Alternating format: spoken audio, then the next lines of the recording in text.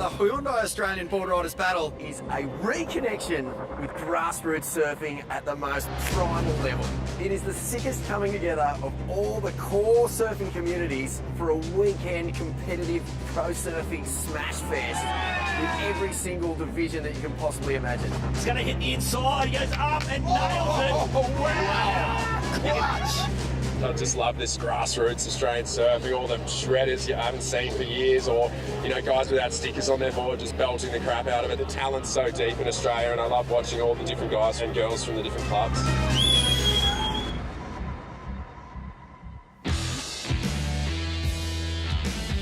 Welcome to Newcastle Beach for the 2023 Hyundai Australia Boardriders Battle. This is it, surfing's biggest day. 24 clubs from all around the country coming here to earn the right to be number one.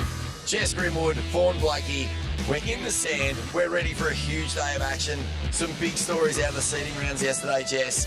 None bigger than Scarborough Boardriders and Torquay taking out the seeding round. Yeah, they were some big upsets, especially for such smaller clubs, and the froth levels were so high. Of course, the top 8 clubs from yesterday moved straight on through to round 2, so they skipped this morning, but I wouldn't want to be skipping conditions like this. If you have a look, Vaughan is absolutely pumping out there this morning for the finals day of the Boardriders Battle, and it's beautiful, glassy and perfect Newcastle Beach. Well, no club has ever won the Boardriders Battle finals from round 1 or the seeding rounds that skip that round into round 2. They have the advantage, but one club, it's a powerhouse club, it's Snapper Rocks. They're going to have to do it right from round 1, and Stace Galbraith is with Sheldon Simkus right now. Thanks, Jess. Thanks, Cyanide Finks. That's right, I am here with Sheldon Simkus. Sheldon, no one's ever done it from round 1, mate. You backing yourself in? Today's the day, mate. You're going to see history be made. I love it. What do you make of conditions this morning? Oh, it's a pristine little day down there. It's not 6 foot and howling onshore, so I think the conditions are on our side. We've got a little right-hander down here, 1 to 3 foot, so I think we're in for a good day of competition. Any left, Sheldon? Snapper doesn't look left. Neither do I. Good luck, mate. Up to you guys in the booth. Yeah, thanks, Stace. Do you reckon they're confident, Reg? They sound pretty confident, Snapper. Mate, don't put the cart before the horse, though, Sheldon. That's all I can say. Good morning, everyone. As you know, we are here at the grand final day of the Hyundai Australian Boardriders battle. My name is Reggae Ellis. With me here in the booth is the erstwhile expert himself, Sean Doherty. Morning, Reg. It's exciting day coming up, Sean. Pristine conditions. Look at that beautiful light down there on the beach. And Borno, he's going to kick it off. Yeah, mate, I'm down here. We're just about ready to kick things off this morning. Jago, he's from Snapper. We got Dane Henry here from Kingy. Trick Point also in this one. Oh, I'm in this. I've got to feel it, boys. How you going? Are you nervous? I'm nervous as. Not nervous at all. Oh, what's wrong with you? Let's go. Just waiting for the kick-off here. No, so Borno, you're psyched up, mate. You're going to outrun Jagger there. Don't trip him over, that's all I can say. Yeah, well, I mean, it's a big danger here. The leg rope factor does come into play. We've seen some horrible stacks over the years, but this is it, boys. Here we go. Okay, feeling it. Doing this for New Brighton board riders who haven't qualified ever for the ABB, but my old club. Come on, boys. Yeah, I can see a pulled hammy coming here, Reg. Yeah, that's right. He could be out for the rest of the day. Now, To tell you what, though, you wouldn't want to fall down in front of Jagger Bartholomew. No, he's a big unit. He is a big unit, mate. Have him trample you. Because Vorno's like 6'18" tall. Yeah. And, there you go. As he stands up, he stands up. What's going on? Yeah. We've got a bit of a false start going on down there. But the boys are psyched. This could build the nerves up a little bit there, Vorno. Just shaking it off. Yeah. I can tell, well, you guys know, there's $100,000 over, the entire course of this event up for grabs, but it's the bragging rights. To be number one, it just changes the culture of your whole club. That's right. And these guys know exactly what it means, not just for their club, but for their local community. So it's a big one. It is a big one. And look at that beautiful shot. You'll see, we'll see Blakey make his way into the water. We've got the waterproof microphones. He's sort of like going to be... There he goes. There's the run, like, in there. What's it like, Borno? Go, mate. Come on, what's it like? Oh, look at that, paced him. Oh, no, he's doing all right. Oh, Borno just holding. He's giving up. He's calling ambulance. Another fail. Another fail indeed. Right, well, that is the start of our first heat, of course, and it is a good one. And hey, you all right down there, Borno? Mate, that's the fastest I've run in the last 5 years for sure. Yeah. Jay, club president of Snapper Rocks, we know you got a mountain to climb today, mate. Yeah, we do. We really do. We've come together this morning with good vibes. It's been this Sunday into us all. I think that was probably one of those best opening mornings ever, and we got to witness it by the Blakey himself. And I've done it before. The camera wasn't on me, and I tell you what it was. I know it was funny, but man, you guys are doing such a good job with this event, and I'm just stoked here to be blessed in this beautiful morning, not looking at 8 to 10 foot closeouts. Well, mate, I know it didn't pan out how you hoped yesterday into round one. You didn't get that advantage of skipping round one, but if any club can do it, it's Snapper. Yeah, that's right, mate. I think the ocean just didn't give us any love yesterday, but hopefully today's a new day, and we're just going to bring it. And we're all humble and feeling like good, and we're all good together. And yeah, at least I'm not pulling out people out of the pub early hours of the morning. We've got a team of go-getters this day. Well, that's good to hear, mate. Yeah, Newcastle can be vortex, but it's got to be one of the most beautiful surf cities in the world, and it's great to have you guys down here.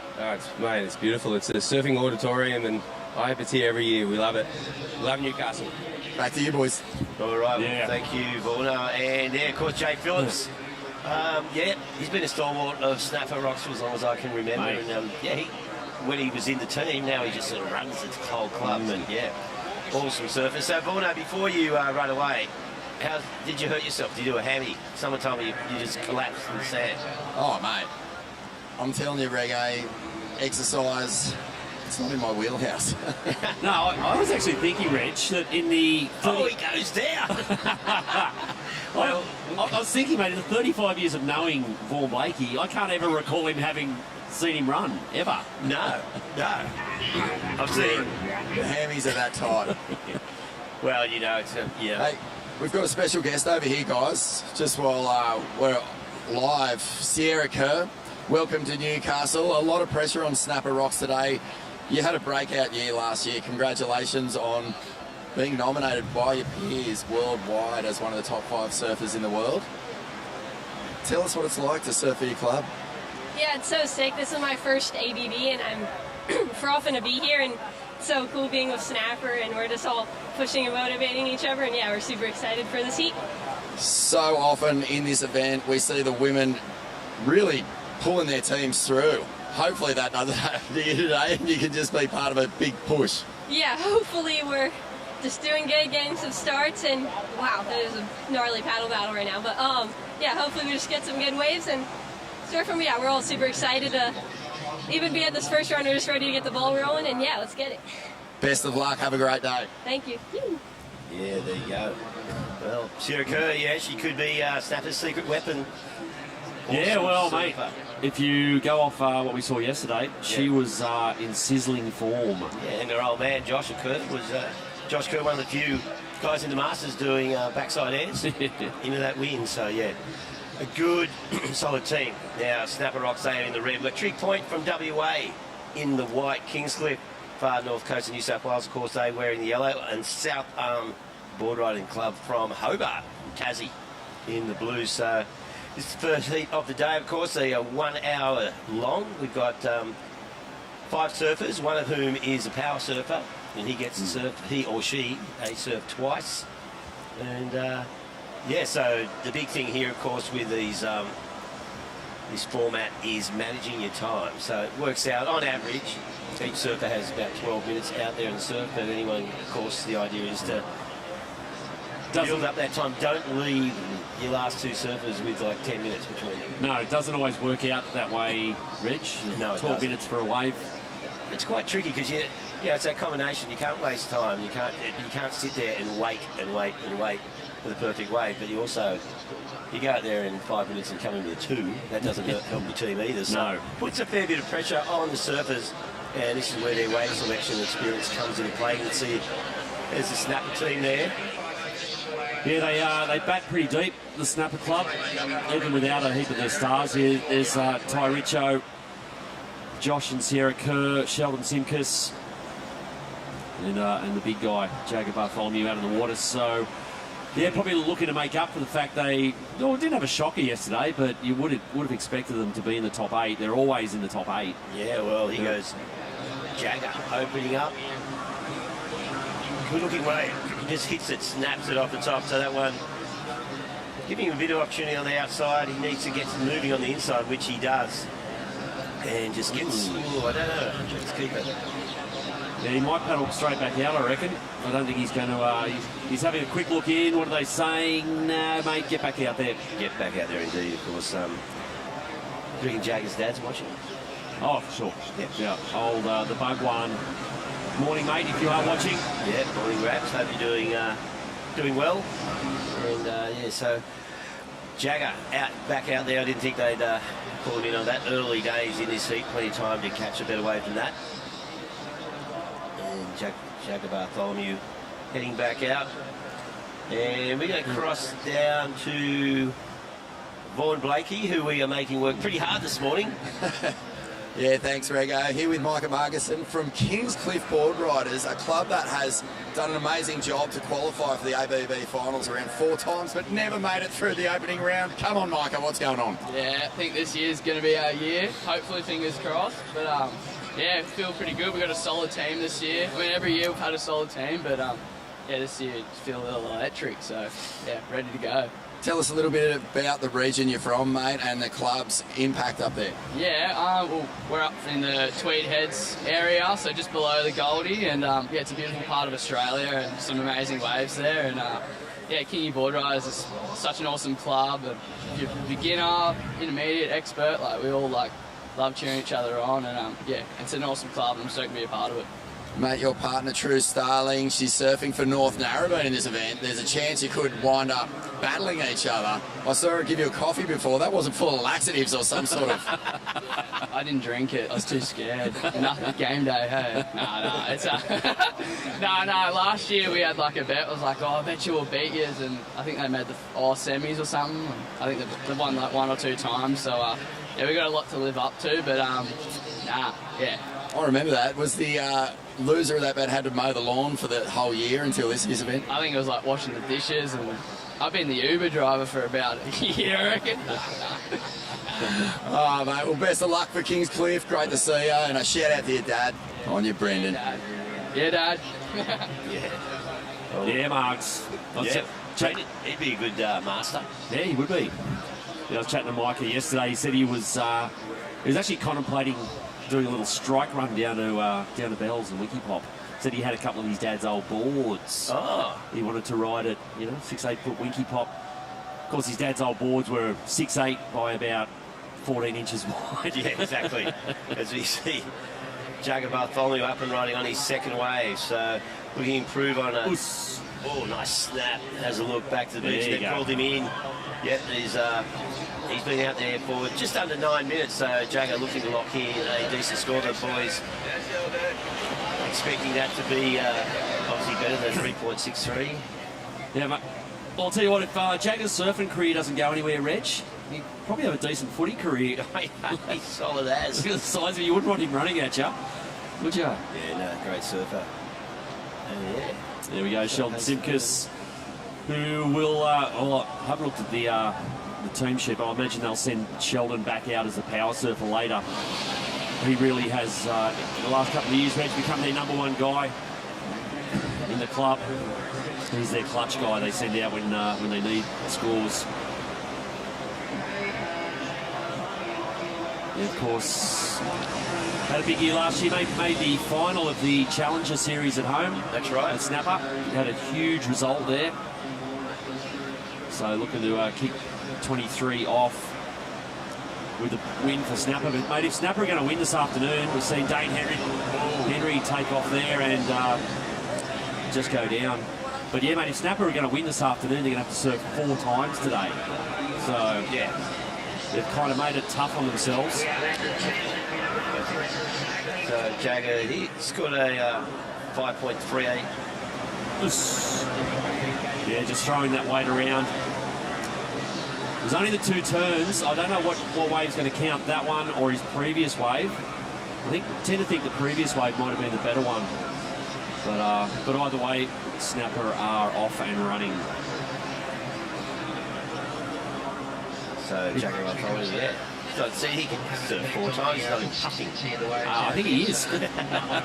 He looks pretty gassed. He'll be fine. Yeah. Now the upside of today, like of course, if we were here last year, this same day here last year, it was a very different scene. Yeah. It was 8 foot plus and breaking a million miles out to sea. Here we go. This is surfing for South Harm, Kelly Nordstrom, who we've actually seen. Well, we've actually run some pretty amazing shots of Kelly in Surfing World, Reg. Yep. Which we haven't plugged at all this whole broadcast. Magazine. That's right. Mate, he is an absolute lunatic in heavy surf. Most of these Tassie guys are. Yeah. He's got a bit of a gallop on him as well. He can run. He has. He's enjoying the freedom of board shorts there. But yeah, a good run there. And so Snapper locked in at 5.38, and then we're seeing South Arm with a 3.35. So electing to come in and manage some time rather than sit out there for a while. So Trigg and Kingscliff. Yeah, there's Dara Penfold going out for South Arm, of course. Mate, back in the old Pro Junior days, we saw a lot of Dara Penfold surfing the juniors, mate. She was unbelievable. Still is. Okay, here we go for Trigg. This is Seb Pelzon, who had a pretty good day out here yesterday. Here's Dane Henry for Kingscliff. So they're all getting a bit antsy now. They need to bank some scores. Dane Henry almost ran into the divider rocks here at Newcastle. So that's Seb Pelzon for Trigg. getting things going for the West Australians. This is definitely the most geographically far spread heat. We've got the West Australian team and, of course, the Tassie team. And speaking of the Tassie team, I think Bono's got Kelly Nordstrom down there. That's right, Sean. Kelly, we saw you putting in the big ones up the beach. Managing your time is absolutely crucial in these events. After a few minutes, I was getting pretty nervous. Have to get a quick one. The quickest sprint up the beach I've ever ran. When was your last beach sprint, mate? Probably here last year. Man, tell us a bit about South Arm. You guys qualify back up here at the ABB Finals. Tell us about what it means to this club. It's pretty epic. We all love putting on the jersey and representing South Arm. It's always an honour, and I don't know, it's good. Make the trip up. Bit of warm weather, surfing boardies. That's nice. Not full-length wetties. Mate, the surf's a little bit more mellow than last year, but I get the feeling that you guys really have your fingers crossed that it's going to be sort of 20 foot and slabbing when you turn up here at Newcastle Beach. Oh God, yeah. The last few years, it's been we've had some solid swells, and I was hyped for those days, and then some of these small days, not my forte, but we'll get it done. How deep can South Arm go in this thing, mate? Oh, we could go a fair way. It's consistency. You got to put it together. Got to have everyone across the board at least get a solid score, get the time in. Everything's got to come together, but it could be done. We'd be pretty stoked to get up there. Best of luck, mate. We'd love to see a Tassie team get right up those ratings. Have a good day. Putting in the big ones, Kelly Nordstrom. Yeah, well, mate, if we had a tag team event over 10-foot death slabs, we back South Arm with a jet ski, mate, it'd be pretty hard to beat the Tassie team. Here we go, Sheldon Simkus for snapper. Nice wrapping turn. This is a great little inside wave. Another figure eight, a roundhouse. He's going to finish up and bang this, I reckon. Yeah, there you go. Yeah. Take that every day of the week. So it looks like it's going to be Sierra Kerr going out next for Snapper Rocks. She's just getting ready. Mate, they're like a well-oiled machine, Reg, the old Snapper juggernaut, once it gets going. Yeah. I mean, Sheldon just was not, you can tell from the start of that wave, it was going to be the one that he was going to keep. And yeah, Sheldon doing a fine with the beach sprint and some trick point. Nice. Yeah, this is Luke Campbell. We surfed really well yesterday as well in the individuals. Yeah, nice little snap. This section ahead of him throws it up. Nice finish there. He looks to the beach. Now I think the boys are going to say bank that one because he has been out there for 15 minutes, so that's you really don't want to. He's coming back out. He's coming back out. Well, he's the second surfer. Oh, so okay, there you go. Makes sense. But no, you're right, Reg. He had a great day yesterday. Luke Campbell in the Masters, he was shredding. So they're probably relying on him to find a serious score out there. We're seeing a replay of his last one. Yeah, the trick crew, of course, across the board looked pretty slick yesterday. Yeah, it's interesting they didn't keep that one. But here we go, Kingscliff. There's Mike up. Just working through the inside, across a bit of dead water there. Little fin throw to finish. Here goes Dara Penfold for South Arm. Just these beautiful little waves running into this rip here. Dara's going to run over Micah on the way and finish up. And I think she might take that one. Yeah, well, Dara's still surfing really well. I remember when she came out of Tassie, I was going to have this. I know, this girl from Tassie. Yeah. Who was shredding. Yeah. She's dragging the board. Someone go and help her. There we go. So she's done pretty well, mate, because she's turned that round. She's only been out there probably 3 or 4 minutes. Yeah. And turned that straight around for South Arm. So, of course, the way these heats work this morning, first and second advance to the next round. So you don't have to win it, but you you've got to finish at least second to get through. So the top 8 clubs after yesterday, mate, they're enjoying a nice sleep in, unlike us. Well, we did have that 5 o'clock team meeting for the beach run. And, try to train Borno a little bit better, but he still stumbled. Hard to understand. Yeah, so Luke Jonasson going out now for South Arm for Tassie.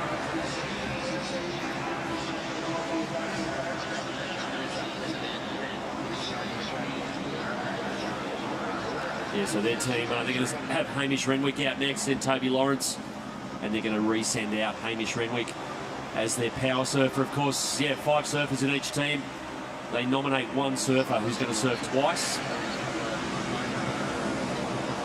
And that's the power surfer. They'll send them out last. Yeah, we've had some variations on the power surfer. Remember when it was power surfer had their points doubled? That's right. Yeah, that was put too much pressure on. Yeah. But you only get one wave. That's the pressure. That was the pressure, that's right. So this is a much fairer way to do it, I think. And, but still does put added pressure onto the power surfer. But, you know, they can swan around whatever beach go. Well, I'm obviously the best surfer at this beach because I was a power surfer. Clearly. Even though I haven't got made the A-grade final for years. Well, we said here we go. Sarah Kerr's going to grab a hold of this thing.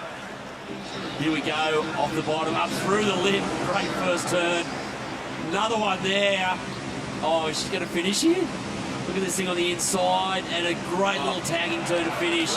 You'll take that every day of the week. Man, look at the snap. Very on bright down there, just mate, sly smile. What a bonus having Sarah Kerr in there as your female surfer. Well, you know, like Sarah, of course, renowned for her aerial display, but how it's just, that looks, look at the beach strip. She's got some toe on it too as well. Maybe she does some Iron Man. Yeah, well, it helps on the side. Yeah, mate, she just floats over the sand there. She comes in and sends her dad out. Well, she's a lot faster than her dad on the soft sand. Yeah. Because Josh, yeah, well, that's a pretty interesting tag. The Kersey on the 20. Yeah. And as we see, well, looks like a paddle happening here. We'll just, yep, here it is from Kingscliff. Nice little snap. And again, rebounding off the whiteboard. A good little runner. These waves look so much fun shot. And heavy snap to finish. Looking good. And we just go, as Micah comes in, we're just going to cross down to Jess, who's there with Sierra Kerr. Sierra, you just probably banked a massive score for your team. You got to be feeling pretty good this early in the morning. Yeah, it was good. It didn't take long to get a wave. I just sat wider than everyone and got a little double up. So stoked. It was good team, good timing for the team. So give the power surfer some time. So. And Snap is one of the biggest clubs in this draw. How does it feel being in round one? Do you get nervous, or are you guys just solid as a rock for the rest of the event? Oh, I think we almost kind of liked it. We're like, it's good, get some momentum going, and yeah, just rolling. We heard this morning that no one's won from round one, so we're just trying to get something done. And what would it mean to get another title for Snapper Rocks?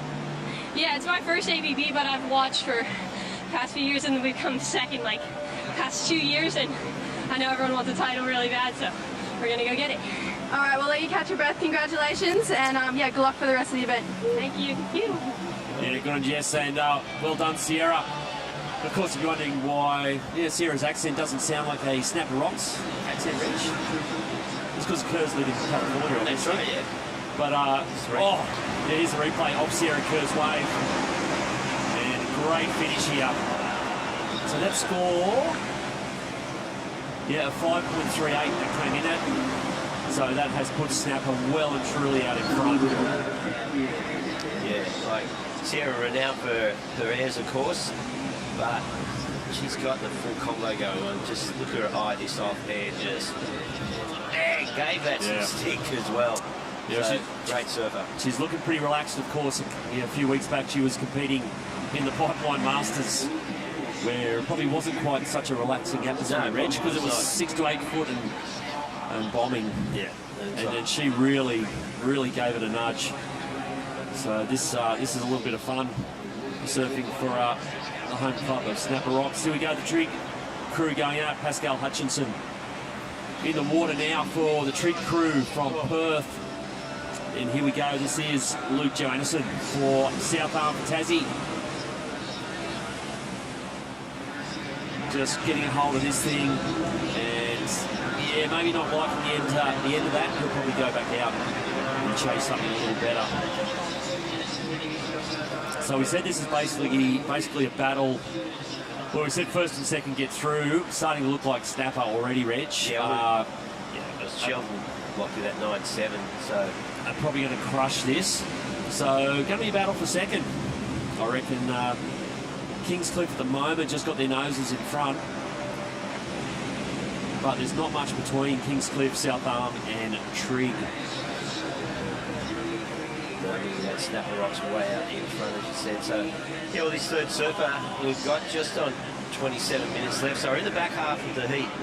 So third surfer is out there. They'd like to bank a 5+ within the next 5 minutes, and that will give the power surfer and the final surfer plenty of time. But these consistent little pulses coming through shore now, so there's no shortage of waves out there. Pretty close to shore. Have a look at the replay here. So yeah, this is Luke Campbell's wave for Trig. He's a good surfer. Really good surfer. That was a good wave. Yeah, we saw him yesterday absolutely light it up in the Masters. Yeah. So. And yeah, he's flying the flag for Trig.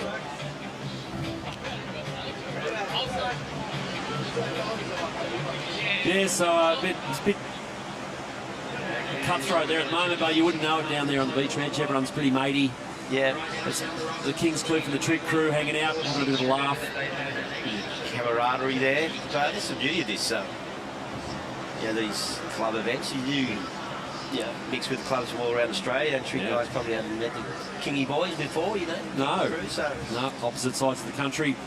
Yeah. No, it's the beauty, mate. You just throw them all together for a weekend, and it's a good catch-up, because a lot of these crew do know each other from, from the junior days. If they've surfed Aussie titles, surfed other events, or they've travelled and hung out. So it is a good catch-up for a lot of crew. So Snapper, as you can see, starting to pull away here, particularly now that they've got Josh Kerr. Josh Kerr, I reckon today, Reg, will be well, they've got a few secret weapons, but he probably is we saw him here last year as the master surfer. He really aced it. Out there on a twin fin, which I don't think we've seen anyone out on a 20. Kersey rode his 20 last. Yeah, he did too. In that big stuff. Yep. So incredible surf. I mean, like we were saying, the Kerrs live in California, but they really, they're home here in Coolangatta for 3 or 4 months a year. Yep. Of course, Kersey's lifelong member of Snapper Rocks. And when the phone rings, mate, when Jay Phillips gets on the phone and says, "Mate, we need you," yeah, he's always there. And looking really well. He's a man that they're going to rely on now. Like these Masters, before many years ago, the Masters may have been seen as someone, happy that makes it out back all right. But not these days. Masters surfing at a top level all the way through. Yeah. Yeah, I think, talking off Sarah Kerr, I think Jess Grimwood's. Jess Starling has got her down there on the beach. Too many Jesses. Jesses everywhere. That's right. The boys in the booth went back over your wave a 9.7. Talk us through it. Yeah, I mean, it was like a wide one, and I saw it had some walls, so gave it a chance, and actually ended up having like 4 sections on it, even though I was like a little late to the third, so I didn't even hit it. But yeah, it was such a good wave, and just a couple lip lines, and a couple turns, and yeah, it was fun. And how's Dad going out there? I mean, there hasn't really been much waves since he's gone out, but I'm waiting. He'll get a good one. And tell us, do you get more nervous for Dad or yourself?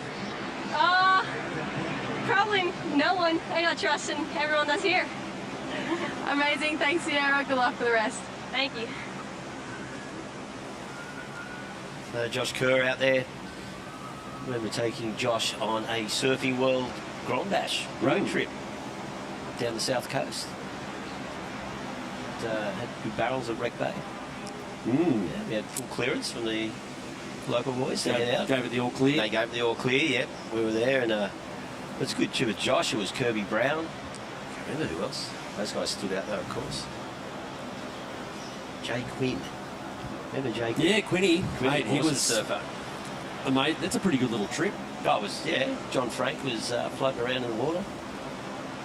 You should put it in your 60th anniversary, you should. Maybe. Here we go. Speaking of Josh Kerr, here we go. Kerr's your little high line run to set it up. He's racing to get to this section on the inside. Little fin flare. This thing bowling out of the inside. Floats to finish. And, yeah, sticks it. And he's going to bank it. Yep. So that's, mate, money for jam for snapper. Yeah. Of course, one of the power clubs. One of the power clubs, but also, you know, the reason they are is they're just so well drilled in this teams format. They know how to do it. Yep, here we go. This is Pascal Hutchinson for Trig. Okay. Oh, here we go for, this is Blake Necker for Kingy. Yeah, well, they're currently in second spot.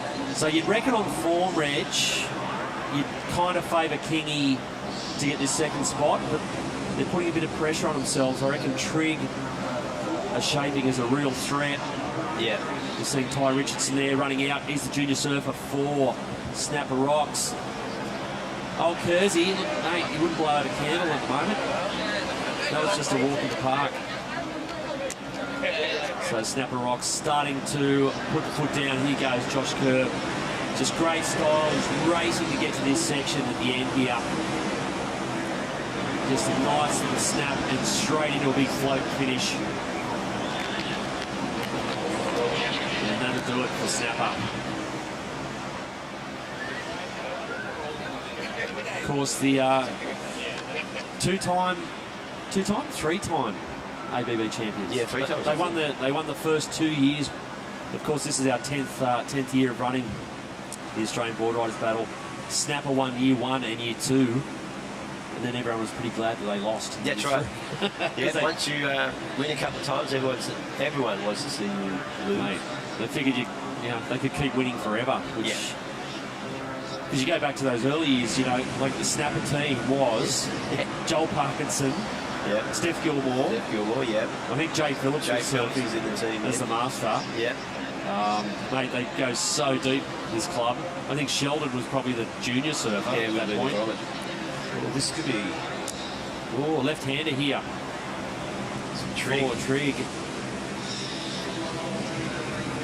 Not much raw, but managed to get a couple of little whips in there. Just looking to finish this one.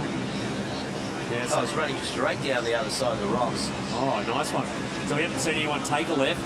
So Pascal Hutchinson for Trig getting a hold of this. We'll see how the judges look at this. So like we're saying, it's pretty clear. You can see the numbers there. Snapper Rocks are starting to run away with this. So it's going to be a battle for that second spot. Kingscliff and Trig, looking to duke it out for second. So, speaking of Josh Kerr, well, Jess Darling is down there with him right now.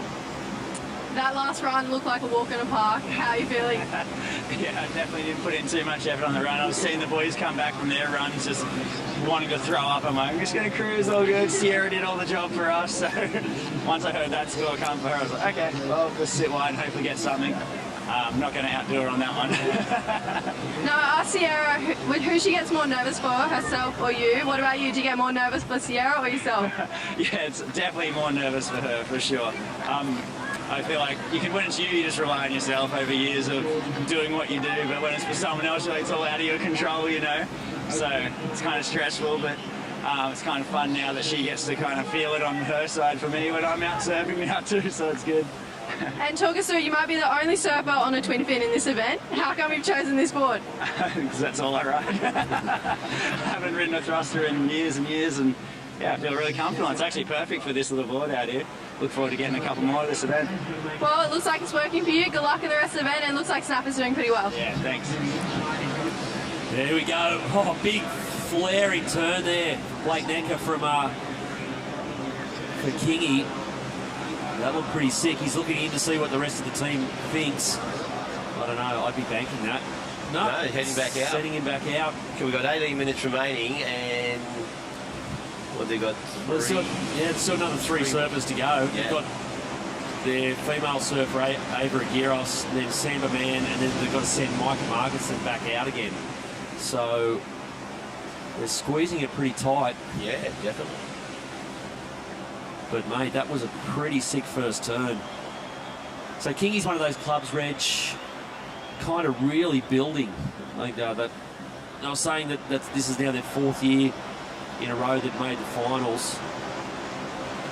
Which is a good effort. It's not an easy region to get through. No, and it's a big big surfing growth area up there. My brothers his kids are in Kingy. Are they? Yep. They surf for Kingy, the big club rounds, because there are a lot of surfers in that area now. Oh, there's heaps. There's a Cabarita has a board riders too, doesn't it? Yep, there is Cabba Boardriders, definitely. Yeah, it is the growth area of northern New South Wales, so looks like been a change of heart. Now they're pointing in, yep. Yeah. If they look at the clock and gone, hang on, wait on, 3 surfers in at 18 goes, whoa, hang on, mate, come in. Yeah, Sam is going, hang on, I need as much time out there as I can get. Don't leave me with 4 minutes. Nah. Well, they've got, the other thing, Kingscliff's obviously is just down the road from the Surfing Australia High Performance Centre. Sam Mann, of course, has worked there and knows how to surf a heat or two. Oh, wow, Ty Richo. Beautiful. Mate, how was that cut back? And just going to work this through to the inside. Wow. Great wave. Yep, he's gets the call. Yeah, of course. Well, we talked about Joel Parkinson being in the first couple of years when Snapper won this. Yeah. Of course, Ty Richo is his nephew. And, yeah, the kid can surf. Yeah, that was an excellent wave. So, well, Snapper, well on time. They'll be able to cruise through the back 15 minutes of this heat. Yeah, look at this beautiful wave, light offshore. South Arm Boardriders, he got this little stand up ahead of him. Yeah, it's Hamish Renwick here. Yeah. So he's going to have to get, pardon me, 2 waves here. So he's going to come in. Yeah. Toby Lawrence will go out, then he'll have to go back out again as the power surfer. You can see the P on the back there for Sheldon Simkus, so he is Snapper's power surfer. And, mate, they are cruising because he's got 15 minutes to go out there and find his wave. They are doing this in a canter.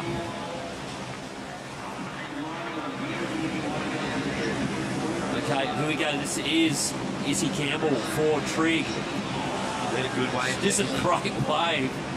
Oh, yeah. It's an excellent wave. You can hear the Trig crew. They are stoked on this. This is going to be their best wave. Yeah. She is absolutely brilliant.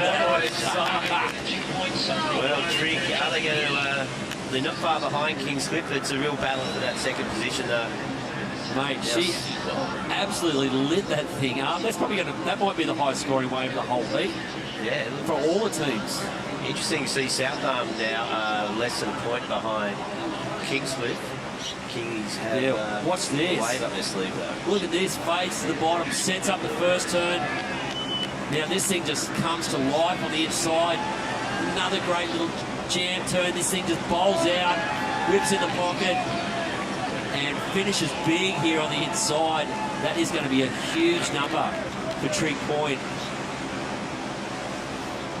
Izzy Campbell. You can see how stoked they are. Yeah, well, she did the job. She's a bit out of gas, but she has really put their club in a pretty sweet spot to get up into this second position. We still haven't seen the number drop, I don't think.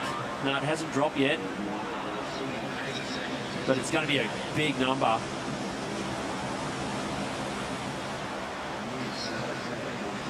Yeah, she just found herself out alone on the peak, and that's probably the best looking wave we've seen come through all morning. And she has just lit it up. So game on now. So it makes life a bit interesting for the Kingy crew, because Kingscliff are probably liking their chances of sneaking through in second, but they're really going to have to earn it now. So that's Avery Giros there in the yellow for Kingy. There she is on the backhand. So another nice looking wave here for Ava, working it over. This is a good wave too.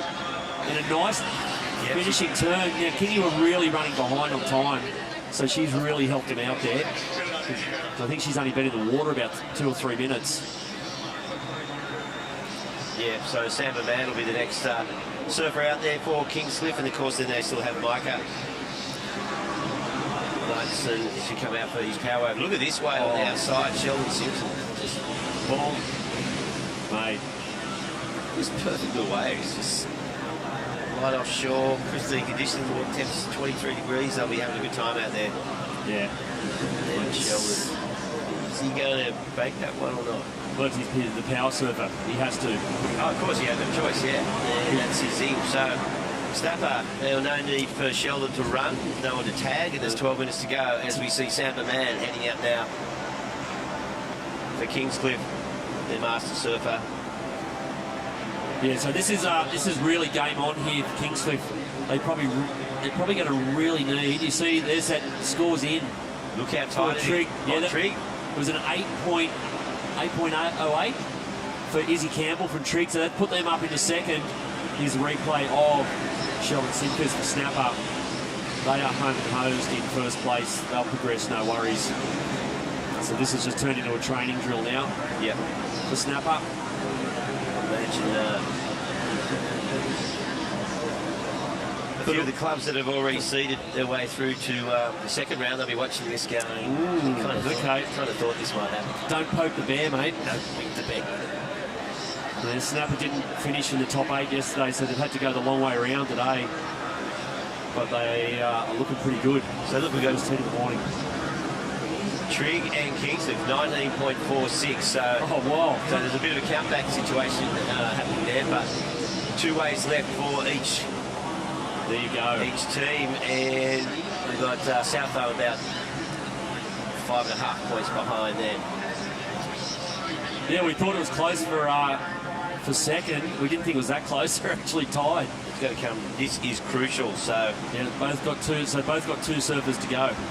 Yeah, Nick Muntz and Samba Man out there at the moment. Then it's up to the power surfers. We've got 10 minutes remaining. So well, Nick and Samba will be looking to lock it away as soon as they can. Looks here goes the paddle. Looks like blue. Yeah, South Arm. Yeah, Toby Lawrence here for South Arm for Tassie. Nice finish up and over on his backhand. And he's going to take that. He's going to take it.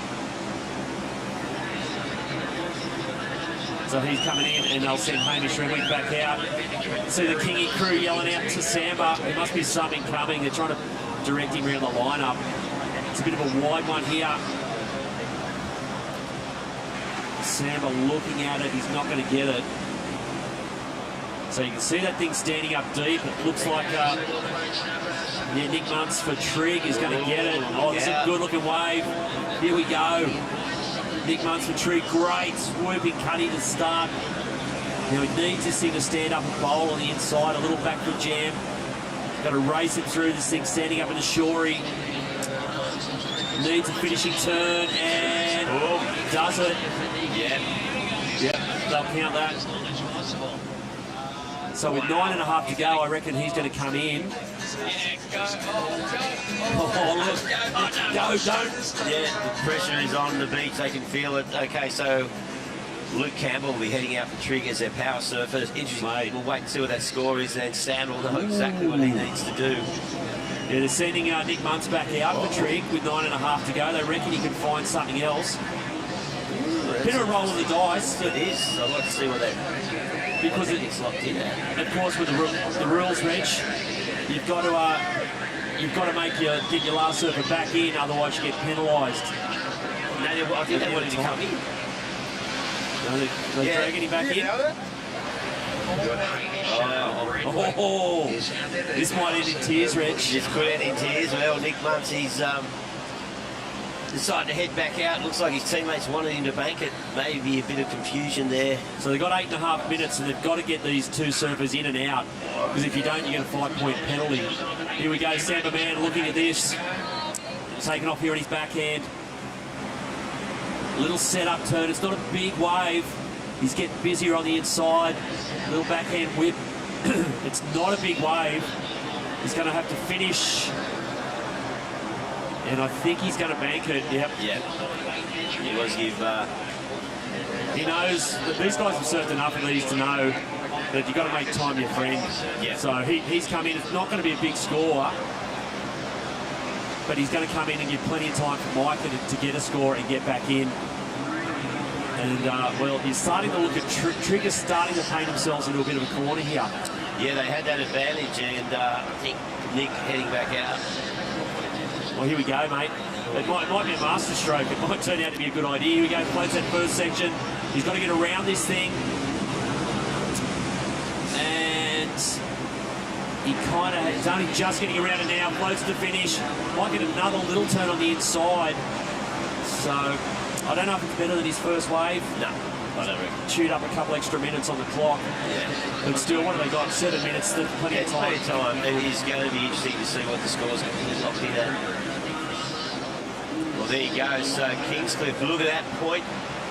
0-2 difference. So, marginally better score there for Samba Man over Nick Muntz. So, Trig and Kingscliff, a really tight battle. I think it's going to be too big a ask for South Arm. So pressure is on for these guys. Oh, so basically best wave wins. Best wave wins, yeah, really.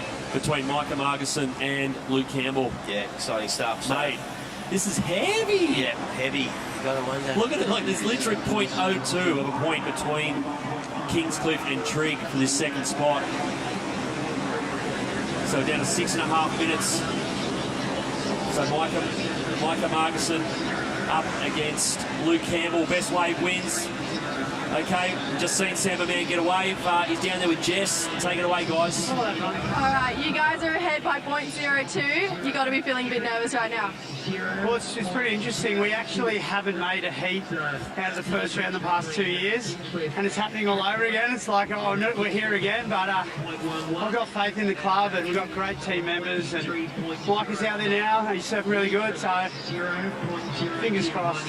And Micah, being the power surfer, what little words of wisdom did you give him before he went out, or the team? Well, I guess everyone's just trying to stay calm and just know that the wave's coming. You just got to surf it the best you can, and 100% is all you can give, and if you get through, you get through. If you don't, you don't.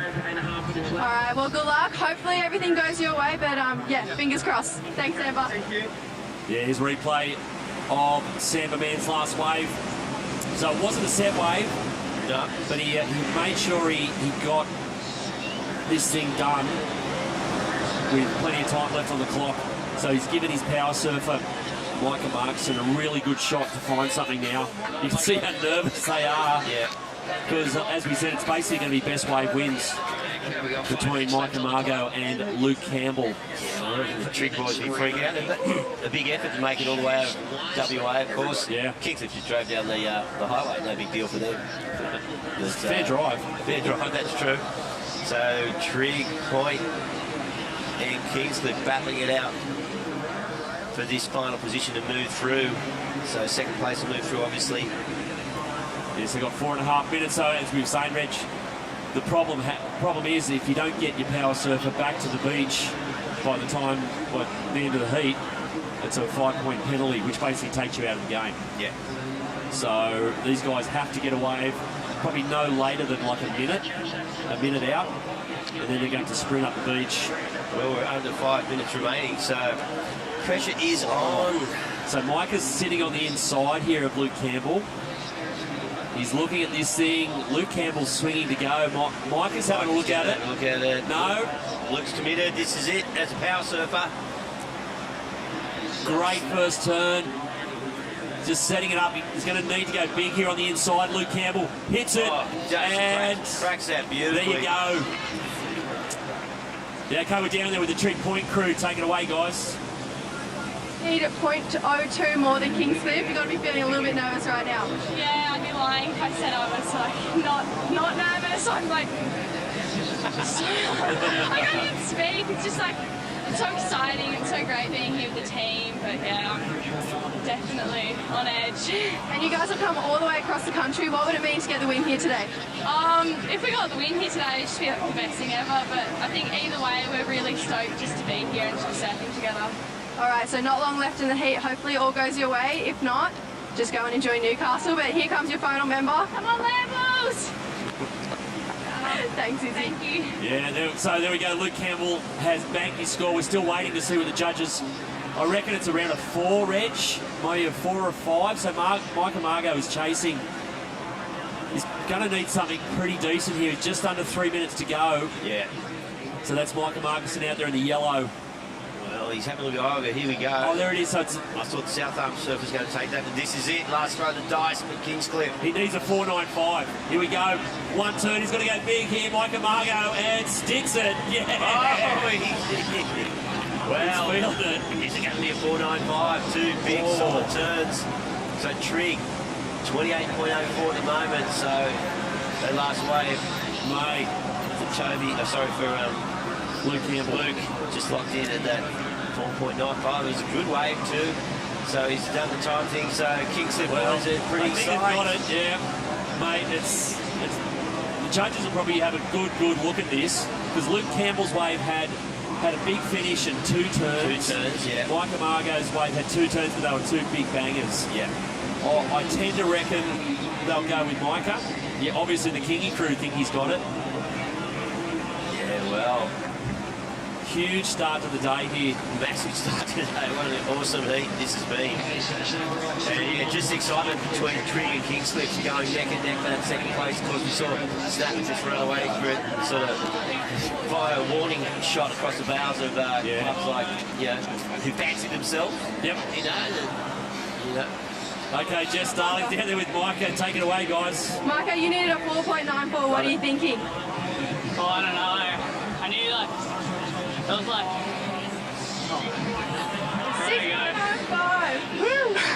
That's the first time Kingscliff has ever made it out of the first round. You've got to be pretty stoked. Yeah, it's pretty epic. Oh, sorry. It was so close, and the last few years I've lost by like, I don't know, half a point and all that, but yeah, I needed the guy in white from Trig, and as he got that sick aim, I was like, we're going to have to step it up a little, and yeah, stoked we got that last one, and yeah, I don't know why I claimed it, but it's just the moment, You got to be stoked. On to the next round. What's the plan? I don't know, I might keep it the same, but yeah, just see what happens, really play it heat by heat, but yeah, we're stoked, we're all stoked, and yeah, only one way, Turbo, if you're watching. Bloody oath, mate. All right, thanks so much, Micah. Good luck in the next round. Oh, there you go. Little peck for the sister-in-law. Yeah. No, he's pretty pumped up. There we go. We've seen the first heat of the day. Snapper Rocks and Kingscliff through to the next round. You're watching finals day here at the Hyundai Australian Boardriders Battle live from Newcastle Beach. Plenty more after this.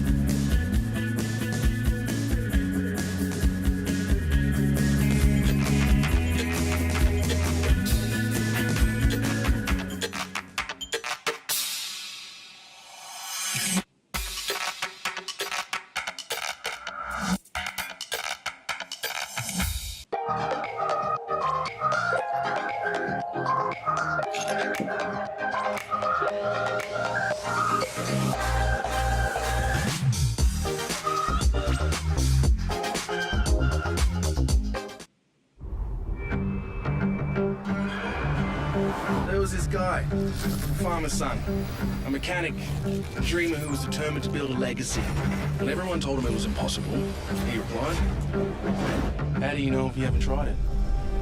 This spirit still lives on in Hyundai, the company he founded all those years ago. So don't say you can't change the world. Have you tried it?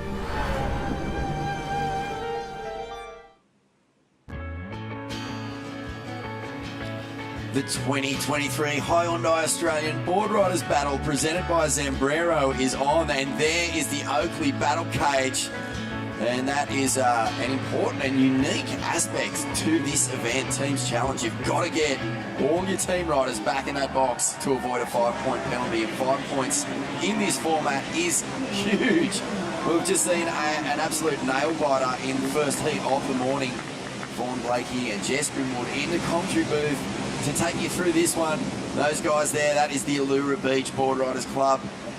And always huge support network here at Newcastle. They come up from the Shire, flags flying, pots and pans getting ready to be hammered. And Jess, it's been such a great morning, beautiful conditions down here at Newcastle, and I can see you're fizzy. I can see you chomping. Yeah, I'm really excited today. Finals day is the best day of the year for us, and for a Boardriders club, it's for me the best day in Australian surfing because it really brings about what we're about with the culture. And also the start this morning, I mean, watching that start gate, did it bring back memories for you earlier on this morning? Oh, yeah, look, I'm not the fittest I've ever been at the moment, so big beach sprints are not really in my wheelhouse. Nearly coughed up a lung, but here's the matchup. Allura Boardriders from the Shire, Cronulla down there on the south side of Sydney, Avoca Boardriders from Central Coast, Yallingup, one of our West Oz competitors. In this one, we just saw Trig Point bow out, but Yallingup will be flying the flag for WA, and NASA, the North Ave Surf Riding Association. Great logo, isn't it? It's a beautiful logo, but you know what? One of the most, I think, nerve-wracking parts of the Boardriders battle is making that exit or that full off the starter gun, out the gates, off that little line in the stand. There's a replay of you right there. Oh, no. Look, what happened in that moment? You just go down and concede defeat. The hammies were like violin strings. Look how... The chilies weren't much better, and that sand was actually... Look how slow you are to get back up there as well. They had to turn the video camera away from you because it was so painful to watch. I just wanted to feel the adrenaline of being in this, that opening moment of the whole day, because my club, unfortunately, the New Brighton Boardriders, haven't made the ABB finals. As you know, all the clubs, they compete in the regional qualifiers throughout the year in their specific regions. My club hasn't quite done it. I think Byron Bay, Kingscliff, and those clubs actually beat us, but we'll be there one year and I'll be back in that battle box ready to go. Did you send them a little text this morning and just let them know, guys, this could be our little debut right now? Oh, yeah. I'm on screen and I'm representing. That's right, and then I just humiliated the club with a woeful performance.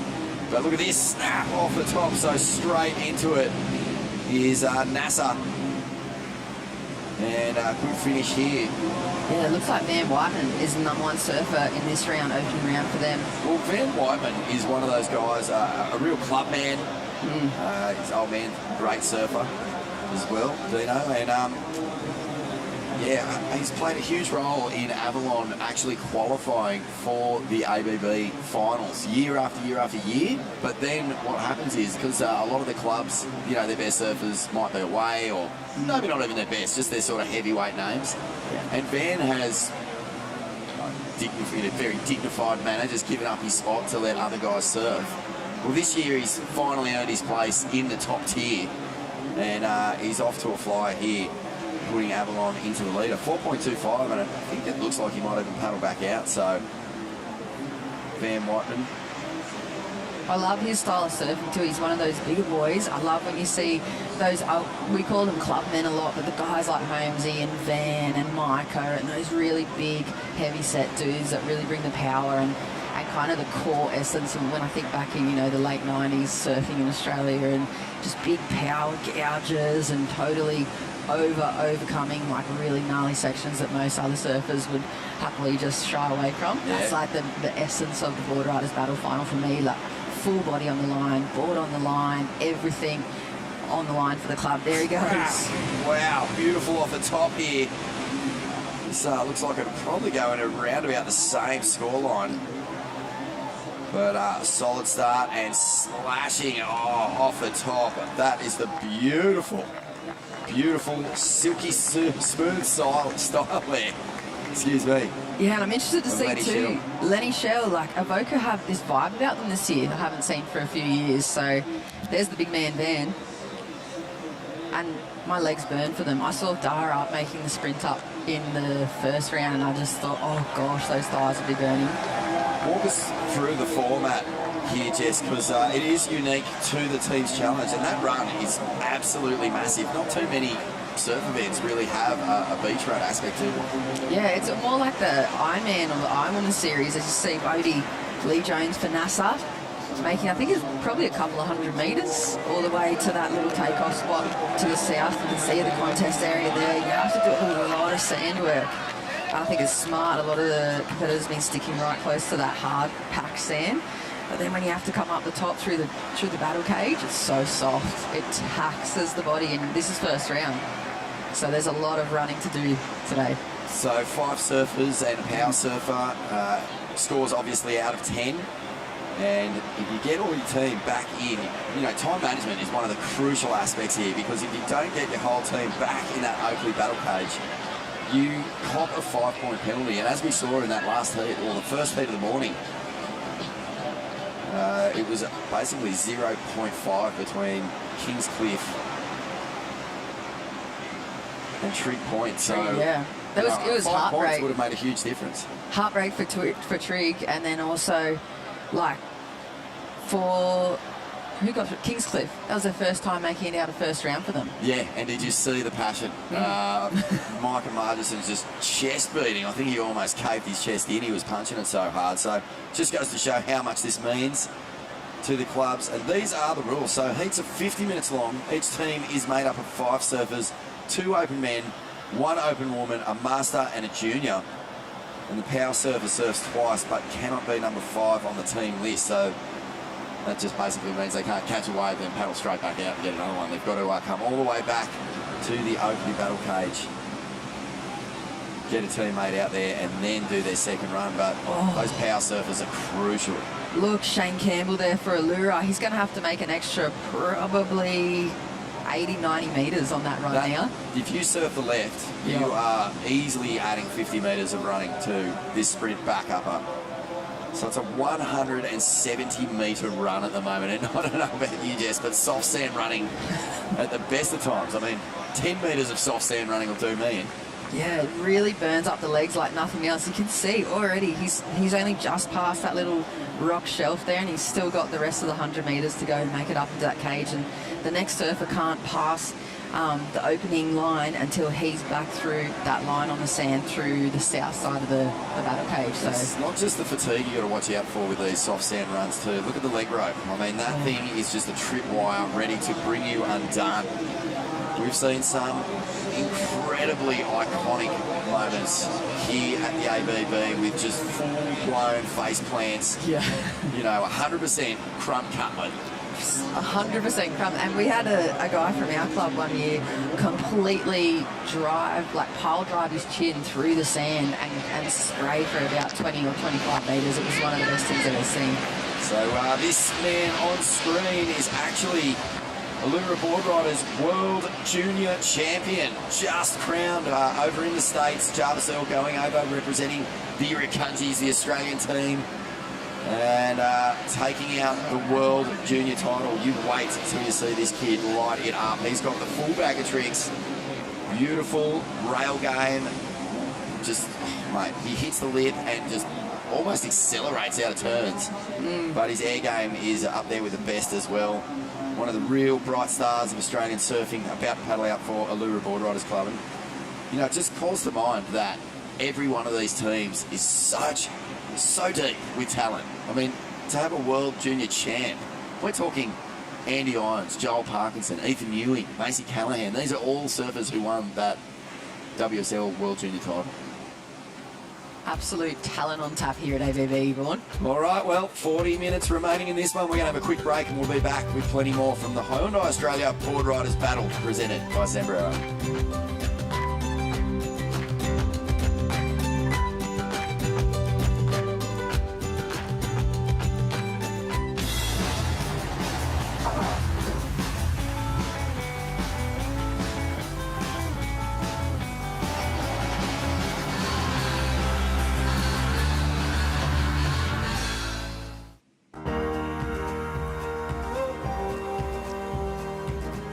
Welcome back to Newcastle, Surf City. What a city it is. We've seen so many classic battles here in this beautiful stretch of coast. I feel new, South Wales. And Newey really is like the capital city of surfing, isn't it? It's just produced so many champions. I mean, Mark Richards, the 4-time world champion, is first springs to mind, but power surfers like Luke Egan, Matt Hoy, Nicky Wood, all the way to our WCT representatives on tour now. Ryan Callanan, Jacko Baker, Morgan Sidwick, another big name from Newey. No doubt everyone watching their club, Merriweather Boardriders, still in this thing. Yeah. In fact, we've only lost 2 clubs. South Arm Boardriders from Tassie and Trick Point, just so close. Out in the water right now, looking to get through this heat is Avoca Boardriders holding down a lead. The 5.88 North Avalon. And this is Bodie Lee Jones. And beautiful, smooth style. And Jess, you've watched this awesome young talent surfer for a long time. She really knows how to get it done for the team. Oh yeah, she's ferocious. She's the ever competitor. True and Jessie were talking about it. She just wants to win at all costs. She's a real little secret weapon for them. Her and her sister have been competing so long. Look at those legs just pumped through. She's got the rundown pat. You can tell who actually runs and who doesn't run in the off season or in their actual surfs. I saw Samberman struggling with his gait up and down the beach before, but ditch the board is another tactic too. We didn't see it at all yesterday. Obviously there was no teams running. You can see ditching the board little tactics going to well come into play, and the rest of the Groms and the froth core members of the club are going to have to run down there and retrieve the equipment for the guys. Yeah, you might think that there's plenty of time on the clock with 38 minutes, but every second counts, especially as it winds down. Now, this is the World Junior Champ, Jarvis Earl. Nice solid wave. Didn't really stand up and allow him to showcase what he has in his artillery, but I expected him to paddle back out after that one. So yelling up Boardriders out there as well, yet to put a score on the board. And I agree, Avoca, they look fine. They've got a deadly team. And some big names in that one. Former WCT legend, Adrian Ace Bucket. Yeah, they've just got this vibe about them on the beach at the moment. They're really cohesive as a club. There goes the Owls. That's their first surfer on the board. He's going to get a little open face here too. Nice little section. Big float over the top as well. Jack Thomas there for Yales, and it's like Caleb Tancred for Avoca as well. So he's their second surfer. We saw Lenny post the first turn. I love that inside section. The guys are really going hard at it this morning already. Caleb Tancred at one stage, one of Australia's best juniors. And he is a big unit these days. When I first met him, he would have been about waist high. I mean, I'm quite tall, but still. He comes up such a solid surfer. I feel like the bigger the surfer, the more taxing that 170 metres is going to be on them. True that, yeah. But, I mean, to your advantage, if you hit that lip, you're going to send a lot of spray into the air. Judges love seeing water heading skywards. North Avalon holding it down, and Bodie Lee contributing beautifully there at 4.38. North Ave Boardriders Club, a team that is just so chock full of talent but hasn't really made a statement in these AVB finals. Looking to go deep in the draw. Of course, we know that the odds of winning from round one are not in your favour. If you're surfing in this round one heat, you've got to do an extra full round of surfing with your team. Can be quite taxing, but maybe this will be the year. Jarvis Earl out the back, throws that tail, spectacular move, making something out of absolutely nothing there. Technique just flawless. I wonder if Jarvis will bank that one. He's looking. We're going to see all the signals come out. Look at the replay here, Vaughan. It's just nothing, like no speed, and just hucks that tail up in the air. Flawless technique for the World Junior Champ. His replay for Jack Thomas here. Almost looked like he was going to miss the rest of the section altogether, but he gets a really nice big solid crack. Just roosts the tail to the sky. Beautiful flow with that rooftop floater there. Here's the replay for North Avalon's Bodie Lee Jones. Nice combination. Just picked off a really nice little runner, and she gets a fair bit of work done. You can hear the NASA crowd and the rest of the team is just starting to rev up here this morning, Vaughan. So cool. One of the big elements of this event that just makes it so enjoyable is that team support. The Team Spirit Award is one of the big shout-outs, accolades that you can win down here. Bit of coin for the club treasury. Yeah, $2.5 grand from Reef Tip. I think South Arm were doing a bit of research, maybe in development with Reef Tip at the beach bar yesterday. Unfortunately, we lost them this morning already, but I'm sure they'll be around keeping an eye on it. Probably still bringing plenty of club spirit. Yeah, it's always a popular little zone at the contest site. Yeah. Reef Tip Beach Bar, and 10% of all their profits do go into aiding the regeneration of the Great Barrier Reef. So wonderful supporter down here, contributing beautifully to one of our natural wonders. 34 minutes on the clock, a couple of scores locking in. Yelling up Boardriders putting a 5.4 after a really tricky late takeoff. That one big backside crack, just such a power move, and got the combo with a beautiful floater as well. And when we look at numbers too, Jack Thomas. Numbers, I feel like I've heard a lot of team managers, a lot of the coaches going through in a bit of a strategy way. You know, if you're sitting around that 30 points at the end of the heat, especially in the earlier rounds, you're pretty much guaranteed to get through. So each of your servers is looking for a 5 or better. And slicing off the top for North Ave. Beautiful, expressive surfing there. That's Arch Whiteman. So the brothers. Yeah, plenty of brothers and sister combos in a lot of these teams. Whiteman brothers dropped a couple of mad clips from some of their surf adventures last year. Boys love big, heavy barrels. Yeah, and they've got a really solid junior crew as well, don't they? I know they won the National Junior Tag Team event in North Stain a couple of years ago. Here's the replay from Arch Whiteman there. Silky, smooth transitioning. Putting a lot of oomph, I feel like, into the rails as well. Not such a big wave, but would feel nice to get that under your belt. NASA not looking all that excited by that wave, sending Arch back into the lineup.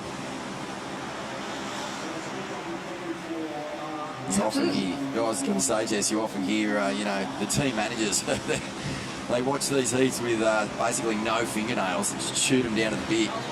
As we see Jarvis Earl again, he goes for a third turn. He's a little bit out of sorts here. He pulled off that one big spectacular air reverse.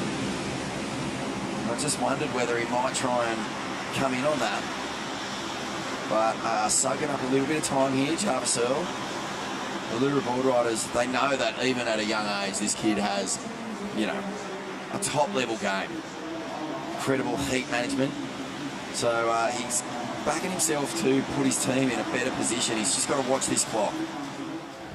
Look at the technique off the bottom here, Jess. Look how deep he's drawn out that bottom turn. He kind of just projects a little bit too far over the back maybe and loses the footing, and the team just cringe as he goes down. I'm sure that's probably a regular landing for him, so it's kind of unusual to watch him go down. For me, he's kind of like the all-Australian surfer. He's like that. You have the All-American quarterback, and you've got Jarvis Earl for us. He's the All-Australian surfer. He can do it individually. He holds the world title in his division, and he's also a pure platinum. And it's classic, isn't it? Just that, you know, platinum blonde surf prodigy. We've had plenty. Shane Moran, Nick Fanning, Jarvis Earl. He kind of reminds me like if Julian Wilson and Ethan Ewing had a little hybrid. He's like a little hybrid of them.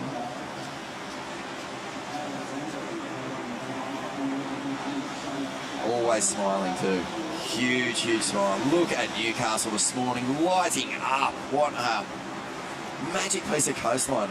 Surf City right on the beach, and so many good surf options around here. I won't blow too many out, but if you're fortunate enough to come to Newey, there is just options everywhere. We saw the CT here a couple of years ago. Bill Fiera and Gabriel Medina doing battle in the final, a really memorable one. Carissa Moore landing a huge air reverse. Look at this. As Jarvis Earl gets a reverse on to Shorey. And he will just have to come in on that one. Doesn't want to spend too much more time. But a huge moment for women's surfing, a huge moment for surfing in general. Chris Moore putting on such a clinic in that event. Yeah, I remember the shock that came across her face just as she landed the turn, even for herself. And there he goes, Jarvie. I feel like he makes that sprint look so easy. Knees are really high, legs are pumping. The Grom is frothing. Yeah, the Groms these days, the pathway they are presented and offered by Surfing Australia is just so solid. The High Performance Centre up there at Casuarina is just contributing to such strong athletes.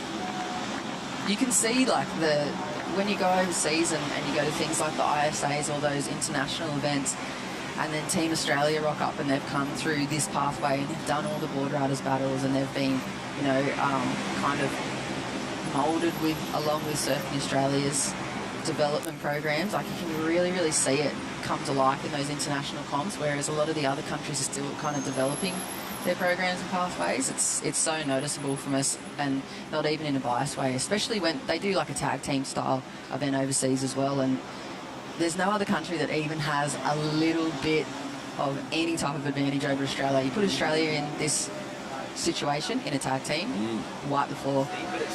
Yeah, well, one of the real, I think, strong points of that whole program is just the team element. I mean, they really bring all the surfers together from all over the country, put them in this sort of tight little unit, and they know that they're doing it, you know, for each other as much as for themselves and their country. So it's an awesome thing to see.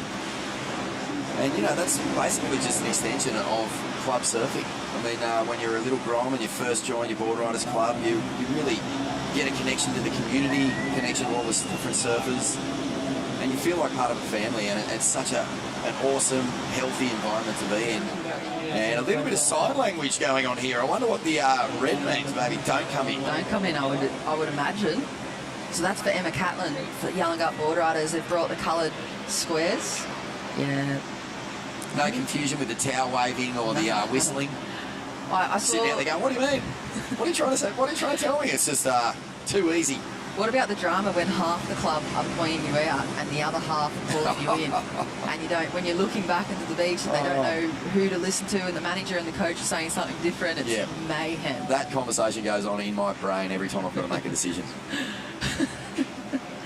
I did see some signalling coming out in some of the qualifiers, actually. I saw one of the clubs using a surfboard, so surfboard horizontal meant come in, surfboard upright meant stay out. So I thought that was also confusing because it's easy to forget. And look, red's called her in. Oh, okay, so red is come in. Maybe they've turned it around back to front so the other teams can't steal or get a little leg up on their code. Maybe they've switched it. Emma Catlin is yelling up second surfer, so they've got to get a little bit of a move on.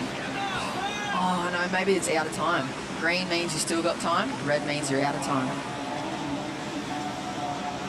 Yelling up, using the clock here and managing the time really well as North Avalon, who are holding down the lead still. And this has been a good ride here from Arch Whiteman. Epic technique, isn't it? The goofy footers in this country, I mean, you don't have to look far for their influences. Mark Lupo, Luke Egan. Luke Egan, yeah. Ando.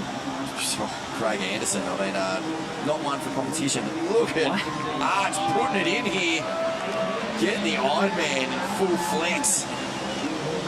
And you know it would feel good for him too. The rest of the Groms and his team probably cheering him on. You can feel the pull of the club right up into that cage. And I know there's been clubs in the past as well that have been sitting in that little peanut gallery and just heckling and heckling. Don't trip. Watch that leggy.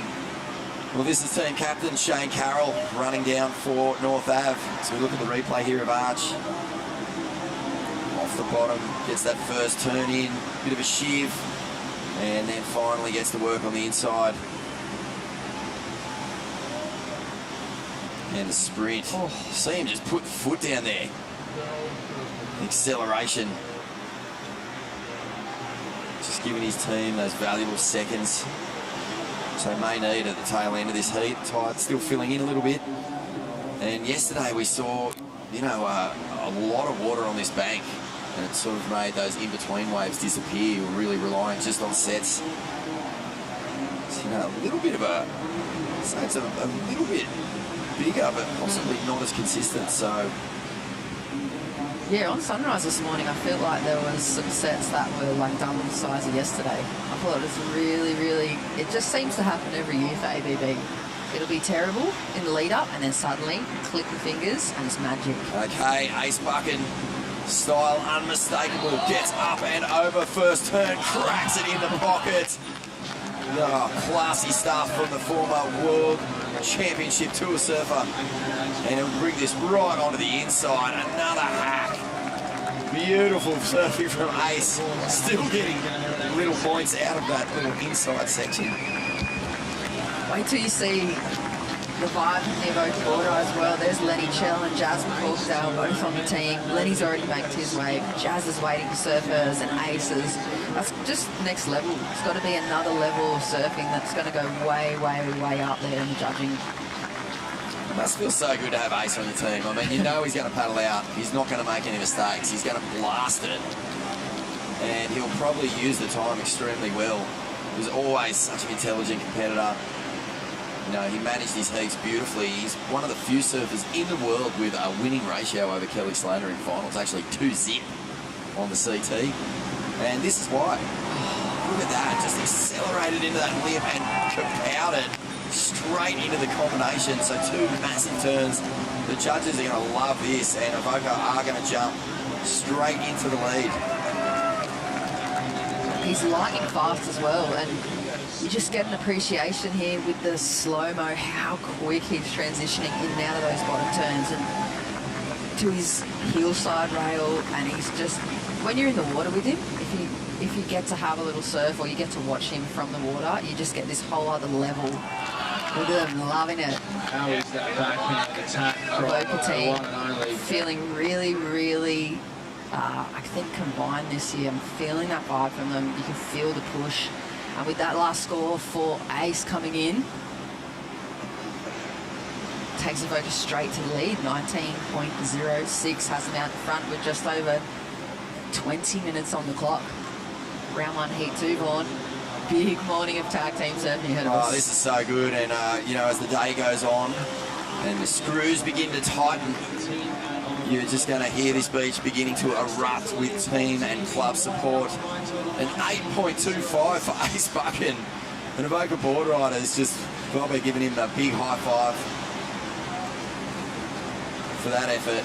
I just love the way he came out of that first turn and just put himself in the sweet spot.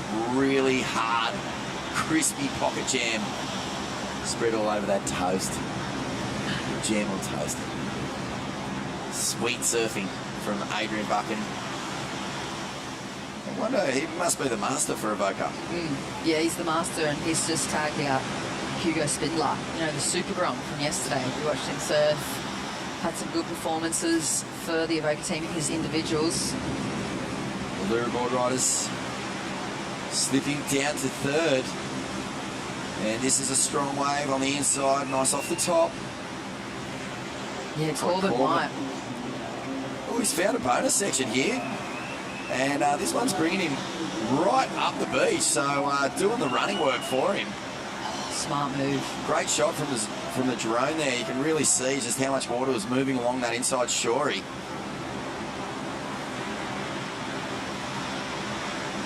And Corbs is going to run up the beach for Lura. Here we go. There's the Super Grom. Ooh. We were talking about it yesterday. A lot of weight for the Super Groms on their shoulders, bringing through the team. There goes Corbin, tagging out Luke Palmer for Lura Boardriders, the master. Conserving energy, not letting the lactic acid build up in those hammies too much. No, he looks pretty casual, doesn't he? Well, they've done well time-wise. 3 surfers in the Oakley battle cage already. 20 minutes remaining. So they've still got 2 surfers to go, plus their power surfer. You can see the camp starting to develop there on the little boardwalk as well for the day. Everyone's got their little position. You kind of know, like at a concert when you go to the music concerts, you always know, oh, my area, I usually stand up the top left near the stage. When you come down to Boardriders Battle, you know, okay, our club always sits here. We always post up on this rock. Yeah, it opens the door for some pretty hectic run-ins if someone tries to steal your spot. So it's a nice ride here for Yelling Up. And, oh, good finish. Snaps it. Otis North for the West Australian club. I'd love to see one of the West Coast clubs be in that final. I think they've got a lot of raw talent. I think they haven't really found that success here yet. Maybe coming across to the east. There's a lot of distractions across here, Vaughan. Well, Otis, really solid wave here. Beautiful first carve, gets the wrap, cut back. You can see just from that outside bank onto the inside bank, there's a lot of work to do, but Otis gets a very strong finish there. The team loving it. Cheering him up the beach and tagging their next surfer. There goes Richard Seals, number 4 for Yallingup. He surfed really well yesterday, Rich. Master knows how to get it done for his club. There's some similar roster management going on this morning, I've noticed, in round 1, where they've got the Master sitting at that 3rd or 4th position. And they kind of started off with their really heavy hitter surfers. I even noticed it was Snapper, using Jagger first. I mean, Sheldon, arguably, probably their power surfer. Sheldon goes second, so I feel like strategy coming into play. Shane Carroll. This guy snaps it off the top. Yallingup must be looking at him going, hang on a minute, that style looks familiar. He's always been compared to Taj Burrow. We've got a very similar style. And Shane will bring it in for North Ave. Proud Avalon man, though. Representing. He was going to ditch the board and start putting it in. You can see the NASA support crew down there. It's a serious job for the Groms too. There's like almost a jostling of pecking order in the Groms. You can see chewing him through that soft sand rod. Pumping the leg. He's looking good.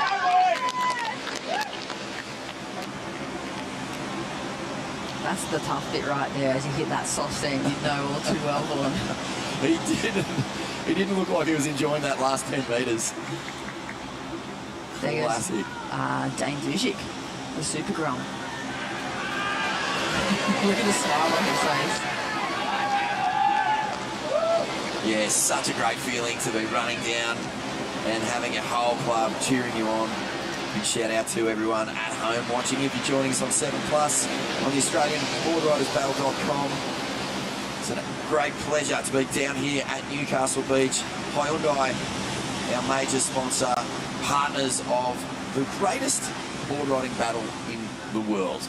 There's no question, these finals, the standard of surfing in Australia, some of these clubs, 50, 60 years old now. I mean, they're institutions in the local community, and they've come a long way from just being, a bunch of crews sitting under a tent down the beach, scoring a few rides. Now they're, basically these massive community centerpieces that are really giving back. And this is what it's all about. You get a big result here. A snap off the top for Avoca. Cracks it again. Wow, beautiful. Two-turn combo. The leggy comes off. Oh, this kid is conserving time. Oh, that's going to feel so good for him. Look, they're loving it. And that's a hard job too, the flag bearers. Look at that, keeping up with Hugo there. Sparring buddies, I'm sure, when they're training back at Avoca. But that was a beautifully executed wave for Hugo Spindler. Epic scenes. Hugo getting the job done. Two beautiful snaps. Into the Oakley battle cage he goes, and this cage will become a major factor the deeper we go in towards the finals. That's Jasmine Hawkdale making the run for the women as well. Of course, she's been a participant in the Hyundai She's Electric leaderboard throughout the whole series. They've had each qualifying round the ability for the women to be scored individually on their own separate leaderboard, the Hyundai Electric leaderboard, and it kind of recognises and promotes that grassroots women's performance right from that qualifying level. So the club may not necessarily progress through to this national final round. Fortunately for Jazz, they're through, so she can still be a part of that. But they were, gifted with some development programs up at the HPC, and it's pretty incredible. Silsey, beautiful surfing there. Rapid fire backside attack from the Yallingup Master. Oh no, he's on the other side of the rock. So I can't stress enough just how far away from the Oakley battle cage that is. He has got a major run coming up. I think we were told before the drone measured it out. It's around about 175 metres, but that's just from the bank. I mean, if you finish on the left, where Richard Silsey is here, you've got an extra 50 metres on that for sure. Plus, you've got the pressure. You've got the previous wave that you just had under your belt, so that explosive energy. Just let go. And you have all the nervousness. Look, he's all the way. It's almost a cafe. Let's call an Uber from down there. No, you know what? One of the interesting rules as well, even if you're injured, I know in other tag teams you're allowed to have a runner for your team, but not in the Australian Board Riders Battle. Even if you're injured, no nominated runners, you have to do the work yourself, and it brings it back to that battle attitude and mentality of getting it done for your club, regardless. I remember Bo Mitchell going down with injury last year on finals day for his club for North Stain. So it was just crazy intensity, and they really do push it on to that point, right on the line there. Maybe we could get the Hyundai to let the air out of the tyres and the electric down there. They could do a little back and forth along the sand.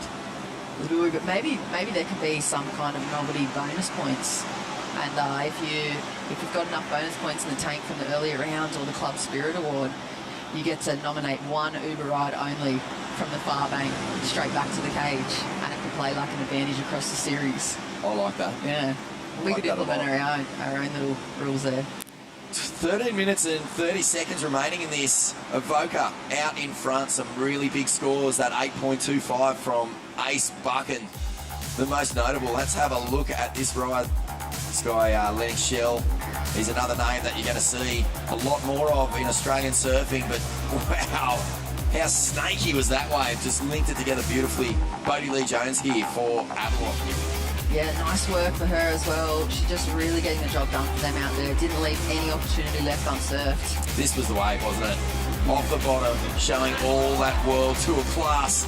Adrian Buchan. And it's exactly this kind of surfing that saw him beat Kelly Slater twice. John O'Shea there, just feeling the passion. Oh, look at him. He was almost about to just knock that grommet out. He didn't know where he was or what he was doing. But Avoca fielding a good team and looking very staunchy. I think you're right. There's a few clubs I've got an eye on. I mean, yesterday in the seeding rounds, Jess, we were frothing to see some surprise names at the top of that seeding list at the end of the day's action. Scarborough Boardriders, what about that? Topping out the day. And Torquay. These are two clubs that have been to the ABB finals a few times, and they really want to get that trophy and take it back to the hometown. Look at the split peak as well. Allura tracking with Luke Palmer, finding that left, putting the extra meters on those thighs there. Blue took the right-hander, and it looks like Jessie's just in the middle of it there with Jarvis. Jarvis, you know, you guys are currently in 4th place. You got to be feeling the nerves right now. Yeah, there's a lot of pressure on power surfer, and we definitely need to score, so hopefully I can go out and get it done in a short amount of time. And being power surfer, do you feel the weight of the world on your shoulders, or do you feel like you can rise above it? Yeah, there's definitely a lot of pressure, like whole club's hoping I can do it, but yeah, I love these moments, so hopefully I can get a good one. And you're the current World Junior Champion. Are you going to channel some of that energy when you go back out? Yeah, for sure. Hopefully I just paddle straight out into a good one. Alright, sounds good. Good luck with the rest of the event, Jarvis. Yeah, thank you. Thanks, guys. Thanks, Jess. Good to hear from Jarvis there, and you can see he's not even in the box getting ready to run out. So Allura they have got to get another surfer out there, get a wave, come back in, and then get Jarvis out. So time is a huge issue here for Allura if they want to get through this round. Do you know what stresses me out as a spectator of this greatest day in team surfing is when the surfers carry their leg rope on the opposite side of their body, and you can see their free heel just clicking at every rotation on the sand. It makes me nervous. It's fingernails on a blackboard thing, isn't it? It's just squirming. Makes me so nervous. I remember True Starling one year saying at one of the girls tag events, just whatever I do, I hope I make it. I hope I make it out into the lineup without tripping over. And no joke, she like manifested it by accident for herself and face planted in front of everybody. It was so incredible, and I swear it would never have happened if she never thought about it. And then face plant straight over that leg rope and into the sand. Yep, reverse affirmation, that one. So waves coming here, and we are all eyes on this lineup because things are starting to get tense. This is Josh Catlin, and he just can't find an opportunity to get a wave. I think yelling up, they are going to have to come in soon so that they give their power surfer enough time. There is 9.5 minutes remaining, or just over, and it looks like North Ave are the only team up to their power surfer. So 5 waves booked in there. I think Josh Catlin has locked in a score, but he's staying out there to try and improve on it. And you've got to say as well, I mean, there's so many like strategies going into play, and the managers and team captains would be working out and calculating the number of minutes that each surfer can have, and you know, the nice comfortable amount of minutes, and then what you could absolutely push it through to the max. So around that 8-minute mark is generally what we see in this type of board riders battle. But yeah, you're pushing out to 9 minutes and 10 minutes, it's safe to say the pressure's on. You might be blowing it for the team. That's right, it's hectic, and time management is crucial. As we say, there's a 5-point penalty if you don't get your team back into that Oakley battle cage at the end of the heat. Now, to put that in perspective, right now, Allura Boardriders is only 4.5 points away from progressing. So even though they're down in 4th and they need to get 2 surfers back in that box, if one of the other teams doesn't get that 5 or cops a 5-point penalty, they're all of a sudden back in the box C. Yeah, and it's got to be said, it's probably going to be an upset if we lose Allura this early in the round. I mean, with Jarvis, with that depth team that they've brought up here, it's going to be really nice to see the end of this heat. There goes Jazz McCorkdale for Avoca Beach. Looks like she's well within time as well. I think she's just getting it done. I reckon we're going to see her rip off the leggy and come on in, and they're going to send Lenny Schell straight back out, power surfer for Avoca. It's around about 8 minutes, right, per surfer, so that's perfect timing from Avoca. April Davey just getting completely gobbled up there on the shore, and they're telling her she's got another opportunity. Jarvis, he's looking pretty calm and casual at the moment, all Australian. Yeah, well, once you're the world champ, you don't really stress out about too much. He's going to be sitting there, but he'll start feeling the pressure when he's running down the beach. And I think it's real interesting to see the work that's been going on throughout the year leading up, as we see Yallingup. This is going to be big for them. Up and riding on his forehand. Josh Catlin, much better way for him as well compared to that last one, I'd say. Smart tactics for the Yallingup team, sending him back out. They're telling him time's up. Power surfer, Jack Thomas, will be waiting in the cage. Josh Catlin got that first turn. It was a nice power turn off the lip. He's going to bolt back to the Oakley battle cage. There's 7 minutes, so we are eating into the power surfer's time now. Josh, far out. I've seen some incredible clips of him at a far northwest secret spot. It's not that secret, actually, but far out. It is a scary wave called Tombstones. And if you think it sounds scary, wait till you actually lock eyes on it. It has ledges and lips mid-barrel.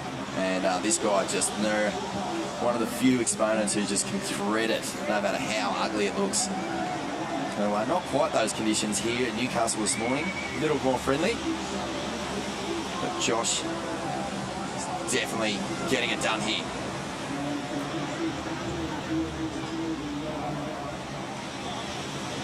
Right, so I think we actually might be heading down here with 6 minutes remaining to Charlie Stokes. So you got the job done on that wave, Jazz. How are you feeling? I'm honestly pretty buggered still. That run up the beach has killed me. But yeah, it was nice to get a wave. It got super slow out there, so I think time management's going to kill a lot of people out there. Yeah, so Lennox is your power surfer. How are you guys feeling about that? Oh, Lennox is such a good guy, and not only that, he rips, so it's nice that we can rely on him to get the job done in those last final minutes. Sweet, thank you. No problem, thank you. Charlie Stokes there with Jazz McCorkdale from Avoca Boardriders, and look at this, Allura, so much work to do for them. April Davey, unfortunately, goes down on the shore. Are they going to call her in? Yes. They have to. They have to at this point, yep. And this, they've got work to do. Oh, this is, nervous moments for Allura Boardriders Club. Coming up, they still have to get their power surfer out there. I mean, the good news is it's the World Junior Champ. The bad news is there's only 5 minutes remaining in this heat. Jarvis in position, getting ready, and right next to him, North Avalon sending out their power surfer. Look at the support crew as well behind Allura. They've really got to have this last push here. Just put everything into it, almost collapsing across the line, and there goes Jarvis. Tokyo drifts around that opening little gate. It looks like he's got K's left on those legs. Under 5 minutes, big scenes here. Not a whole lot of points between these teams either, so a quick wave here, a spectacular finish And Jarvis might be able to climb into a progressing position for his club. Yelling up in third, also needing some scores. Jarvis needing a 3.68 to progress. But we will see those scores change as these top two teams lock in their power surfers. Lennox Shell getting it done up and over. And that's going to put Avoca in a really strong position here, holding the lead, and that's exactly the kind of surfing you need from your power surfer. Yep, and there's the nod to the vibe. You can just feel it on the beach, can't you, with those certain teams like you earmarked yesterday. He goes North Abs, Ben, Whiteman, power surfer for them. Is that going to be, are they going to tick out the time? I think they've called it. So, they're going to lock it in. Power surfer for North Avalon. No second bite at the cherry. If you're the power surfer, you paddle out, whatever you stand up on, that is your score. So that looks like Van Whiteman coming in for Avalon, and then we'll have a really clear picture of what Yelling Up and Allura are going to need to get into the top two. There's Lennox Shell finishing off for Avoca.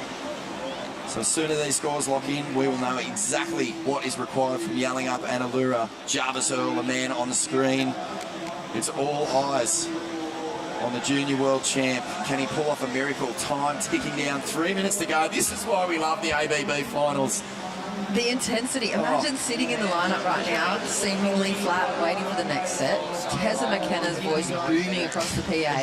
The whole of Newcastle Beach and the rest of the teams from Australia here waiting to see what you're going to do on your final effort to bring the team from fourth to first with the time against you as well. It's like everything that you could dial up into a pressure cooker and it's sizzling and then crackling and boiling away out there. Well, here we go, Yelling Up.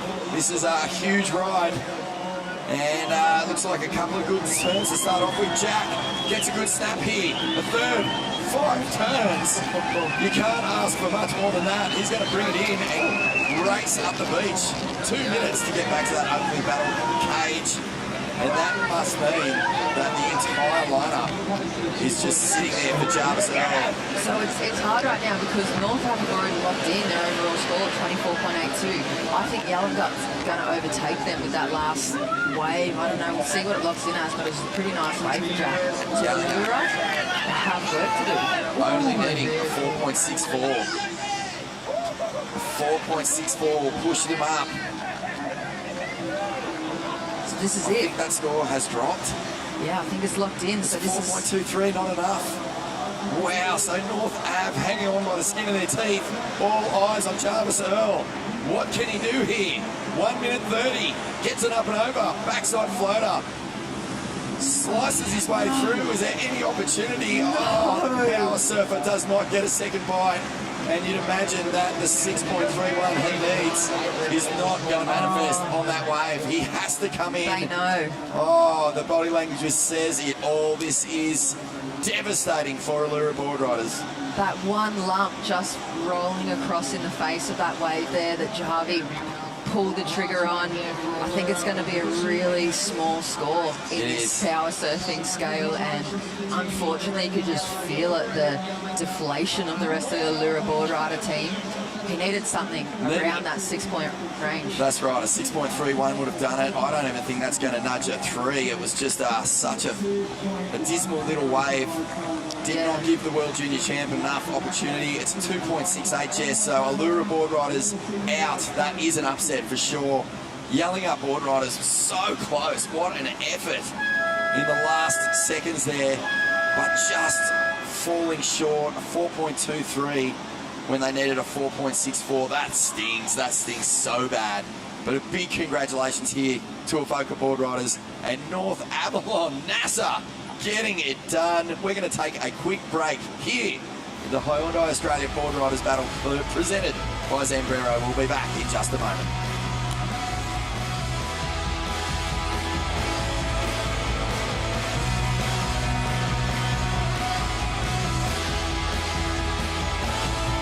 Introducing the next generation of champions. Hyundai She's Electric is the first all-women's leaderboard connecting ABB performance data around the country to unearth breakout talent, giving female riders a pathway to the top. Meet this season's Team Electric. Ava Holland, Charlie Stokes, Taylor Hannock, Ruby Rents and Imogen Enfield. In 2023, will you be next?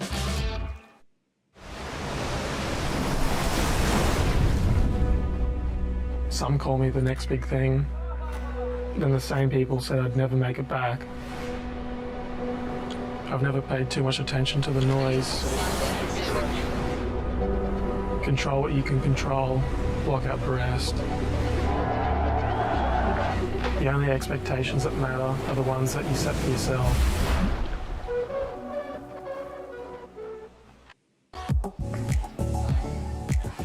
Welcome back to Newcastle Beach as the Hyundai Australian Boardriders battles continue. We're into the big day, Shauno.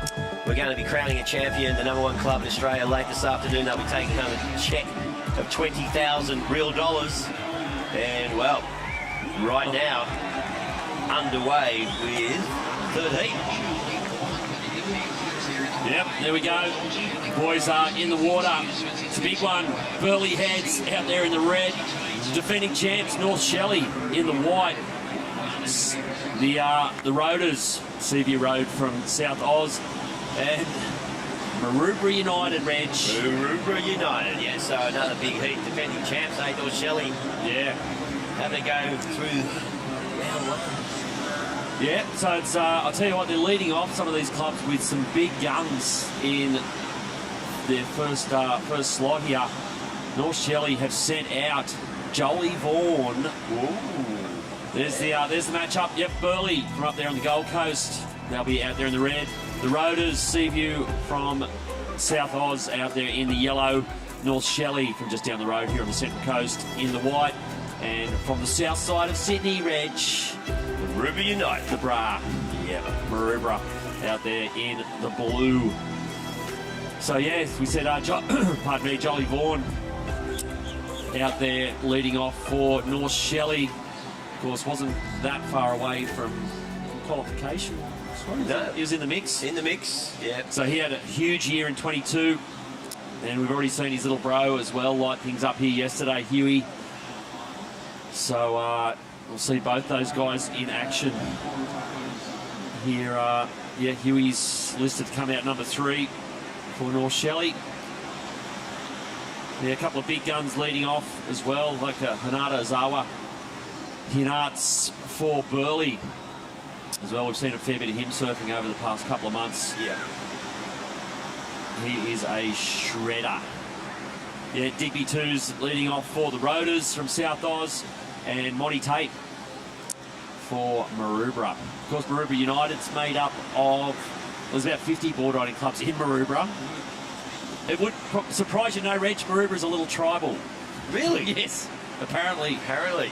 But no, there's a whole bunch of clubs, but they kind of come together under the banner of Maroubra United for the ABB. Yeah, makes sense. So I'm going to get myself in trouble here trying to go through, but there's North, I know North Maroubra. South End. Yeah, South End. There's a whole bunch. Yeah. With clubs, and yeah, obviously a long history of board riding clubs in Maroubra too. There's a strong Christian club at one point. There's a longboarding club, but you know, it's a big beach, mate. It is a big beach. You can fit them all in. Well, you know, like Manly, we've got. Well, sometimes there's been up to 4 clubs there, but really there's only 2 powerhouses.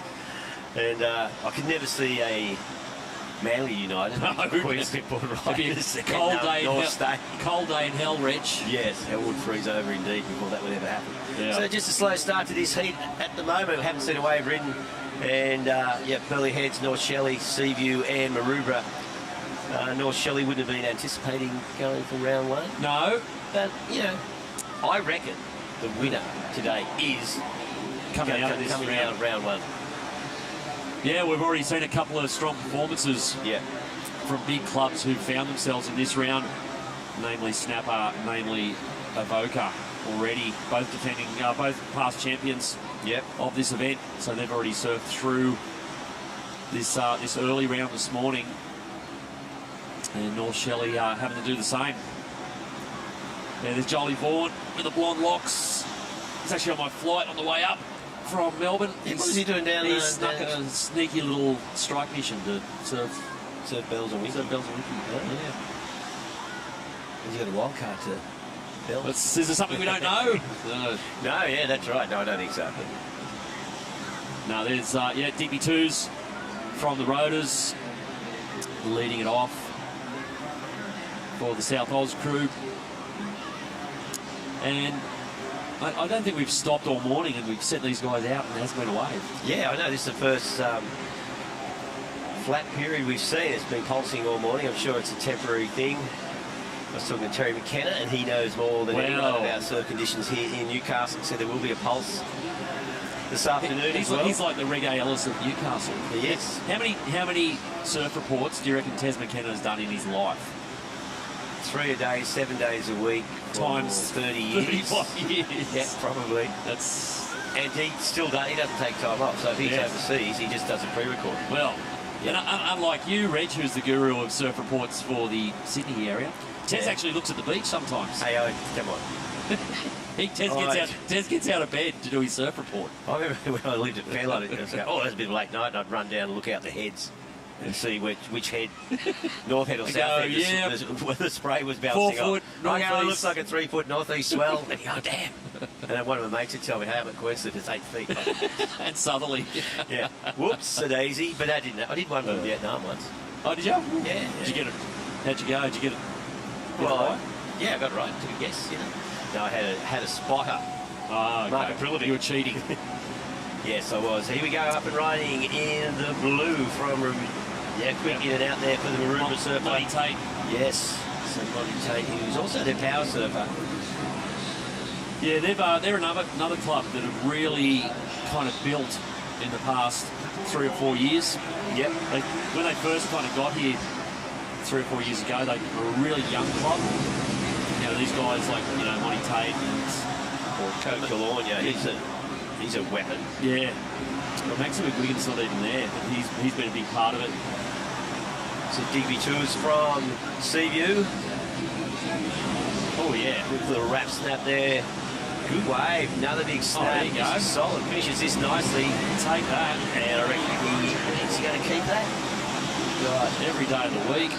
Yeah. For sure. So, yeah. A good opening ride there for Digby. So Seaview getting their points on the board. And a little replay here, Sean. He's having a look, waiting, and then as the wave stands up, flat section there, but it picked up momentum on the inside where he got some nice big, beautiful little wrap there. And again, this snap to finish really clean. So 4 good solid manoeuvres there. The Seaview Road surfer locks in at 3.38. Gives them a narrow lead after one surfer. And Maroondah and Seaview back on the beach with after 8 minutes, so 42 minutes left, so right on time schedule-wise. Down to 7 and so Corey Taylor heading out now for Seaview. As Corey told us yesterday when he was asked who's his best Australian, South Australian surfer. Yeah, the old man. Named his dad, Squizzy Taylor. And, he had a great heat yesterday. Yeah. He won his junior heat, so he'll be looking to carry that form on today. So yeah, looking at the form guide of these 4 teams, you go, well, you'd have to expect North Shelley will be clear favourites. Obviously, the defending champs here, and they've got, as usual, they've got a pretty stacked team. And don't know, between second. Burleigh probably been underachievers, you reckon, the last 4 or 5 years? Kind of always expecting them to be up there in the mix, you know. Yeah, and Maroondah is still...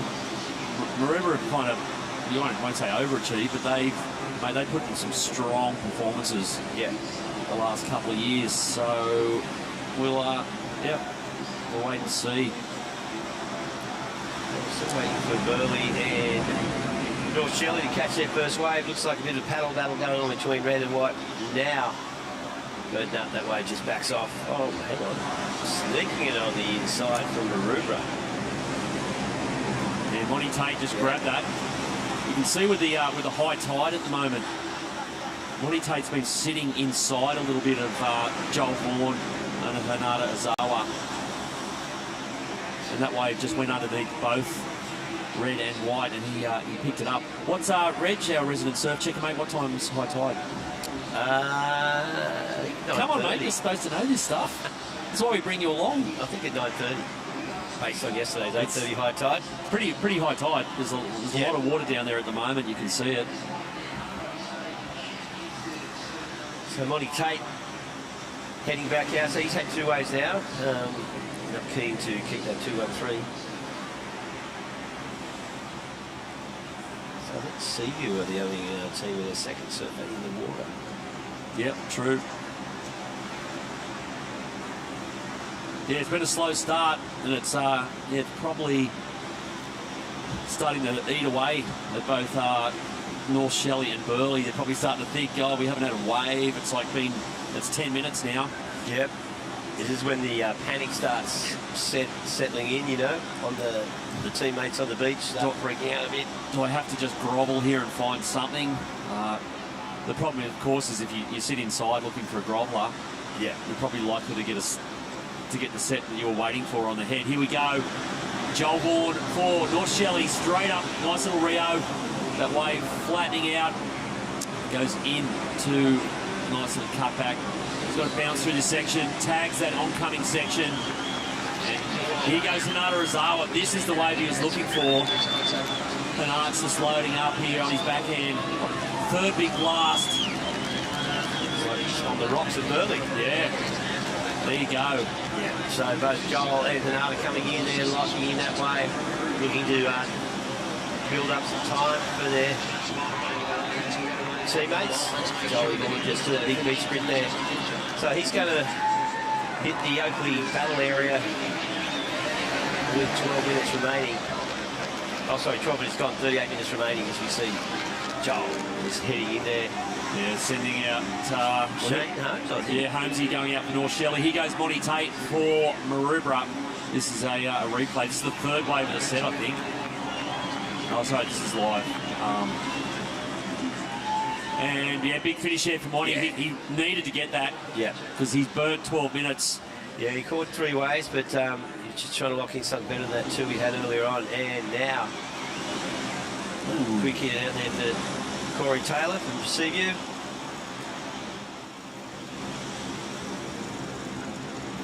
So it's going to be very tight up this first surfer. Yeah, so Burleigh heads.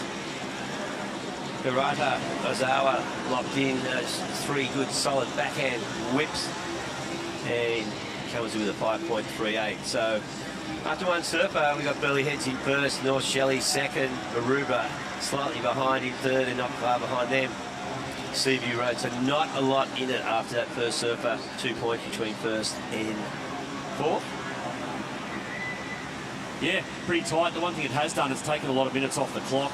Yeah, definitely. So it's going to squeeze all four teams are going to be a little squeezed, particularly if it stays this slow. So of course, first and second get through this round. So yeah, you don't want to finish third or fourth this morning. That will be bad news. Yeah, well, we just saw Jolie Vaughan get the opening wave there for North Shelley. I think he's down on the beach with Stace Galbraith. That's correct. Thanks, Shauno. Joel Vaughan, chundering your guts up all night. Good preparation, eh? Oh, yeah. Ate some raw chicken the other day. Didn't come up too good. Can't do chicken medium rare, mate. Nah. Looked pretty sweet to me, but didn't feel too good in the evening. But feeling all right now and stoked to get a quick jog on and get the blood pumping and get out there. I was going to say, mate, didn't look like it stopped you. You were flying across the sand. Yeah, I kind of stopped when I got to the water, but got pretty buggered and yeah, just was a bit pumped. Defending champ, you guys, you got a bit of target on your back? Oh, I don't know, maybe. Kind of just come here and just try to surf as well as we can and not putting much expectation. We were pretty stoked to win last year, so got one under the belt. Hopefully go again this year. You walk into Zambrero, you're going to get a burrito or a bowl? Oh, I'm not getting anything. I can't eat right now. I'll probably throw it up. Yeah. I walked right into that one. Thanks, Shauno. Yeah, good on your Stace. Yeah, the old dodgy chicken, Reg. Yeah, I was thinking that. Like, actually, I was in Japan recently, we went out to dinner, and someone wanted to have chicken sashimi. No, no, thanks. Chicken. So we compromised and had horse sashimi. How was it? It was good. It was nice. Really? My daughter was horrified. Yeah. I've suddenly lost my appetite for breakfast, Reg. Yeah, but you can go down and have a Zambrero burrito or maybe a bowl. What would you do, Sean? You said burrito yesterday. You haven't been. I haven't changed in the last 24 hours, Reg. No. Brekkie burrito. No, burrito's way in front in the Zambrero taste off. And I think I don't know. I reckon, well, if we get the opportunity, if someone's from Zambrero, it's going to drive the... Yes, the judging. Yes. Actually, helping us inform the public about what we're completely viable here, Reg. That's right. Burritos for comment all the way. Exactly right. If they magically appear here in the commentary booth, we'll talk them up. Yeah, that's exactly right. So we'll talk about to the cows come home, especially in the beef burrito. Boom tish. So there we go, second surface in the water.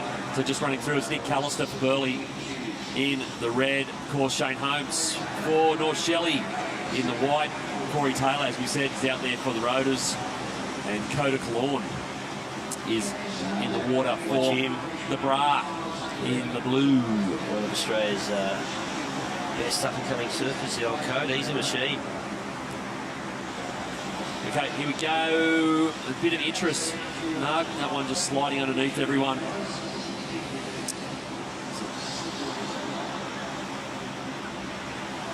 So it looks like, the high tide here is just shutting things down a little in the early stages of this heat. We might even take this chance to see what our old mate Vaughan Blakey is up to down there. Vaughno, what are you doing, mate? Well, what a magic day, and there's no better place to be at the ABB than here in the feel-good mech zone with Zambrero. And I'm actually here with Samantha Parker, who is the General Manager of Marketing for Zambrero. Tell us what activities you got going on today, Sam. We've got so much happening here at the ABB all weekend. So yesterday was a cracker, today just the same. We've got the spin and win wheel here where you can win loads of merch, product, including free burrito vouchers, and we've got a competition to win a surfboard too. Oh, magic. Everyone wants a new board. Tell me, it's called Feel Good Mechs. What makes it so feel good? You know what's so special about Feel Good? It does actually mean something different to everybody. So for us, it's Feel Good is the food, it's the people, and mostly it's our Plate for Plate initiative, where for every burrito and bowl you buy in one of our restaurants or online, goes to donating a meal to someone in need. That's awesome. And what does that actually mean? You're trying to make a big dent in world hunger? Yeah, we've got a mission to end world hunger at Zambrero, and it's so important. It's part of our DNA. It's why people work for us. It's why people are franchise partners at Zambrero, and it's why we work as part of the support office and head office team to be delivering that mission. That's awesome. And I mean, the Australian Boardriders battle, it's all about community, it's all about club culture. And you guys have a beautiful community and club culture. It's a good fit, isn't it? It's absolutely a wonderful fit. So we love it so much because of that feel-good factor, but also because of the food, because what's better after a surf than a refuel with a burrito or a burrito bowl? Okay, I've got to ask you, if you're up the top of the chain, are you a burrito girl or a bowl girl? Burrito for me. I'm all about the pork burrito, and I go with chipotle sauce every time. Oh, I am so with you, especially that Verde one. Ooh, yeah, spicy. Likes it spicy, huh, Vaughan? Yeah, of course. Thanks, Sam. We'll come on down to the ABB and get stuck into the Zambrero, or if you're travelling around the country, get into a bowl or a burrito. Thank you very much for having us. We love being here. There you go. Spicy Vaughan down there. Yeah. Doing the job. Flirting with the manager and marketing director. Anything for a burrito, Vaughno. That's right. Well, Sean, we're going to finally had some action, mate. It was a little slow there for a while, but we've got going. Here's Corey Taylor for the Roaders. This is a sick one. It's his fourth turn. Wow. And he's going to get another one. He might get another 2 or 3 here on the inside. Whoa. This kid's on fire. I just buried. I don't know if that'll be harshly judged by our judges as we see Holmesy there. The big fella, he's going, what do you reckon? Yeah, nah, yeah. He's on his beach. All 4 surfers got waves. I saw Nick Callister from Burley in the red. Yep. He's already run back. So Corey Taylor from the Roaders, yellow. Old Holmesy there, North Shelley in the white. Yeah. We also saw Coda Cologne, mate. Get a pretty sick left-hander. Yeah, so we'll talk about the high tide. Well, high tide was 2 minutes ago at 8:59. It's a 1.71 metre high tide. And so we're going to be big movement in the water. We're running out to a low of 0.26 at 3:43 this afternoon. So a lot of water on the bank with this dead high tide. Yeah, there we go. Third surfers making their way out. So it's Kai Williams for the Roaders in the yellow. That's Jake Fair in the blue from Maroubra. You can see Tommy Whitpain for Burleigh in the red, and Huey Vaughan, little bro of Joel Vaughan, will be out there for North Shelley.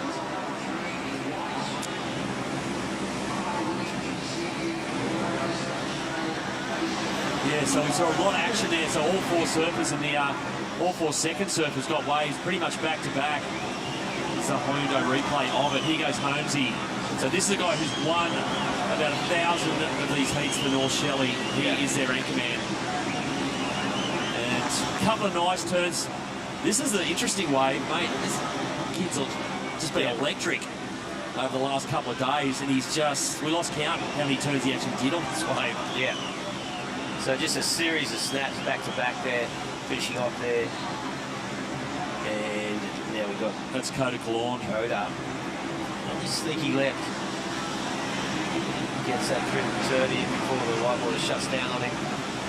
And again, these guys, they knew they had to make up some time. So probably not until they had the luxury of heading out for another wave. Yeah, we're still waiting on scores, but it's like there's not much between any of it. We're still waiting on Maroubra's second score. We're still waiting on Corey Taylor's score for Seaview Road. But I reckon, again, all four teams will be pretty jammed together on the scoreboard. So this is, looking really close. So like we said, in the red there, that's Tommy Whitpain for Burleigh. We said Huey Vaughan's out there in the white, Kai Williams in the yellow, and Jake Fair in the blue. And we've got Stace down there, mate. Who've you got? Got young Hanada Zawa and Nick Callister. I feel like I'm at the Burleigh Pavilion, but I've got a question for you boys. You guys got any natural footers in your team? Nah, not today. Right rip bowl. Just goofy attack. And Nick, you clearly haven't been practicing any running technique. Nah, definitely not. I was struggling on the beach. About to cop a lung up. I'm going worst on ground, Callister, but you're surfing real good, mate. You dropped a 5-3. Must be pretty stoked. Yeah, so happy. Bogged the first, one on the left, and then managed to get that set. So pretty happy. Amazing. And Nats, you waited a while, but it certainly paid off, mate. Oh yeah, I just like, with those first surfers, getting a good score at the start, it's like, you need it. So I was just like, gonna drop anchor till it comes. What do you reckon the magic number is, boys? Per surfer? 5.3. We've been asking a question, if you walked into Zambrero, what would you buy, a burrito or a bowl? But I'd rather know who's paying out of you two. Well, Hanada just lost a free one yesterday. So I'm pretty rattled about that. On the spin to win. Maybe claw it back today. Thanks for your time, boys, and good luck. Thanks, mate. Yeah, thanks, Ace. And yeah, Burleigh crew not seeming too stressed there, Reg. No, they didn't seem too stressed. Well, they're having a bit of a laugh. Yeah, after two surfers, they are in the lead with that 10.68. So pretty close. Look at second, 8.86, 8.68, 8.31. So nothing in it in these early stages of the heat. Second surfers, well, pretty tight scores. All in the mid to high fours and a low five. So Burleigh Heads, current heat leaders after two surfers, and we're looking at 27 minutes remaining in this heat. Yeah, we thought it looked pretty close. There's the tally after two waves each. So a little advantage to Burleigh, but pretty much you can throw a blanket over the other three teams. Yeah. Okay, here we go. Tommy Whitpain, another goofy footer from Burleigh. Whoa. One of the world's best rights. And they've got a team stacked with goofies. Third big turn here for Tommy. And he will take this through. I reckon they're going to bank this. Yeah. No doubt. Here we go. Oh, for sure, they've got to bank that. Little shorey slam, and thanks very much. We'll have that. Yeah, that is going to work out well. Yeah, it leaves them with about 9 minutes away. Still pretty tight, but they have made up some time there. And I reckon you'll get a pretty decent score on that. But yeah, how is that? 3 goofy footers in a row for Burleigh Heads. I know. One of the world's best rights. What those guys are like on their backhand when Burleigh's pumping out there in the cove. I reckon they're pretty good. Here we go, there's a replay of Tommy's last one. So 3 big backhand hookers. And then, a little bit of work to the shorey. So that'll be a decent score. So Burley will push further out into the lead. What's the criteria? Speed and flow. And there's a lot of speed and flow in this. The Hyundai replay. Nice little snap. Love his slow-mo. Just see this, the technique. Really smooth surfing. Yeah, and he's seen, they love it. And there he is, Super Grom. Huey Vaughan. Just going rail to rail to set this thing up. Here we go, a little fin flare on the inside. He's looking up to the team. What do you reckon? Yep, no. Yep. Bring it in. Quality, mate. Well done. So he hasn't mucked around at all, Huey Vaughan. He's only been out there for about 3 or 4 minutes. Yeah, we're going to come in and tag the legend himself, Russ Maloney, as we see CU now. Oh, yes, Kyle Williams. The Rotors, and he'll have to beach this as well. Let's have a look. No, he's going to head back out. Okay. Now Russ Maloney heading down surfer number 4 for North Shelley. And the white defending champions here at the Hyundai Australia Boardriders Battle. Huge day coming up. Yeah, I'm feeling a bit of pressure here, North Shelley. I've never seen Russ actually run quick. He never kind of breaks about half pace. Yeah. So that's how he lives, mate. He just cruises through life. He does. Well, Huey Vaughan did a good job. He gave a bit of a break on. So we'll have to see Maroondah and Seaview need to lock in a high 5 to stay in touch with North Shelley. But yeah, a long way to go in this, down 24 minutes remaining. So, well, not a lot of time for Maroondah and Seaview to catch the final 4 waves. So Russ Maloney there, heading out. Yeah, team captain of North Shelley, of course the defending champions, and yeah, a team who over the 10 years of the ABB, mate, have been quite achievers. A couple of runner-up spots, a couple of finals, and they finally cracked it last year to win it. An emotional day. Then Jess Grimwood, now co-commentator North Shelley, through and through, in tears down there. Yes. Tears of joy. Yeah, it was a public holiday the following Monday down there at the north of the Central Coast. That's right. As a result. Probably headed straight to Paddo Bay Bowling Club. Could be, yep. For the North Shelley Golf Club. Yeah. What was there around there? Long Jetty Towns, Long Jetty, the entrance. Must be a lot of time area. Yeah. Family holidays to the Central Coast, 17 years straight. Well, it's the working class end of the Central Coast, mate. North Shelley will tell you that. Not that toppy bloody area. No. Yeah, exactly. From Wombrel, where they expect the general public to pay for their seawall and their houses intact. Yeah, no, it's the working class end of the Central Coast, mate. Blue collar, very much a blue collar team. Old North Shelley. Although it's starting to fill with superstars, mate. They're going to lose their working class cred. That's right. If they keep winning and producing superstar pro surfers. Yeah. You got Molly Picklin, Les Kelly. Yeah. See what the Vaughan brothers turned into. Yeah, well, that'll be pretty stoked. Well, I'm looking at, I reckon there's a couple of big careers coming up for that pair. Yeah. The way things are shaping up.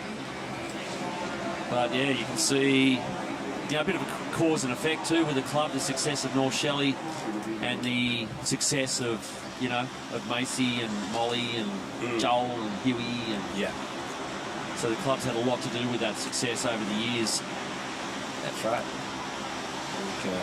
When it comes down to it, every Australian pro surfer owes their clubs a lot. They should actually hand over some of their prize money things to their club as their career develops. Yep. Can't have any big contracts. But it was a nice little snap finish there for the Maroondah surfer. That's Jake Fair. Yep. Yeah. And well, you see Jake come through. We're going to cross down to Stace, who's down there with the young Corey Taylor. Yeah, young Corey Taylor behind me here, revving up as the power surfer. Digby, mate, how's he going to go? I'm pretty confident in him. He's just got a good score, so I'm keen to see what he's got coming for us. Kai out there now only chasing a small score. We just saw Maroubra United bank another good wave. This heat is on. Yeah, everyone's surfing really good. Yeah, definitely a tough competition out here today. Yeah, see what we can do. Hopefully we can secure something. I certainly hope so too, mate. Best of luck the rest of this heat. Cheers, mate. Yeah, there's Kai Williams. He got left all the way other way, other side of the divider rock, so he's had the long run. Yeah, he's coming. Kira Hunt now heading out for the Roaders, CBU Road Boardriders over South Oz. And looks like Bella Tawani heading out for Maroubra. So they're starting to pick up the pace. Got 20 minutes left in this heat. You're watching Heat 3, round 1 of the team's event here at the Hyundai Australian Boardriders Battle. The biggest day in surfing on the national calendar happening right now. Yes, that's it. No, don't worry about bells. Don't worry about snapper. Margaret River. This is it. You know, all those people on tour, they'd rather be here. Okay, I've got to surf Pipe Masters. What's it called? The Billabong Pro. Billabong Pro. That's right. I'll get mixed up. Yeah, so, well, we got a few of the female surfers out there. We saw Bella Taviani from Maroubra on her way out. Kira Hunt from the Roaders. I think Isla Huppets is out there for Burleigh as well.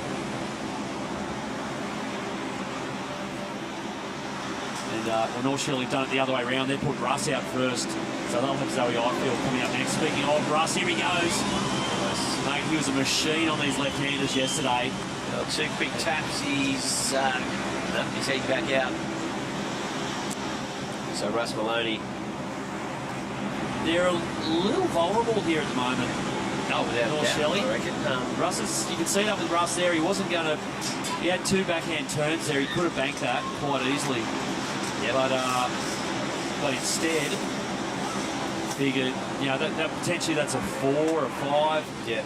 I think Russ is feeling he needs a 6 or a 7 here. Well, they've got 3 more waves to lock in, and we've got 18 and a half minutes remaining. So 6 minutes per rate. He can't really stay out there too long. No. But, you know, ideally, you know, if you can have your final surfer heading out in 10 minutes, you'd be pretty happy with that. Well, normally, in any other year, Russ would probably have taken that because the next surfer in the water would be Molly Picklum or Macy Callahan. Yeah. You know, world tour surfers. But of course, both those girls are over at Pipeline at the moment, so they're not here at Newcastle. So they've had to step up Zoe Ifield. So here we go. This is Bella Taviani for Maroubra. So yeah, just a bit of pressure on North Shelley here. They've got the lead. Yeah. But that's a little deceptive there at the moment. Yeah, so Russ's last wave came in at a 5-2. So if he just came in now, he could sit on that quite easily. Here we go, Kira Hunt from South Oz. And just couldn't get a last turn in there. Russ is going to bank that though. So see, they're looking to get Digby Twos is their power surfer.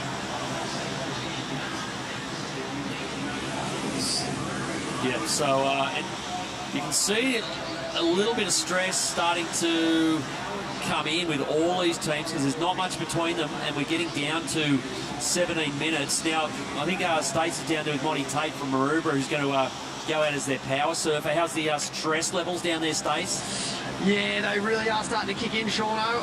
Monty, you didn't forget the call sign there. Did you get that right? I hope I got it right. I'm pretty sure white means stay out, so I'm pretty sure I got it right. If you're looking at the white side or the white side showing out to sea? White side out to sea. And yeah, stay out. And she's staying out, so it's good. Absolutely, she followed that instruction. Nice selection on the first wave there, couldn't get the execution. How much more time do you let this one play out? Look, we want to give everyone a good chance, but we know, like over 35s, he's going to need to be pretty quick. And then I'm the power surfer, so we need a good score. We don't want to be scratching by the end. We want to be right up there, sitting in first or second, easily, comfortable. Yeah. Absolutely. This one's a really tight battle, mate. I'll let you stay in the coach's box. Yeah, here we go. This is Isla Hupperts for Burleigh, formerly of Torquay. She got poached by the Burleigh Boardriders. We'll move somewhere warmer. Yeah, that's right. But she's a great young surfer, and she's done really well there for Burleigh. So she's going to sprint back up the beach and get Jessie Outram out into the water for Burleigh. Yeah, she's done really well there. That was a quick turnaround. There you go. Looking at that, Sea-View and Aruba. It's falling a little bit behind here. It's 15 and a half minutes remaining. So Russell's already banked that 5.2. He elected to go back. There you go. And you can see that score because it did swallow up that decision not to claim 5.2. Did chew up 3 or 4 minutes of time. Yeah, but either way, mate, that's another 5 or a 6 at least for us. Yeah. So it's set North Shelley up pretty well. He has to actually run. He's not liking it, I reckon. But he's done it pretty well for North Shelley. There they are. They have to get louder as the day goes on. Yeah, provided they get through this heat, of course. Yeah, well. So he'll send Zoe Ifield out. There she goes. Of course, you know, the North Shelley team here in the past couple of years with the luxury of having probably the 2 best female surfers in the event, Molly and Macy. That's Alan Pete for the Roaders. That was a pretty sick one, actually. What do you reckon? Yeah, he's claimed it. He's on his way in. Well, so he's their master surfer. So he got a couple of nice ones out there yesterday in his individual heat. So the Roaders are still well and truly in this. Actually, all 4 of these teams, there's not a whole lot between them. Burleigh's actually Burleigh and North Shelley just starting to pull away. Yeah, we saw Russell Maloney locked in a 5.83 on that last wave, so marginally better than 5.2. So it could be a difference out at 0.6 as we say. Oh, Pete, he's had to blow a valve. Yeah. That's a long way. If you get those lefts down in the dividing rock, that's a long run back up. But he's done well. Yeah, I don't know how he does a lot of soft sand running. Well, he's released the grommet. There he goes, Corey Taylor.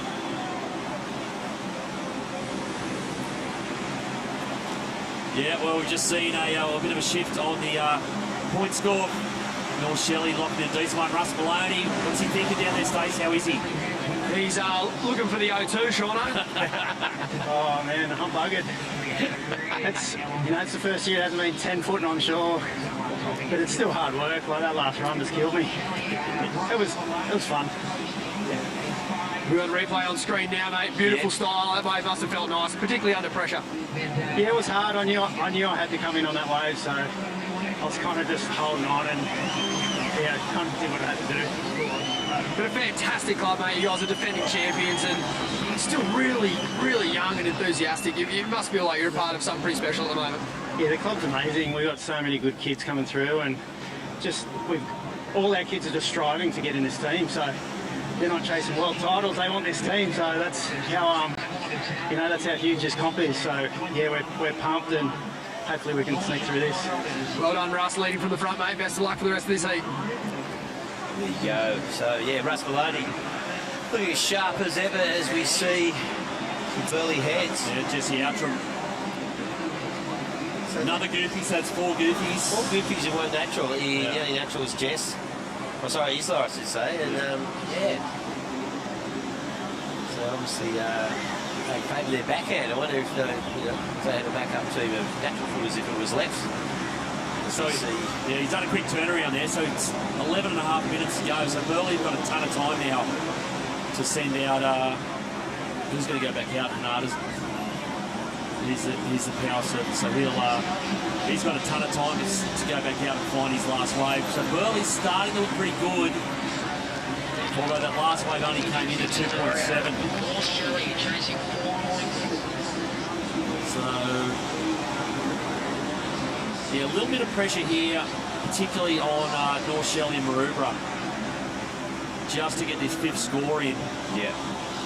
Well, look at that. Seaview breathing down North Shelley's neck, but they do have 1 extra wave. So, yeah, for North Shelley, Zoe, I feel her score is going to be pretty crucial to the outcome of this heat. Yeah, it's a big heat for her, Reg, because, like we said, generally you'd have either Maisie Callaghan or Molly Picklum, 2 World Tour surfers to choose from. Yeah. But obviously they're over at Pipeline, so they're not here. Yeah, there we got the overview of Newcastle. Beautiful part of the world. And the peninsula there, as you see, well, that's Newcastle Harbour. Oh, yeah. Zoe, snapping, looking good here. He's got a nice little section coming up. We'll get around this whitewater. Is this wave going to stand up? He's only had 1 turning opportunity. Yeah, she finishes it off while behind her. From Maroubra. Quick hit it out there. That's Damien Black, master surfer from Maroubra. So Zoe Ifield actually took that wave off him. You can see she was on the inside and she grabbed it. You can hear the North Shelley crew in the mics down there. They're pretty stoked with Zoe's wave. So she's done really well.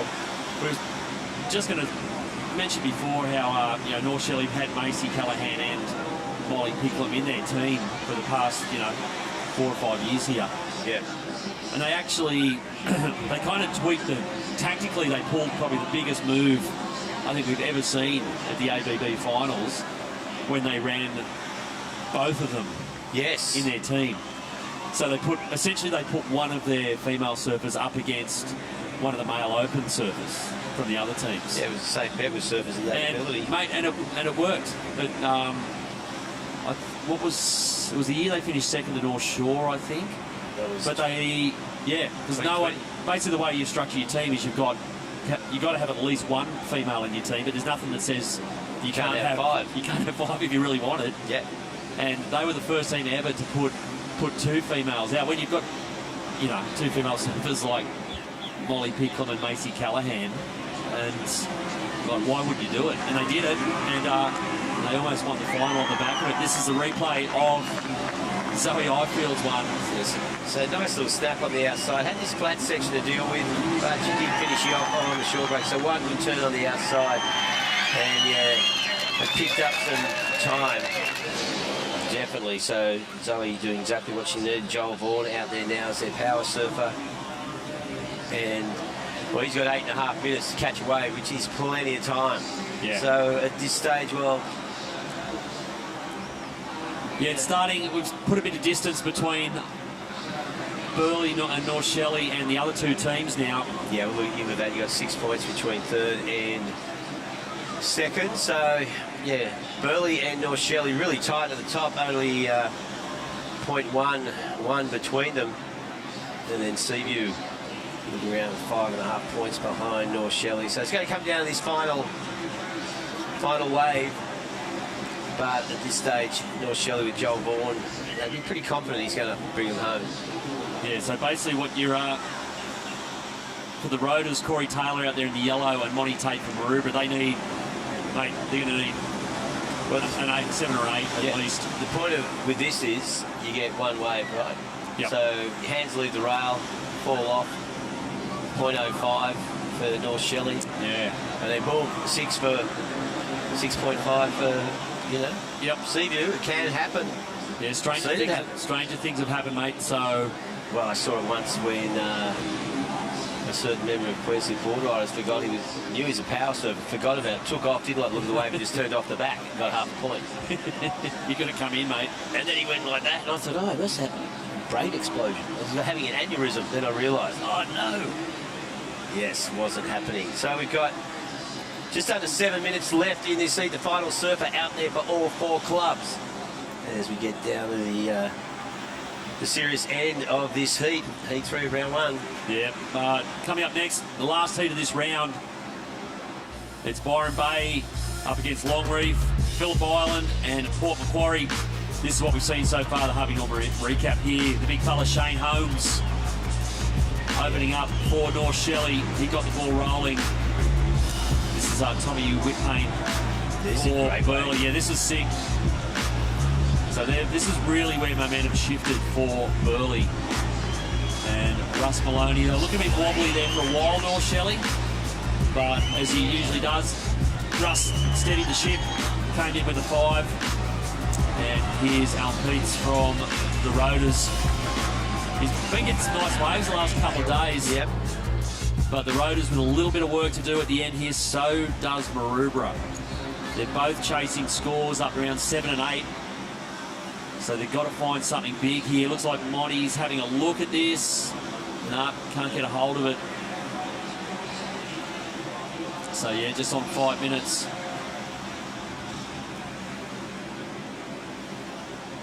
So there might be a little bit of head noise going on out there now. I reckon there would be. Just with this high tide, there's not a lot of waves. If they get another lull, that clock's going to tick away really quickly. So you can see there, Joel Vaughan's split from the pack a little bit.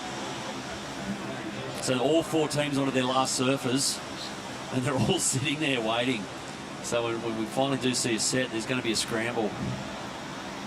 Definitely. Well, Burleigh Heads and North Shelley have a bit of breathing space, but not out of the game.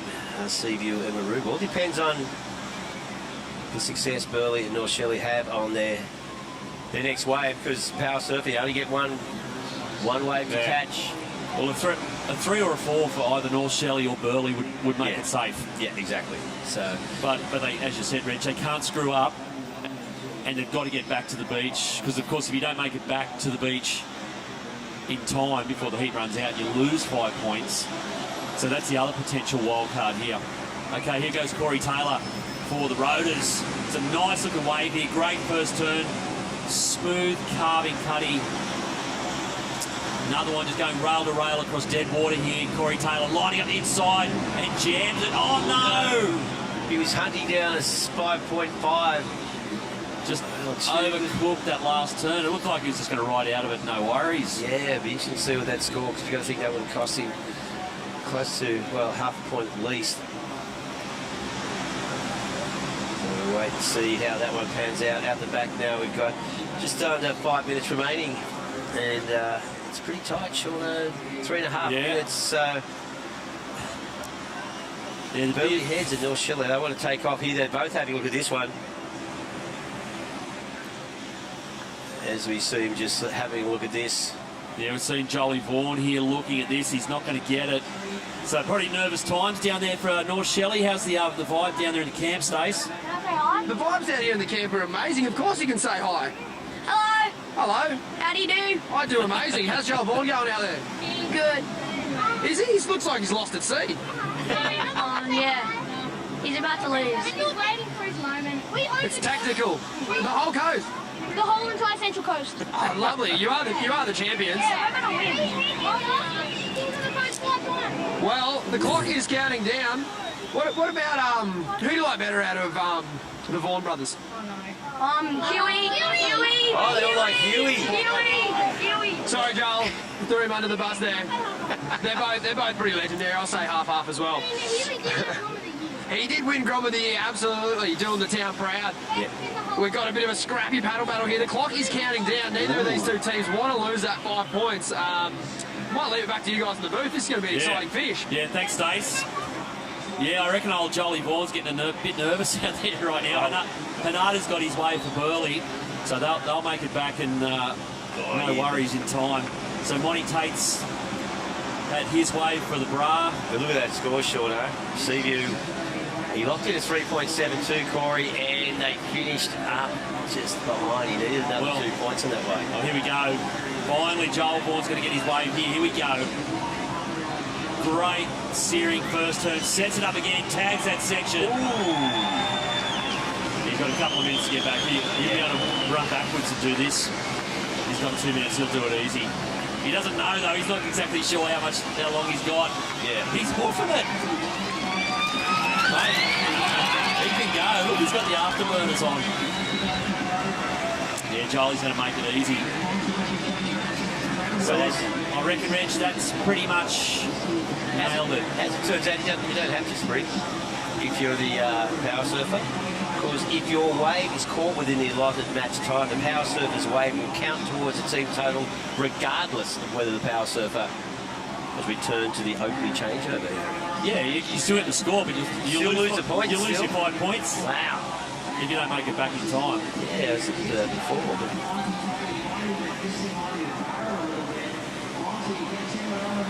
plenty of time there to finish off.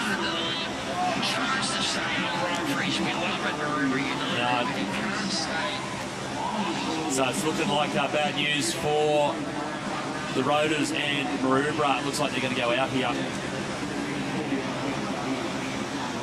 Yeah, that's the last score coming in for Maroubra, but they are, yep.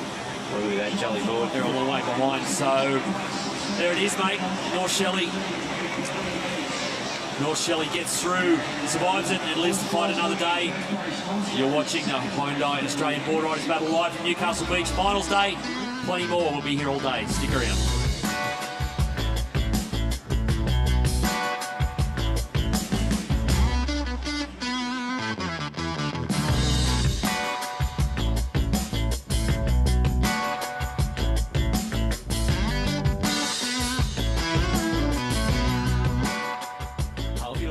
Destination for outdoor living with our huge range of outdoor furniture and barbecues. The latest trends in timber, stone, aluminium and wicker, lounges or dining, casual bar settings and settings to suit small spaces. A versatile collection for the ultimate in choice. Barbecues from all the big brands. Beefy to Everdure, Gasmate, Massport and Oklahoma Joe's, including smokers for slow cooking, charcoal grills, plus outdoor kitchens and fully customizable solutions. So much more to explore in our huge range. Now at Harvey Norman, your destination for outdoor living. Go!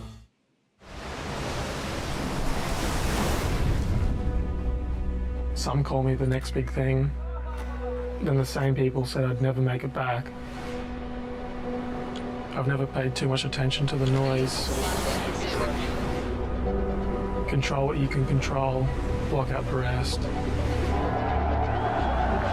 The only expectations that matter are the ones that you set for yourself.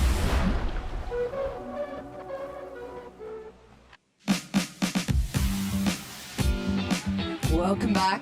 It is finals day here for the Hyundai Australian Boardriders battle, and we are into round one, heat number 4. A massive, massive day of competition ahead. You can see those guys making the big 170-metre sprint for their clubs. It's kicked off straight out of the battle cage. Myself, Jess Brimwood, joined in the booth by the lovely Jess Starling. Good morning, Jess. Good morning.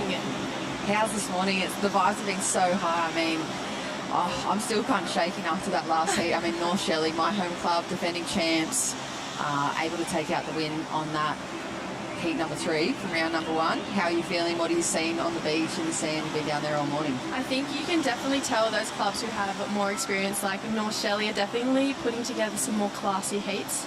You know, they're consistent throughout the lineup. But here we have the matchup graphic. So we have Byron Bay up against Long Reef, I would say the underdogs in this heat who have been proving themselves time and time again. Phillip Island up against Port Macquarie. So a great heat for round 1, heat 4. Yeah, so debut for Port Macquarie, their first time in the Australian Boardriders Battle final, and of course the 60-year anniversary for Phillip Island Boardriders Club. They're actually celebrating with the Festival of Surfing this year down there as well. And it's actually the 50-year anniversary of Long Reef Boardriders this year too. There you go. Yep. Institutions, these clubs, I mean, they're such a part of the community, or integral part of the community. The Phillip Island Boardriders Club as well, I think, were the first in Australia to have their own dedicated clubhouse, and they were I think they were the first Boardriders Club in Australia to use the computer scoring system as well, which eventually went across, and they worked with Surfing Australia, so they were just way on the forefront, on the front foot the whole time for developing their club surfing. And yeah, they're a strong club. They used to hold a lot of women's surf festivals down there as well. There used to be a Roxy Surf Festival that went on down there. Was. Yeah, there used to be just a lot of really big events that would go down to the island. They got incredible waves, and they had a really good round yesterday. A few good individual heats under their belt. Yeah, and they've actually got a really strong team this year. I was talking to some of the ladies from Hyundai, and they were saying, oh, what teams do you think? And Phillip Island were in one of my picks. They're looking really strong, and everyone is looking really comfortable. You know, it's not look like nerves are taking over. So yeah, it'd be interesting to see how they go. I think they're on for a good people. good performance, if you ask me. And look at that, beautiful Newcastle here this morning. The swell has been pumping on through all morning, a little bigger than yesterday, lighter winds, and the crowd just down here from sunrise as well. It's just been an incredible weekend, the best weekend we can say in Australian Boardriders battles, and of course today the champion able to take out the #1 club in Australia title, along with the $20,000. We've got plenty of other specialty awards and events going on throughout the day as well, including the Hyundai Electric Air Show later on. Yeah, I'm really excited for that. Yeah, isn't it mayhem? Oh, you always see all the grommets and everyone just going everywhere against each other, and it's almost the most exciting part of the day other than the final, just to be like, oh, it's like chaos. As we see KO Enfield, so that was the first wave from Port Macquarie, and it'd just be so exciting to have your debut experience here at the Australian Boardriders battle. It's such an exciting event to be at. And it's good to say as well, I mean, maybe Longreef is one of those stories, and then one of the underdog clubs that we kind of saw almost make the win and almost make it all the way through to the finals last year. I think they were around the quarterfinal finish, and you could feel the vibe as well from the team. They got Tash down there, and they've got like Kobe Clements. They lay claim to, I think, one of the greatest tag team assemblies of all time. I have to get the list of names, it's way from the past as well, but they've got such a rich history of team surfing and club surfing, and they just haven't really made that jump to take out their ABB title yet, but this year could be their year. This year definitely could be their year, and Longreef is one of the only clubs here that have a female president. So Tash G, she is doing an amazing job for Longreef Boardriders. She's taken them to another level, if you ask me, and we have obviously a local tag team series that goes on just between all the local clubs on the Northern Beaches, and Longreef actually took it out last year. They're most consistent in all the age groups, and they were actually a force to be reckoned with. And yes, that's why I'm really excited to see what they can put forward today. And I believe I saw Kobe Clements run out first for them, so he's a pretty reliable surfer, and he always goes really big in these events. I don't feel like he doesn't feel the pressure. And he surfs massive waves, so he's not scared of anything. And he's got the tiger stripes too, doesn't he? This year he's got the full bleached hair and the tiger stripes, and you can see just the crystal clear water here this morning for the final of the Boardriders battle. Here we go. Port Macquarie up and riding. KO Enfield really banked that. Not sure. I think they got the signals going on the beach as well for that club. Seen a lot of signalling this morning, Jess. Yeah, lots. I loved. I believe it might have been Yarringup. They had the different signs. I thought that was a great idea, the red and green signs. Yeah, I think the red meant that you were out of time and you had to come in, and the green was meaning you're still in time within that 8-minute mark or roundabouts. And you're not so far removed from team surfing yourself, Jessie. No, I've done a fair bit of team surfing myself, and been at this event for a long time and dreamed of being a part of the team. And yeah, I've been lucky enough to travel with the team and be back up. My sister is so reliable in these events, so she'll be coming up later for North Narrabeen. But yeah, it's so much fun, the team events, so it's good. And North Narrabeen getting the wild card this year for the Australian Boardriders battle. I mean, you guys have such a depth of talent where you come from, and you have such strong community base supporting this type of surfing. How does the selection process go into picking the team? Yeah, it's a bit of a process. We have, Matty Cattle likes to go off results. He's very much, Matty Cattle's our team coach, he's very much a format person, and whoever usually ranks highest, that's what he chooses off. But if you've been consistent for a few events, he'll usually keep running with you. And True, she's been doing events for a while. So do you have like a sibling rivalry that goes on for the selection? Are you just like whispering in her ear every day, hey, I'm going to get you on the next one, I'm making the team and you're going to be my reserve? Yeah, I remember last year I was the reserve, and I was just itching to be in the team. All I wanted to do was surf. And I was like, God, don't break a leg. Just like little things like that, because I just wanted to be in the team. But I'm sure I'll get my time. But, you know, while she's here, she's so reliable, so it's great to have her. Yeah, she's an asset. We're stoked to have you in here as well, Jessie, giving us some insight into the teams. And, I mean, you know, so many of the ladies as well, and Hyundai had that She's Electric leaderboard going on throughout the series? Yeah, so I was lucky enough to cover that series myself through Murmur, and it was just a really exciting program to be a part of, and it's really nice and important to have a brand like Hyundai supporting women surfing through grassroots events just like this one. So yeah, massive shout out to Hyundai. They are pushing the level for female surfing. As we see, I believe this is Solly Bailey up and riding on the first wave for Byron. Oh, huge big section for Solly. No! Wow, almost looks like a couple of board in the head then. And there goes Phillip Island, nice looking left. Is going to put a little bit more space between him and the run back for the battle cage, but really nice opening wave there for Byron Bay, Solly Bailey.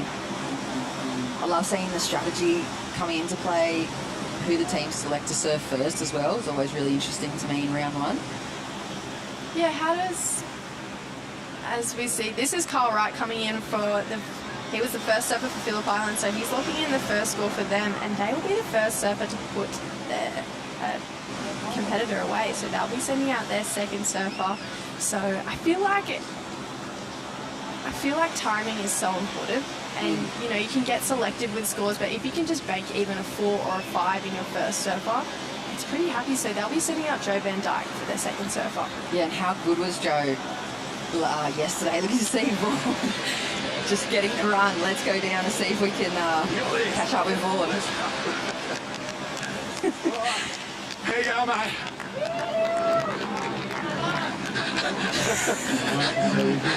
Got to get into that metal box. It's a long way. Carl from Phillip Island, he's leaving me in the dust. Oh, yeah. There you go. How was it? Tripping me up, is that a tactic? Not at all. Good to see you guys here on the morning of the finals. How deep can you guys go this year? We'd like to make a semi and maybe a final. So that's great, mate. I know the waves are cooking at home, but must be fun to be here at beautiful Newcastle on a morning like this. Absolutely. It's such a nice place. The waves are fun, small, but yeah. Sun's out, stormy at home, so. Mate, I'll tell you what, you did yourself no favours. You were about 4 Ks up the beach when you came in just then. Yeah. Didn't want to sit for too long out there, so just get the ball rolling and see how we go. And mate, Joe Van Dyke put on a great show yesterday. He's an important member of this club, isn't he?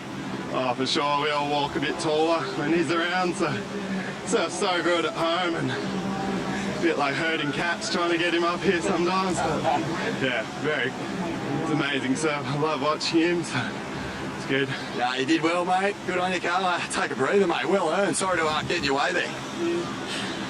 Thanks, Vaughan and Carl. I don't know who was more puffed then, or Carl, and even like, Carl didn't want to bar of it, did he? He's like, you're trying to trip me up. They're so intent on having a really good finish here, and you can see they've got the talent. And look at this, Vaughan, interception, starts getting the sprint on alongside Phillip Island Boardriders Club in full support, no doubt, of their performance here for finals day. That was a full Baywatch moment. The slow-mo running up the beach, there was like full Baywatch. I actually saw him, he was struggling towards the end of that sprint as well, right where you hit the soft sand, but interesting to hear, like herding cats, getting Joey into the water here, but when he's in here, he is lethal, pouncing on the opportunity to lay down some big numbers. There goes Byron Bay's Solly Bailey. First serve for them. He's picked off something a little nicer, a little more critical, a lot more room to work here. Jesse, he's going to end up on the south side of those rocks as well, so nice surfing from him. It looks like the lefts maybe offer that little bit more opportunity, but it is the gamble you take because it is so much of a longer run. But beautiful, beautiful. Here we go, live action. Joey Van Dyke, big hitter from Phillip Island. Nice, big layback snap. Drops the wallet, tees it up again for a second section on the sand. And again for the third bonus. So he just steps off into ankle deep water. Live action. Kobe Clements up and riding as well. There's that signature style flare and flick of the wrist. So light and so elastic, Jesse. Got so much in his repertoire. Let's go on down to Vaughan Blakey. He's got the live action on the beach. Vaughan. Thanks, Jess. We're here in the Oakley battle box. You can see Solly Bailey putting in the big yards. Dakota Walters about to go out for Byron Bay. And Byron really looking to make a statement. We haven't really seen the best of them in the ABB finals. Could this be their year? Could this be their year? And Dakota Walters, another exciting surfer. You would have seen heaps of him around up the north really coast. exciting surfer, but I feel like this heat is getting really exciting right now. Kobe Clements just got a really great wave for Long Reef, and then Paul Macquarie's first surfer, he just locked in a great score too. So he took a little bit more time than the other surfers as well as Kobe, but there were two great waves. Solly got a great wave, so it's getting exciting. I'm loving this heat. Yeah, you can kind of feel it from the get-go on Sunday morning, can't you? Like yesterday is a bit of a feel out for a lot of the teams. They come down to the sand and they kind of just get a feel for the whole vibe. But let's feel what it feels down on the sand right now. Back to you, Vaughan. You're with Solly Bailey from Byron Bay. Yeah, thanks guys. Solly sucking in the big ones, mate. You finished on the other side of the rocks. That's the worst place to be when you've got a big beach sprint ahead of you. Oh, mate, that's a solid run. That's full on, eh? I'm stuffed. Well, mate, Byron under a little bit of pressure. I mean, you guys have failed to charge the crystals from Byron in previous years up here, but this year, how far can you go? Have you got the team to do it? Mate, I feel like nearly every year we have a solid team, and you're right, we just don't charge those crystals. We've been patting for a few months, so hopefully it comes on.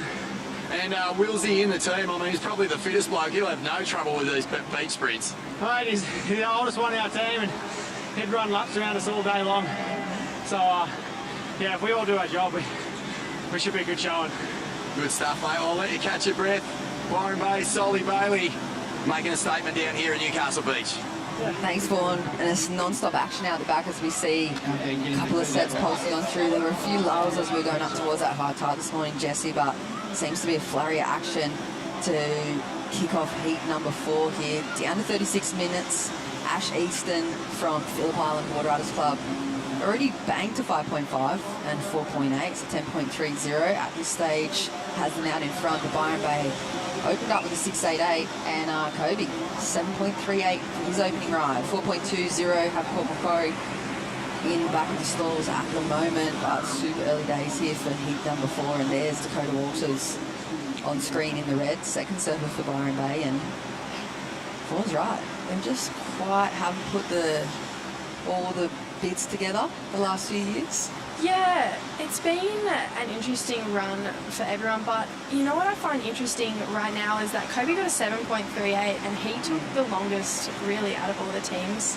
And is it worth paying off? You know, they've got a really young team this year. They've got Baxter and Xavier in their team. So, you know, it can get a little bit stressful when you haven't had as much experience in your belt, as we see Dakota Walters from Byron Bay up and riding. So he digs the rail on that first set, and there's the surfing we expect from Dakota. Unfortunately, comes unstuck, so he'll definitely be going back out.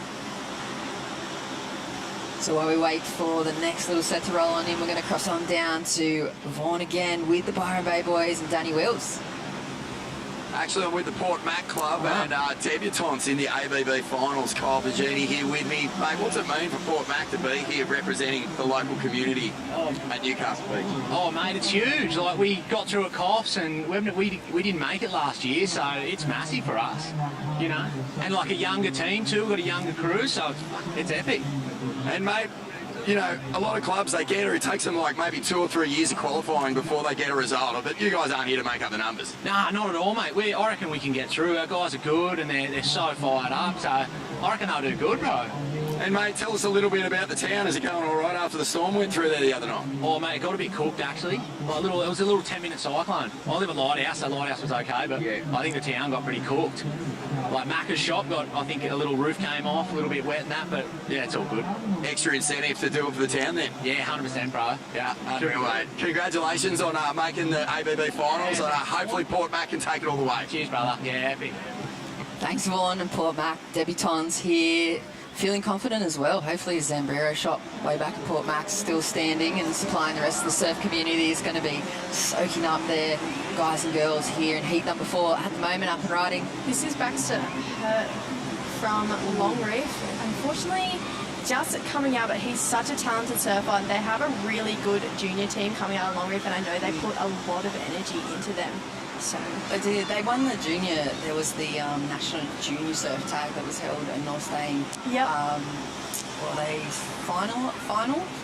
I'm not sure if they actually won that year, but they just always that team that's almost there, and everyone's just on the cusp of greatness, and then all of a sudden it's torn, ripped out from underneath them, and maybe this is their year. Maybe we're going to see the new champs. Maybe. They've definitely been on a roll and building momentum over the last few years, and there's such a, you come down the beach, Longreef have a massive support crew for their club this year, and everyone's just passionate and everyone's eager to win, and I think it makes such a difference having members from your club down supporting you. Like North Shelley have such a massive support crew every year, and I see Avoca's got a massive one this year, so I feel like the biggest support crew is definitely between you and Avoca this year. Well, we'll see. There's plenty more members driving on up or down, depending on where they're coming from, just to support such a big part of our community, especially, and I know with everyone else, is just to get the Groms involved and let them see this lifestyle and, the culture that comes behind club surfing. Here goes Dakota Walters looking for the launch, huge, big tweaking, backhand reverse there, and I thought he was going to ride on out of that for Byron Bay. That would have been a huge score for the young man. Dakota's really reliable with throwing massive turns in hard sections, so I don't know, sometimes I just expect him to ride out of those personally, because you watch him stomp them all the time, but he's definitely gone out there with a mindset to go big for his club, and I can really appreciate that. So Byron Bay down in third, so he'll be looking to get a better number. I feel like they got like that kind of idea just to throw it all out in round number one. They don't seem to be pacing themselves too much, but let's get a little insight with the Longreef crew. Vaughn, you're down there with LRS8. Thanks, Jess. Yep, I'm here with Murray and Oscar, and they're cheering on Baxter out in this heat.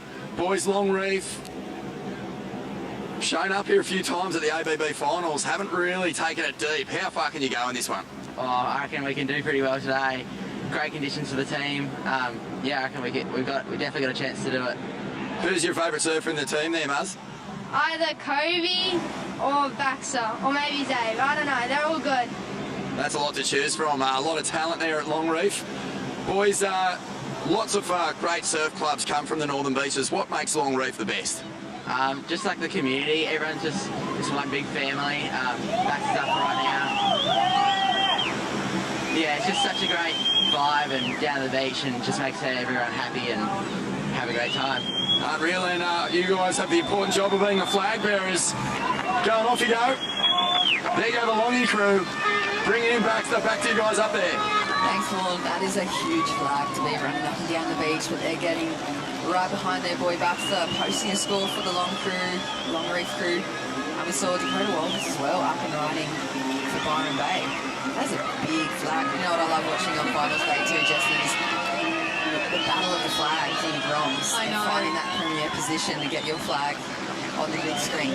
It's like one of the biggest jobs I feel like for the Groms in the community. I think Baxter just smiled the whole way up the beach. So they're sending out, that is Zabe. He is such a reliable surfer. Recently moved to LSD surfboards, and I've seen his surfing go to a whole new level. And I believe they're sending Kobe Clements back out as their power surfer, and like I said, he's not scared of anything. He's going to throw everything at the section, and I even heard a story that he surfed like 25-foot Waimea over in Hawaii. Yeah, he's amazing. He comes from that history, that strong surfing stock. Plenty of experience under his belt already, but I wouldn't be surprised if we see him on the tour in the next few years. And we've just under 30 minutes to go here in heat number 4 as we see Longreef Xavier making his way out, number 3 surfer on the roster. We're going to go back down to the sand. Vaughn, you've got Danny Wills. That's right, Byron Bay team captain Danny Wills. Mate, geez, you've done it all. You surfed on tour, won CT events, been in world title races. How's the pressure of this event compared to those? Oh, it's probably worse, especially now as I've been off tour for a long time, so the competitive stuff doesn't come natural. So, just got to settle in and, let the boys do their thing. I mean, I'm old in the tooth now, so I get fifth surfer, which is great. So less pressure for me. But look, you know, pressure's a funny thing, isn't it? It makes you do stupid things and, you know, make silly decisions, but I think at the end of the day, you just got to breathe and relax and enjoy the whole process and enjoy what we're doing. That's right, mate. Now, I know that you're into a bit of triathlete stuff at home. Solly Bailey was absolutely exhausted by the time he got back in that Oakley battle prison. Did you did you give the boys any drills before you came down? Nah. You got to watch it. Too much lack. This is so soft, this stuff. It'll kill you. But, he's a beast, mate. He's such a great competitor. He's got so much club spirit and passion. It's awesome, you know? Yeah, good on him. It's such a great surfing region, Byron, and the club there has been, you know, a part of the community institution for a long time. Why haven't we seen you guys get up to the pointy end of this comp before? Yeah, interesting question. You know, we've had opportunities and we just haven't taken them. So we've got a great team. You know, I think we feel really confident. We didn't sort of blossom yesterday, which is kind of a good thing. So I feel like we've still got our aces up our sleeve, so to speak. But we're ready to fire up. We'll give it everything today. Good on you, Willsy. Best of luck, mate. Thanks, Vaughan. There you go, the insight into what goes into making the Byron Bay team so strong. There's Duke paddling out number 3 surfer, and situation at the moment, Byron Bay momentarily in the lead on the strength of Dakota Walters' last wave, the 6.45, but last score locked in for Ash Easton.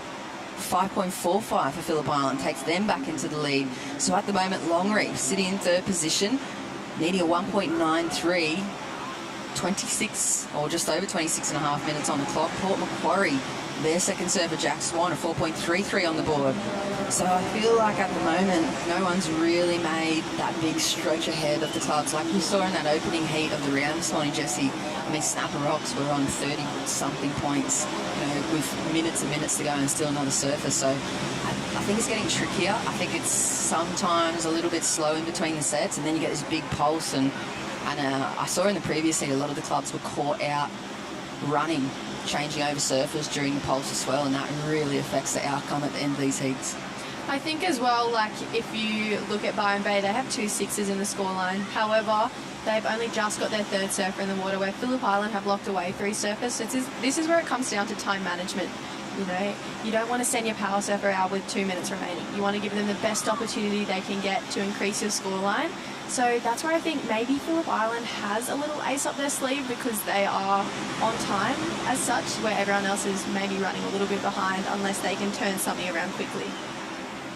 Beautiful, and welcome on board if you have just locked on in for Sunday morning here in Newcastle Beach. It is the national final of the Hyundai Australian Boardriders Battle, presented by Zambrero, and we've got plenty of action coming on this afternoon. The Hyundai Electric Air Show, there's an extra prize this year. Not only does the person winning the air show get the cash, also the club. There's a bit of cash that goes back to the winning club of the air show as well. So there's a few little additives this year that make it just one of the best kind of battles you'll see in surfing, especially in Australian surfing. And why wouldn't it be? Look at the names that have been coming across the board for the last 24 hours for the teams, ex-CT surfers, full powerhouse, local core lords, and then you see the hundreds of club members and the kids running up and down the beach. So we're just under 25 minutes. Let's chuck on down to Vaughan with Joey Van Dyke. Yeah, that's right. I think we got one of the contenders for that Wayne Rabbit Bartholomew high performance medals at the end of the comp. Putting it in, Joey. A great first result on your first wave out there. Yeah, it was good. I kind of lucked out. I just got one paddling out, and I don't think I was out there for very long, but I don't know, it's just good getting around the team. Everyone's firing up, so it's going to be a good day, eh? It's cool, man. Yesterday we saw you guys come out and really put in some strong performances. How different is it now that it's the team element is in play? Oh, I'm loving it way more. Yesterday was good. Good little warm-up, but today it's I don't know, everyone's just good to go. I don't know, we're all frothing. Yesterday we were nervous, but got that handled, and now we're, Mate, how big a party would go down on Phillip Island if you guys managed to take the trophy home? Oh, it'd be insane, I reckon. We've never really had that much success, so we're after it. We're definitely we're hunting it. but it would pop off at home. Like all the boys would love it, I reckon. They'd all fire up and get to the club rooms. Mate, are you going to make the airport if you get the win? Far out, I don't know. We'll see what happens. See what happens. We might have to take a bus home or something. Little party bus. Best of luck, mate. We love seeing Phillip Island do well, and it'll be great to see you guys get a good result. Cheers for that. Thanks, Phil. And so that's the replay there for the 5.5 from Joey Van Dyke, and they are actually booked on tickets to fly out of Newcastle and back to, well, Melbourne and the island tonight. So fairy tale ending for them. 60-year celebration for the club. Imagine taking home Australian Boardriders Battle Champions Trophy, and look at the support behind Paul Macquarie there. They're just willing everything as he dives through the gates for the club, and they tag out number 3 on the roster for the debutants. They're really, really making a push. They've got some work to do at the moment though, sitting in 4th position. 22.5 minutes on the clock. Look at the hustle and jostle out there. Of course, traditional battle. No priority rules. Inside position gets the wave, and we have seen some intense elbows being thrown out there already over the last 2 days, Jess. Absolutely, and I think even Duke yesterday, he got the jump on Dane Henry in his juniors heat right in the last minute, and I know Dane wasn't very stoked about it, so I'm sure he'd be looking for a bit of revenge today. But yeah, I'm just excited. I'm really excited, and I'd love to see Phillip Island pop off.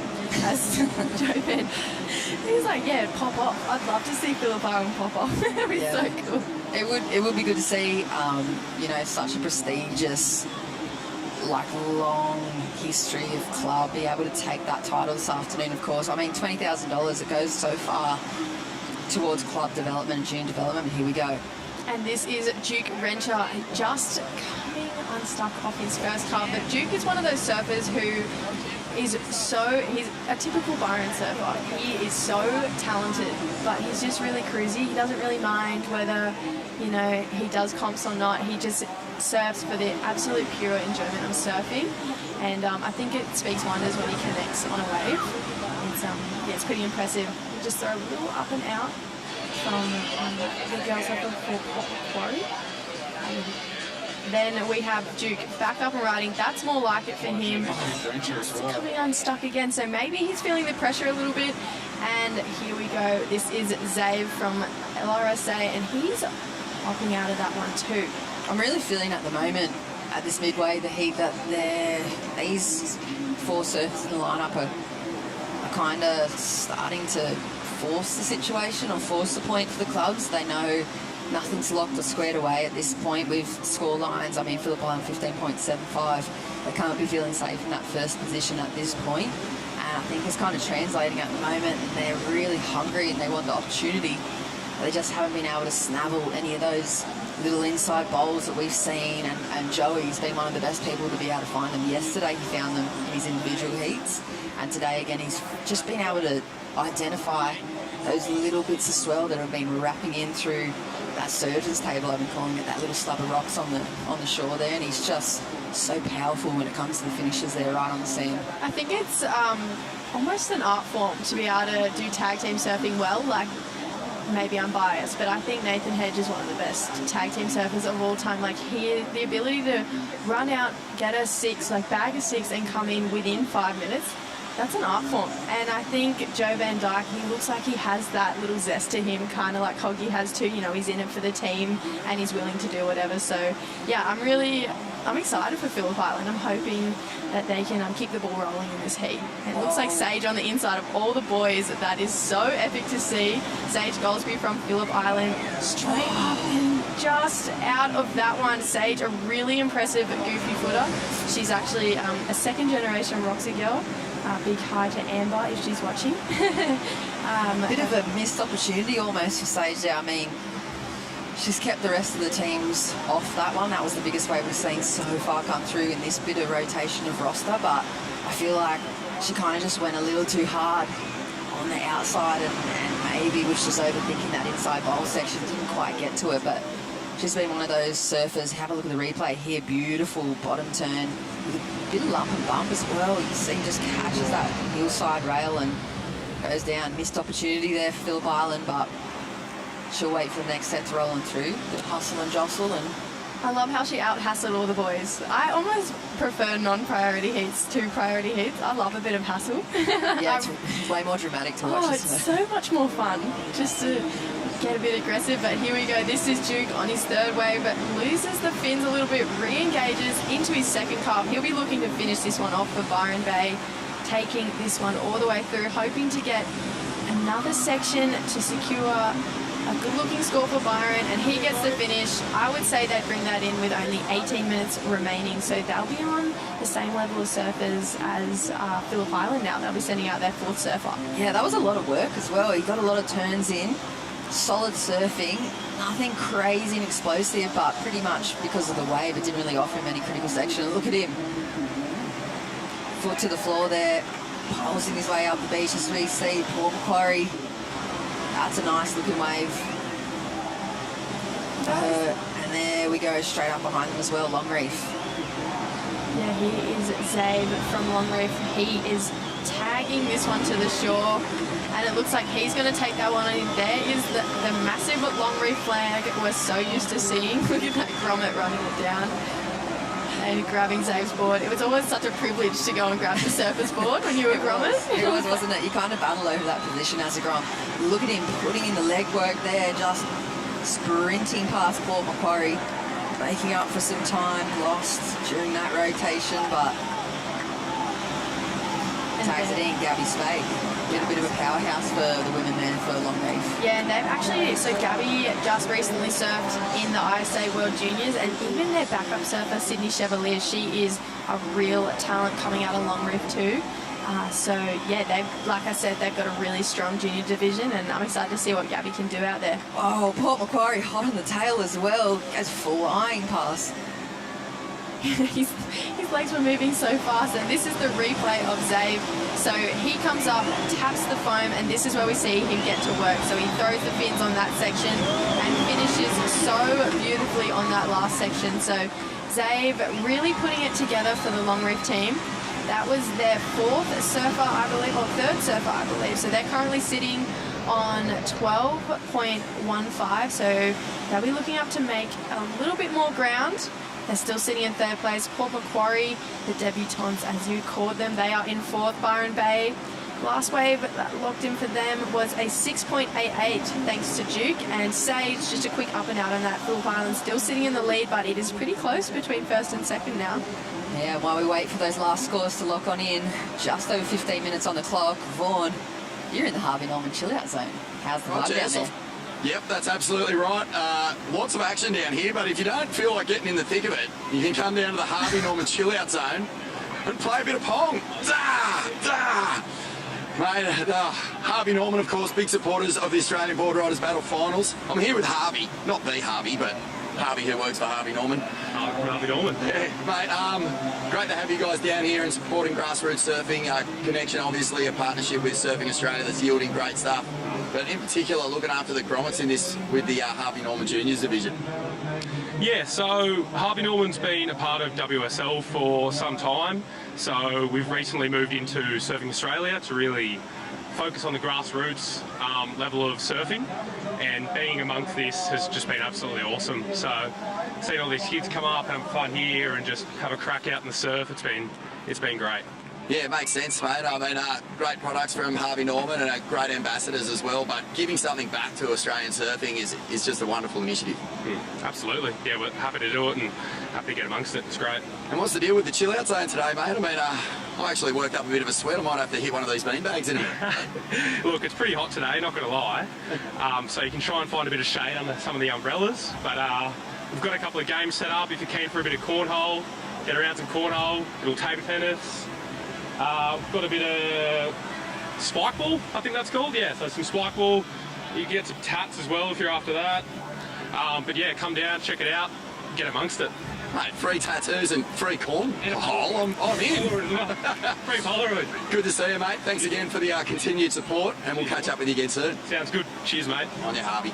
Yeah, massive thank you, Harvey Norman and Vaughan. I mean, such big supporters of grassroots surfing, Australia surfing. Here goes Sage, Phillip Island, huge big second turn, 3-turn combo on the back end for her, and she's already locked in a score for the team, and that was the replay there. I think it's 5.45.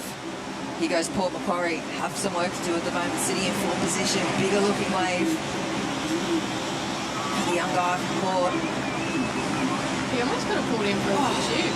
Oh, that was sick. Yeah, fair bit of Finlays there too. He's going to be disappointed he wasn't able to ride out, and he's looking for the signal. 13, or just over 13 minutes on the clock. They're sitting in fourth position and are needing only a small score at the moment. They've locked in some solid looking scores when we talk about progression and team surfing. 4.2. Couple of 4s or 5s. And yeah, 5.93 is probably the highest score at the moment. Here goes Gabby Jess. Yeah, here goes Gabby Spake from Longreef. So she gets a strong first turn in and carves it back. She'll be looking for one more, and that solidifies that for Longreef. That was mental. Kick the fins out on that last turn. You can hear the crowd going crazy in the background. Longreef are stoked with that one, and she's going to put in the big ones to get back up the beach. It is such a long run, so for those who are just tuning in, it's actually way longer than you think. I think it's close to 200 metres, and soft serve running's hard. So it's a full survival of the fittest out there, but yeah, that was a great wave for Gabby Spake. Prior to that wave, they were down in fourth place, so I think that wave will definitely help them out. And there we go, it takes them straight to first place. That was a 7.38 from Gabby Spake, and I believe this is Nick James from Longreef running out. Here's the replay of Gabby's wave. So here's that first turn, throws a bunch of water out the back, and just beautiful flow, carves it back to the pocket, and then this is where the money really comes in. She comes up, busts the fins out the top of the wave, and then comes down and lands it. She looks very happy with that one. Yeah, channeling a little bit of Sierra Kerr earlier on this morning. And Vaughan, you're standing with the lady from Longreef, Gabby Spake. That's right, Gabby is absolutely puffed out after running up the beach. Longreef was in fourth. Your wave really made a good dent in that tally that you need to climb up the ratings. Awesome. Wait, are we in second now? I'm not sure, but it was a really strong ride. It must feel good. Yeah, it feels awesome to get a quick one and put us into first. Far out. That must feel so good when you get out there, you're under pressure, you know your team's down the bottom, you've moved up into first on the back of your performance. That must feel incredible. It feels awesome to get the job done, yeah. It's good. And how many more beach runs are you looking forward to today? A few, hopefully all the way to the final. 4 more. That'll be great. Well, congratulations on that wave again, Gabby. You are in the lead now with Longreef. Awesome, thanks. Yes, how good is that? Thanks, Vaughan. She doesn't seem too phased either way, Gabby. Just pretty cool, calm and collected, and actually looking forward to the rest of the runs if they can get a clear path all the way to the final at the moment. Just over 10 minutes on the clock. Longreef on the strength of Gabby's last wave. Back into the lead. Phillip Island sitting in second position. Sage locking in 6.03 for them. Duke Renshaw and Manon from Byron Bay. Here we go, the replay. Archie Branch, Port Macquarie loading up the back end. Unfortunately, he's just been able to... He's found some really good little sections of opportunities, but it's kind of just come unstuck on the last turns of each wave. And then Imogen Enfield, for Port Mac, 5.50 for her last ride. Here we go, Phillip Island. Just slashing away, I'm sure.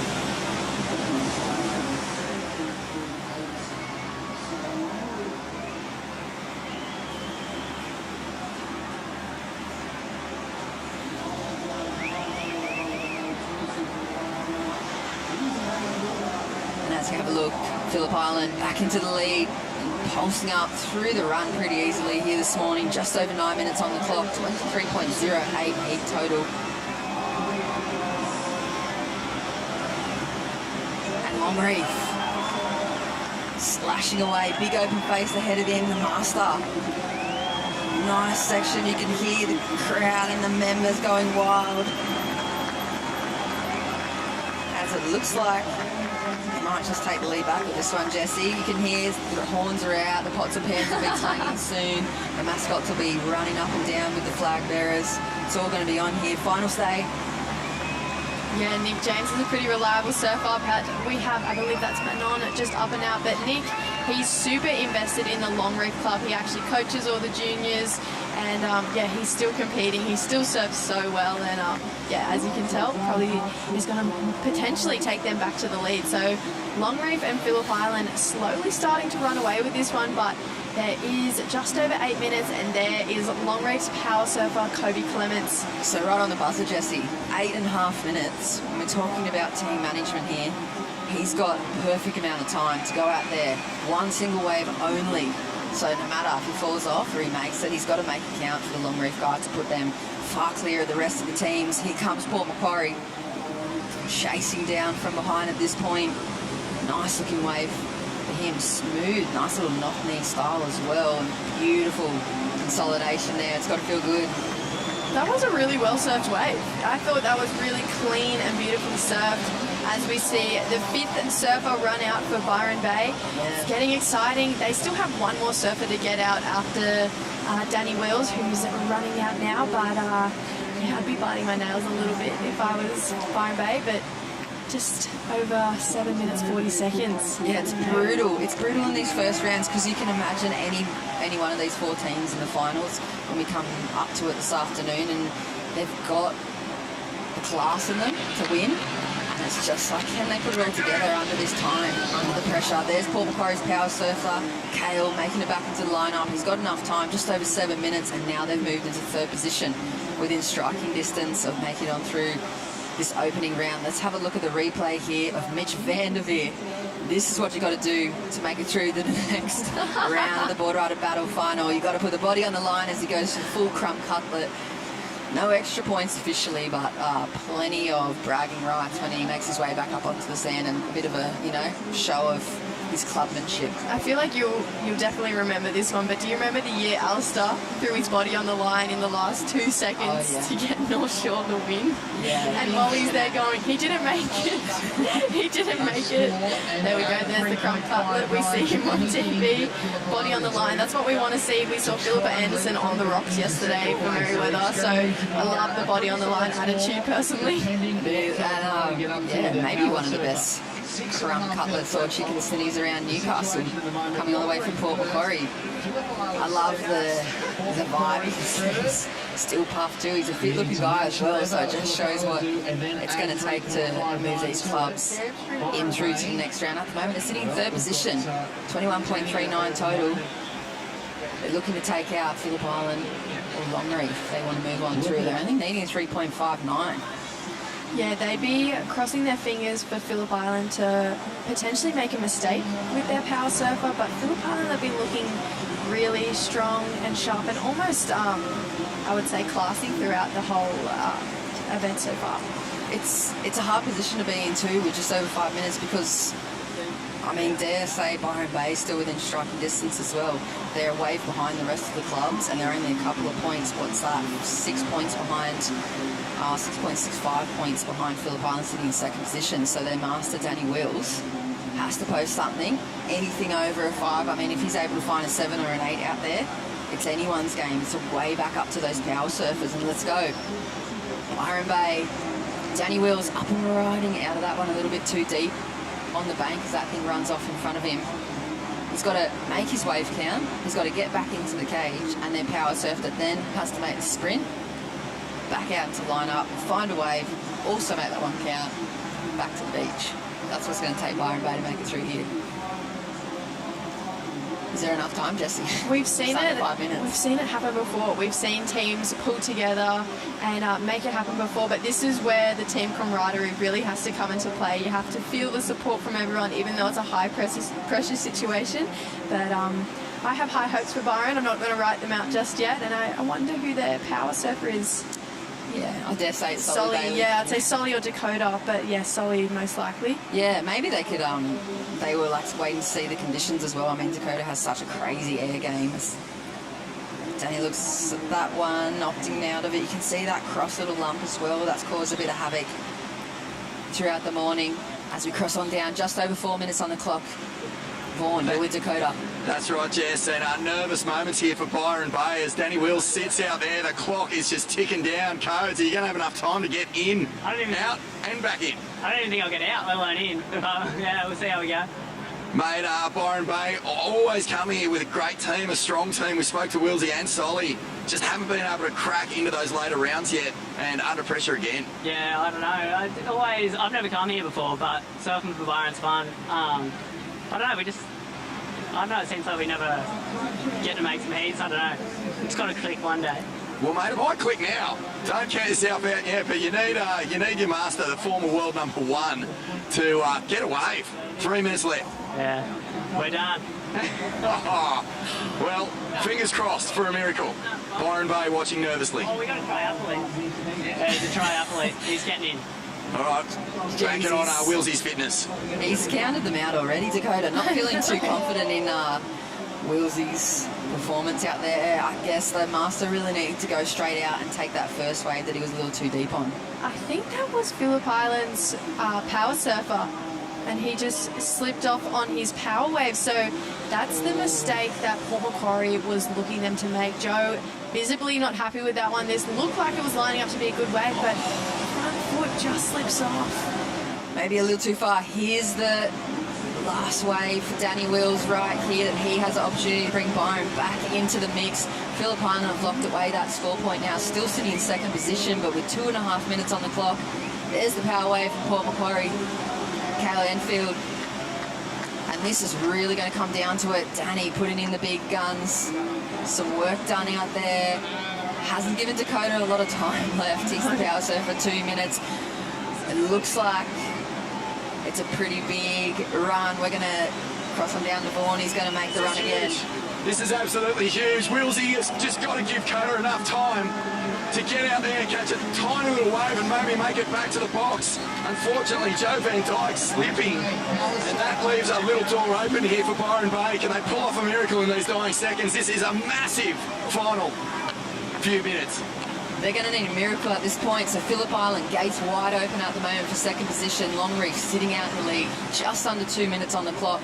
Port Macquarie still in striking distance.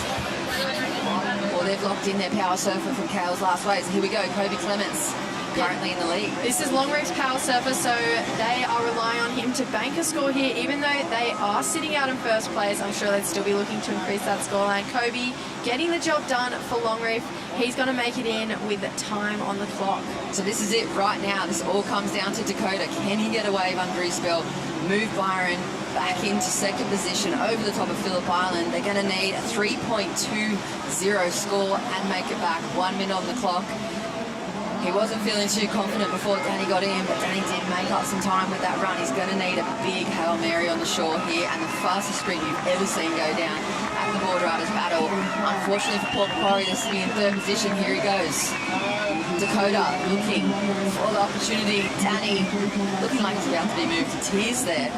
40 seconds on the clock. A huge big opportunity. It looks like he's turned right in front of the battle cage as well, so this could be it for Byron Bay. Up and riding, Dakota Walters, everything landing on this Hail Mary. Beautiful reverse. 30 seconds on the clock. This is cutthroat. Run! This is it for Byron Bay. Can they make it into the booth? 20 seconds on the clock. Have to make it back into the battle cage. He does just that. Unbelievable come from behind. Let's wait to see what score locks in. Nice little front side rotation for the man. He already counted himself out. Vaughan. Mate, Coach, you've ridden yourself off. You got out there, you threw a little finner on the shore and you got back to the battle box on time. How are you feeling, mate? Sorry, boys. I don't know, I'm just hoping we got back in. I don't know if could be close, but let's hope. Well, we'll give you the scores as soon as they drop, mate, but that was an amazing finish for Byron Bay. For all money, it looked like you were going to cop a 5-point penalty, but you've made it back in time. Yeah, I didn't even think I'd get in the water, let alone back in here, but see how we go. All right, well, let's throw it up to the booth, and we'll wait for these scores to drop, but we'll just stay on your face, mate, because I can't wait to see the reaction. You've done enough. Yeah, stick right next to him, Vaughan, because this is going to come right down to the wire as we wait for that final score to lock in for Byron Bay. They're needing a 3.2. He made it back in time. About 5 to 10 seconds to spare. You can see the anticipation for the Byron Bay team. This will be a miracle pull through from fourth into second. Phillip Island as it cross on down back to Vaughan. They've done it. Miracle.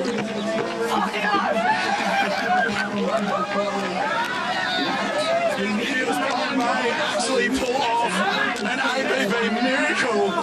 Wilsey, honestly, he was sitting out there and I thought for all money you were cooked. And Coda was up here, we're done, but somehow you pulled it off. So stressful.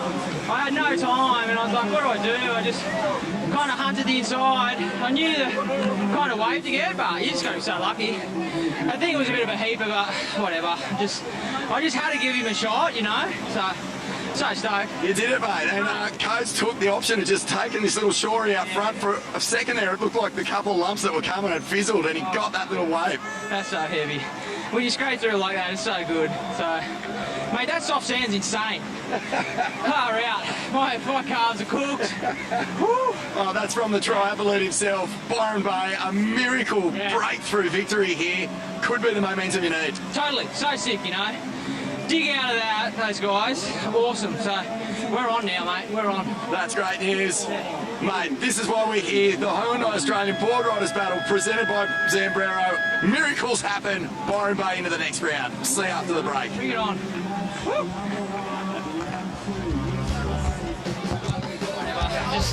I just had to give him a shot, you know. So stoked. Coates took the option, just taking this little shot.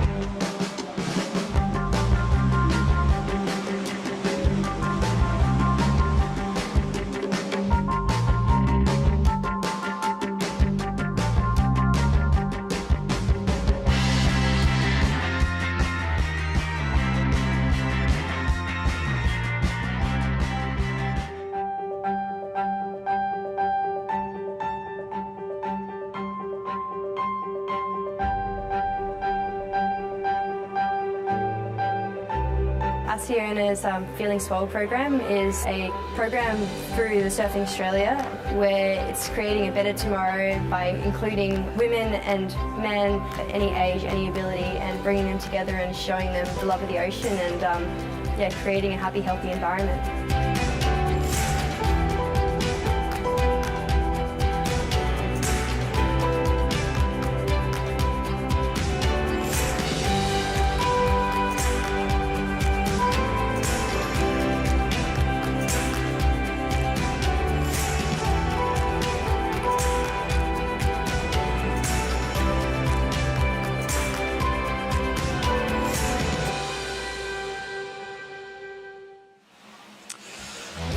Okay, welcome back live here to Newcastle Beach. Final day of the Hyundai Australian Boardriders battle. We're getting serious. Reggae Ellis, we're into what are essentially the quarterfinals now. Yep. And this is our first big matchup. Scarborough from down there on the Gold Coast, New South Wales. Noosa from up on the sunny coast. Snapper, the big dogs from the Gold Coast, of course. And, bit of a new club, Kingscliff. Yep, bit of a new club, Kingscliff. First time they've made it through to the second round. Yeah, so, man, how's the finish of that last heat? That was gnarly. Dakota Walters, seriously, needed a 3.2, gets a 3.22. Got a feel for Joey Van Dyke. All he had to do was ride that wave in, come in, and they would have been safely in second position. Yeah, what a bummer, mate.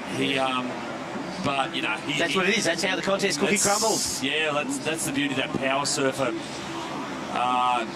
Slot right there at the end, mate. You can make a hero for yourself quite easily, but it can go the other way as well. Yeah, well, there's if you fall. So yeah, tough break for Phillip Island, who are celebrating their 60th anniversary. We'll give them a little plug, mate. They've got a big show on for their 60th down there at the end of the month.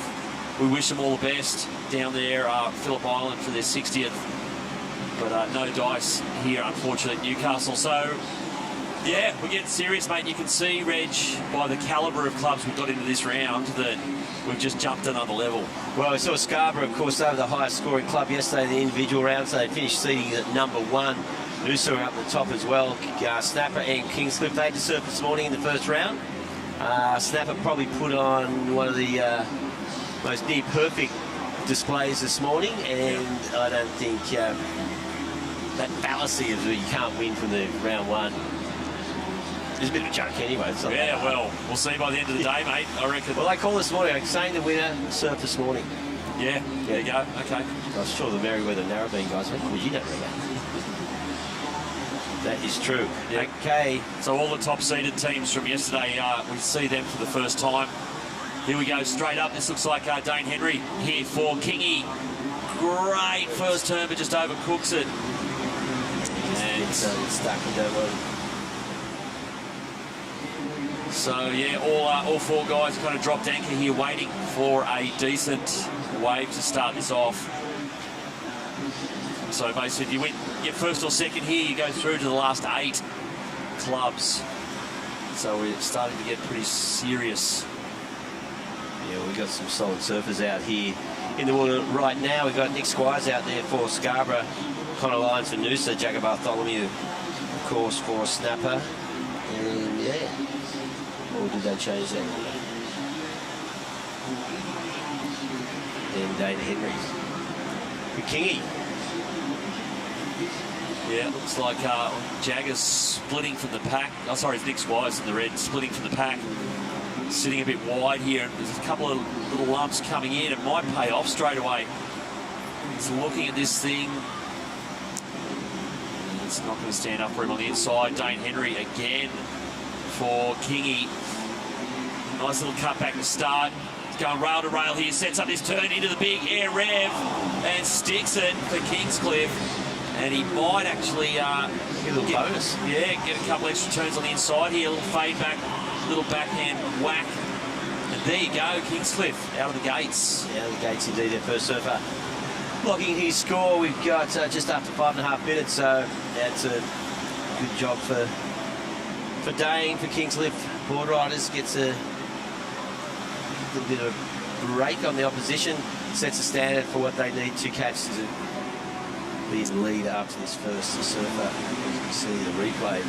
Yeah, wind's just started to go onshore. Got a bit of cheese breeze out there. We're going to see plenty of that in the afternoon. Hicks Jack Bartholomew on his backhand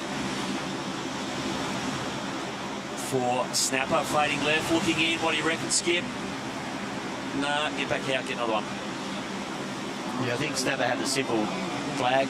They hold the flag up, the beans come in. Yeah, pretty well drilled. The Snapper Club in this team's format. So Nick Squires for Scarborough. He was one of the former surfers yesterday.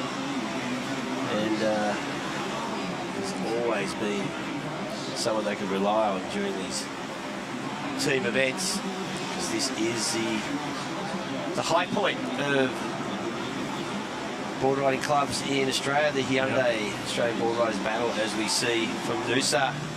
Yeah, it's got Lyons. Man, swooping turn, nice. Little section ahead of him again, quick jam. Sick little wave, and he's absolutely milked it. Got his leash off before he'd even hit the beach. Not an easy task. No, he did that in he had one little rip and got it off. And it can move. Can move indeed. Look, Connor must do... He's the Terminator. Does he do beach runs from Noosa to Rainbow Beach and back every day? Look at this. He's the Terminator, mate. Look at him go. Yeah. I want to see if he collapses. Yeah, he collapses. That goes to Crumb Cutlet. There we go. Now we've seen plenty of this guy in the last few weeks. Benny Lawrenson can surf, this kid. So he's on his way out for Noosa. And they are looking pretty good. Off to a nice start. Well, we've got the scores locked in for Kingscliff and Noosa, 5.88 to 5.13. Snapper, Jagger's still out there, and Nick Squires yet to take off. We've got just 8 minutes to pass in this heat. So time-wise, no need for Jagger or Nick to freak out yet. No. Yeah, I think Nick Squires in particular, he's the backbone of that Scarborough club, and I think they really count on him. He's the guy they need to get a 6 or a 7. Yeah. They've got Kalani Baller, obviously, as well, he's a 7th or 8th guy. But Nick Squires he's like the central figure of that club. If he gets a 6 or a 7, then they're off and running. Yeah, and looks like he's having a look at this one. Yep, there's a man. We've been talking about Nick Squires and Scarborough. Big snap off the top. A little bit of bump in the face through this flat section. Does well to get across that and just close the tail out with that one. And he is calling that coming in. Yeah, it won't be a 6 or a 7. Whee! Got your board there, Nick. Well, it won't be a 6 or a 7, but it's a decent number. So it's got Scarborough out of the gates, and I'm pretty sure we're going to see. Actually, no, Nick's not going to go as the power surfer later. Yeah, be Kalani. Kalani's going to do it. Kalani ball. So it's good. Nick and Warby's barely ridden out of that, and then he dumps the leash straight away. So gets rid of the leggy, and Nick Squire's just locking it at 4.68. So within striking distance, probably not the score he was after, but in the upper fours, not. Kalani ball, mate. He's about to run back through time. And now he's just going, well, it'll be interesting to see how quick he's going. Quickie using a lot of energy on the sprint down. Mate, Scarborough really going for it here. Here we go for Kingy. This is Michael Markinson. Sick turn and a nice finish. What a combo. Mate, he's strong. He is quickly becoming made a bit of a team surfing gun. Yeah. He brought him home in the round this morning. And mate, he did that easy. He's only been out there a few minutes, no pressure, just went whack, whack, whack. Thanks very much. Well, two surfers back in the beach after 10 minutes. So happy this on the replay. This combination. Yeah, he didn't nurse any of these turns. Really put them in. Pull, bang. Yeah, that was. He knew too. That was a good one. He did a little claim. He's wondering why he claimed last time. Yeah, there he goes. There's Blake Necker going out for Kingy. Yeah, yesterday, Reg, we were having a chat about the team logos. We go, what's your favourite team logo out of it? And one, can't remember who it was, we won't name them anyway, but they said, which one I really don't like? Kingscliff's. Oh. He goes, I don't like it. Oh. He goes, it looks like it's been done in kind of Microsoft Paint. But then, my brother texted me this morning with a little bit of trivia. Yeah. He sent through the cover of the Sunny Boys live album. Yeah. And guess what? That's where they got the album from. That's where it came from. Wow. And I don't know the history of it, but I'm taking a bit of a stab in the dark here. Because you know who came from Kingscliff? Yeah, the Oxley Brothers. The Oxley Brothers, the Sunny Boys. Sunny Boys. So we saw last night. And we went, it's another segue, perfect segue, Rich, because we actually saw them. They played here in town last night. Yep. Up at the Workers' Club. We saw them. They were on fire. They were on fire. You and I were the two youngest people in the crowd. Yeah. You, me, Matt Hoy and Bo Emmerton. Yeah. And well. Yep, here we go for Snapper, the big fella, Jagger. He's worked his way right over this big fin flare. Yeah, he's got to get back in. So, Jagger, we got 38 minutes remaining. So, took him 12 minutes. He caught that first wave. That's 3.5. He wasn't. Thought he'd better that, so he hung out the back for a while, waiting to see whether that second wave of Jaggers did boost to 3.5. Heading out next for Snapper will be Sheldon Simkus. Yeah, they don't look too stressed down there, the Snapper crew. A long way to go with this. Well, you saw that last seat. Not their first rodeo here. Yeah, look at, Byron went from fourth to second. in the last 10 seconds. I think he made it in the box with 20 seconds to go. Yep, there goes Sheldon Simkus for Snapper.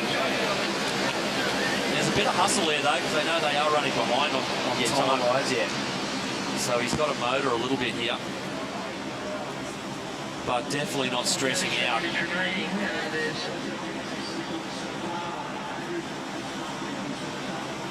Yeah, so there's the sea looking down towards South Newey.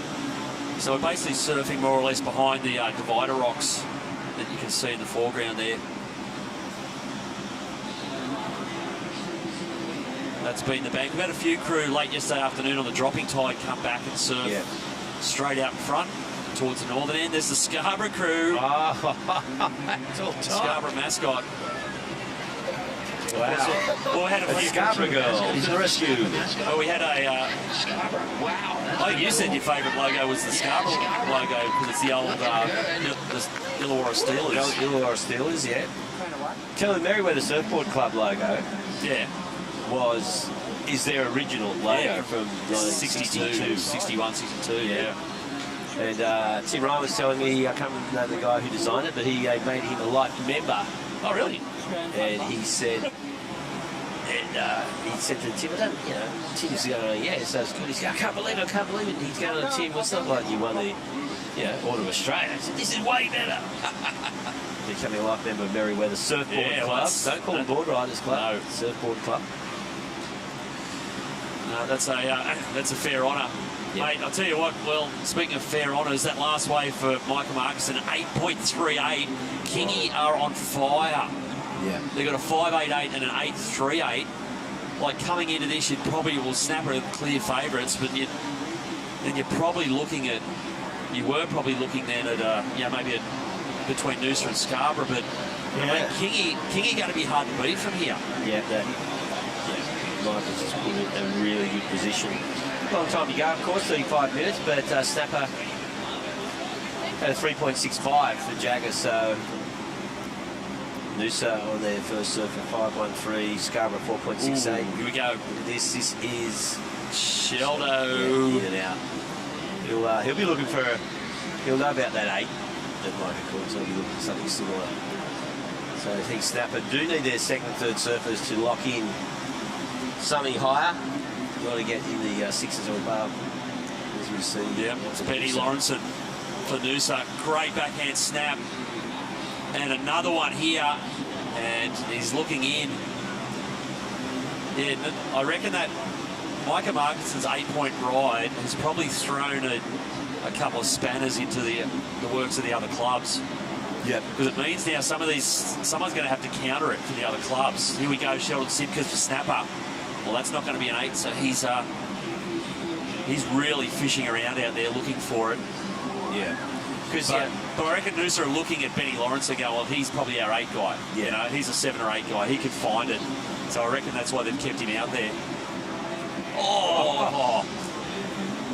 Mate, that's Blake Necker from Kingston. Yeah. They are cooking at the moment. Here we go. Kalani ball for... He's an 8 guy. He's an 8 guy.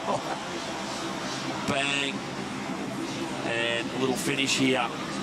Yeah, and that'll big do finish. Him. Yeah. That was nice surfing there from Kalani Ball. So there they go. Yeah, just quietly, like we fancied Scarborough's chances here. If these two guys could really get going, Kalani Ball and Nick Squires. Well, Kalani can get going on the sand, that's for sure. Yeah, but they've got the Super Grom Manic Squires as well. That's right. So, but mate, this is looking like a tough heat suddenly, because Kingscliff were probably the complete underdogs going into this, and on this, mate, this form they're going to win it. Yeah. So it's only going to leave one other spot. Yeah. The big thing now is what Sheldon can do for snapper. Yeah. We've got 33 minutes left in this heat. Yeah, there's Manic Squires running down. Manic is faster than his dad. Yeah, totally. Yeah. So the Grom's been he's had a couple of good surfs. I think this is the only team with a father and son in their team. Yeah. Yep.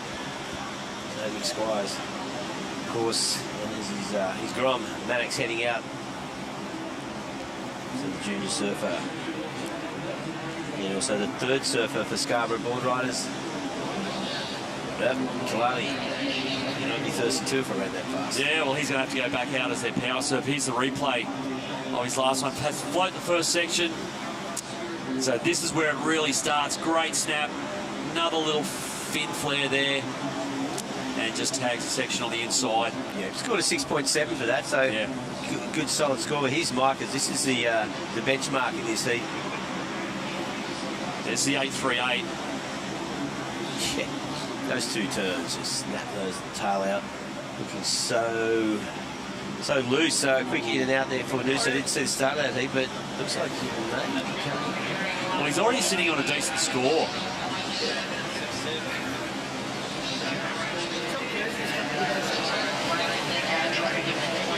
And there's old Gandalf the orange there, Samba Man. Yeah, remember Samba used to have the shock of blonde afro hair? Well, that hair that's on his face used to be on his head. Sure. He used to have the giant afro. Yeah. And now he's just turned it into the giant. Yeah, he's originally from Central Coast. Looks like he should have his own gardening show. Yeah, he costs to look out. Because he looks like a gardener from the future. But he's I like the way he's shaved. He's shaved it to the point. He's cut it. He does. Yeah, I know. Yep. Well, it's just that sort of constantly pulling on his beard. Or he's an extra off Vikings, but he's mate. He is looking chipper because his team is looking pretty good. He's up. Is he up next? No, he's going at number 5 for Kings. Yeah, he was solid this morning too. Yeah, so Noosa brought Benny Lawrenson in. He was already sitting on a 4.68. It's a small dot, but it's a lot better, mate. So they brought him in and sent out now Timmy Bain. So, yeah, Noosa got catch up to do, and so do Snapper.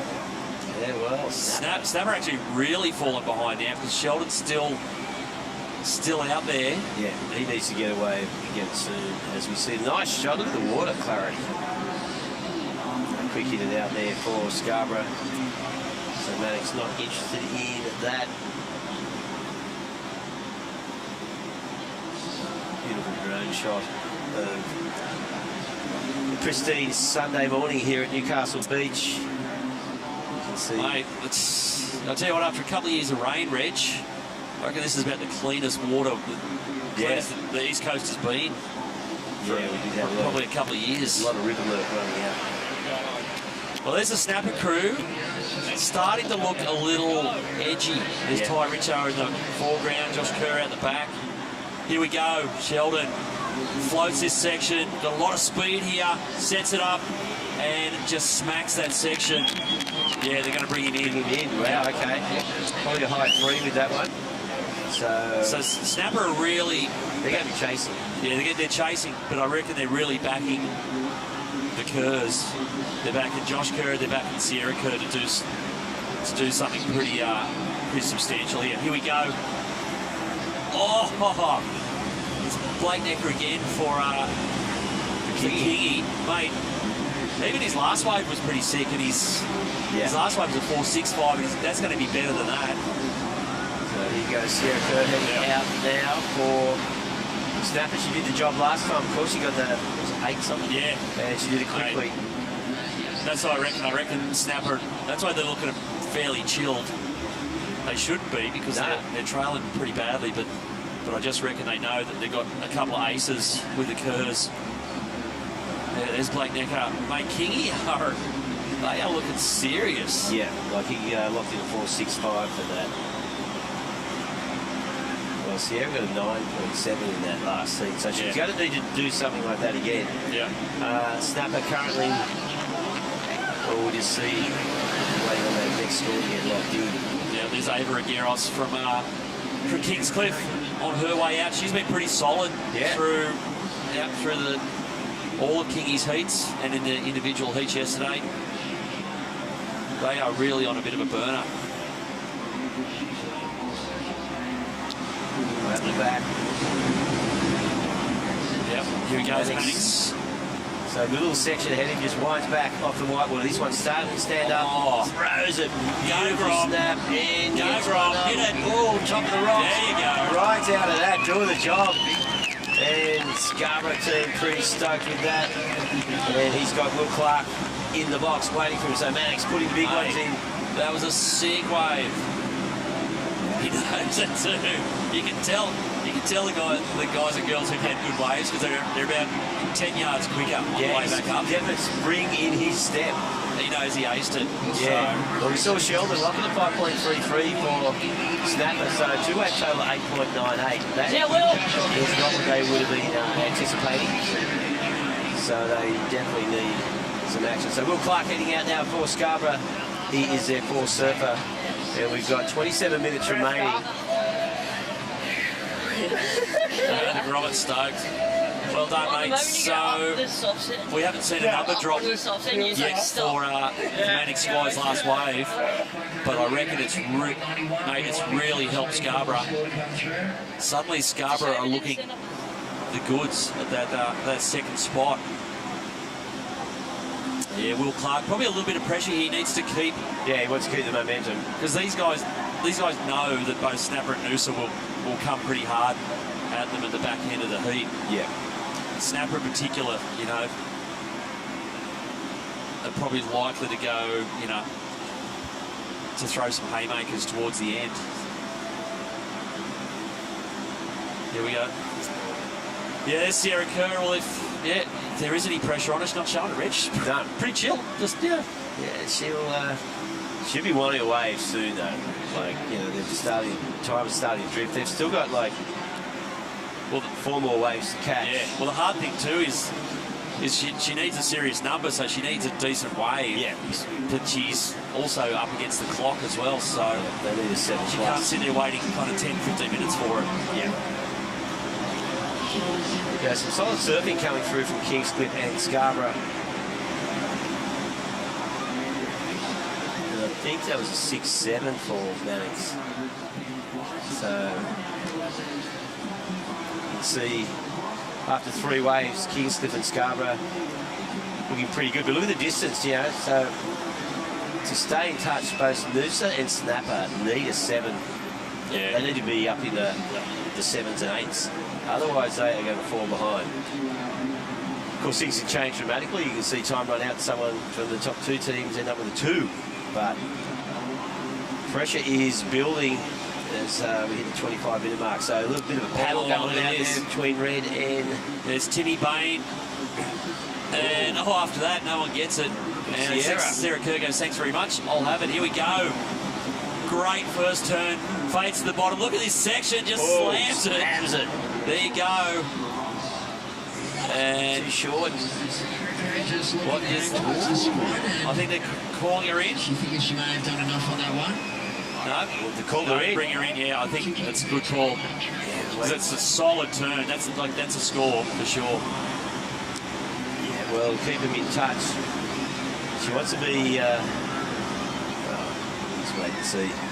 Have a look at the replay here, Shauno. So this first turn, beautiful little carving turn. Now this one, she really takes it on. Yeah. So critical surfing there. She wasn't sure about that.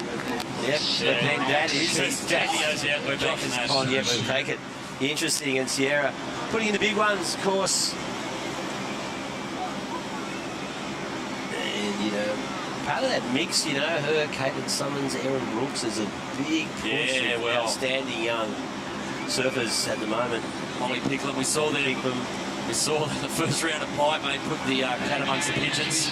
Yeah, that's for sure. With some of those young female surfers on the tour. Here we go, Will Clark for Scarborough. Nice little snap into the pocket here, and another turn. And I think he's going to. Is he going to take that? Wow. No, he's going back out. Well, look at that. Sierra locked in an 8-point ride. That has put Snapper into 2nd place. So they've overtaken Scarborough, courtesy of that one wave from Sierra. So we're going, well, there's the pressure on. It's an 8-point ride. Now here we go, Ava Aguirre for Kingscliff. There's a little section here. She's got to get around it. There it is. Nice transition. Great flow on her backhand. Yeah, and bummer, that was her keeper. What are they going to do? Yeah, it's probably a decision here for Kingscliff. What have they got? 22 minutes. No, they're going to bring her in. So there's still another 2 surfers to go. Yeah, now Scarborough, Will Clark's wave is locked in. So after 4 waves, they are up on 20.26. So this is the 8-point ride that changed the situation dramatically. So Sierra, big swooping cutback. Yeah. And just the timing on this one, she's looking at the laser a little bit and just goes boom, straight up into the lip. See the fins coming out. That was critical. Well, what I reckon the judges liked there was that the rail turns were seamless. So went from the figure 8 roundhouse off the bottom straight up into the lip. There was no little check turns to get there. Just flowed the whole thing together really nicely. And they yeah, I think that's one thing. The judges dined out on it. Yeah, people tend to forget that. A lot of people at home, they judge the wave on their score and the manoeuvres. Yeah. And don't take into account the speed and flow. Yeah, well, the other thing to remember too is that the women in the heat are judged on their own scale. So it's not the men against the women in terms of the scale. Right. So that's interesting. So all the women in all the teams are judged on the one scale, and the guys are judged on the one scale. Right. So here we go, and he's backhand Will Clark. That's what Scarborough needed. Yeah. Book it, mate. Yeah, he's trying to get rid of that. I think it's a 3.56. So yeah, he's done that for sure. Do that. So now Josh Kerr out there, he needs to emulate his daughter and lock in a 7 or above. And they'll no doubt take inspiration. You know, we're all inspired by our kids in one way or the other, sometimes more the other. So as we see Will doing the sprint, he's going to take Zalia short. Now Zalia, of course, she served really well yesterday, so they've got a good solid team, Scarborough. Now Snapper Rocks. Percy's got the place for himself. Yeah, he's made a break. Well, I think he's on the same bank, but everyone else is in transition. So he has drifted up to the north a bit, and I think he's going further north. He spotted something here, swinging around. So Josh Kerr. Yeah, he's on it's a bit of a burgery one here. Needs this thing to really connect. He's sinking air on the inside here. Here we go. Oh yeah, he's got north. And a little fin throw. He's looking in. Yeah. Snap will take it. You have to run around this way? Yeah, needed to buy back some time here as well. So, so he's coming from the north into the battle cage. And yeah, he took off just north of that, so he did make a big move. And as you can see, We're back on track. We're back on track. It's easy to find, yeah. You can see where it's shallow out there. Much better waves than I thought. That was timing. That's timing. Wasn't pushing back at you at the start. I feel like we won a set that's been after a set. There was a lot of lump on that wave. The last shot was like, I'm going to go over there. 525. Yeah. 525, there it is. So, yeah, quick little mission, little strike mission there for Josh Kerr.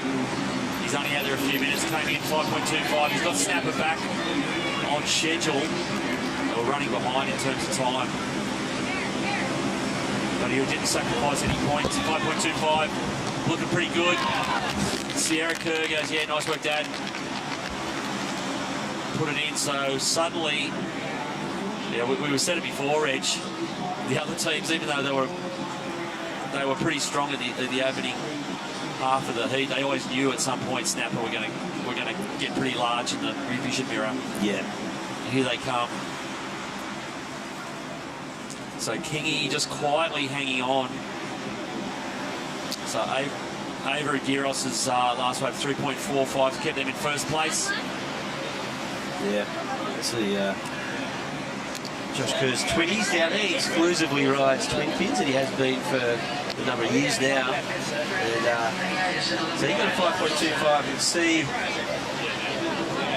not much in it, but Scarborough still in it, of course, obviously, with 20.88. Noosa one way behind, so they can lock in a high score here just to stay in touch. We've got Sam the Man out there now, fifth surfer for Kingscliff. And plenty of time, just under 18 minutes remaining. So Samba want to do something, lock in a good score so they can maintain a bit of breathing space. Because it is going to tighten up. There's not much in it. Yeah, less than 2 points between first and third. So yeah, Noosa have been Timmy Bain here, been a little tardy. He's been out there a while.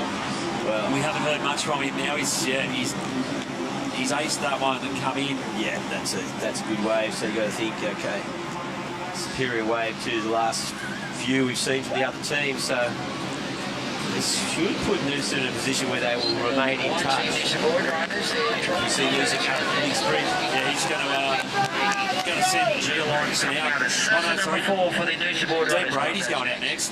Yeah, the big black. But they've got 3 surfers to get through. So yeah. So Dino is going to have to hustle here. They are running right behind. Yeah, Timmy Bain sat out there for a long time. Yeah, well, see Dino heading down the beach was interesting. I saw because Josh Kerr did make the break up here to get that thing close to the northern rocks, but Ty Richardson has headed back down the bank, so all 4 surfers heading into the same part of the lineup, that southern end of Newcastle. There's the dividing rocks there, and now for Scarborough, Zalia short. Oh yeah, absolutely belted that section, but she's in the rip there, and the wave just doesn't connect. No, you've got to get 2 turns in. And Zalia, she knows, like pressure's on her. She needs to get a bit of a break here if she needs to claw back 3 or 4 points. Man, it's tough. Every surfer goes out and they go, oh, it's up to you now. It's up to you now. There we go, Ty Richo for snapper. Here we go. Just pumping a little bit of speed here. Nice little setup turn. Floats that section, gets around this thing. Needs it to kind of bowl out on the inside. It does a little bit here and tags that closeout. And I think they're going to bring him in. They're going to bring him in. So here we go.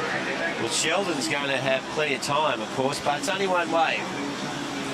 So Sheldon's going to have 15 minutes to choose his one wave. Doesn't want to do as we saw earlier in the earlier heat where the power surfer fell as they stood up. 3 minutes left on the clock. Try Richardson. You see Sheldon. Yeah, here we go. Mate, old Sheldo eats pressure for breakfast, mate. Wow, there's a bit of milk on it. Yeah, well, they've got a narrow lead, but yeah, if he stuffs things up, so the added pressure of the power surfer is they only have the choice of one wave, and once their hand leaves the rail, that's done. Mate, we're saying he's basically their anchor surfer and he's their power surfer, and they rely on him a lot. He's pretty dependable all the time. Totally. Remember he had the melt though in the final here? That's right, too. Yeah, full melt. Couldn't find the wave. Yeah. Not to put the kiss of death on him. He'll probably go there and get an 8th. But yeah. But yeah, it's going to be an interesting time here because Snapper have gone from 4th to 1st. And largely due to the work of the fabulous Kerrs. Yes, the Kerrs. With Zace is down there with both of them, Josh and Sierra.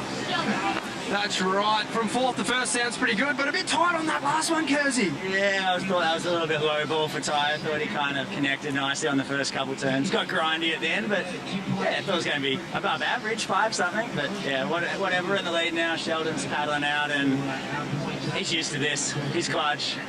We'll see how he comes through. And oh, sorry, mate, cut you off there. I was just thinking, your turn to get an excellent score in the next heat out of the Kerr family.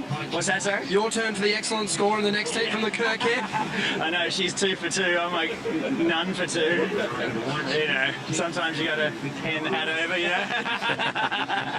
You're a diesel engine, mate. You're just warming up. Yeah, exactly. I'm just, running at low RPMs right now. I'll get there. Sierra's the high-powered electric car. Having fun, Sierra? Yeah, it's so fun just being with Snapper, and right now the seat's super fun because it's nice and tight, and yeah, we're excited to pull it out. You walk into Zambrero's, what are you going to get, Sierra? A burrito or a bowl? Definitely burrito. Probably once a week we go get a burrito. Yeah, we're fans. Love it. Good luck for the rest of this heat. Stoked to see you guys out in the league. Here we go, Samba Man for Kingy. The old bearded warrior finishing up there in the shore break. So Kingscliff,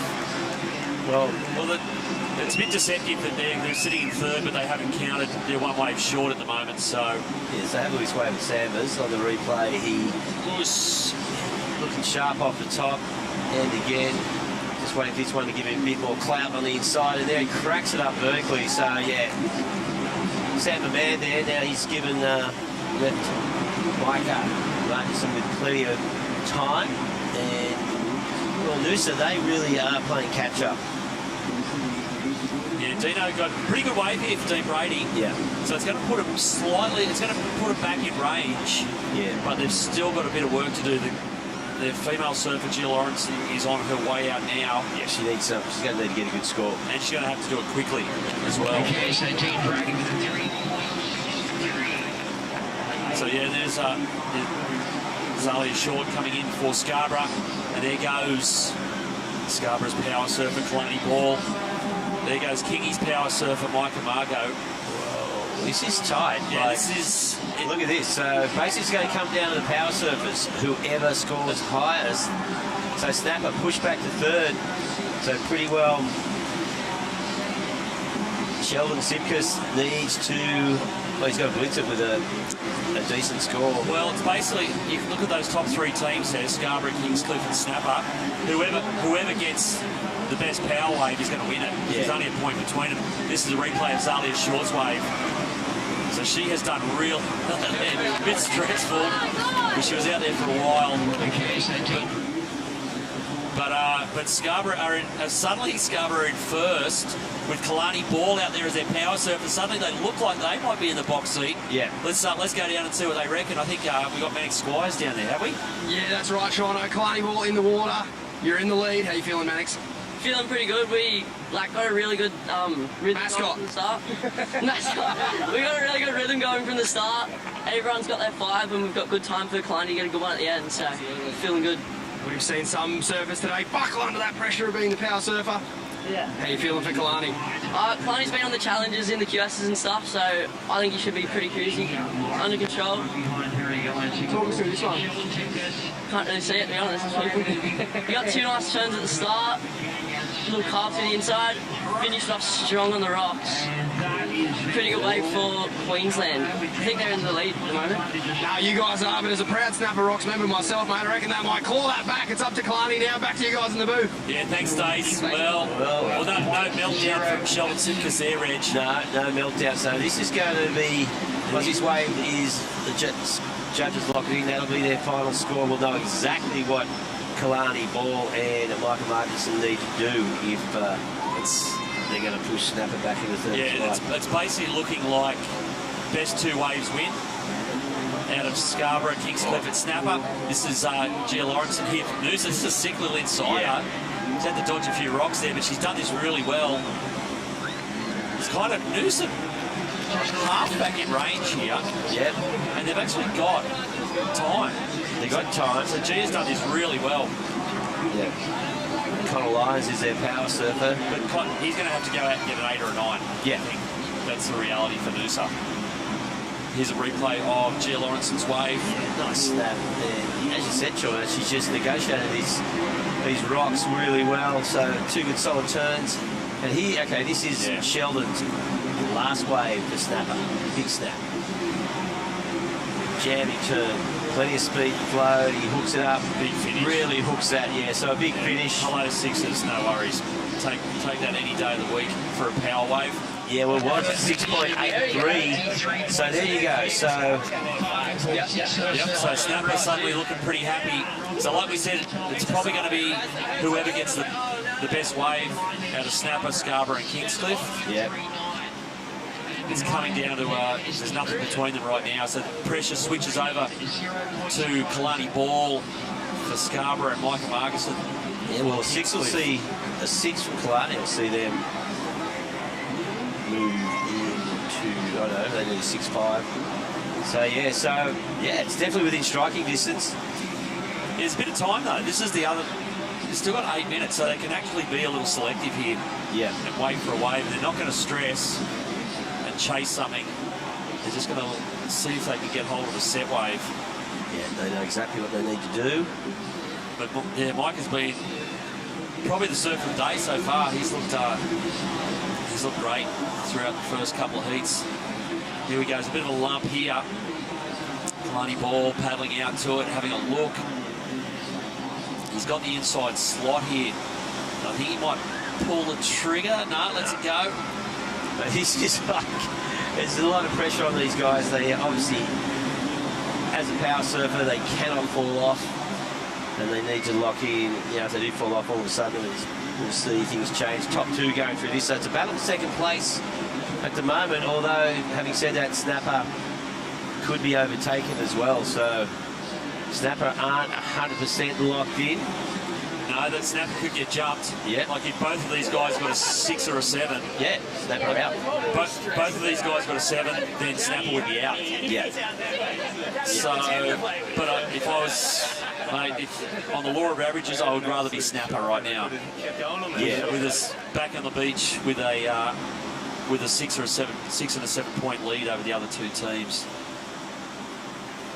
So it's looking pretty good for Snapper, looking like a battle for second now. Between Scarborough, Kingscliff and, you know, on a long shot maybe Noosa. Yeah, they're like, yeah, as far as the numbers go, they could do it. Like a 7 would take them up to 31. So yeah, definitely doable. Yeah, Noosa need both of Scarborough and Kingscliff to have a bit of a shocker here. Yeah, because the the big thing with this is it's not like they have options of more than one wave, so that puts incredible pressure on the surfer. And here we go. Looks like commitment from Scarborough. Blarney ball. He's got to get around this. He's trying to generate some speed. It's a pretty flat wave. Now it gets going. Nice little tag turn. He's got to finish big. He did. Yeah, he does.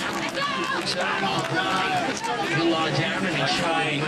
So I'm probably seeing, I reckon, about a 5 there, Reg. Yeah. So that's probably for Micah Marginson. So he's looking, Micah's probably going to need something better than a 5. Here we go, see the replay. Took off deep here, Kalani ball. Had to cover a bit of ground here before he could get to some open face. So there's not much doing in terms of points to this spot. Little tap turn, sets it up, finishes. Yeah, sick finish. Yeah, geez, it might be, it's around a 5.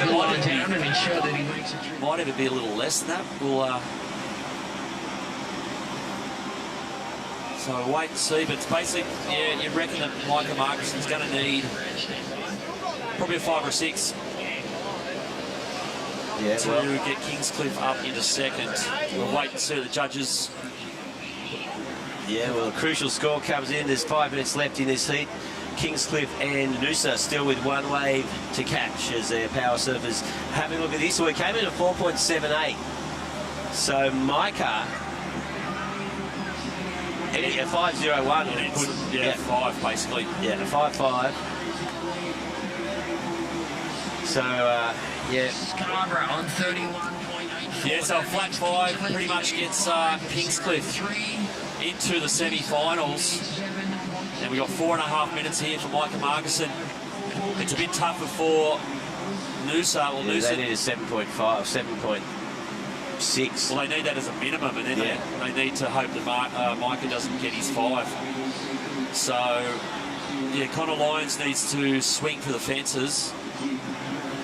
Micah Margot, geez, one of those situations where chasing a 5, it's like you'd almost rather be chasing a 7. Yeah, exactly. Like a 5 in the back of your mind going, I only need 2 turns. What is it?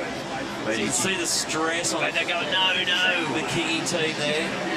Well, there's not much they can do for the beach now. It's all up to Micah. He's been in outstanding form throughout this. So he needs a 5.03. Oh, he swings under. No, he doesn't go. Ooh. So time now. So just on under 4 minutes remaining. Gee, look at the wheel nuts popping off in the King. This is it. This is the one. He's got to get into it though. No. It goes under him. Well, now they're going to start stressing out about time. Because looking, I think we've got just over 3 minutes remaining. So Micah needing a 5.03. Oh, here we go. They're calling him into this. No, that's close out. So Sam Van just stressing on the beach there as the Kingscliff crew. This is heavy. We only have 2 minutes and 50 seconds remaining. Now he's got to worry about losing the 5 points. So Micah Marginson, pressure is in. And Connor needs a 7.62 for Noosa. And it looks like Micah's going to have a look. Committed. He needs a 5.03. Sets it up, little snap back to the white water. This one flattening out a little bit. He keeps some speed and flow going. Hooks it up. Big turn. And again. Oh, yeah, there's a 5.03. Oh, he takes a little head bow. He's done it again. That's 3 times. He said, I don't know why I claim. He's just claiming every wave. He's claiming it now. Oh, he's stoked. Well, that is bad luck for Scarborough. Well, presuming it's more than a 5.03. Yeah, that is a 5 and then some. Yeah, looking forward to see the replay of that. But yeah, so Micah Marginson, wow, pressure was on. We only had 2.5 minutes remaining. He needs to get. Oh, here we go. There he goes Noosa. He goes Connor Lyons. Oh no! Yeah, well, he would have been chasing an 8 by then, I reckon, once we see this score come in.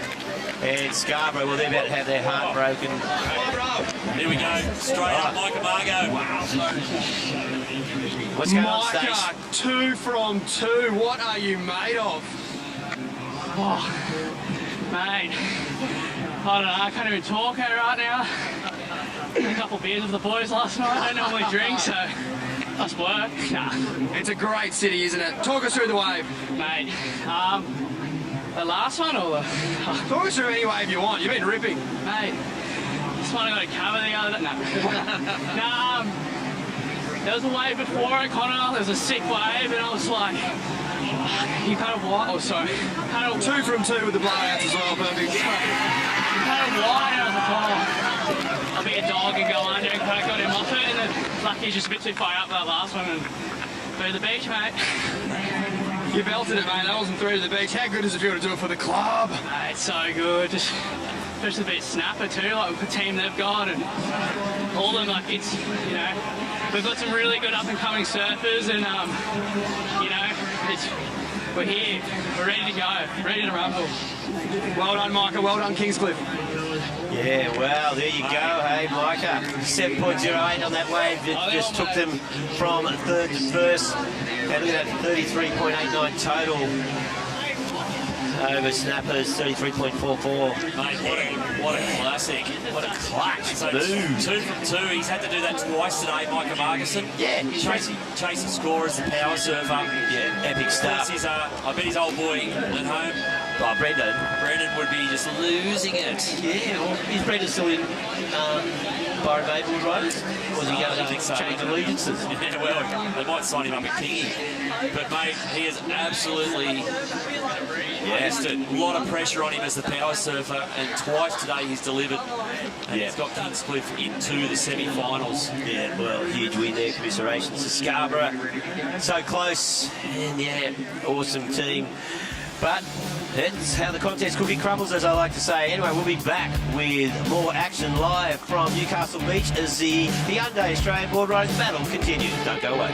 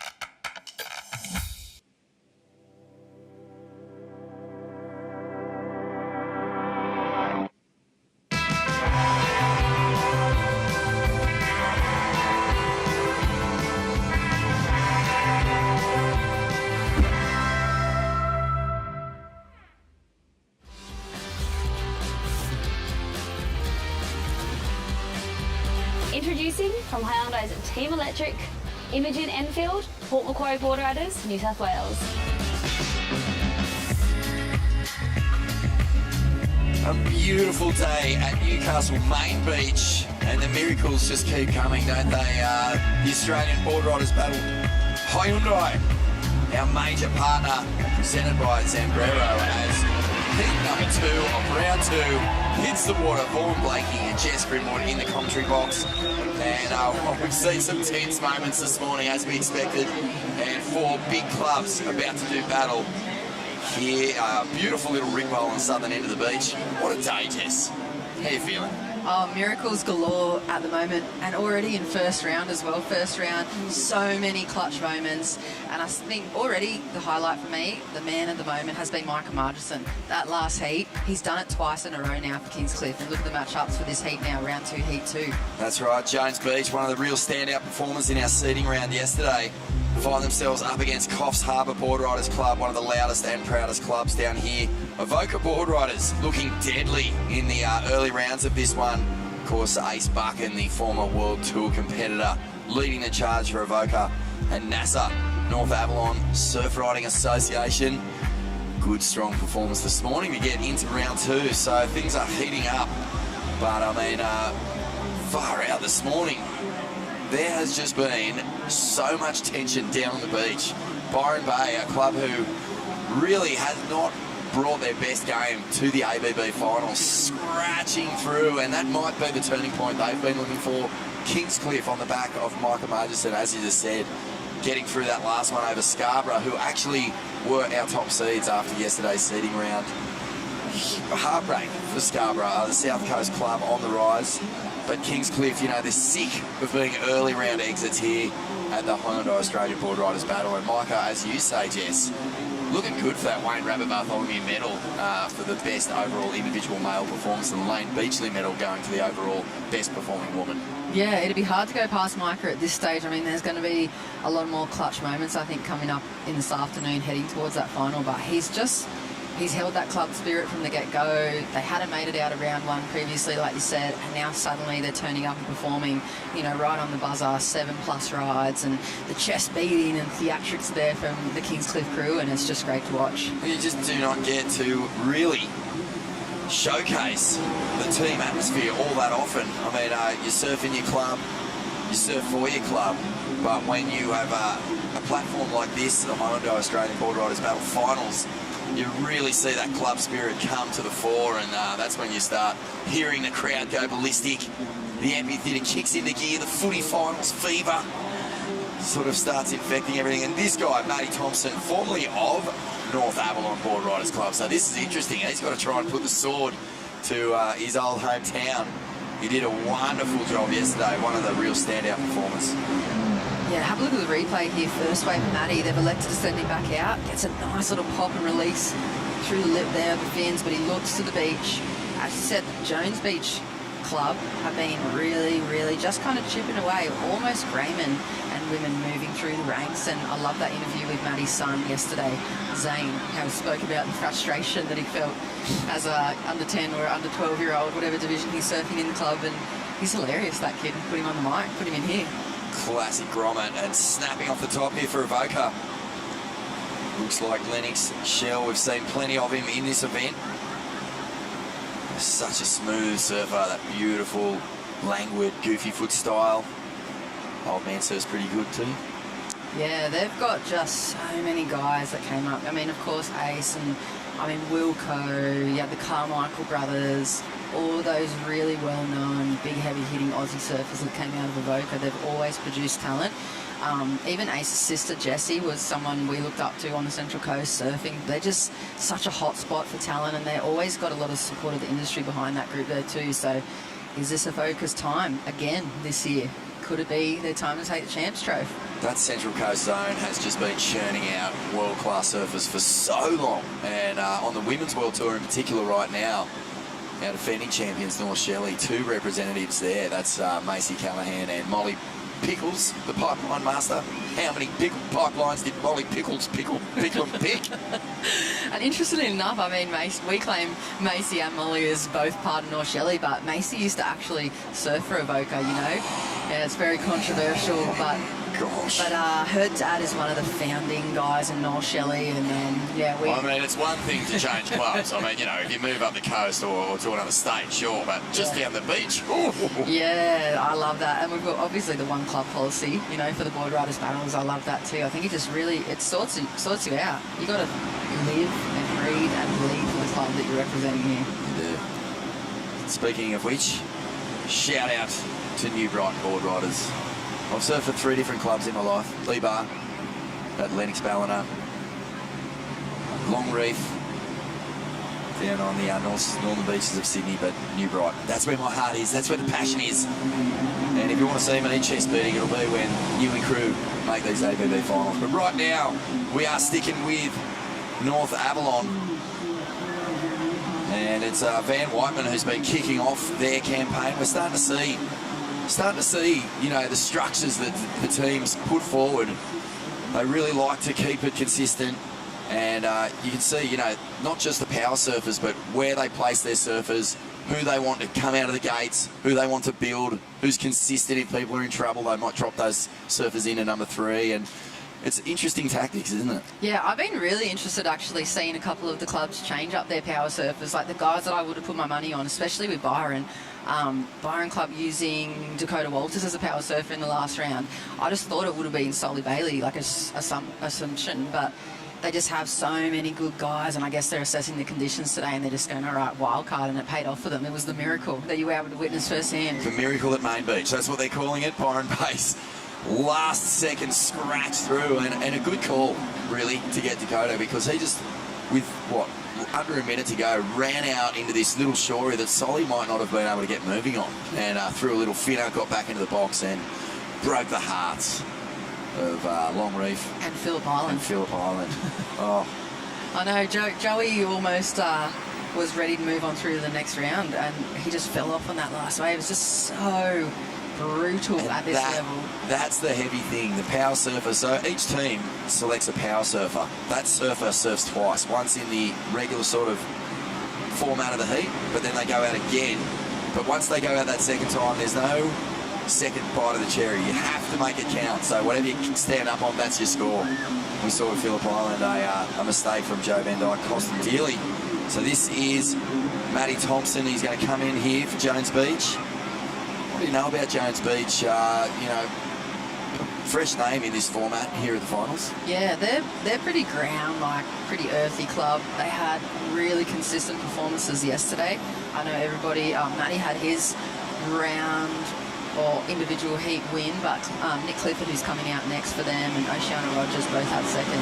I mean, they've still got Oceana Rogers. I think she holds the current second position in the Junior Aussie titles, so they've got this little hotbed of talent. I think they really focused their values on the progression of the juniors, and here's a little set up of the rules just to go over them. 50-minute heats. Each team is made up of 5 surfers, 2 open men, 1 open woman, master and a junior, and of course the power surfer, like you said, Vaughan.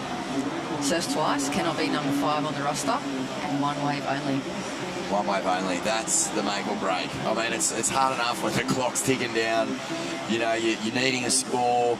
Your brain is in 15 different places at once. You've got your team on the beach, waving towels, blowing whistles, dancing bananas, all sorts of stuff going on. And you've just got to make whatever wave you elect to choose, you've got to make it count. There's no stuffing up, or you could put your team out of the comp. What's the new Brighton mascot? Oh, good question. We're in development phases, maybe. Yeah, I think way back in the day it was just this little Newy Bushman, little mohawked punk rocker kind of thing. But I don't know what they're rocking these days. I think it's just a beautiful split peak on the beach there.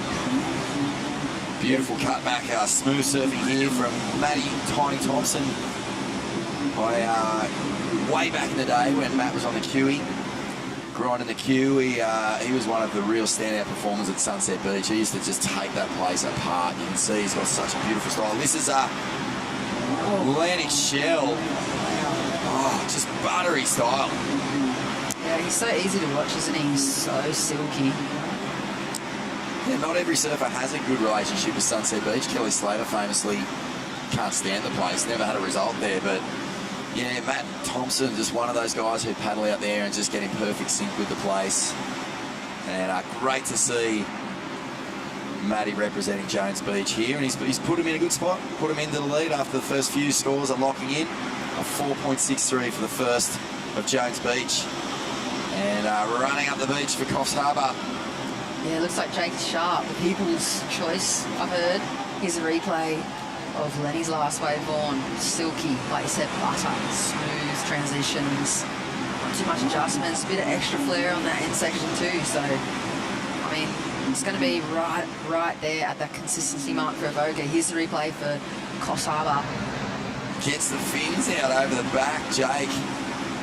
That one, well, yesterday he lit this beach up. He was one of the best individual performers, as he always is. And as you said, yeah, a lot of his peers just rate him as one of the great Australian surfers, particularly in this club format. He always turns up. They got gives Coffs plenty to cheer for. Carly White as president as well, remember for Coffs. They've got a full crew as usual every year here that really get behind their team members. And see Tracy as well. Yeah, Tracy asked where those fresh dates were. It's great how each club has that person too. We've got, you know, Kath always makes cookies and fresh food to bring down from comp. Coffs have got Tracy. There's always that one person that just keeps everybody fueled up for the day. Yep, there'd be plenty of fuel getting smashed. Zambrero cooking up the burritos, getting the bowls just all fired up. Actually, the bowls are incredible. I'm a huge burrito man, but the Zambrero bowls that they've got down here at the comp are awesome. How's the burrito challenge going? We put it out to you yesterday. You almost threw yourself under the bus and challenged the chomp there with the burrito. I know, well, they only had the bowl, so I wasn't that keen to try and get my entire mouth around an entire Zambrero bowl. I think we've got the tally. We were actually checking in with a lot of the competitors yesterday to see whether they were burrito or bowl fiends, and holy smokes, the burrito has smashed the bowl. Well outweighed. There was a point yesterday where I thought the bowlers were taking a really strong lead, but they did start off early, you know. Yeah, I think they had 3-0 at one stage, but too much too soon. The burritos came out. Zambrero, proud presenting partners here at the Hyundai Australian Boardriders Battle. There's the Coffs team. That's their banana mascot, part of the Banana Coast up there, mid-north coast, New South Wales.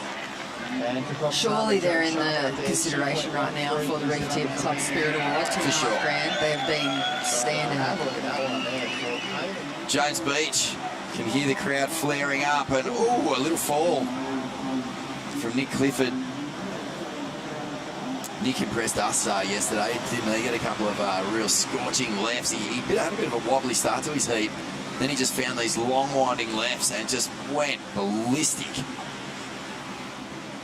And who have we got here taking off? It is Avoca. Yeah, that's Caleb Tancred. Oh my huge, goodness, that was a massive snap. And he gets the completion through on the inside. Avoca will be frothing on that. The big fella gets a big old tail blast. And hacking it here for Coffs Harbour. It looks like Creed. I think there might be Little Will Martin. Sorry, Will.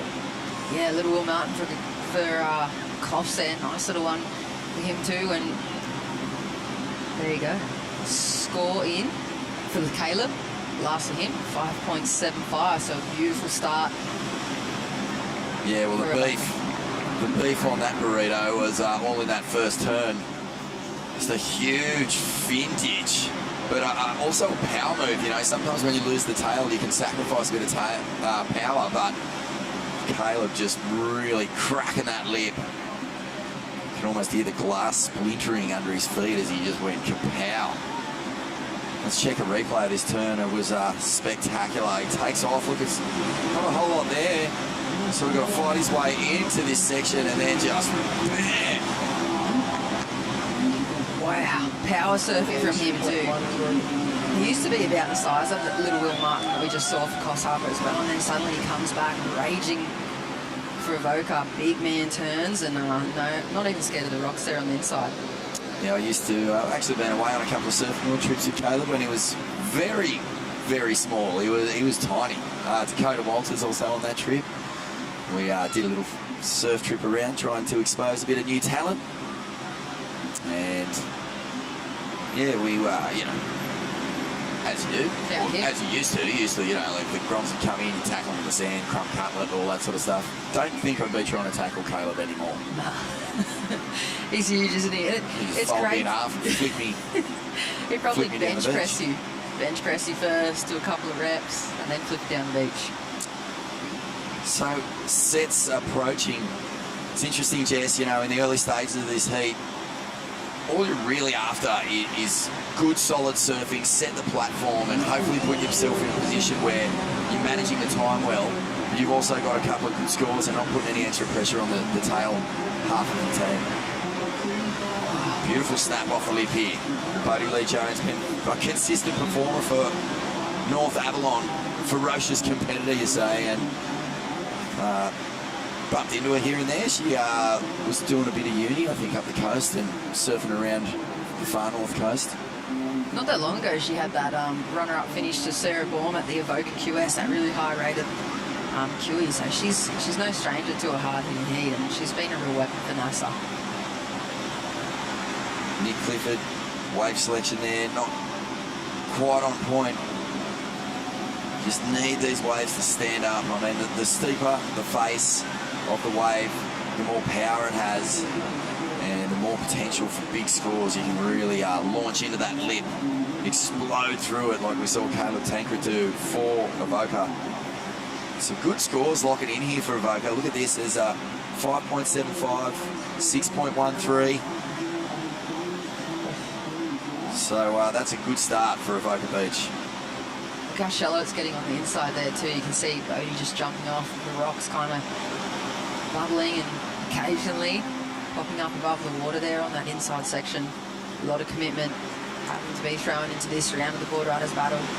Well, I think we should get another tally going at some point today too, on how many beach sprints you've done versus whoever's... I think I've cashed in my chips with the beach sprints.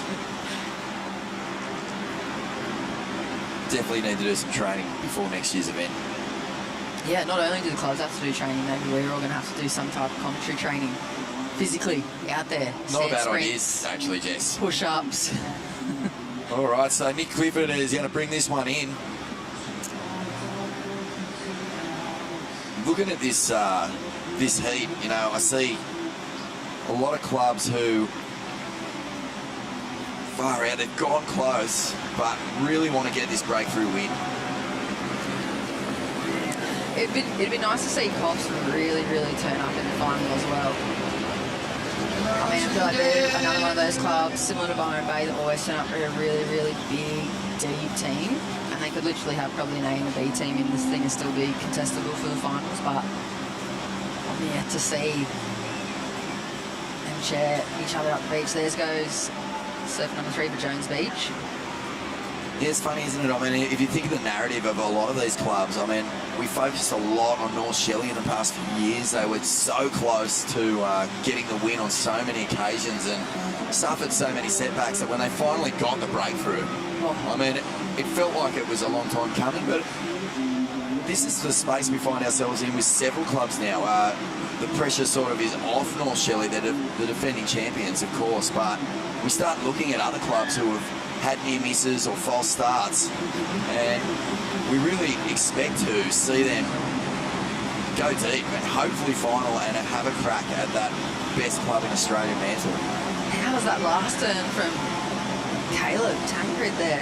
And I mean, like, backing you up exactly, Vaughan, like, there's nothing better than an underdog story. I mean, everyone loves seeing that club come from the very start and being able to take it out at the end of the day when you least suspect it. There's a lot of intention brewing throughout the early rounds of this event. Caleb Tancred's just a big power backside wrap. I wonder, he's had 3 really good scoring rides, so I don't know if this is even going to be in his top 2. Was he just nominates the 1? Felt like he could maybe improve, ate up a little bit of time. But yeah, you can feel something simmering, you know. Torquay, they're right there in the conversation. Kingscliff, finally through the first couple of rounds, so building in confidence. Avoca, just pretty staunchy. Looking like they really have an eye on the prize here. But North Avalon, you know, amazing surfing town, incredible surfing roster, and Coffs Harbour likewise. I think these are 2 teams who, you know, anything less than first, second, it's going to feel like they're walking away let down. Yeah, and there goes ace for the Avoca Boardriders. Looking good at the moment, but definitely, especially with Coffs, I mean, going back to their history, they finaled here in 2019 in ABB, and they also won the Kira Teams and Australia Assault the same year, so they've been so close here, and here they go up and riding.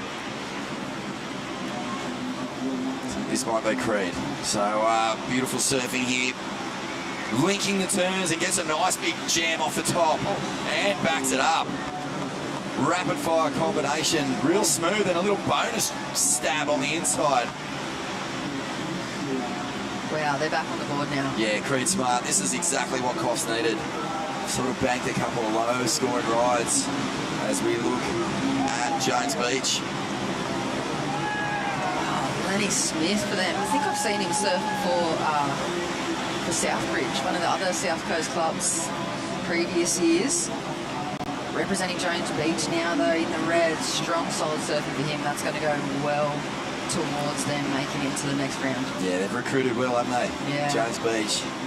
That's another point too, the politics that go behind recruitment. I know, like with the women's side, you know, there's people like Akemi O'Leary floating around in the early days, you know, just feeling people out, hey, what would you feel like to surf for our club? What would it feel like, what would we need to give you? Kind of thing. There's so many politics going on behind the scenes. Well, they've called him in, and he's bowling up the beach for Jones Beach. Just keeping an eye on the clock here. You know, one of the great things, Buddy Lee Jones for North Ave. Couple of nice backside wraps. I reckon she's going to come in on this one. Look, you can see times now kind of getting to that point where surfer 2, surfer 3 feeling the pinch if they're still in the water. And it is still a long, long way up the beach. I mean, that you see those rocks in the foreground, you know you've got a big mission ahead of you, Oceana Rogers. Yeah, current number 2 in Australia for the juniors. Chargers as well down there in Jones Beach. I feel like they're one of those core slabby clubs that have a lot of real powerful slabs down there. And Oceana's put out some pretty mental clips over the last few years. Buddy Lee Jones. Here she comes. That wide shot really gives you some idea of just how far away that left will leave you. It's so hot here too. It's like 30 plus, soft sand sprint, a couple 100 metres. Odie must be doing that off-season work too. She's looking pretty fine-tuned on the run, looking really quick too, hasn't slowed down too much coming towards the end, she's accelerating. We had Danny Wheel, former world number 1 and triathlete, saying that this soft sand running is as brutal as any he's ever had to deal with. And add the heat to that. I think it's about 27 degrees down there. If you're wearing black jeans like me, it's about 49 degrees. It's just steam literally coming out the top of my shirt. I thought that was just froth. You were just full frothometer. Dude's in froth. I love this event. It's just so much fun. I feel like, you know, Avoca Boardriders, Coffs Harbour, Jones Beach, North Ave, all these clubs. This is Lenny Smith's wave and rightfully called in by his team. But all these clubs are really clock watching this one. Just you do not want to be left out there with, you know, just a few seconds left, needing a score and have that monstrous run ahead of you. You just want to avoid that stress big time. Yeah, this one put Coffs back on the map too. Look at this hard day for the banana here, the mini banana, doing the caddy duties. Fought for that too, probably. There's a full battle between the Groms who gets to grab the board. That would be one hot banana. Hope he's got his sun cream on. You know, if a banana stays in the sun too long, goes all speckly and gross. Gross. Mush. Is there anything worse than a hot banana? Maybe hot avocado. Not a huge fan of it. Hot Zambrero burrito, bro. Oh, bring that on. So this has been an interesting heat here, Jess. It's just chopping and changing. Jones Beach back in the lead. Coffs pushed back down to third. Lots of action. And we'll watch closely. 25 minutes remaining in this one. It's really hard to pick, but Jones Beach are definitely managing the clock really well. They'll just want to make sure that they're keeping their average, you know, in the right place. You don't want to be coming in with 3s and 4s. That just leaves too much of an opportunity window for the other clubs to leapfrog you. Yeah, I think that's kind of what's happened with NASA. I mean, Van clocked it and came in with that 3.6 for his opening wave, and that's kind of left him behind from the start. So Bodie locked in a 3.33, and then Cobbs last creed was the 4.38. I feel like towards this end of the rounds, it's kind of like you need to be making those 6s at least across the board, and then you've got to make the space for the 8s and 9s, otherwise you're not going to be seeing it against clubs like Kingscliff or Snapper Rocks in the final. Yeah, it makes it so hard for the rest of your team if you know, the requirement that you're needing is just being pushed up by low scores. I mean, they've got 4 surfers to do it. 3 surfers still long in scores, and it's going to be have a look at that last score. To really, you know, put something meaningful on the board here for North Ave. Look at the last score locking in for Lennox Smith as well. Jones Beach takes a pretty good lead at his halfway point, 7.05. Nice looking score for Lenny. Well, that's epic, because They do have a 2.68 locked in for Nick Clifford. So Lenny has taken a little bit of pressure off Jones Beach there. Yep, they were managing the clock well, but a 2.68. Let's just take 2 off that 7, chuck it on the other 2, and all of a sudden you're looking at a nice average. So Jones Beach in the lead, Avoca in second, Ace Bucket, the heavy hitter, is in the water. Another contender for the Rabbit medal. She's sniffing around. Wait till you see a little bit of Oceana on her backhand. It's the bottom turns, the depth of the bottom turns, and the top turn combos are just so nice. Whoa. A little bit of a slip up there for Jason White and coughs. It's not going to cost him too deeply or dearly, but I think we're going to see another little flurry paddle battle on this next set. You see the wind starting to puff in as well across the surface of the waves. It's going to go pretty nicely into the Hyundai Electric Air Show later on this afternoon. Always fun. It's a crazy heat. 300 people go out. It's impossible to figure out who's who. He goes on the inside. Nice snap on the inside. Oceana getting it done. Jones Beach. Far out. It really feels like they're running their own race out here in this heat. Just, manage things really well. Get some good scores. And Oceana just bashing that section, feeling confident. Has enough time to paddle back out, not put the team under pressure. So this is a really well-constructed heat from Jones Beach so far. Yeah, they've given her plenty of time as well. I feel like there's not a lot of pressure on her. Lennox has really been able to relax that for her, and she's just got the time to find that 2-turn combo. 2 of those backhand snaps is going to be really, really good for Jones Beach. And then they've still got Dan Conti, is it?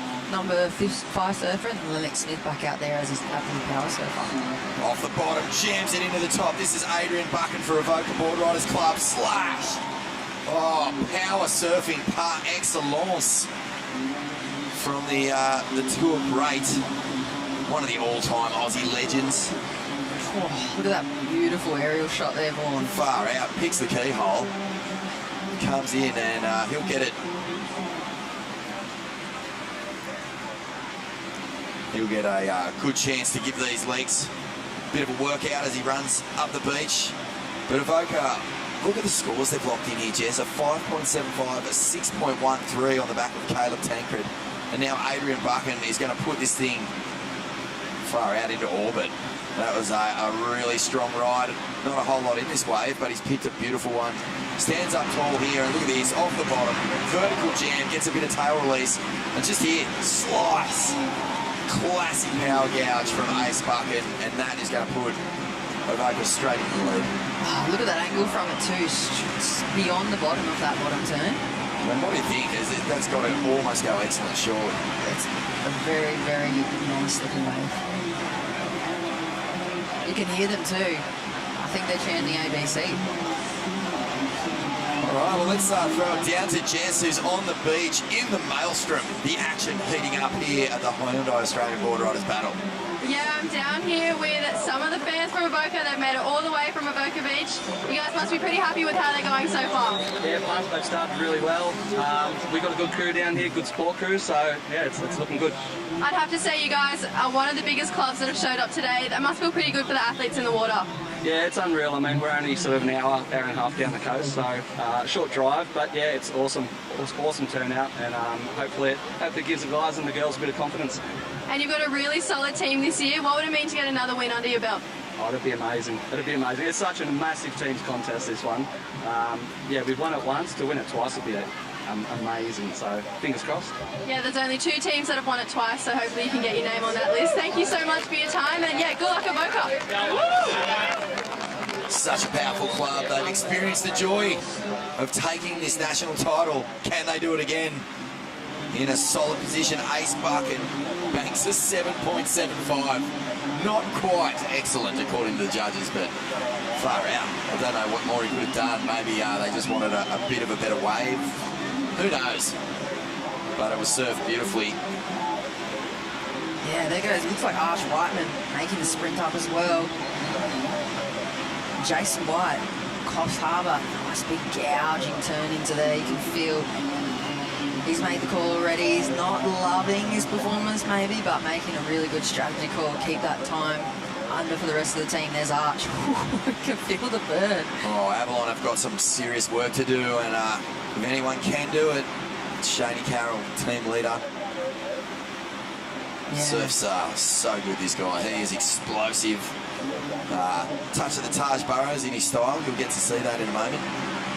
Silky smooth from Arch. Similar to Lennox Chell as well. Really well matched, those two guys on their back end out here. So you can probably have a look at Lenny's score and then maybe imagine his... I feel like Arch is kind of in a better wave if I can remember correctly. Yeah, that's a great observation. Really simple styles. Just that beautifully languid, smooth, kind of long and skinny backhand. Long and skinny, and I've noticed too the whole of the Avoca Club that are here are wearing custom shirts for this year. It says 2023 Australian Boardriders Battle and Avoca Beach Boardriders Club. So that vibe that we were feeling and the simmering that we were picking up on over the last 24 hours is definitely there, and it's spread across the whole club, and they're here, instilling confidence and the prowess to take the Champs Trophy again. Well, once you've tasted victory, you get greedy. You want to taste it again. I mean, look no further than Steph Gilmore. How many world titles has she got? 8. Come on, share it around, Steph. Yeah, she's got to do some work though as well. You got a little bit of work to do, but I just saw her drop a clip from Sunset Beach before, and whoo-wee, the goat, the fem goat, is looking incredible. But she'd be watching on for sure. Has played a role in some of the success that Snapper Rocks has enjoyed here at the ABB. But yeah, Avoca, you know, they've tasted it once. They're a powerful club. There it is. What do you reckon their team song is? I think they just chant A, B, C. Yeah, it's got to be Jackson 5. Could be. Has to be. Well, we'll have to put them on the spot and ask them for a rendition moving into the next round so they're able to get through here.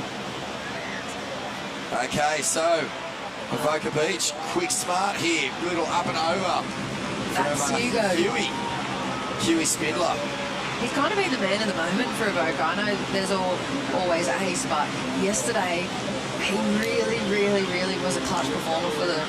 And again this morning, he's just so good. You can see he lives and breathes it for them. Well, what he's done here is he's just given them a huge time advantage. He paddled out, caught a wave within the first 15 seconds, and he's already back up the beach. So, you know, sometimes you might not get the opportunity to really cut loose, but you're doing your team a huge service if you can just get out there, get your wave as quickly as possible and get in, because they already have a lot of huge scores locked in. So consistent ride there from Hugh, and he's done a great service for Avoca Beach here.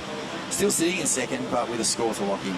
Yeah, giving plenty of time to Jasmine Corkdale there, representing Avoca as well. She was another one of the younger Groms on the Central Coast, as was Macy, that kind of changed clubs and was finding her spot. You know, everyone's got a different vibe about them in each club, and she's found her spot in Avoca. What about this? This is Shaney Carroll, 2 deep carves off the top. And this thing just keeps setting up for him. Another power carve and a section on the inside. Oh no, he's just pushed it too hard. The legs were burning. I think he's done the work.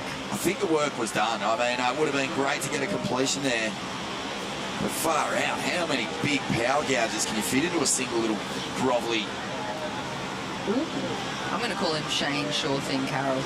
That was so well done. 2 or 3 minutes, I think, since when he left the gates to bagging a score for NASA.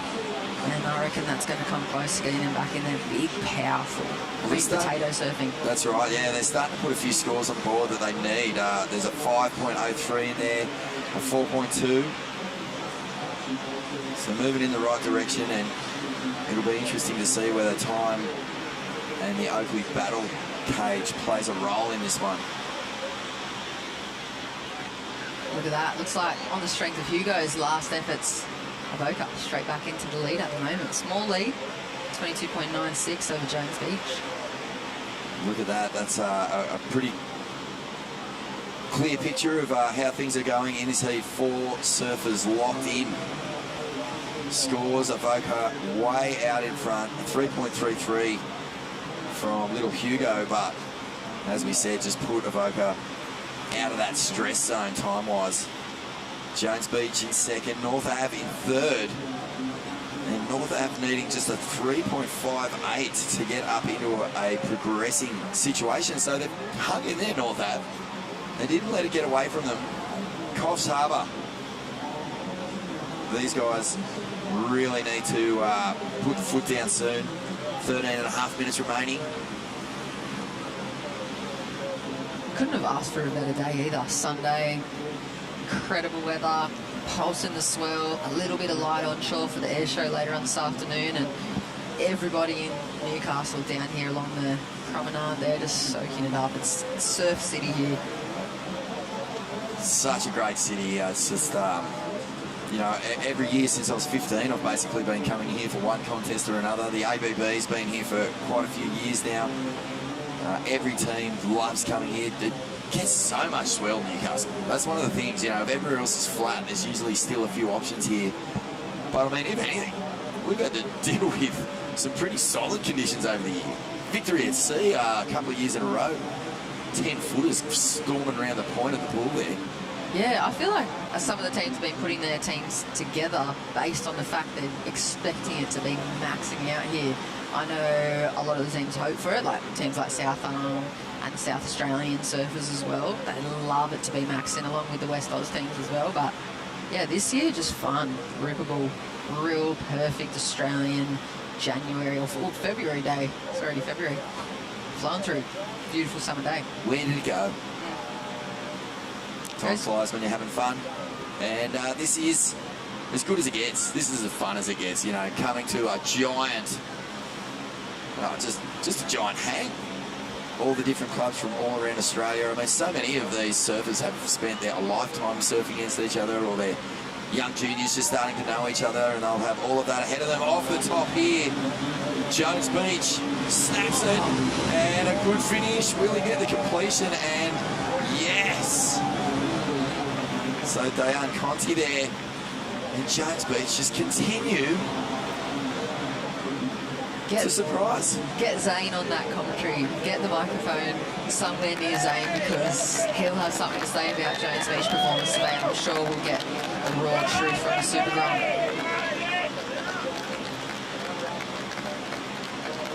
You have to be impressed with the performance of Jones Beach. I mean, they've come up here, they're just not even slightly rattled by the quality or the reputations of some of these other clubs. He's getting out there and getting it done and being so consistent. Oh no, we've got a hassle here.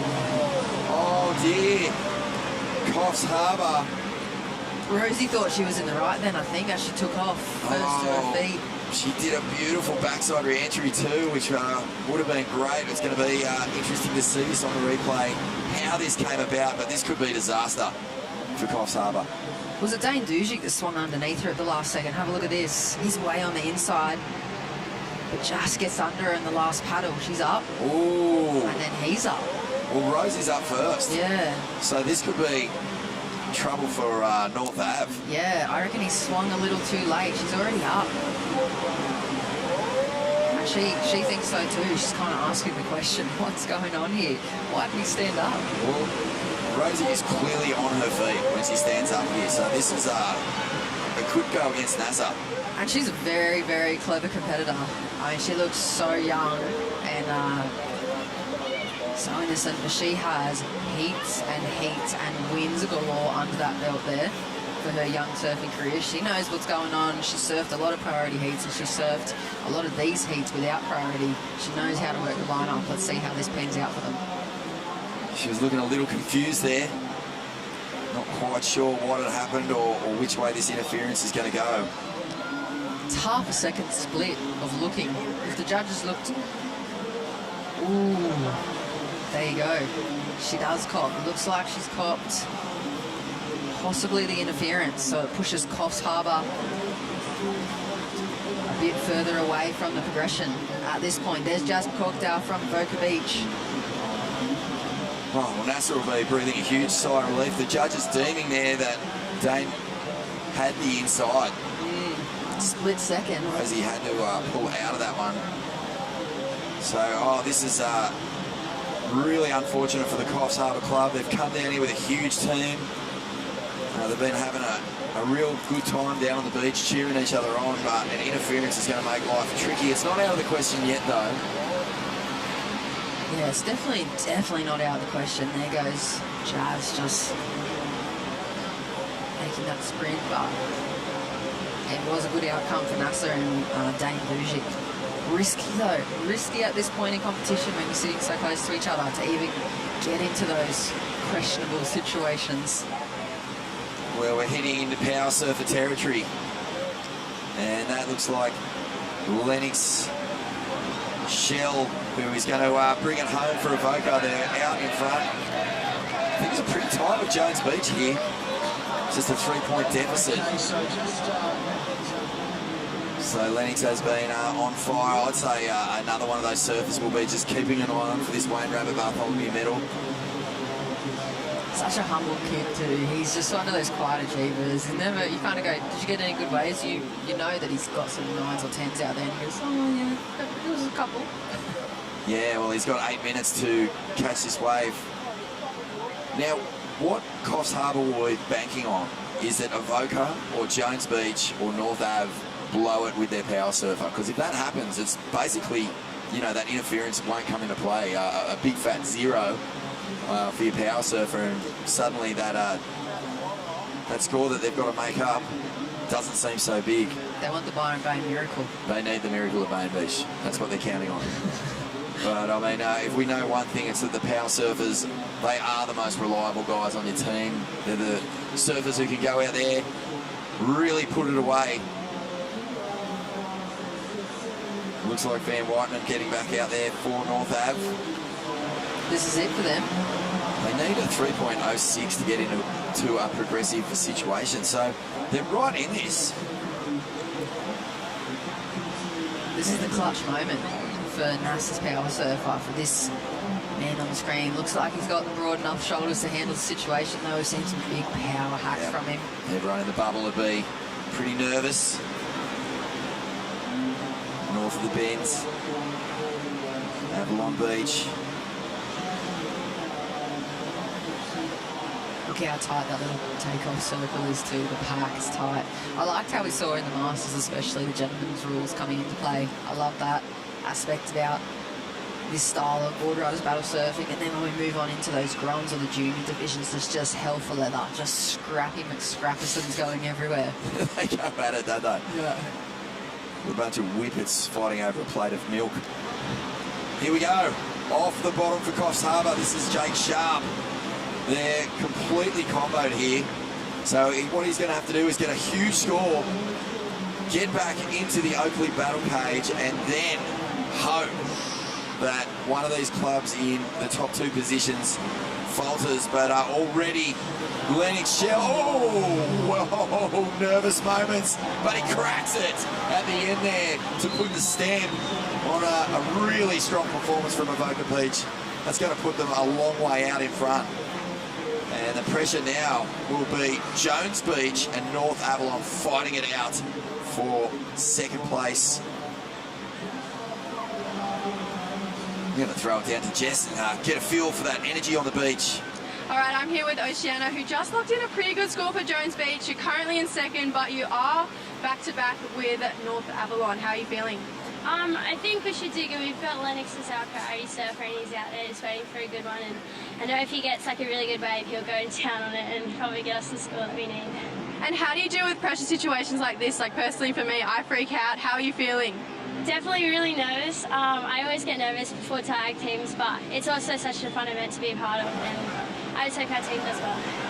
Amazing. And does anyone want to say hi to you back home, or it's pretty much all the crew here? I just want to say hi to Mum and my siblings that are at home, and I hope everyone's enjoying their Sunday. Amazing. So here's the Jones Beach crew. Say a big hi to everyone. Thanks, guys. Thank you very much, Jess. And we're watching with great interest here as Lennox Shell makes it back to the Oakley battle cage. Banks a good score there. It's a 6.4, and they've really put the lead. Well, they've asked the big question of all the other competitors in this heat. Jones Beach now needing a 9.54 to get into first. So that's a huge near-perfect score.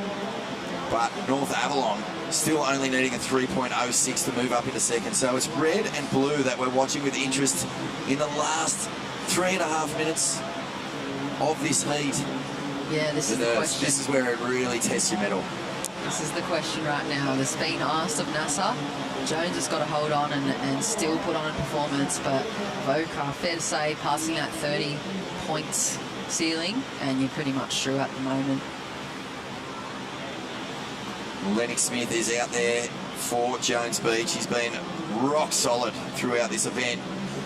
But, you know, the fear for Jones Beach is that he stumbles, and that would leave North Ave needing a really minor score of 3.06. So we're going to watch this with interest. A paddle, a line of swell moves underneath our competitors. The two guys on screen. This is who's fighting it out for survival here at the Hyundai Australian Boardriders battle. Will it be Jones Beach or will it be North Avalon? Okay, Lennox Smith. He's picked one here, flying along, yet to get started. Lots of lead-up work. Nice little snap off the top. Gets a second little foam climb and a third, so a solid wave, but lacking fireworks, so maybe just a little door open here for North Ave. Jeez. The tension's got to be super, super high in that North Avalon crew. You can see it there. This is it. Van Whiteman, all eyes on Van. He can do it for North Ave here if he gets the right wave and absolutely tees off. He needs a 6-point. 5.9 off the bottom. Huge carve to get going. He's going to have to stick with this one. Slices back to the power source. It has to stand up. Is there 7 points in this thing? Off the bottom. Oh, jams it, but oh. It wasn't quite the explosive off the top that he needed. Jess, you've seen and called a lot of events. A 6.59. What do you think? I thought he was there, and then he kind of just got caught in that two-line section, and maybe the angle was a little bit weird here, but I can't see that points coming out of that wave, and there could be a little bit of devastation there for North Avalon. It's a big score, and that he was really, really loading up for that section, and it just kind of got stuck between those two mindsets there right at the end. You can see the disappointment. I mean, there's the support there for Van. The wave didn't do him any favours from the get-go. It was a weird lumpy bumpy thing that kind of only really stood up for him on that inside section. Yeah, you can see it. Look at the emotion there from Van. It looks like a 3.63 going in. And that means that Boca Beach Boardriders have smashed this round 2, heat 2 with Jones Beach. Far out, what a cool story. They're really working their way into our hearts, this Jones Beach club. And we're going to take a little break right here from the Hyundai Australian Boardriders battle presented by Zambrero and be back in just a moment with more action.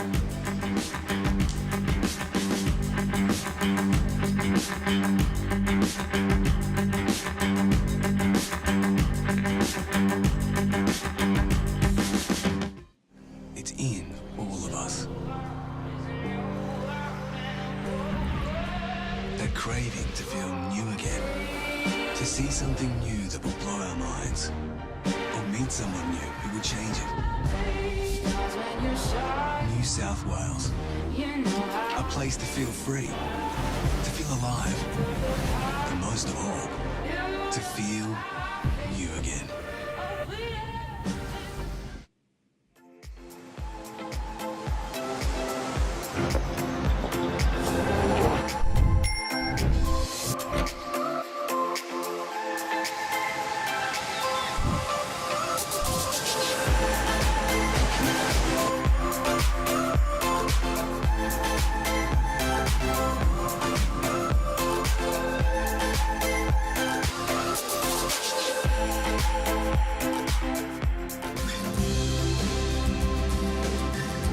Okay, welcome back to Newcastle Beach Finals Day here at the Hyundai Australian Boardriders Battle. Episode 10, 10th anniversary this year, Reg Ellis. And we're getting into the serious end of the comp. We're into the quarterfinals. This is quarterfinal number 3. Running down the beach, the opening surfers In the white, our old mate Mitchy Ross from Merriweather. In the red, Tashi Stokes from North Shore. In the yellow, Joel Bourne from North Shelley Boardriders. And from Burleigh Heads, Matty Job. Wow. Out there in the blue. Stacked heat. Well, they all are, aren't they? Yeah, it's a pretty gnarly one. Yeah. We've got three. You've got the defending champs and two teams who've won it before. So you've got three past winners. Heavy clubs. And you've got a team like Burleigh who probably should win it. Yeah, that's right. There's the there's the matchup. So North Shore from the Sunshine Coast, Merriweather from just around the corner here at Newcastle, Burleigh Heads from the Gold Coast, and North Shelley from down the road. And the Central Coast of New South Wales. The Hyundai Australian Boardriders battle, crowning a champion and giving them a cheque for $20,000 later on. $89,000 prize money across this weekend, Sean. Yeah. That's a big prize pool. When you add in the 25 grand each that you and I are getting paid. Well, that's right. For commentating. Yeah. It's a big chunk of money. That's right. Big chunk of money. I can't even get a free lunch. Well, I just still jest with it. Zambrero? Yeah. Call out? We called that out. I'm giving up on Zambrero. We need to be on the... They never get up here, mate, because they get intercepted. Yeah, because Terry McKenna's on the beach thing, and they just hear him go, Zambrero, Zambrero, Zambrero. They go straight to Terry. And then Vaughan Blakey just sits there at the entrance to the Zambrero area, chill out area. Thank you. And they go like a homeless man. Thank you, I'll have that. And it's part of their Feed the Homeless thing, you know, 1 for 1. So Vorno gets down there.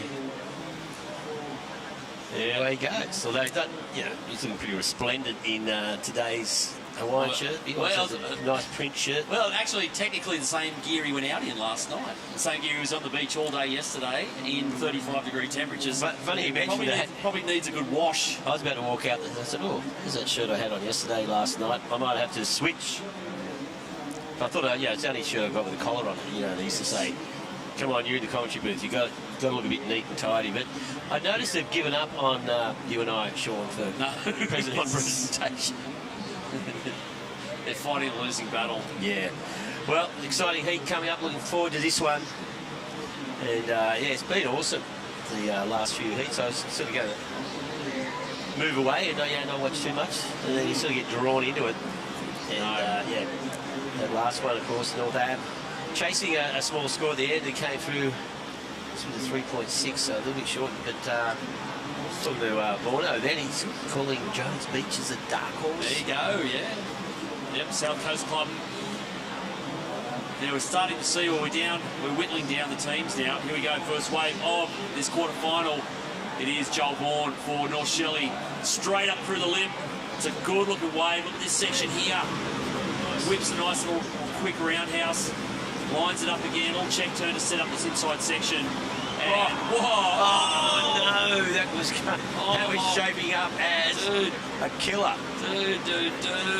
That was potential 7 or 8 written all over it. Without doubt. Man, uncharacteristic fall up there from Joel. But he's going to head back out. Oh man, that was looking so good. Negotiated like a bit of a crumbly outside section. Went up through it there. But it really doubled up and went to the races on the inside. And he's just setting up this last turn here. Yeah, if he sticks that, you're probably heading towards a 7. Yeah. So, bad luck there for North Shelley. Sick turn. Yeah, it was a little bit overcooked, but yeah, I thought he was going to ride out of it. Just caught the nose. And look at the time already. Yeah, 50-minute heat switch. Yeah. Did you think they were hours? No, I did. I thought they were flying by. But, so already seeing 5 minutes of laps, one wave ridden. So the onshore's making things a little bit trickier out there. The southeast wind, about 15 knots. But as you saw that last wave of Joel's, plenty of scoring opportunity.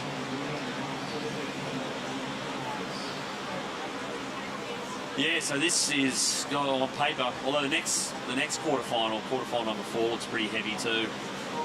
So the next one in the water is Torquay against North Narrabeen, against Longreef and Byron. Wow. So that's coming next. Yeah, well, I just saw Nathan Hedge. Yes, well, they choppered him in. Choppered him in the North Narrabeen chopper. Yep.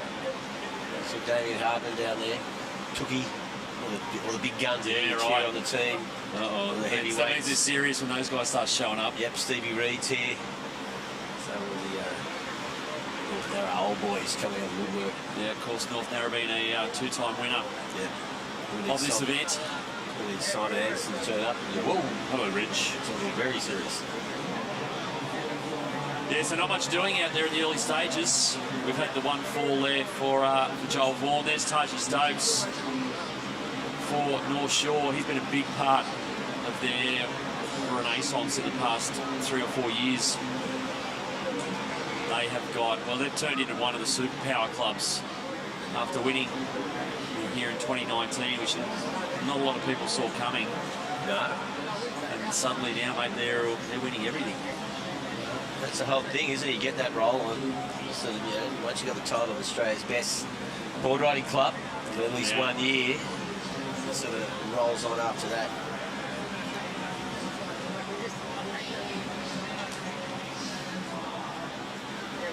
Yeah, so that first wave for Joel Vaughan, a 4.75. If you finish that last turn, that's at least a 6.75, I reckon. Yeah. So,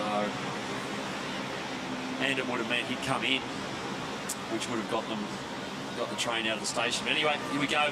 Mitch, yeah. Let's see. Good different board yesterday. Oh, yeah. Or is it? No, he's on the same little disky little flat thing he was on yesterday. Second turn was sick. Yeah. Yeah, Rossi's going to take this. You watch. Yeah, have to. Sure. Yeah, that was a couple of 6 slashing turns there for Mitch Ross. Grom's going to go help him with his board. There's big Merriweather contingent. You can see the flag there. Yeah. They haven't got far to come. They're only a kilometre over the hill. So Rossi, yeah, he doesn't have to stress himself out too much. He's the first surfer in. Yep. And yeah, banks at 5.68. So mate, that is textbook. That's what you want. Yeah, that's that board. A little quad, disky, flat quad thing. Yeah, he's just passed the Merriweather crew there. They love it. 5.68 for Mitch Ross. Here we go. On his backhand, this is Matty Job from Burleigh, and he'll take that. Oh! That was Taj Stokes trying to paddle over the top of that one. He didn't get it. Neither did Joel Vaughan.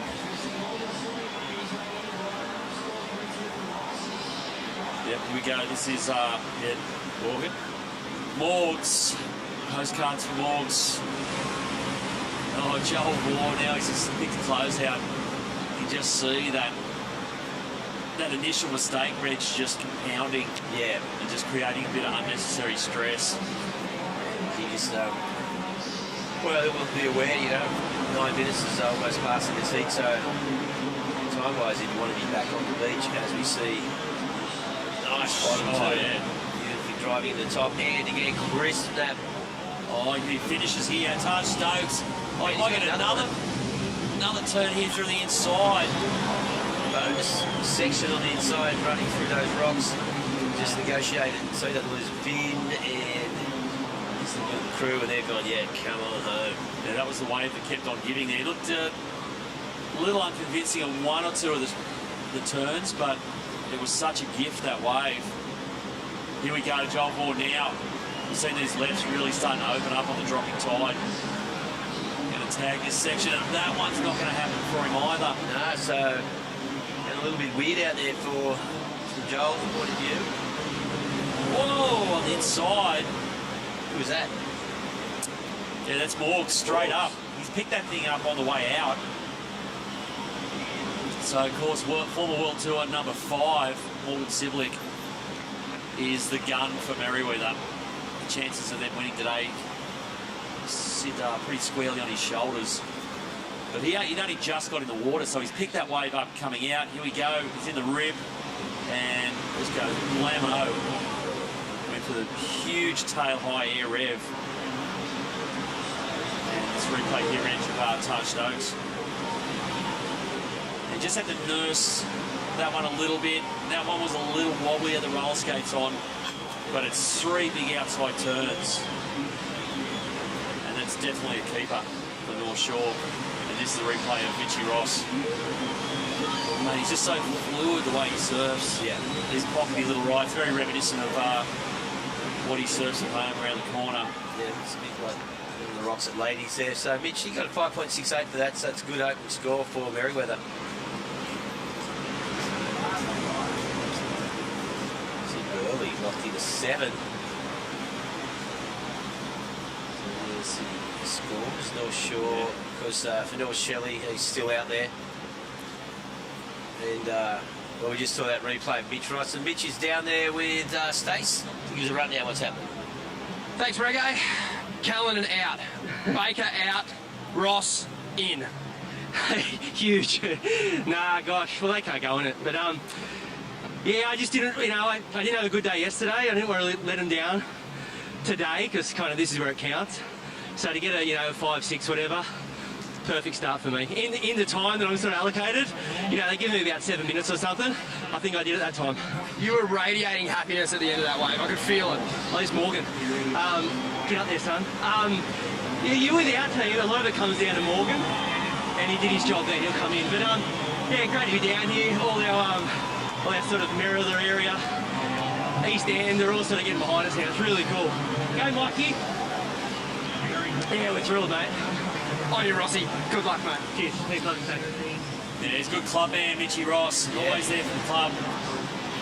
Now we see on his backhand, that's Nazawa from Burley. Just looking in, not sure whether he's going to keep that one or not. Here's Morgs, he's definitely keeping his one. It was sick. Mate, he's flying. He's got the full Terminator run there. You put a couple of brick walls in the way, he just goes straight through them.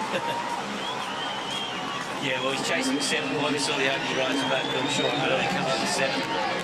And Mitch had that 5.68. So some good training for Morgs, of course. It'll be off for the Challenger Series later in the year. Here's a replay. He lit this thing up, Reg. Up over that section. They're a little hard to read, a little sectiony the lefts as the wind comes up, but he got his 3 turns in, no worries. And we'll wait and see, see what the judges thought of it. That's got a clutch up. Yeah, there's already some good scores dropping. We haven't seen Morgan Siblets wave yet, but a 7 for Taj Stokes and a 7 for Matty Job.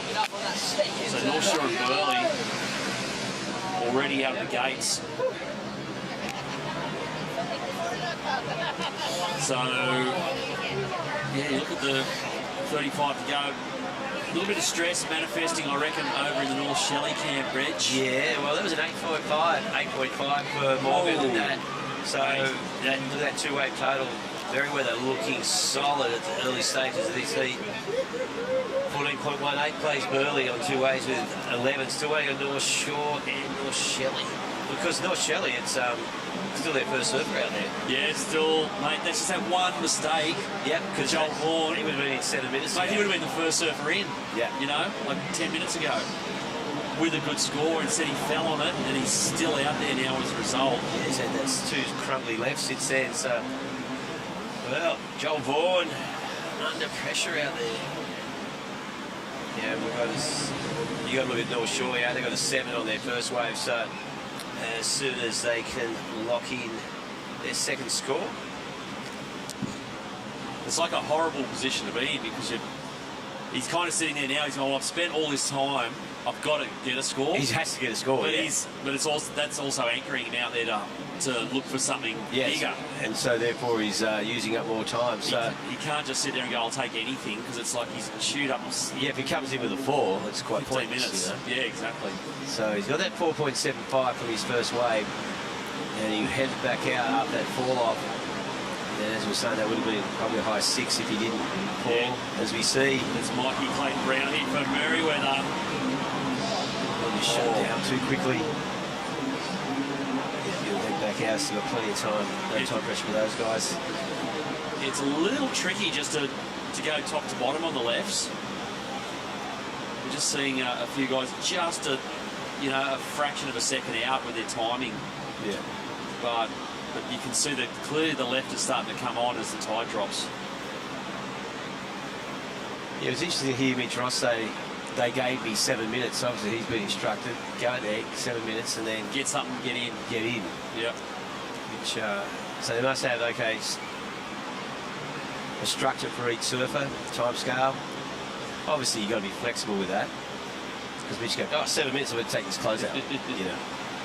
He's just a guide. Yeah.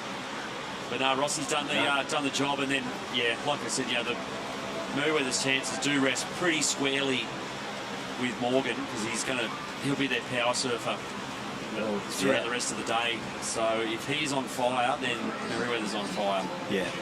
And North Shore need to get moving as well. They've got that good 7, so they lock in another decent wave. They'll be sitting in a good position. They're not going to take much to leapfrog Burley Heads. Anything better than a 4. So, and North Shelley, Joel Vaughan now, well, he's been out there for 16 and a half minutes. Well, the other thing too is they're sending him back out as the power surfer. So he's eating into his own time. He's only creating stress for himself. Here we go. Finally, Jolie Vaughan smashes that little section. He's got to get around this thing to get an inside little run. And there's a second turn, but look at this wave, it's just flattened out into nothing. It's not helping him at all. No. So that's going to be a one manoeuvre wave. He's going to have to come in. He'll probably end up using that 4.75. Yeah. So for Joel Vaughan, not a good start that he wanted. He looked potentially he's going to light things up. But unfortunately, fell in the last manoeuvre and then started eating the time, so he had to grab that wave. But it's a long way to go. Yeah, Merriweather in a much better position. They've got 2 scores in. There's Joel Vaughan. Finally, he's got to the beach. So he's not mucking around now. He's going to get in there and get Shane Holmes out. Yeah. So, the rest of the North Shelley team's going to have to hustle here.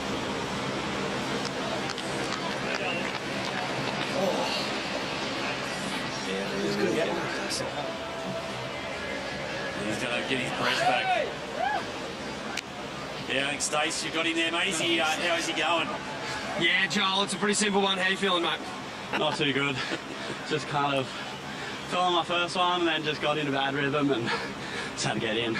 How is that? You do it in a free surf, you have a wave not go your way on a turn that you would make every other day of the week. What's that? What's the pressure like? Is it like any other feeling when you're paddling back out knowing that you could be in here but you're going back out for round 2? Oh, it's pretty awful, especially when you're surfing for a team. I feel like you let everyone down, but hopefully I can just get a good wave on the power wave and hopefully make it up. I think you will, mate. You've done a fantastic job for this club in the past, and I'm looking forward to your bringing it home at the end, mate. Good luck. Yeah, thank you. Yeah, no, he's pretty hard to rattle, Jolie Vaughan. Look, very experienced contest surfer. There it is. Yeah. So that's the initial mistake. That was the first wave ridden in this whole heat. Yeah. And if he makes that last turn, he comes to the beach with tons of time on the clock. Instead, he paddles back. He falls. He paddles back out. Like he said, he got caught in a bad rhythm. So, and the score of that wave is what's been locked in. That's his high score. So, but he didn't have much choice. I expect he was anticipating to get away pretty quickly because it has been fairly consistent. But not up to Joel now until he gets back out there. So, North Shelley. Yeah, well, there was Hanada Azawa from Burley. He got all the way in, and they sent him back out again. So they might need to get their comms sorted out there early. Well, it could be that thing where there's too many people. Yeah, three sets of signals. Yeah. Yeah, you want it to be fairly concise. Just one person's job to communicate. And this paddle Eva, unfortunately, couldn't get into that one. Yeah, so Holly Williams is out for North Shore, and she was a bit of a weapon yesterday. Yeah, she needs to get in the way though as soon as she can. 30 minutes remaining. Yeah, she had a great day here yesterday. Here's a replay of Mikey Clayton Brown on his backhand. He's had a couple of these lefts. They're a little bit jinky though, the lefts, and they're kind of, crew are just having trouble getting into a rhythm on them with their turns. Yeah. You can see that there with Mikey. So he's had 2 of those and decided to head back out. He's sitting on a 4.95, so even if he came in, Merriweather was still looking pretty good. Yeah, he's trying to build on that, jump up into the 5s at least in this next wave. But yeah, they do have the luxury of a little bit of time, thanks to Mitchie and Morgs doing the job pretty quickly. So there's Shane Holmes. So he's the guy at the moment in the hot seat for North Shelley. So they're running behind on time. They're running behind on the scoreboard. But traditionally, he's been the guy to get him out of these positions. Well, he's got a lot of pressure on at the moment. And you see this wind, you know, it swung around to the east-southeast. We got a low tide coming through at around 3:30 this afternoon, and it's a pretty low one as well. So we had a 1.7 metre high tide. I think it's a ½ metre low tide. So a lot of water to run off the bank. We'll probably see it change in position. I saw that yesterday. The main focus moved north, and I expect we'll see that again now. At the moment, though, Merriweather out in front. North Shelley. Well, pressure is building. Like, yeah, Shane Holmes has to get happening very, very soon. Yeah, they're that's the scene here at Newcastle Beach. So the crew have been down on the southern bank for pretty much the entire time. We've been here over the weekend. That bank holds through to low tide, so well, I think that'll be the centre of the attention this afternoon. But there had been a couple of adventurous crew who've sat over on the north bank as the tides dropped during the afternoon. We saw Joel Vaughan's little brother, Huey Vaughan, get over there yesterday afternoon. So it might be interesting to see strategically if anyone jumps on that at some point. So wide shot looking north there to the baths. Here at Newcastle Beach, mate, she's a bluebird day. It doesn't get much better than this one. Nah, picturesque. It's perfect Sunday here at Newey. And wow, this is probably one of the slowest heats we've seen, Sean.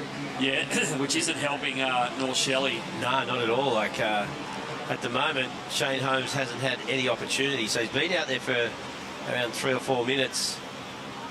Yeah. We've been hoping to have a score locked in by now because they are going to be playing catch up. So defending champs, pressure is building as the clock keeps ticking. But Holmesy's one of those guys though. He won't grovel. He just can't grovel. It's not physically possible. Here's Holly Williams for North Shore, just joining the dots, getting a great little inside section, little pocket jam, follows it up with another one. And she's going to come in. Yeah, that was well done, as you said. Nice linking of the turns. And Mikey Clayton Brown here. I reckon this is going to be nice. Yeah. So I reckon this will be a keeper, and definitely a keeper. Nice bloke to finish. There you go. Yeah, here by the sound down on the beach. Yeah. That half of Merriweather's around here at the moment. Oh, look out. Holly's just going copies. Holly's got him. It's on. Holly. Come on, look, this is the sprint. Oh, I think he elbowed her out of the way. It is a little... Oh, nearly a stumble. Oh, no, that was Holly putting the pressure on. That would have been if he had a run. I can't believe he pushed me that hard. If he had a run past her and fallen over at the end. Well, Merriweather got their poor surfer heading out. Yeah, it's Ollie Risenbeek. Yeah, and who's heading out for... Yeah, that's Al Reginato. Oh, right, Al. He was a star a couple of years ago, of course. Yeah, he's been the linchpin of the North Shore success. So yeah, as you can see, look, they're one surfer behind Merriweather anyway. This is a sick wave here from Mikey. Yeah, really good wave. And opened up on the inside. Yeah, snap.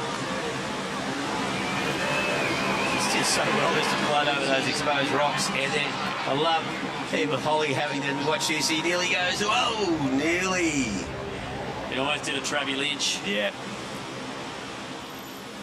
A little bit unfair there. Mikey's about 6'2". Yeah. Man, Holly, she's got the beach sprint going. I was impressed. Yeah, I know. I definitely wouldn't want to be racing her on 100 metres on the sand. So, yep, second surfer in for North Shore.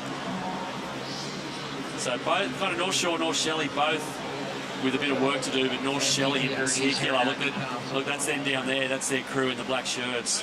Pretty quiet down there at the moment, Rich. I can't believe what's going on out there. Oh, mate. Like we were saying before, though, with Shane Holmes, Holmes is one of those guys you can't just go, mate, just paddle on the inside, just grab a 3 or 4. No, that's right. He he's got to physically will not be able to do it because he just paddles out the back and drops anchor and waits for a set and then just blasts it. That's what he does. Yeah, that's what he's going to need to do. But wow, we've got 24, just over 24 minutes remaining.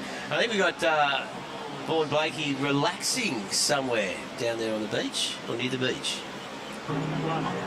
Well, the Reef Tip Beach Bar has been the centre of activity during the entire weekend, and for good reason. It's because it tastes good, feels good, and it does good.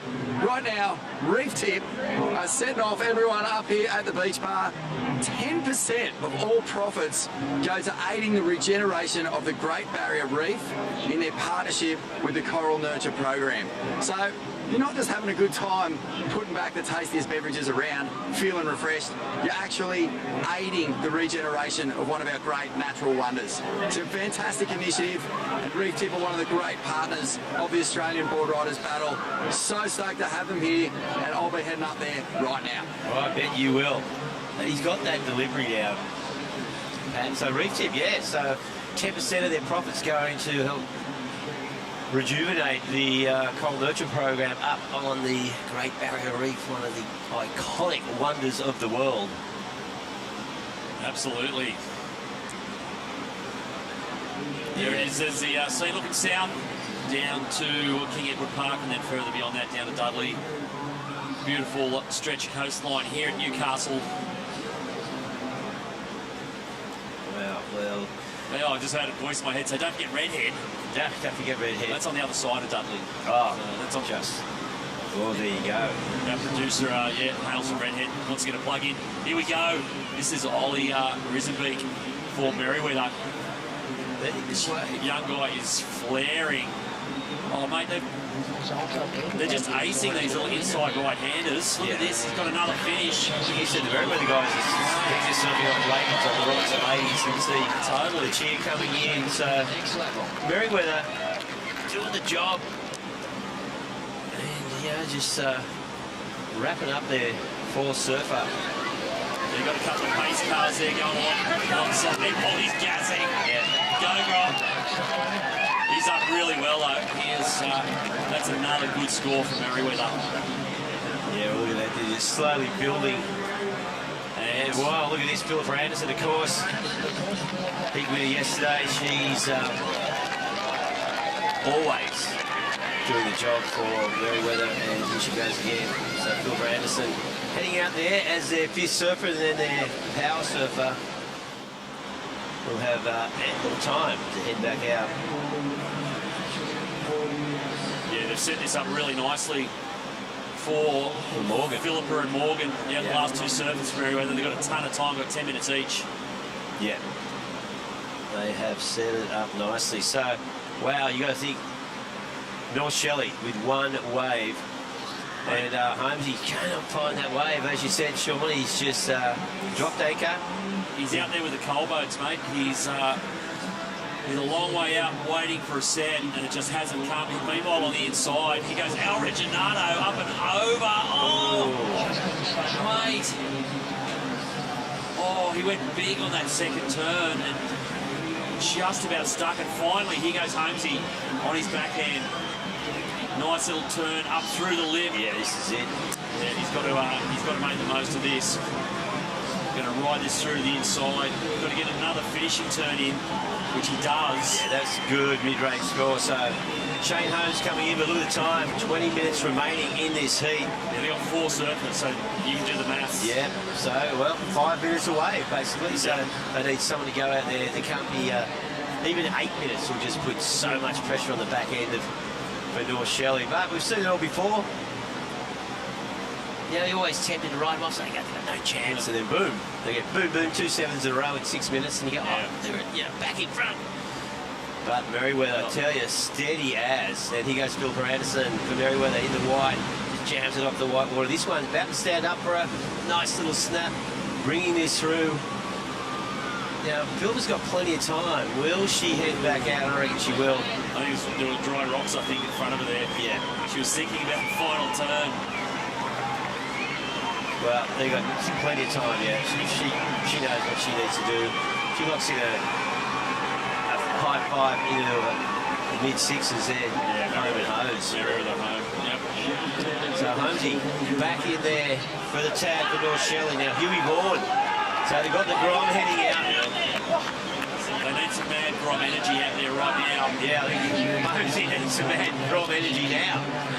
Holmesy might need a defibrillator. He's pretty gassed. Here we go. This is Alistair Regginato here. Great serve. I really like his style. Just looking smooth all the way through. And again, what's he going to do? Is he happy with that? He is happy with that. So he'll come in. We've got Landon Smales next for North Shore. So North Shore and Merriweather managing the time pretty well, particularly Merriweather. And just have a look at this replay. Yeah. Beautiful snap outside Shauna. Look at that off the bottom top combination. This is a sick wave. Two really nice sharp turns on the outside and little snap to finish there. Now this is Holmesy's one now. I think he's ended up being a 6. So he's fallen back into contention, or within striking distance I should say. And there you go, Shane Holmes just finishing off there. So they've got the grommet out there. And so down there on the beach, North Shelley are feeling the pressure. Stace, how's the atmosphere? Yeah, the atmosphere is, one side of the beach it's electric, and the other side it's a little more, I would say, thought out. Big discussions going on over there, but some fairly level-headed thinking coming from yourself, Saxon. What's the plan for Huey? Well, Huey right now, we're kind of not that far behind on points, I don't think. I think Holmesy just got a 6 maybe, so we're looking at the scores then, and it's only been 7s. I mean, Merriweather's gone, we forget about them, but here goes Huey now, mate. We only need a couple of 5s and a bit of quick time. Huey, maybe that wasn't it, but yeah, mate, if we can catch up on some time, I really think we got a shot here, because we've still got some good surfers in our back end as well, you know, so it's not too far gone yet, it's just a time thing. Mastermind strategist by night, lifeguard by day. What's the plan for patient Holmesy over there? Bit of O2? For Holmesy? Yeah, mate, he's cactus. No, he doesn't want Oxy, dude. He just wants nuggets. He wants some nuggets and he'll be back in action, mate. We don't need to worry about Oxy for him. He's all good. Thanks, Saxon. Good luck, mate. Cheers, mate. Yeah, well, there you go. So Saxon, the strategist there for North Shelley, and yeah, as you said, they got young Huey out there, and here he goes now, trying to pick up some time. Good-looking wave for the Grom, snaps it up into the lip, gets vertical. Nice section ahead of him, wraps it around. Now he's got to negotiate something through these rocks. He's got to go for it, but yeah, well, exposed rocks will intimidate you a little bit, and that sort of stole that final manoeuvre from him. So the big question now, Huey's got to get out there and build up some time. So look, he's just got 16.5 minutes remaining. North Shelley still with 4 waves to lock in. So we're getting down to 4 minutes a wave. The surfer, you know, you've got Zoe Ifield to come up, Russ Maloney. So for Russ and Zoe, they do not have the luxury of much time to exercise any wave selection. So they've got to turn and burn. So yeah. And that's going to put brings a luck element into it. They've just got to catch a wave as soon as they can. A lot of them aren't standing up as we saw before, and as you said, Sean, a lot of those lefts are a little bit crumbly. They are hard to negotiate, and now we've seen on the inside that last hit off the top, that closing manoeuvre. It's whether or not you have the exposed rocks underneath you or not, so it makes things very difficult. As we see Philippa, big jamming turn. This one's shut down pretty quickly, and still 15.5 minutes remaining, so she's got plenty of time. I don't think she needs to freak out and lock that one in. And she did. She head back out. Yeah, he's already sitting on a 4.5, so she's pretty sweet there at the moment. Huey Vaughan, though, he's got to get going. In the inside here, you know, he's going to have to watch out because it's getting pretty dry on the inside. Here we go, big wave. Went for it. He's fallen. Wow, uncharacteristic as we see. North Shelley can't take a trick No. Yeah, this is Landon Smales here for North Shore. Kid's a good, he's a good longboarder actually. Good champion longboarder too. But he's done really well. He's turned and burned for North Shore. Yeah. So then, last wave for Al Reginato was 7-2. So suddenly North Shore are looking really good. Yeah, there is a lot of pressure on North Shelley now, defending champs. So Huey is in. He locked in a 3.4, I think. And now we got, the spiritual leader of North Shelley, Russ Maloney, heading out. Anyone can bring it home. It's Russ. Yeah.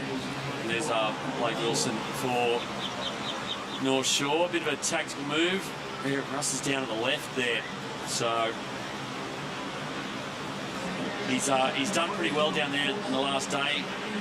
In the surf, free surf yesterday, he was on that left and lighting it up.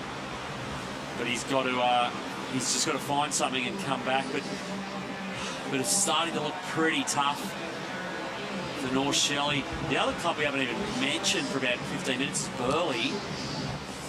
So they have. So they had Hanada Ozawa out there for a long time. And so Mia Huppets is out there for Burleigh right now. We're seeing Claude Branderson come in from Merriweather. She's done great, as usual. So, that'll be a 4.5. They'll sit on that. Now, I just had a look. Russ paddled straight out in front of the Oakley paddle box, whatever they call it. Yeah, sorry, Oakley. So he's gone straight out in front. So he's looking for one of those, must be punchy left or right out there. We can get 2 or 3 quick turns in and try and catch some time. There goes Morgan. Mate, he's looking at a Sunday stroll. Yeah, he's so casual. He's got 12.5 minutes, or even more. Merriweather are that far ahead on the scoreboard and the clock that Old Morgs is just doing a light job. Well, there goes Russ. One quick turn is not going to do it. They need to move up some points. They're chasing big points. He needs the 8 points behind North Shore on 4 waves, North Shelley on 3. So it's Russ got to go okay. We've still got Zoe Ifield. He's got to give Zoe some time. And then they got, of course, Joel Vaughan, power surfer, who can throw down an 8, 9 with his eyes closed. As long as he hadn't fallen in the last turn like he did that first wave. So pressure is building here for North Shelley. Well, the other Burleigh have just disappeared. It's like they're in the Bermuda Triangle out there, Reg. We haven't even seen them. They opened strongly with Matty Job 7.0. Yeah, with 7.0. And then Hanada got a 4. They've just got MIA. Well, he got that 4 in his first wave. And then he's still out there, right? No, well, I'm pretty sure he's back in. There's Mia Huppets. Yeah, so Mia Huppets is out there now. But Burleigh have just been absolutely squeezed by the clock here. Yeah. So, Now there's a clearer picture of what North Shelley have to do. They are 6.2 behind, and here we go for North Shore. Nice jamming turn off the top. This thing for Blake Wilson. And again, mate, sharp turn. Oh, well, it's kind of just about making it impossible now for North Shelley and Burleigh. Because North Shore are really catching fire here now. Yeah. So that's 2 solid turns for Blake Wilson. So that's a 5 or a 5, maybe a 6. And they got Al Reginato to paddle out as a power surfer with 10 or 11 minutes. So, but once again, as we know, the power surfer can only catch 1 wave, and it counts. Here we go. Russ Maloney for North Shelley. Looking for this one to stand up. Little driving turn on the outside. Hooks it up. 2 turns to finish onto the sand. Okay, now. Still feeling it. There's life, there's hope. You can see Jolie Vaughan there. He's gone, righto, just give me 1 crack at it. Yeah. Well, Zoe Ifield's heading out now because Zoe, she's a boxer. Managed boxer. I don't think she's been defeated yet. And poor old Russ doesn't like to hustle too much, and he's probably not enjoying this the experience of where North Shelley are at the moment. There's Zoe Ifield making her way out. She's done great so far in this event, but she's got a lot of work to do here. Yeah. Because well, look at the difference now. That last wave just came in for North Shelley. Yeah, there's Mia Huppets for Burleigh. Just working something. Great little wave. She's getting busy on it. Oh, nice. Great turnout at the top and avoids the rocks. So she's in. I think she was straight out the front as well. So Burley have got 9 minutes to get 3 waves. So Rico Hable heading out now for Burley Heads. Wow, that's a big ask. 3 waves in 9 minutes, but... And they've got to be scoring waves. You go out and get 3 ones pretty easily in 9 minutes, but it's quite pointless. So here goes the young bloke, Rico. Yeah, they're probably just going to send the Grom on a kamikaze mission just straight out the front. Just go, mate, find something, do an air rev, and get in. Yeah. Well, so North Shelley defending champs. Are they going to bow out in round 2? Who'd have thought? Yeah, they are in all sorts here. Regular finalists over the last 4 or 5 years. Defending champions. But look at Merriweather, of course they didn't make it through the regional rounds, and they had to battle through the local trials yesterday morning.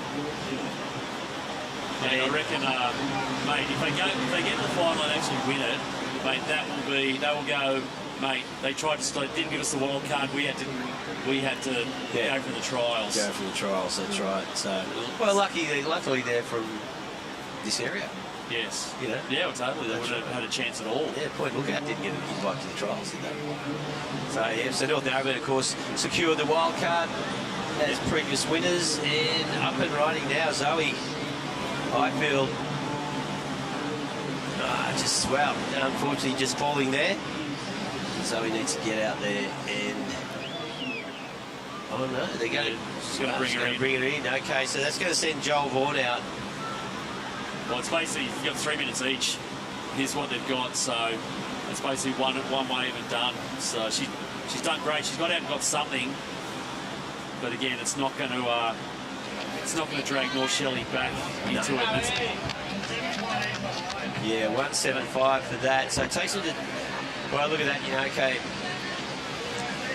They've already got North Shore with a 7.5 lead after 4 surfers. They've both got 1 surfer left, so the only way this can happen is if North Shore need to stuff it up. Yeah, Al Reginato needs to do something hugely uncharacteristic and fall on the takeoff. And then not make it in. That's right. So, because there's still that potentially losing to 5 points, but He really thought about doing that. Of course, you only get 1 shot as the power surfer at that wave, so as soon as you commit and your hands leave the rail, that's your wave. So he had a good look at it, decided he didn't like it. Still got 7 minutes, he's still got time, that's why he was a bit choosy. Yeah. I'm kind of thinking Zoe Highfield should have got out and tried to go to 3. 1.75, that wave was never going to be any more than that. Yeah. But it elected to come in, and so Joel Vaughan is chasing a huge score. Needs to get an 8 or better. To at least keep it alive. That's right. And even at 9. And hope for a miracle. Yeah, that's it. Well, here's the Grom. This is Rico Haybiddle for Burley, who are in an even worse situation now than North Shelley. They are so far behind on time. And he's just fading this nicely. It's pretty surfing, but the wave not giving him much to get stuck into. And so Burley will be chasing even more of a miracle. Yeah, well, they've got 2 waves to catch in 5.5 minutes. So Jesse Outram's heading out there now, but look at the points. There's not much they can do. They'll need to get 2 10s. So yeah, tough break. Here we go for North Shore. Yeah, here's Al Reginato. It's a little running left, so this is his power wave. Hasn't really connected with it. A couple of outside hits and a little bit of muck around time on the inside. It's not really going to matter, I don't think. It'll be a 4, probably a 4-ish, maybe north of that. It'll be enough to put them out of range. Yeah, if he gets anything above it, yeah. And he knew that too. Yeah. They're pretty smart with the way they manage these heats. He knew exactly what wave he was after. He just needed to safely surf it. Yeah. A 4 or a 5 and get to the beach, and they'll be pretty much home. Yeah, he was going to. Yeah, well, there you go. Yeah, well, there you go. Joel Ball can't do anything. A 10-point ride would come up short. So North Shore and Merriweather. Merriweather course still with 1 wave to catch. Morgan Sulik out there. And you got to expect he only needs a 0.2 or better to push north of North Shore. So North Shelley, yeah, defending champs. Gonski with the Bronski. And, well, a quick wave there for Jesse Outram for the Burley Heads. Not sure what it was. They might be actually able to overtake North Shelley, which would be... it doesn't mean much. No, it doesn't mean much. Well, you earn more money. Oh, yeah. Prize money, if you want to come third rather than fourth. A couple extra, a few $100 for your club. And so, here we go. So, heading out now. Well, there's probably a few. Yeah, that's Matty Job for the power surf for Burley. 5 There's probably years. a few clubs in the other side of the draw pretty happy to see the end of North Shelley. I'm sure. I tell you, mate, there would have been a few clubs this morning very happy if Snapper had a loss. Snapper were, at one point there, were looking in a lot of trouble. No, came back courtesy of the Sierra Kerr turning the tables. Yep. So, it's pretty much all she wrote here. It's going to be North Shore and Merriweather. Yep. Through to the semi-finals. Yeah, impossible for either... Well, unless Merriweather don't get back in and lose 5 points. Yeah. But that's not going to happen because here goes Morgan right now. Whoa! Not a great wave. She's lucky they're ahead by a fair bit. Yep, lucky, and he got time, but he does want to get back into the box. Didn't see that coming. Yeah, he's lucky he didn't need a 3 on that one. Yeah, yes, he would have. But he wouldn't have got it. No. So, Merriweather are cruising. They're out of range of the other clubs. So, unless Morgan disappears into a... just gets caught up in a crap hole and doesn't make it over the finish line. Yeah. What happened there? He just got caught up in the white water. He's just cruising. Yeah. Look at guys saying, what's going on? They should know that they're safe. 1.28. So not exactly the way Morgs wanted to finish it, but it's not going to matter. Merriweather are home into the semi-finals. Yeah. So Merriweather first, North Shore second. So they'll be up against the two, or first and second out of the next heat, which is going to feature Torquay and North Narrabeen, Longreef and Byron. Ooh. So North Narrabeen.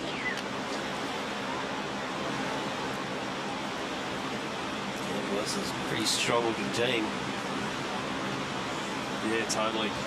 So there's Charlie Bourne out there back where he started at the start of the heat.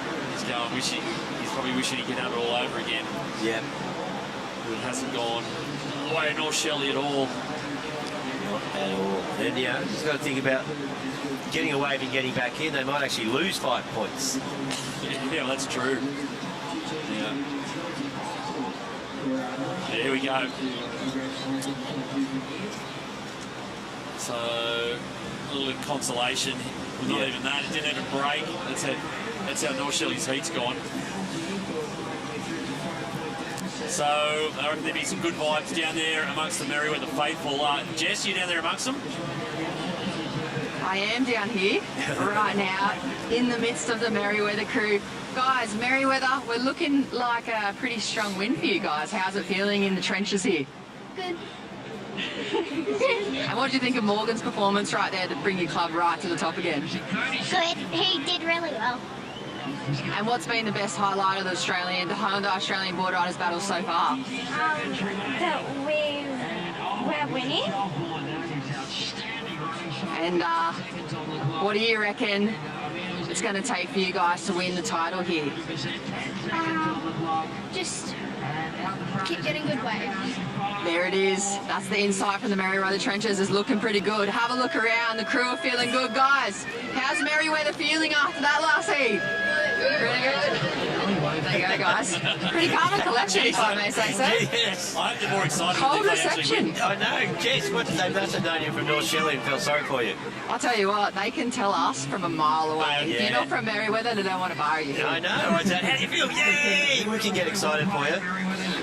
It's like one of those life crosses you go, oh, okay, that was happy. Well, that was, interesting results there, but yeah, doing the job, and we'll be back very soon with a big, solid heat. Don't go away as the Hyundai Australian Boardriders battle continues right after this.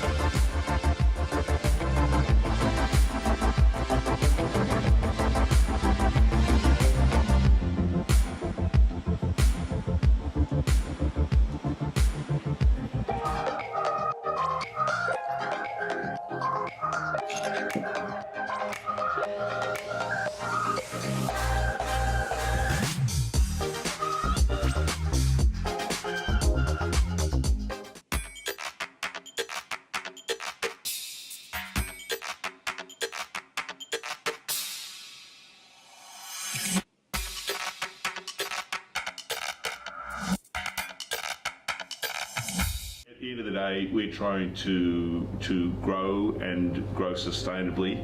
We've got a good sized parcel of land here in Piangel. Piangel's as lean and green as we can get. We're equidistant from Adelaide, Melbourne. We're 9 hours drive from Sydney. So we're in a very good position. We're right on the river. Andrew Peace Wines has got a good water holding strategy. So we're definitely trying to grow our business. Our wines this year will be 100% vegan whites and reds.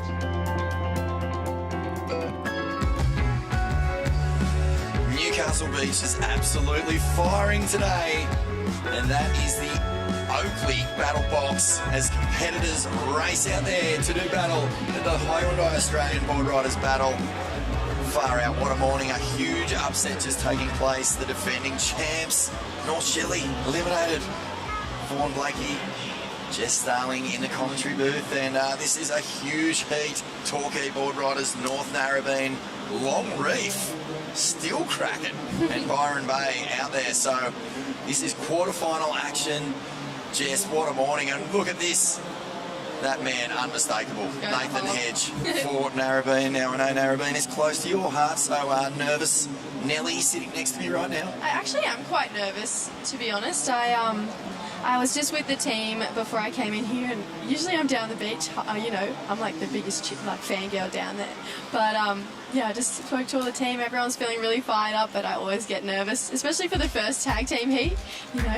It's just like, you just got to get it out of the way. Yeah. So, but no, I'm sure we'll be fine. And there is the matchup on the TV. We have Torquay Boardriders, North Narrabeen, Long Reef, or LRSA if you want, and Byron Bay. So Byron put together a pretty clutch performance in their opening round, with Dakota needing a 3.2, and in the last minute got a 3.22. The miracle of Main Beach, they're calling it. Oh, the miracle. I mean, he was sitting in that Oakley battle box, the prison, and I was interviewing him, and I was saying, what do you think? Do you think Willsey can get a wave? They had their master out there, Danny Wills, former world #1. And he was like, no, we're done. We're done. There's no way we've got this. And I said, come on, mate. Miracles happen down here at Main Beach. And sure enough, Willsey got a wave, used all that triathlon training to work his way up the beach. He got in, Coda paddled straight out into this little right shorey. And it was a master stroke having him as the power surfer. As we join the action right now, snap off the top. This is a real racy one. It actually looks like Dakota is opening things for Byron here. So they've mixed it up. Solly Bailey maybe pushed down, a little snap to slide above the rocks. I think they're going to send him out.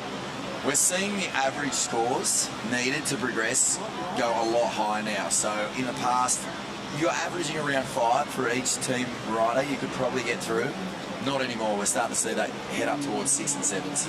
I was speaking to Tookie. He's one of Narrabeen's ex-coaches, and he's saying between 28 and 33. But here is Dakota said this was his opening ride. I didn't mind this wave. Throws the fins over the rocks and rides out pretty cleanly and dodges that rock there. So I believe Jess was calling it the surgeon's table earlier, those rocks. But yeah, Tookie was saying between 28 and 33 points he thinks is what is needed to make each round. So Byron Bay, 4.25, and Dakota just thinking, doing the maths in his head, going, no, I'm going to need a little bit more than that, and he's probably right. I think based on what we've seen in this round quarterfinal action, there has been some huge performances, and the other thing that there's been is a couple of big upsets. So the defending champs, North Shelley, sadly eliminated from the event. Merriweather, who got in on a trials win this morning. Oh, here we go. The #1 team surfer in the world, you'd have to say. Nathan Hedge, look at the froth, mate. This guy is ready to attack. The hog puts it up and over, and a fourth turn with a little shimmy, and look at him. Look at him. He's looking to the beach, and he's just saying, I dare you to throw anything less than something significant at that wave. He has to be the greatest tag team surfer of all time, no doubt about it. And this looks like Tully Wiley from Torquay Boardriders. Oh, wow. Huge first power gauge, straight into a second, and now he's going into a third. Tully Wiley, I think you'd have to almost come in on that, wouldn't you? Just two big power hacks.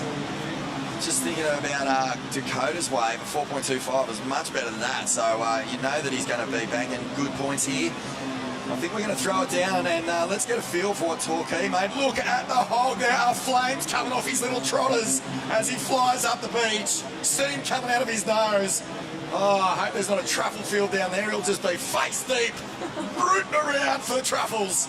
Look at him go. Oh, there's no one better than Nathan Hedge. The vein. He's got a vein on his forehead, not unlike Angelina Jolie. It's got its own Facebook page, and it is at full throb. Oh my gosh. I think we're going to throw it down. Let's check in with the ultimate team player, Nathan Hog Hedge. Here he is, come out of nowhere, cool as a cucumber. Where did you just fly in from? I had some fun in Hawaii. Good luck, Dave. And the Ever Clubman coming back, putting the work in, smashing out those metres on the legs. How are you feeling? First wave under the belt for North Narra. Yeah, it's always good to just get the first one out of the way. Bit of anticipation, you know. Pretty long way down those lefts. You got to run back up the beach. Not going to lie, it takes a bit. Beautiful. We are so excited to have you here, Hog. You're such a clubman. You're a spirit of the Hyundai Australian Boardriders battle as well. What are you going to need to push it through all the way to the final and a win for Narrabeen today? Well, I think it's about, you know, like what's deep in the tank, in the basement, what's really driving us, and the passion for your club, and to respect the pioneers and the legacy of all the ladies and gentlemen that have come before us in the club, just to pay respect to them, and that's what gets you through the tough times, you know. The club's given me so much for my surfing, and I just absolutely love Narrabeen, so it's pretty easy. You just do it. Well, there he is, the stalwart of Australian surfing and the Hyundai Boardriders battle. Nathan the Hog Hedge for North Narrabeen, incredible athlete and human, and clubman through and through. Far out, and he just keeps delivering entertainment for surf fans. I mean, we saw what he did at Chopu last year. He got a wild card into that event. It was absolutely monstrous.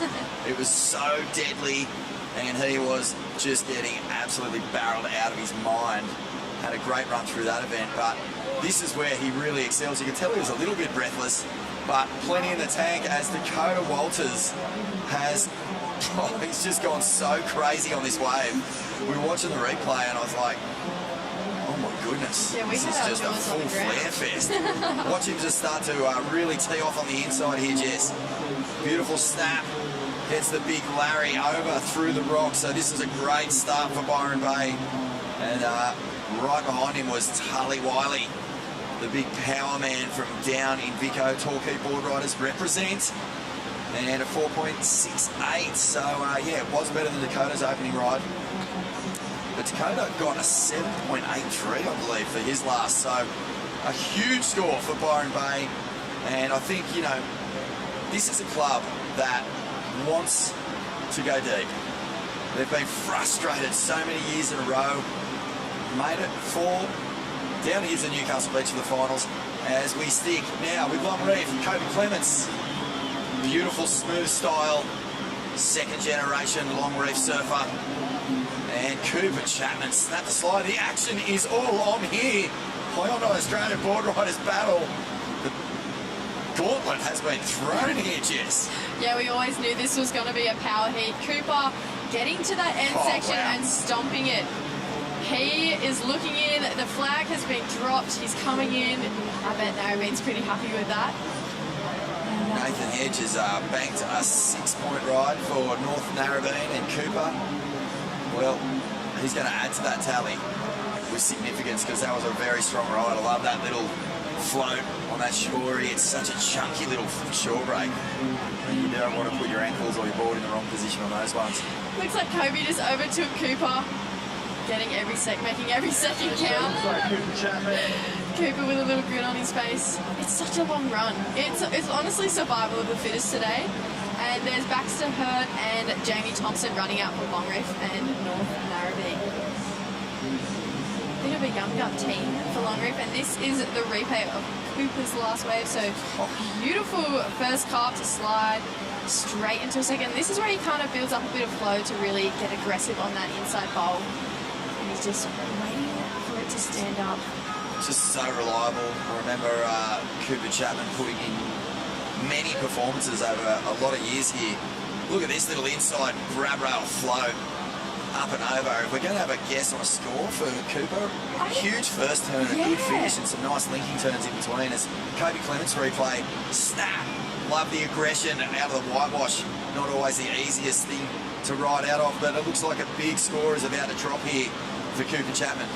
It looked like Dakota might have locked in an 8.5 for his first wave, and that's a huge score to get Byron Bay out in the lead. So 2.5 points ahead of anyone else's first surfer, and Tully actually went back out. He never came in. It looked like he was coming in. They must have heard the score and said, nah, give it another shot. There's plenty of time on the clock, 40 minutes to go. So Tully has not cost his team any valuable time here. Just waiting on scores to lock in. But Byron Bay have really done a good job here. As I said before, you know, they just don't know what it is, Jess. I don't know if it's that they're not charging their crystals enough or the chia smoothies up there aren't full of the nutrients that they normally have. I don't know what it is, but they haven't been able to find a way to win and get a good result here. I think this year, especially after that momentum swinging last-minute miracle at Main Beach this morning, they could be a real hot shot for this title. I don't think I've ever seen Byron Bay look so strong as a team. You know, I think you're right. Maybe they're not charging their crystals enough, but they definitely have before this event. They're looking strong. They didn't look like they felt the nerves.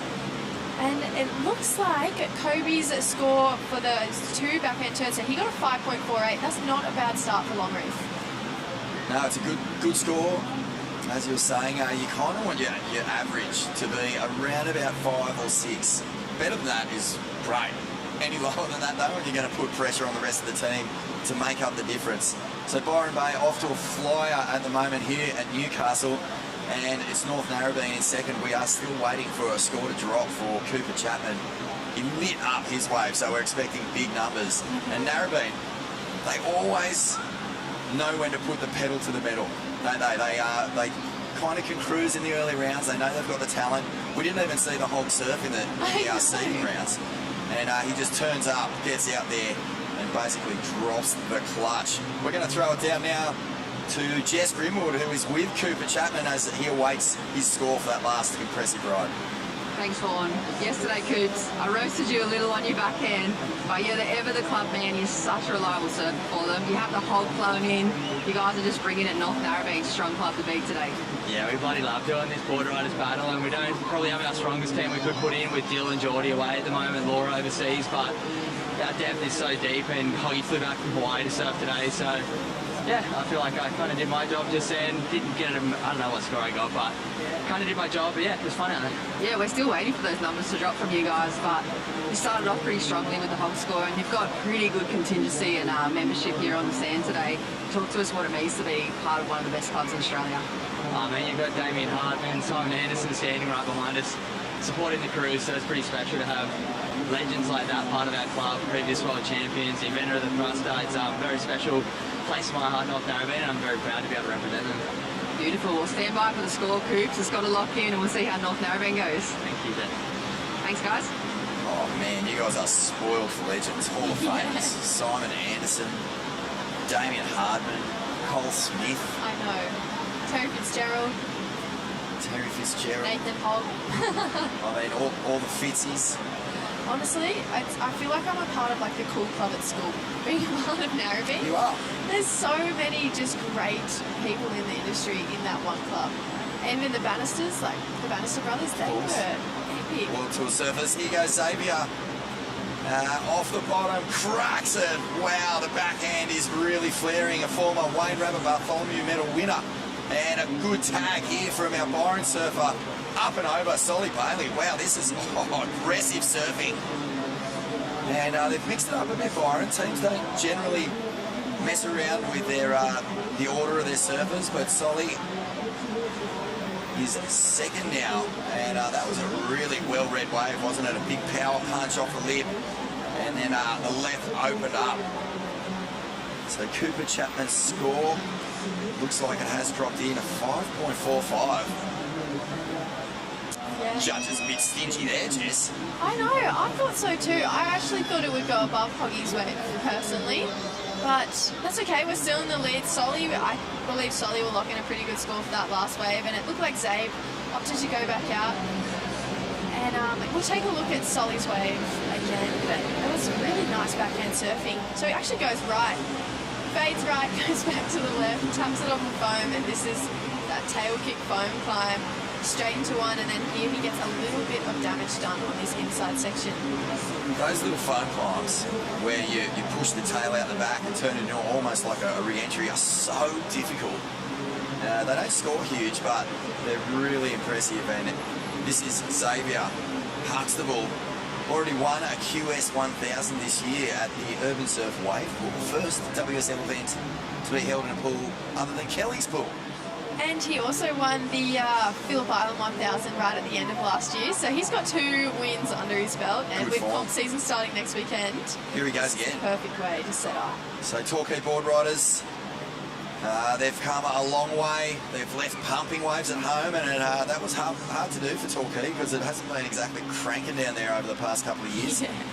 But they mean business, and this guy, if they're going to have any hope of winning, has to fire. Xavier Huxtable, one of their real weapons. And it looks like he's going to come in on the back of that one. So their master will be up next, Troy Brooks, the tricky chook, turning back the clock. Earlier this year, he competed in a teams event for Torquay up at Snapper Rocks. Yeah. Got a 10-point ride. I was about to say, he went to town up at Snapper. And here's Jamie, the boy from Northie, so he gets a nice first turn and decides to opt out of that one. I believe this is Jamie's first ABB with the club. And here's backs to Hurt from Longreef. He's going to want to get another wave under his belt, but it looked like Solly Bailey locked in a 6.48, so Byron Bay is back up in the lead, and we'll go down to Jess with Solly down the beach. Thanks, Jess. Yeah, I am with Solly. You keep changing up the roster, Solly. Tell us what's going on in Camp Byron at the moment, because you've pulled off some beautiful miracles already this morning. Oh yeah, the first heat, we got it out of the way. It's actually fun. It's good entertaining to watch that stuff. But for us, it was, and I'm probably sure everyone at home was all in the heart and pretty stressful. But yeah, we've changed it up.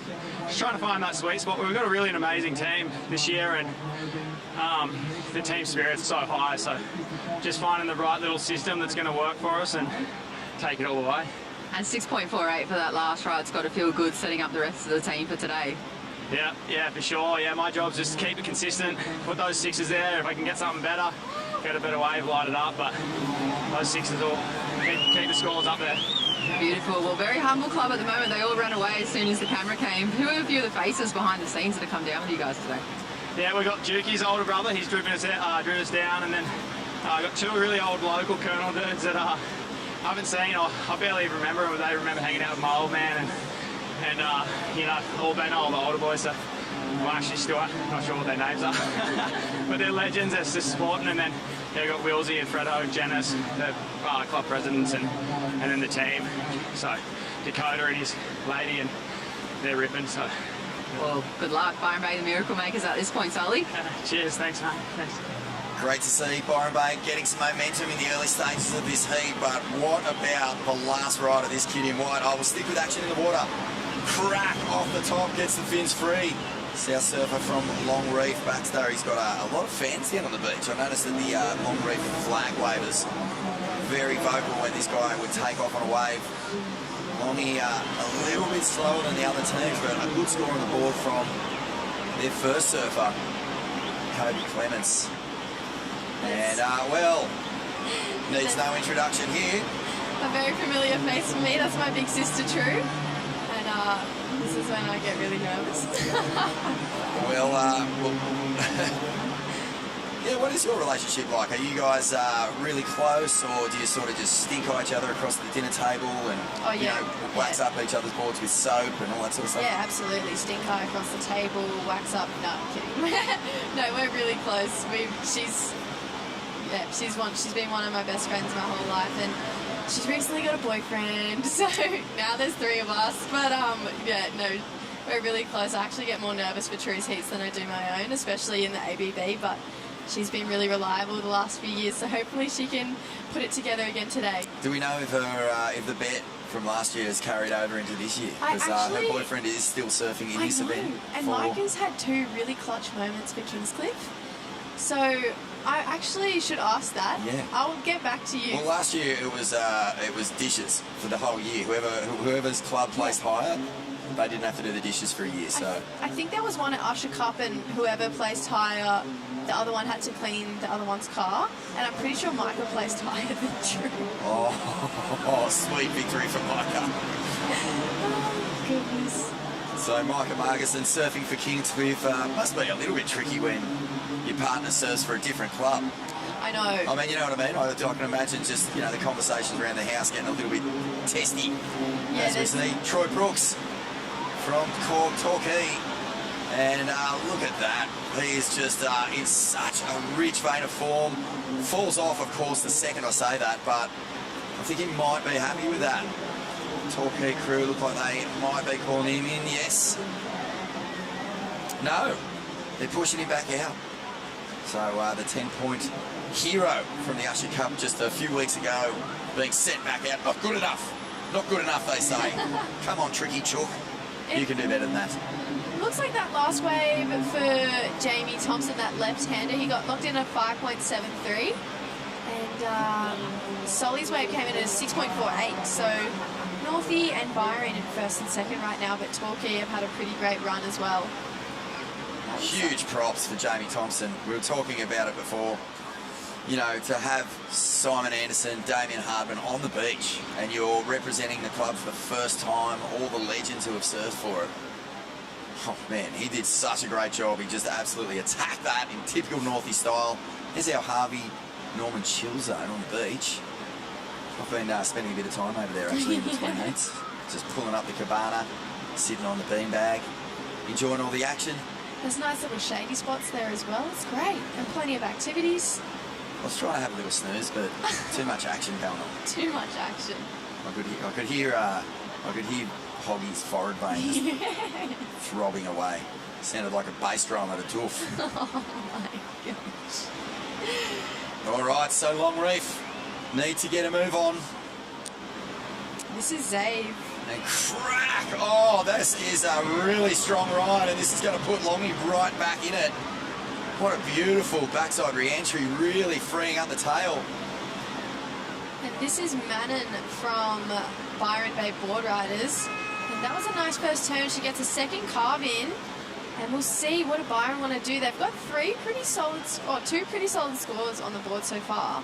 She's going to look in, and they're going to call her in. She's got the job done. Well, Byron, it was the clock that nearly brought them undone last time, so they just want to stay well ahead of that. And we're talking tactics. Let's analyse why Byron would have called Manon in on that wave. Jess, what's the thinking behind that? I think with, we're under 30 minutes, we're almost at the halfway mark, and there's 6 surfers. by halfway you want to have 3 done. So the fact that they brought her in just over halfway means that the back end of the surfers get that little bit more time. And you know what? She got the job done on this last wave. She'll lock in the score. It'll improve Byron, and it actually pushed them up into first place. And they got a 3.58 for that last one. And then this happened just now while we were watching replays. This is Mr. 10-point ride from Torquay. One beautiful turn, and just comes unstuck. Brooko is probably going to paddle back out, and he is. So the TBC sending him back out. Not happy. I mean, that turn was epic, but just got the wobble and couldn't get a combination happening. But Byron Bay, I think we've got Duke Wrencher heading out there next. Wilsey, legend, such a legend, man. When I was 13, a film came out called All Down the Line, and it had Tom Carroll, Ross Clark-Jones, Bryce Ellis, the whole Quickie team then, and a 13-year-old mega grom from Byron Bay called Danny Wills. And every single kid in this country wanted to be Danny Wills because he was hanging out with Tom Carroll. Now he's the old gent. He had an amazing career, battled out for the 98 world title, just missed. One bottom turn between him and the world crown, but an amazing year, and now he finds himself doing it for Byron Bay. He said this is much more nerve-wracking than surfing for world titles, so that goes to show just how much it means. I feel like this... Torquay Boardriders there, limbering up, getting ready. I feel like this event is almost as big as a world title in the Boardriders world. You know, this is kind of the world title for the Boardriders clubs. So maybe he'll get his hands on a world title this year for Byron Bay. True, having a look at that one, I'm getting really nervous for True. Must be hard.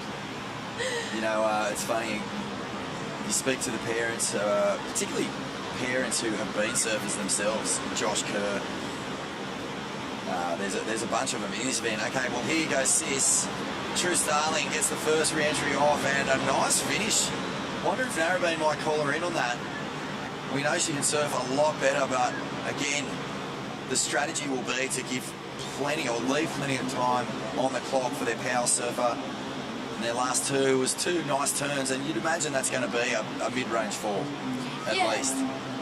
I think, I definitely think she can surf a lot better than that, but maybe Northie are doing a time thing, so they're giving Hoggy more time, but yeah, Corey Lawson will go out next. I believe this is his first ABB as our junior, but yeah, I think they'll make maybe a mid-range fall for that last one.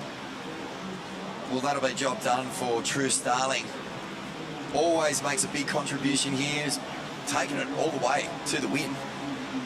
Been part of a winning team. Yes, she has actually twice. She, there's my little cousin right next to her. What's he saying? What would he be saying there? Go True! But no, True won. She was part of the winning team back in 2020. And she was the reserve. I believe Laura was a part of the team, but it was her first proper team experience the first year we won, I think in 2017 maybe? Way back when. But no, she has... Holy smoke, speaking of legends, what about Laura Ennerbach? Oh, Duke Wrencher there, just coming unstuck. You know, that wave she paddled at that outer reef in Hawaii, just on that recent eddy swell, was a full game changer. One of the biggest waves ever paddled.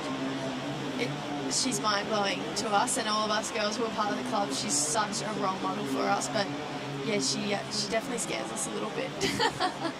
They are some big waves that she's surfing.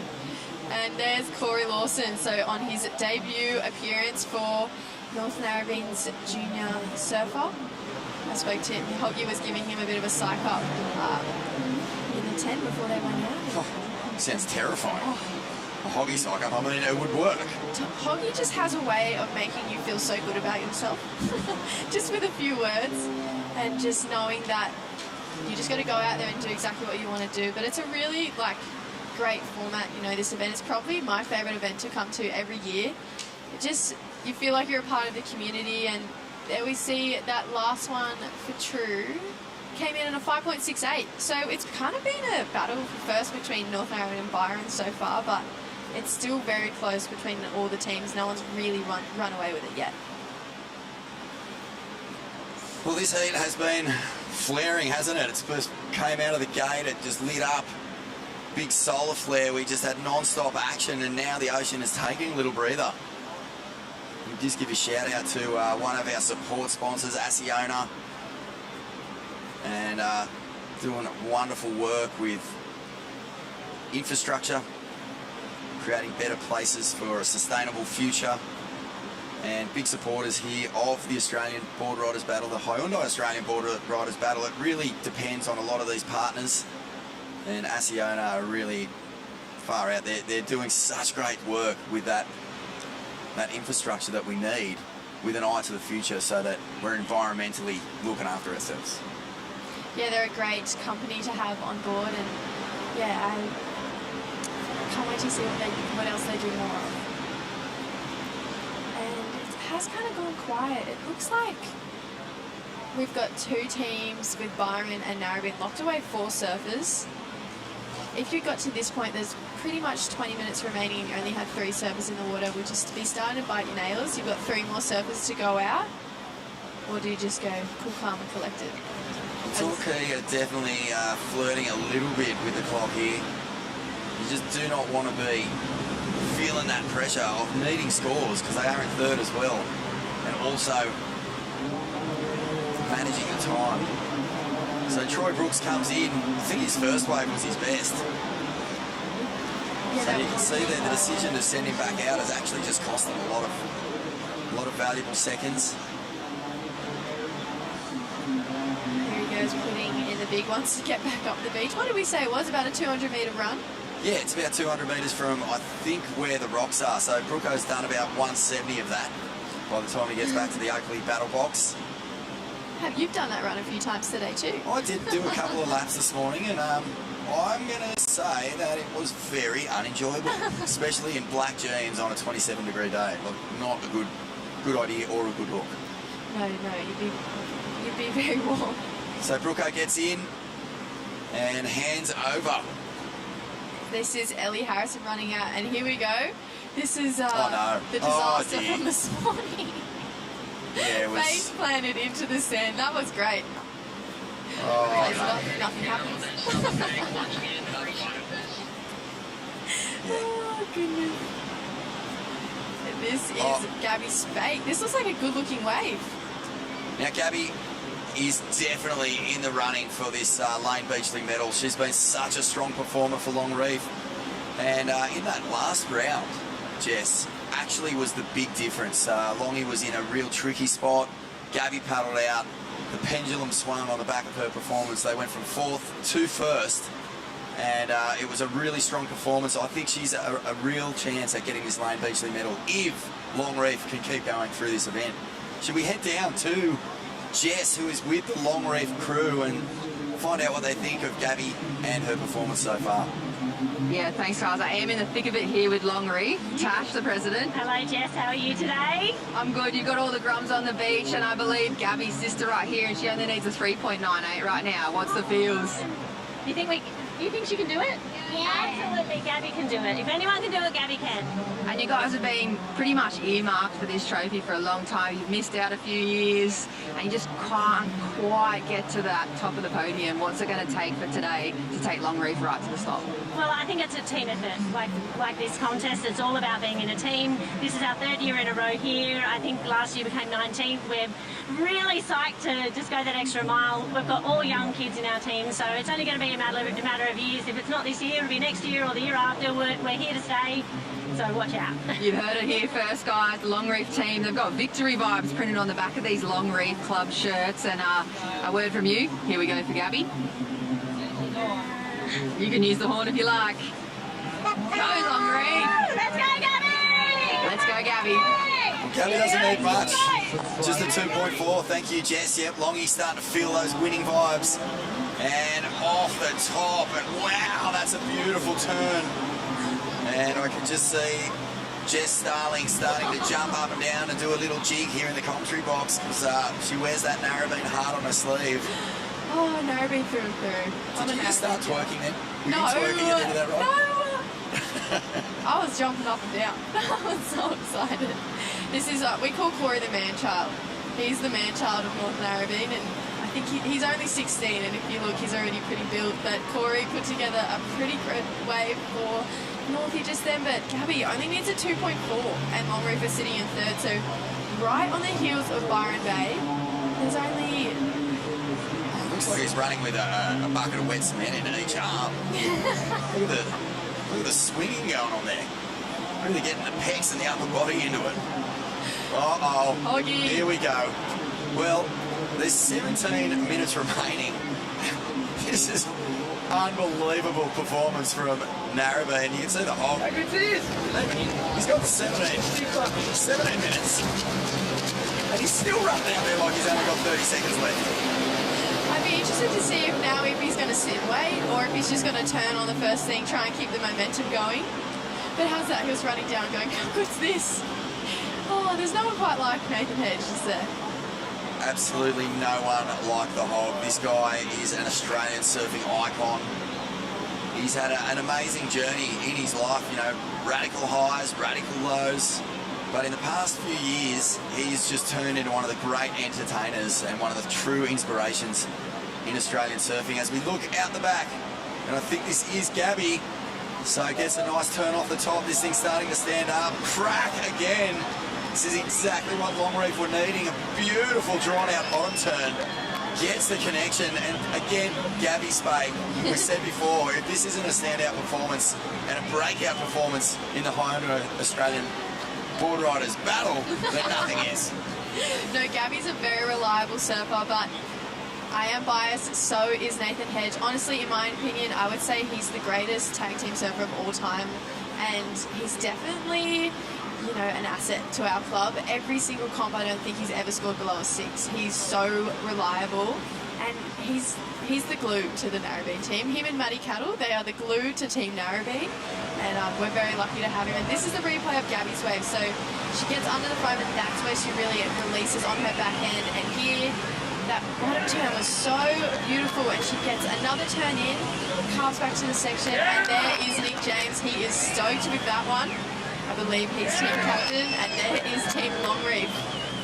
Excited about that one for Gabby Spake. I just got goosebumps from that performance of Gabby. You know, under pressure, time ticking down, and puts it in. Meanwhile, this guy, Duke Renshaw, and he's been out in the water for a while, so the momentum for Byron.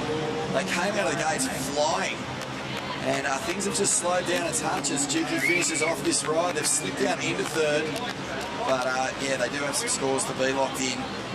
But Gabby Spake, I'm so impressed with the way that she put that together, that ride. You know, it was a beautiful wave selection, and it actually put Longreef, who were in fourth by quite a distance in the early stages of this heat, are now in a qualifying position for the semi-finals. And this is Ellie Harrison. Speaking of young, unearthing talent, Ellie Harrison, 2 great backhand turns from the young lady from Torquay. She's looking in. Oh, they got to send her in. They're sending her back out, it looks like. Ellie's had an amazing year on the junior tour and the QS. And there we see 2 number 5 surfers. There's Danny Wills, your favourite, for the blue team, and for the yellow Longreef.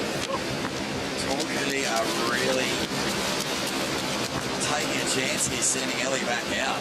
And they've still got Willis Druma and their power surf to get out there. There's 13.5 minutes remaining. Big shout out to our camera crew, taking us right into the thick of it. You can smell the surfers, you can smell the sun cream on them.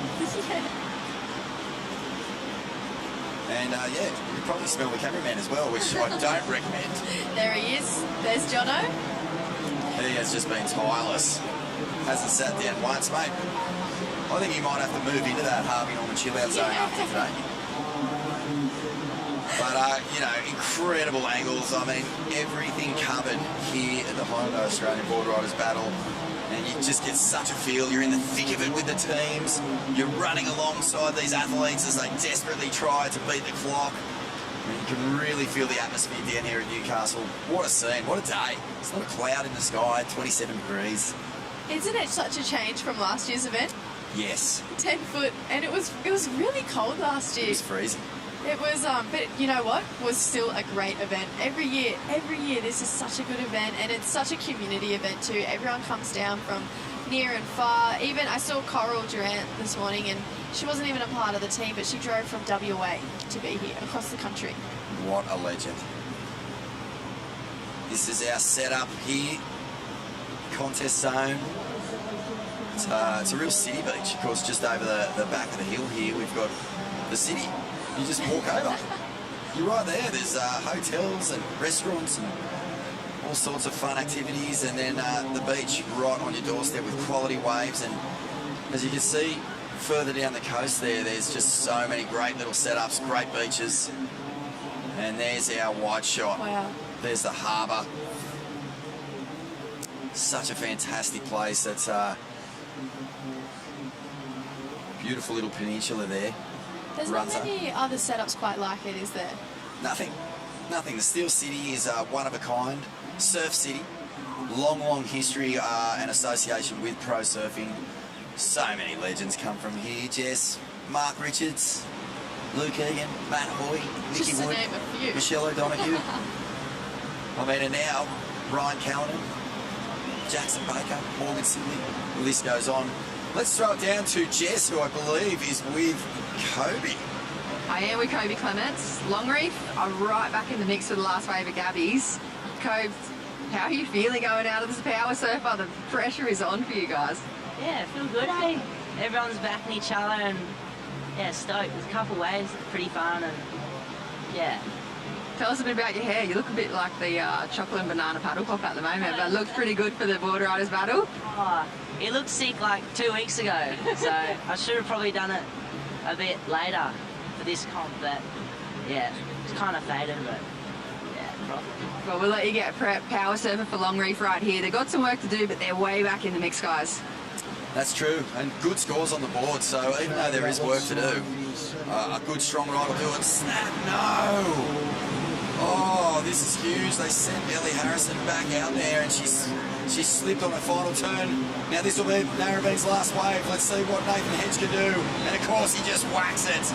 Comes off. Nice little speed tap. Up and over again. He won't let anything stay in the tank as he comes down the beach. Up and over, and a little foam bounce. And the hog will just feed off the energy coming from this North Narrabeen cheer squad. Woohoo! He's got so much time. Don't tell me he's thinking about going back out. Narrabeen have banked so many scores. Yeah, that's right. You're not allowed. You're not allowed. I just went, oh no. My heart just sunk. But Hog, he just made something out of nothing. He is just an all-in person. If he's going to get a wave, he's going to tear it to pieces no matter what. You actually hear him like grunting on the waves, like through his turns. Doesn't sound like it. It's like through his turns. And my dad always says, you should do that. And that is Ellie Harrison running up the beach for Torquay. So they have 2 more surfers to go out. It is Willis Droomer out next for Torquay Boardriders, and then their power surfer, Xavier Huxton. 2 surfers. Well, Ellie Harrison has moved Torquay up into 3rd, so there is a score in there, a valuable one, but now Torquay in the position where they have 2 surfers left. As the Hoggy, he hasn't even made it back to the Oakley battle box yet. He's just Matty Cattle running in for a hug. cocking the accolades, getting the pats on the back. And now Narrabeen just sit and wait. Got a pretty good lead here, scores going in. I'm surprised he hasn't run back to the box. Usually that's a Hog thing to do no matter what. Even though there's 8 minutes, he's a run back to the box. Well, he's just... There we go. He hurt me. No, some competitive part of his brain was just saying, hang on a minute, there's work to be done here, and Bob doesn't do anything in halves, so if he didn't go back to the box, he would have got the 5-point penalty, so that would have been a big error from Nathan Hedge. Now Longreef, and I think this might be Zahn Foxton, a lifetime member of Longy, been in the club since he was just a tiny little whippet. Really good surfer, loves the big, heavy, hollow barrels at Southie. And it looks like Nathan Hedge locking in a 5.85, so Narrabeen out in front. And they've comboed the field, so that's good news for you, Jess. Good news for Narrabeen. Yeah, I'm done. I'll see you later. Son Foxton makes his way in, so it'll be Kobe Clements with just under 8 minutes. So they've done a pretty good job running the clock. It's around about 8 minutes per surfer. If you can get that, then everyone's got around about the same time. Narrabeen blitzed that. Bobby was already in well before the 8 minute mark. Yeah, they now, do very well with time management. what has happened to Byron Bay in this heat? It's crazy. Their first scores were an 8.5 and a 6.48. Since then, they've eaten so much time and only banked a couple of threes, so they really need to get moving. And here is Torquay. And nice off the top. That's Beautiful. He Willis Dreamer. actually won the ISA World Junior title. That's right. Last year in El Salvador. A few junior world champs in this thing. Jarvis Earl, Willis Dreamer. The good thing for Torquay is that Willis got out there, caught that wave fairly quickly, and now Xavier Huxtable will have a reasonable amount of time to somehow try and get Torquay back into this. I mean, it's really close between second, third and fourth. It's, it could come down to who can not blow it with the clock. It's definitely not over yet. I don't feel safe yet. There you go, Zave. Power surfer. I feel like that would be the most high pressure position to surf in. Well, definitely. I mean, It takes a certain someone to surf as the power surfer. it does, yeah. You need a steely resolve. You've got to be able to carry the weight of your club, of your community, the hopes and expectations of your parents On one way. or carers. You've got to make it count. One way, no errors. See, that seems really stressful to me. It is stressful, you're right. And we've seen a few clubs come undone with, you know, critical falls in the dying stages by power surfers. Byron Bay's momentum in this heat really has come to a screaming halt, so they've got to find a way to get some scores. Let's throw it down to Jess, who is with the Boardriders Club from Torquay, who have pulled out a bit of a miracle run in the dying stage of this one and moved into second. They have, and I'm not surprised either. Yesterday they finished equal first on a count back on the rankings, and Kale Druma just put down a score. You guys back into second position. Tension's tight here for Torquay. It's one of those heats where no club's really blown it away. Like a lot of 5s and 6s. Byron had the 8, but they've got some 2s and 3s. So World Junior Champ goes and clutches up, gets a 4-7 in 3 minutes, and now it's down to our Iceman, our big ranger, Hucker. There's no man I'd rather have in this position. His heart rate doesn't go up ever. So we've just got to outscore the other clubs with this power wave. But yeah, there's no man I'd rather have than Hucker do it right now. And Will, how was the pressure on the shoulders out there? You guys were in 4th position before you ran out for yours. Yeah, it was pretty tricky because we're pretty far behind and there's only like 10 minutes, so I need to get me done, Save done. And Save's a power, it's a priority, so I was just trying to get just get something, and lucky that it was like a half wave, got a couple little wiggles on. And we're just waiting to see if he's having a look at this one. Byron Bay's taking off. What would it feel like to take the championship trophy back to Torquay and the rest of the community back at home? It's sick, because I don't think we've ever won one before. So it'd be like, the whole town would be pretty pumped up, for sure. There you go, Torquay doing the math really quickly right now. This man right now has got them back into the mix. Danny Wills on the way in. Byron Bay desperately needed him to get a wave quickly. He's done it. And they are going to be right back into the thick of it. Hey, Narrabeen may not be safe here at all, Jess. You said you were feeling a bit nervous. They banked all their points. They ran down the clock, no drama. But everyone is in striking distance here. Torquay need a 7.17. Long Reef, the power surfer. This is Kobe Clements. That first turn was nice. He wants this thing to open up a little bit, give him another opportunity. And down the beach, he's got to make this one count. Xavier Huxtable for Torquay, currently in second. And looking for a steep face. Some good carving here. But where is the explosive manoeuvre with some big points? Oh, it's well surfed, but they could be in really tricky ground here if Byron and Longreef can somehow manufacture some scores in this last few seconds. I'm on the edge of my seat. Yeah, this is hectic. So North Narrabeen holding down the lead. Torquay in second. We know that their power surfer, Xavier Huxtable, he surfed a nice wave then, but it wasn't dynamic. So big scores maybe not on offer. And this is Kobe Clements from Longreef. Now they only need a 3.08 at first turn and a foam bounce. That's a 3.08. It's definitely 3 points in this one so far. And he links it right through. Does he get the reform? Look at this wave knowledge. That wave is not even breaking. And Kobe finds the S-bend right through into the shore. If he can get a finish, he can put that 3 points away. And he does right out of it. Wow! Clutch surfing from the Longreef surfer. Oh, Torquay, they will be watching this big time. You can see this wave never gave Xavier much of an opportunity. Jess, what is going to happen in these dying stages? It's going to be very close. If Kobe didn't get that inside section, I think Torquay would have been safe. But I don't know, it's going to be very interesting. All right, we're going to throw it down to Jess, who is with Danny Wills. Byron Bay currently in third, needing a score, and it's exactly the same scenario. They need another miracle. Yeah, they do need a bit of a miracle to come through again, but it's really up in the air at the moment. Big push again, once again at the very end for Byron. We're not real good with our time towards the end, are we? Just got a bit lost out there, it's a bugger, but I mean, we had really good, strong scores at the start. Everyone done their great. Here we go. Here we go, power surfer for Byron. Yeah, I mean, I'm confident that Dakota will get one.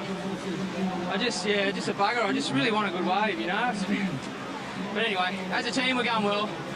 Just, it's not much fun when you dive down to the wire like this, I tell you. The stress levels, my hair's already grey. Here we go. Here we go. Walk us through it, Dane. It's a good little one. Little cutty. It's going to be a good wave. Really good wave. You're going to nail this thing. Oh, yes. Yeah! Thank goodness for that, eh? Another miracle maybe for Byron Bay. I got goosebumps already. Thank you. Oh my goodness, this is huge. It's a race. 25 seconds to get back in that Oakley battle cage. Oh my goodness, you will never see these little legs run so fast in your life. And Byron Bay are giving themselves all sorts of heart palpitations down here at Newcastle Beach. They're safe, they're in. No 5-point penalty for missing out on the time. Torquay are very, very nervous. Let's send it back down to Jess, who's on the beach. Oh yeah, I'm still on the Byron Bay, guys. I've got Danny. I got Dakota over here. Hold on, let's just get a couple of words from Dakota. Once again, the miracle man for the Byron Bay team, Dakota. Oh, I don't know what's happening. We can't seem to get out there. We're trying to catch a wave, but I don't know, being kissed on the arse today. Far out. And you've made it into the cage with 6.4 for that last ride. I'm hearing the calls early. And coming second, moving on through. Let's listen. Oh, sweet. You're in. There we go. Try to set on a heat when I get tight. So you must have charged up those crystals, Dakota, and maybe said a couple of Hail Mary prayers this morning as well. Yeah, heaps of crystals in Byron. Bring it home. There you go, Dakota Walters, guys. Byron Bay, another little miracle into the semis.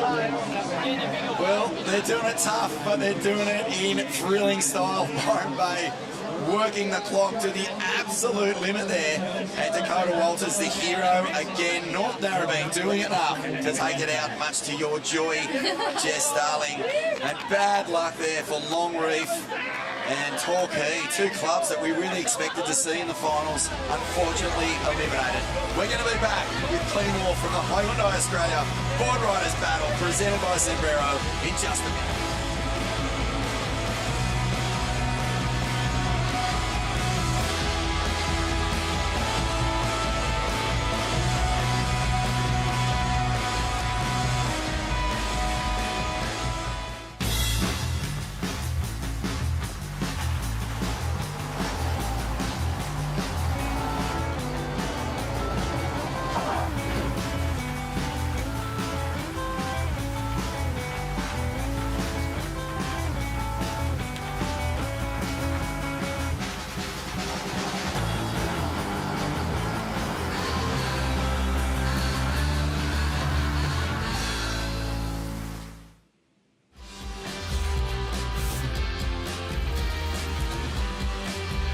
Introducing from Hyundai's Team Electric, Charlie Stokes, Kiwana Boardriders Club, Queensland.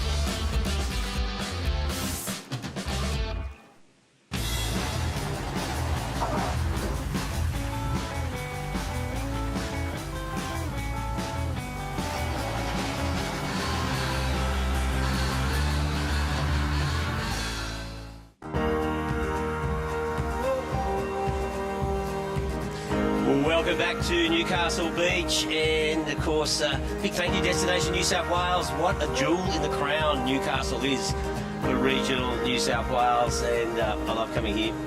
It's awesome coming up here every year for the Hyundai Australian Boardriders Battle, and man, there's been some battles today. Joining Sean Doherty and myself in the commentary box is CEO of Surfing Australia, Chris Marta. Chris, what a day it's been. What a day. We're in the semi-finals. It's been a ripper, absolute ripper. Yeah, it has indeed. Now, of course, with this year, Hyundai, great to see them. How do you get them on board every year, mate? Is it a sneaky deal under the table? Surfing looks there not to laugh. I agree. So we are here for the semi-finals of the Hyundai Boardriders Battle. I'm just trying to see if we've got team heat, which we don't, which is a bit annoying. But anyway. So out there right now we do have Kingscliff, Snapper Rocks, Avoca and Jones Beach. We saw that last heat. I tell you what, Dakota Walters needs to have a chat to his teammates and say, on the power surfer, give me more than 1 minute to catch a wave and get back in the box. Twice in a row he's pulled it off. Amazing. Well, that's true. Don't need any more. No. Just give him a minute every time. That's right. I reckon if he gets too many, he'll just get confused. So I've got 5 minutes out here. I might just hang around and see what happens. Yeah. So Chris, another successful weekend going on up here for the Hyundai Australian Boardriders Battle. So you've got to be pretty happy, as the exec. Yeah, no, it's been great. I mean, a huge crowd turnout, which is not hard on a beautiful sunny day like this in Newcastle. Yeah, weather does help. The weather does help. The waves are doing good, and most importantly, the surfing action's been really tight. I mean, this is what makes this format in particular so exciting, because it's so close, and right till the end, you don't know who's going to win. And yeah, so this next heat, whew. Yeah, it's almost ideal not to have it 6 foot. Yeah, well, that's right. It's actually 6 foot's good to watch because it's entertaining to watch everyone else stress and have to deal with it. But in terms of actual surfing and getting this thing to run smoothly, 3 foot and fun like this is actually an ideal size. No, it is ideal, and I think we've seen the results in some exciting surfing here, and some quick tags and some big finishes. So we're just going to cross down there to Jess, who's with the Kerrs in the name of Josh and Sierra. Yeah, I am with Kerr Squared here. We've got number 3 surfer for Snapper Rocks and number 4. How's it feeling going this? You guys look pretty relaxed at the moment, actually. Yeah, we're relaxed, but I mean, just the conditions are deteriorating. Like every heat we've had today, it's gotten a little worse, and now the wind's come up pretty strong, and it seems like there's more size, but it looks softer and weaker, the waves right now, so we're just trying to game plan like where we can give ourselves the most opportunity. We're kind of, a lot of us on the team try to just rely on kind of talent in a heat, so we don't want to like try to get too caught up in any weird strategies. We want to just get ourselves put on waves. I feel like if we get on waves, we'll do good, so that's why we're just trying to strategize right now. Beautiful. We're kicking off right now, guys. Straight back to you. There is the start of the semi-final number 1, and yeah, Kingscliff, Snapper Rocks, Avoca and Jones Beach.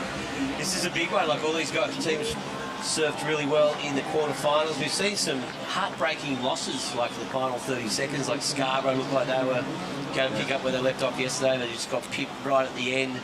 And yeah, we just saw that then with Byron Bay overtaking luckless Torquay and Longy. Yeah. What's going on with Torquay? They can never do it.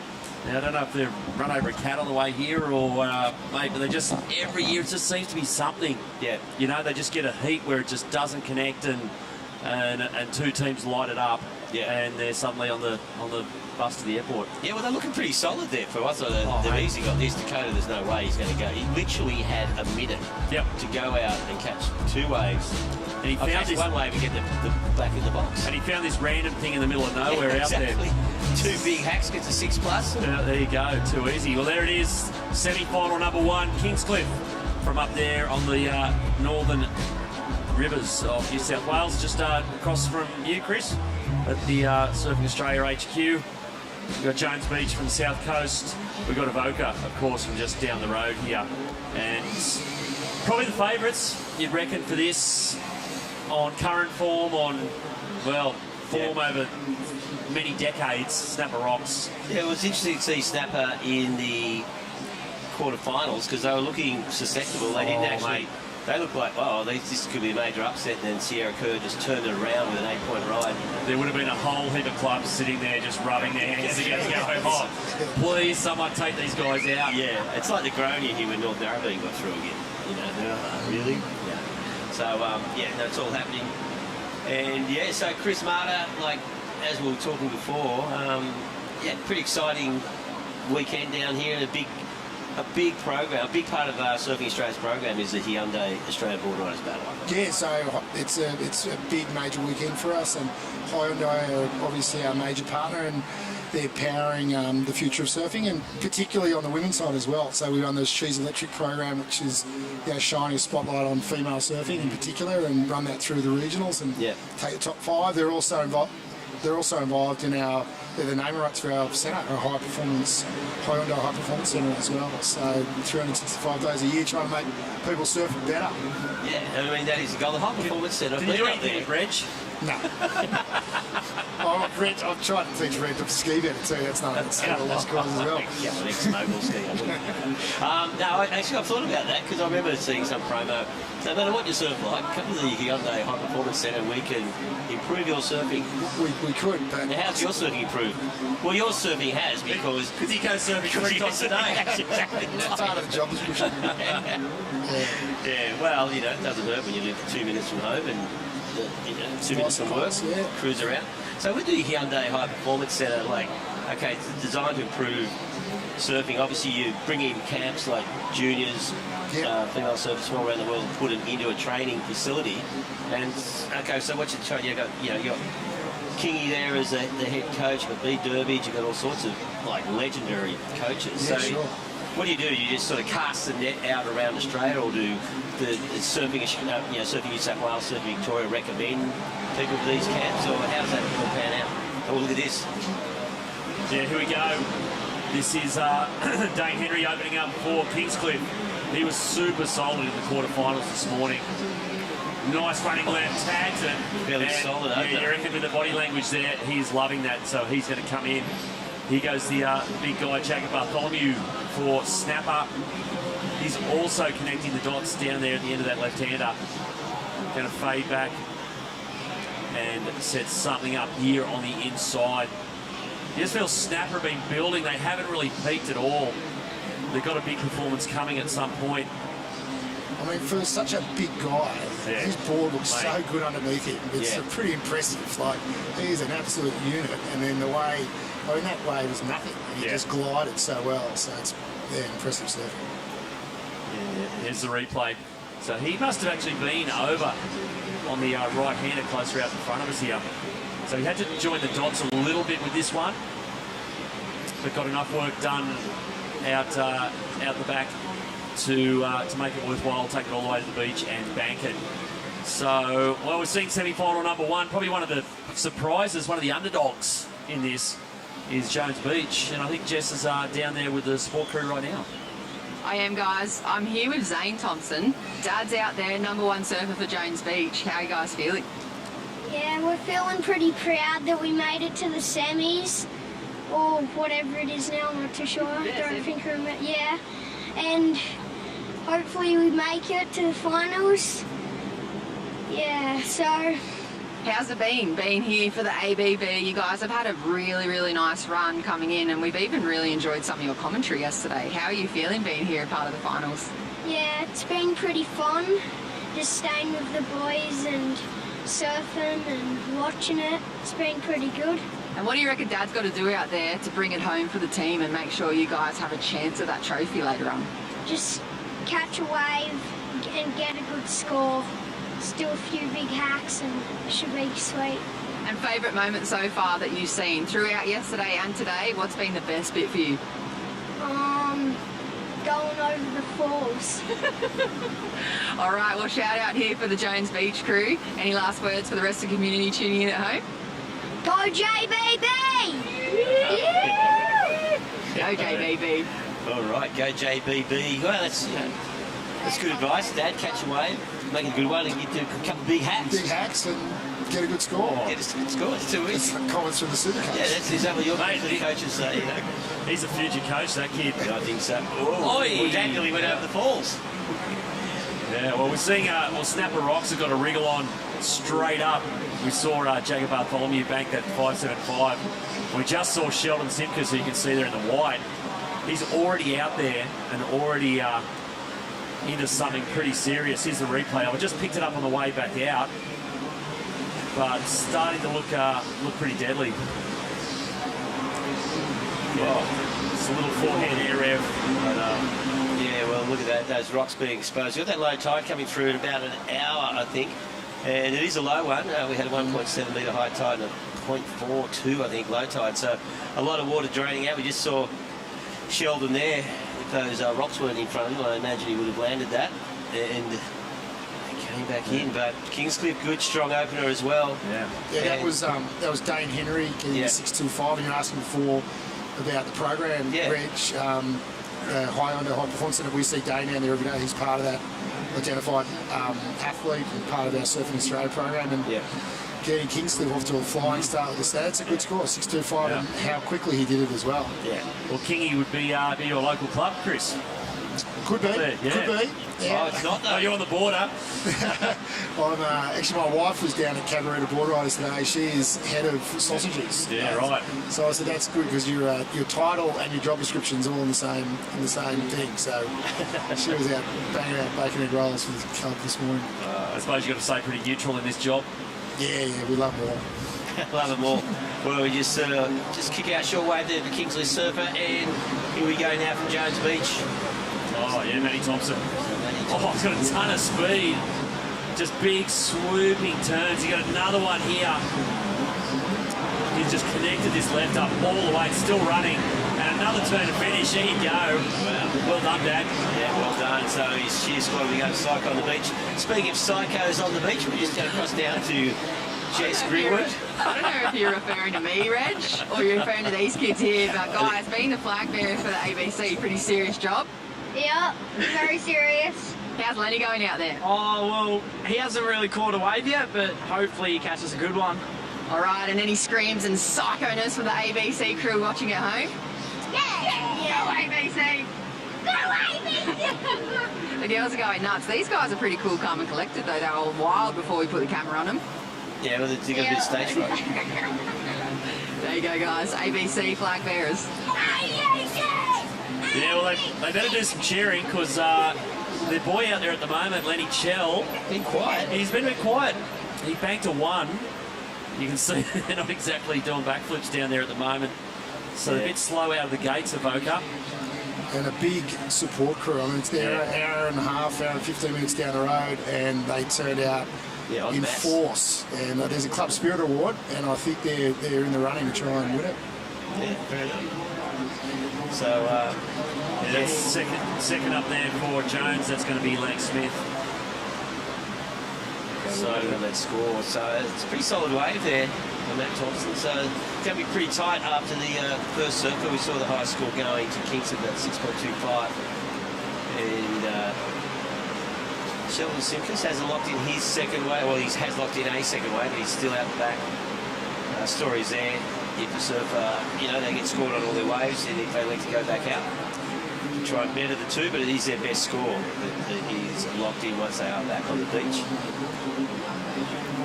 And there's Sheldon right there. So Kingscliff currently holding a narrow lead. Early days, of course, just under the 40-minute mark here at semi-final number 1 at the Hyundai Australian Boardriders Battle. And as we see, Yep, here is Langs Chell. So getting going on this left, it hasn't really lined up. He's had to do a bit of work to get it to link, and it fades back, and I think he's just going to have to concede defeat here and take it. So not exactly the start of Oka wanted, but they've been running pretty hot in the last couple of heats. Yeah, definitely. So, I mean, we've seen it's changed so many times. Yeah, you think someone's got an early lead, commanding lead, and all of a sudden they drop from second to fourth or first to third. That's the unpredictable nature of the format here. The Hyundai Boardriders battle. Well, a lot of their points have come from the two guys who are going to be next to the water, Caleb Tancred and Ace Buchan. So we'll see how things look after those two. They've had a wave each. There we go, the Vogue crew cheering him on. Lenny Chell. Jimmy's old boy Sam is in amongst that crowd. Sam Chell's actually surfed pretty much every year for Avoca here. Oh yeah, for a long his time. dad. So here we are, just cruising down. That is Caleb Tancred. Yeah, no great rush. That's what I was thinking. It's one of my favourite parts of this event is the different styles of running and the urgency, or in that case, the lack of urgency. Totally, just going for a Sunday stroll. Yeah, he didn't want to wear himself out before he gets out the back. Yeah, here we go. This is the Atlantic Smith here for Jones. Used to seeing him parked deep inside death slabs on the south coast. But very, very handy surfer. He's had to, this thing's a bit wonky and all over the place. He's had to join it up, but he kind of has. A lot of chop to deal with, and he's done a great job making these turns. Kept the momentum going, and I think he's going to get room for one more on the short break. You reckon is this a keeper? Yeah, every day of the week came that one. So second surfer in for Jones. That was some good surfing. I mean, that was from out the back, and there was chop, and there was wind and bumps, and here we go. Yeah, here's Micah Markson. He's already had one crack in the left. Didn't quite line up. This one, though. Whoa!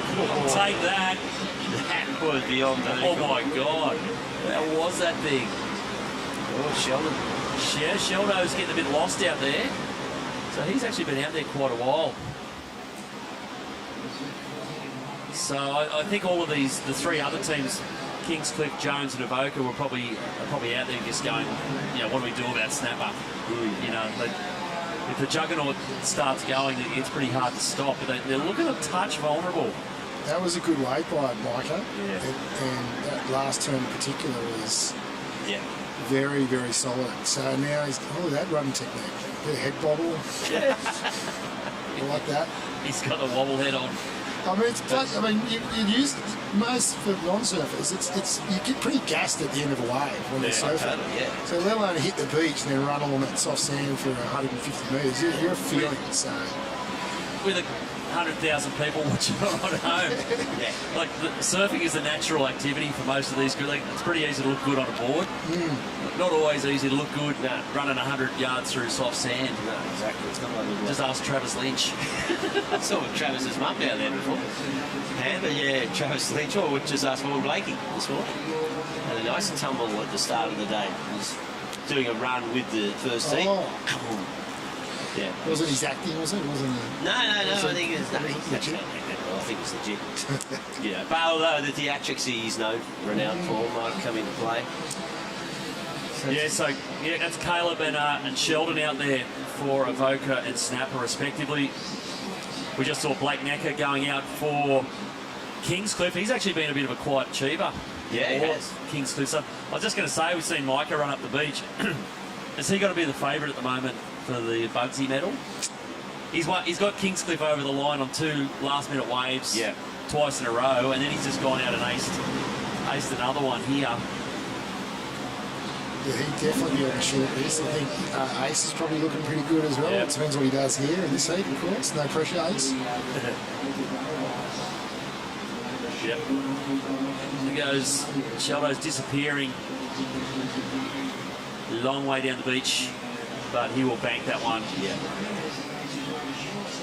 So, looking good. That came in at a 6.08 for Kingscliff for Micah Margison's last one. So, a pair of 6s straight up for Kingy. That's solid. That's solid. Yep, you take that. You get another 6. They're on time. So, So Avoca's and Jones with one scoring locked in each. 33 minutes. Well, there we go. They just Lennox Smith's wave's just gone in 5.65 for Jones. Gets them up into second. So yeah, there is Sarah Kerr for Snapper. She hasn't missed yet in every heat. No. Pretty much 7 or an 8, I think, every heat. Yeah. So, well, she's, you know, and when Snapper have been a bit wobbly over top, which they are right now, they just send her out, and suddenly we're back. We've gone from 4th to 2nd, and we're back on track. So I'm not sure if that 4.43 is Sheldon's last wave. I think it is. So that's Snapper's tail after 2 waves. So Kingscliff looking pretty good with that pair of 6s. Jones Beach with that 4.75 and 5.65. Oh, hang on. No, that's a throwaway. So yeah, after 2 waves, Snapper in 3rd spot, Avoca. Just with 1 wave at the moment. Yeah, so that's Nick Clifford out there for Jones in the blue. So he's just had a little up, 0.63. You can see the wind getting stuck into it a little bit. Yeah, it's more direct on shore now too. Which it's kind of lost that really dreamy quality it had earlier this morning, but still pretty rippable. There are chunks, and we're just going to find them. Yeah, chunks and bumps, and there's an outside, and then there's an inside. And yeah, look, that was a classic example that way. It just looked like it's going to stand up and got all real weird. Yeah, here we go. There's Caleb Tancred getting stuck into that. Hope there was a couple of turns out back for Caleb there. He seems pretty committed to take this to shore, so this might be the wave. He's kind of trying to get through that thing. And yeah, he must have done a little whack on the inside. Must have been some action on the outside that we missed, but Tancred now, and I think Ace Bucket up next. Yep.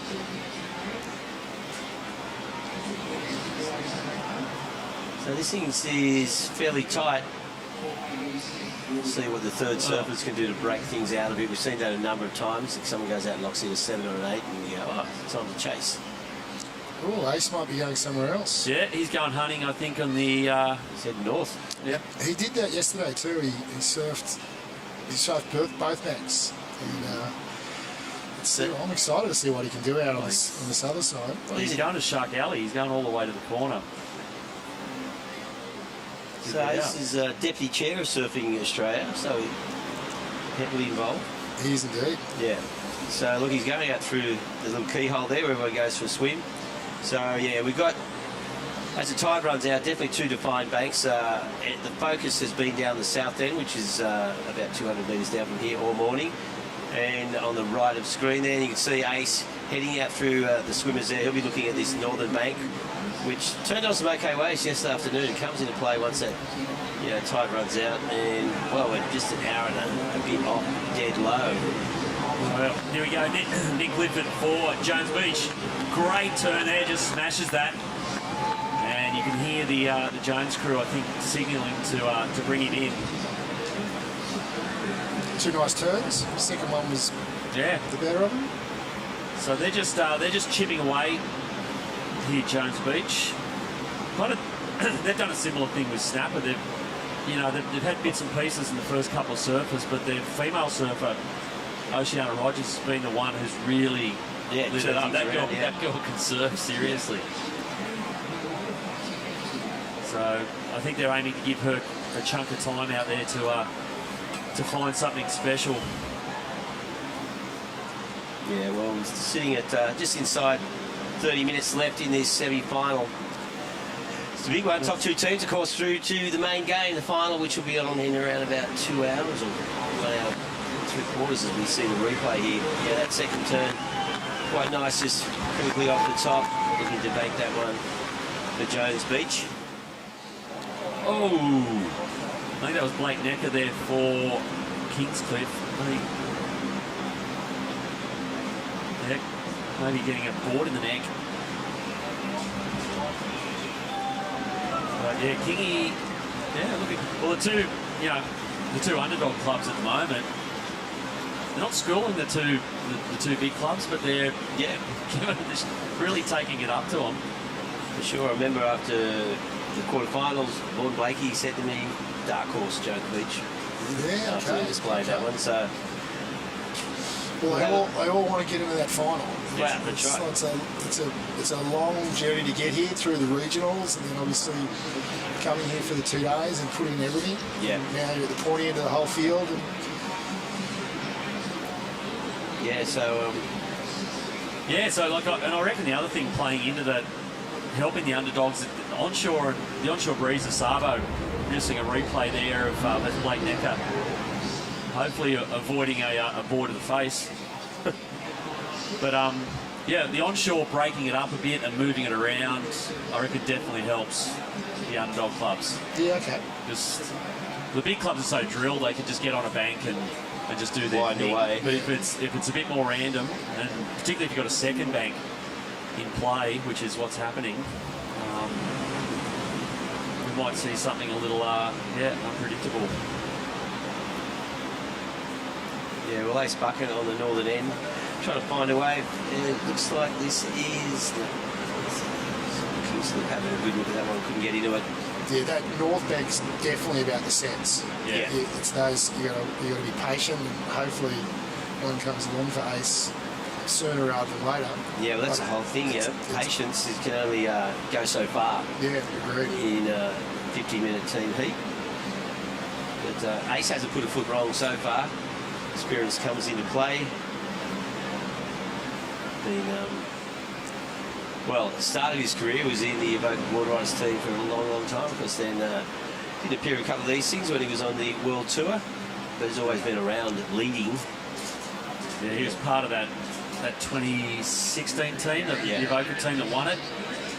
We've seen there's Blake Necker. Oh, he just overcooks this.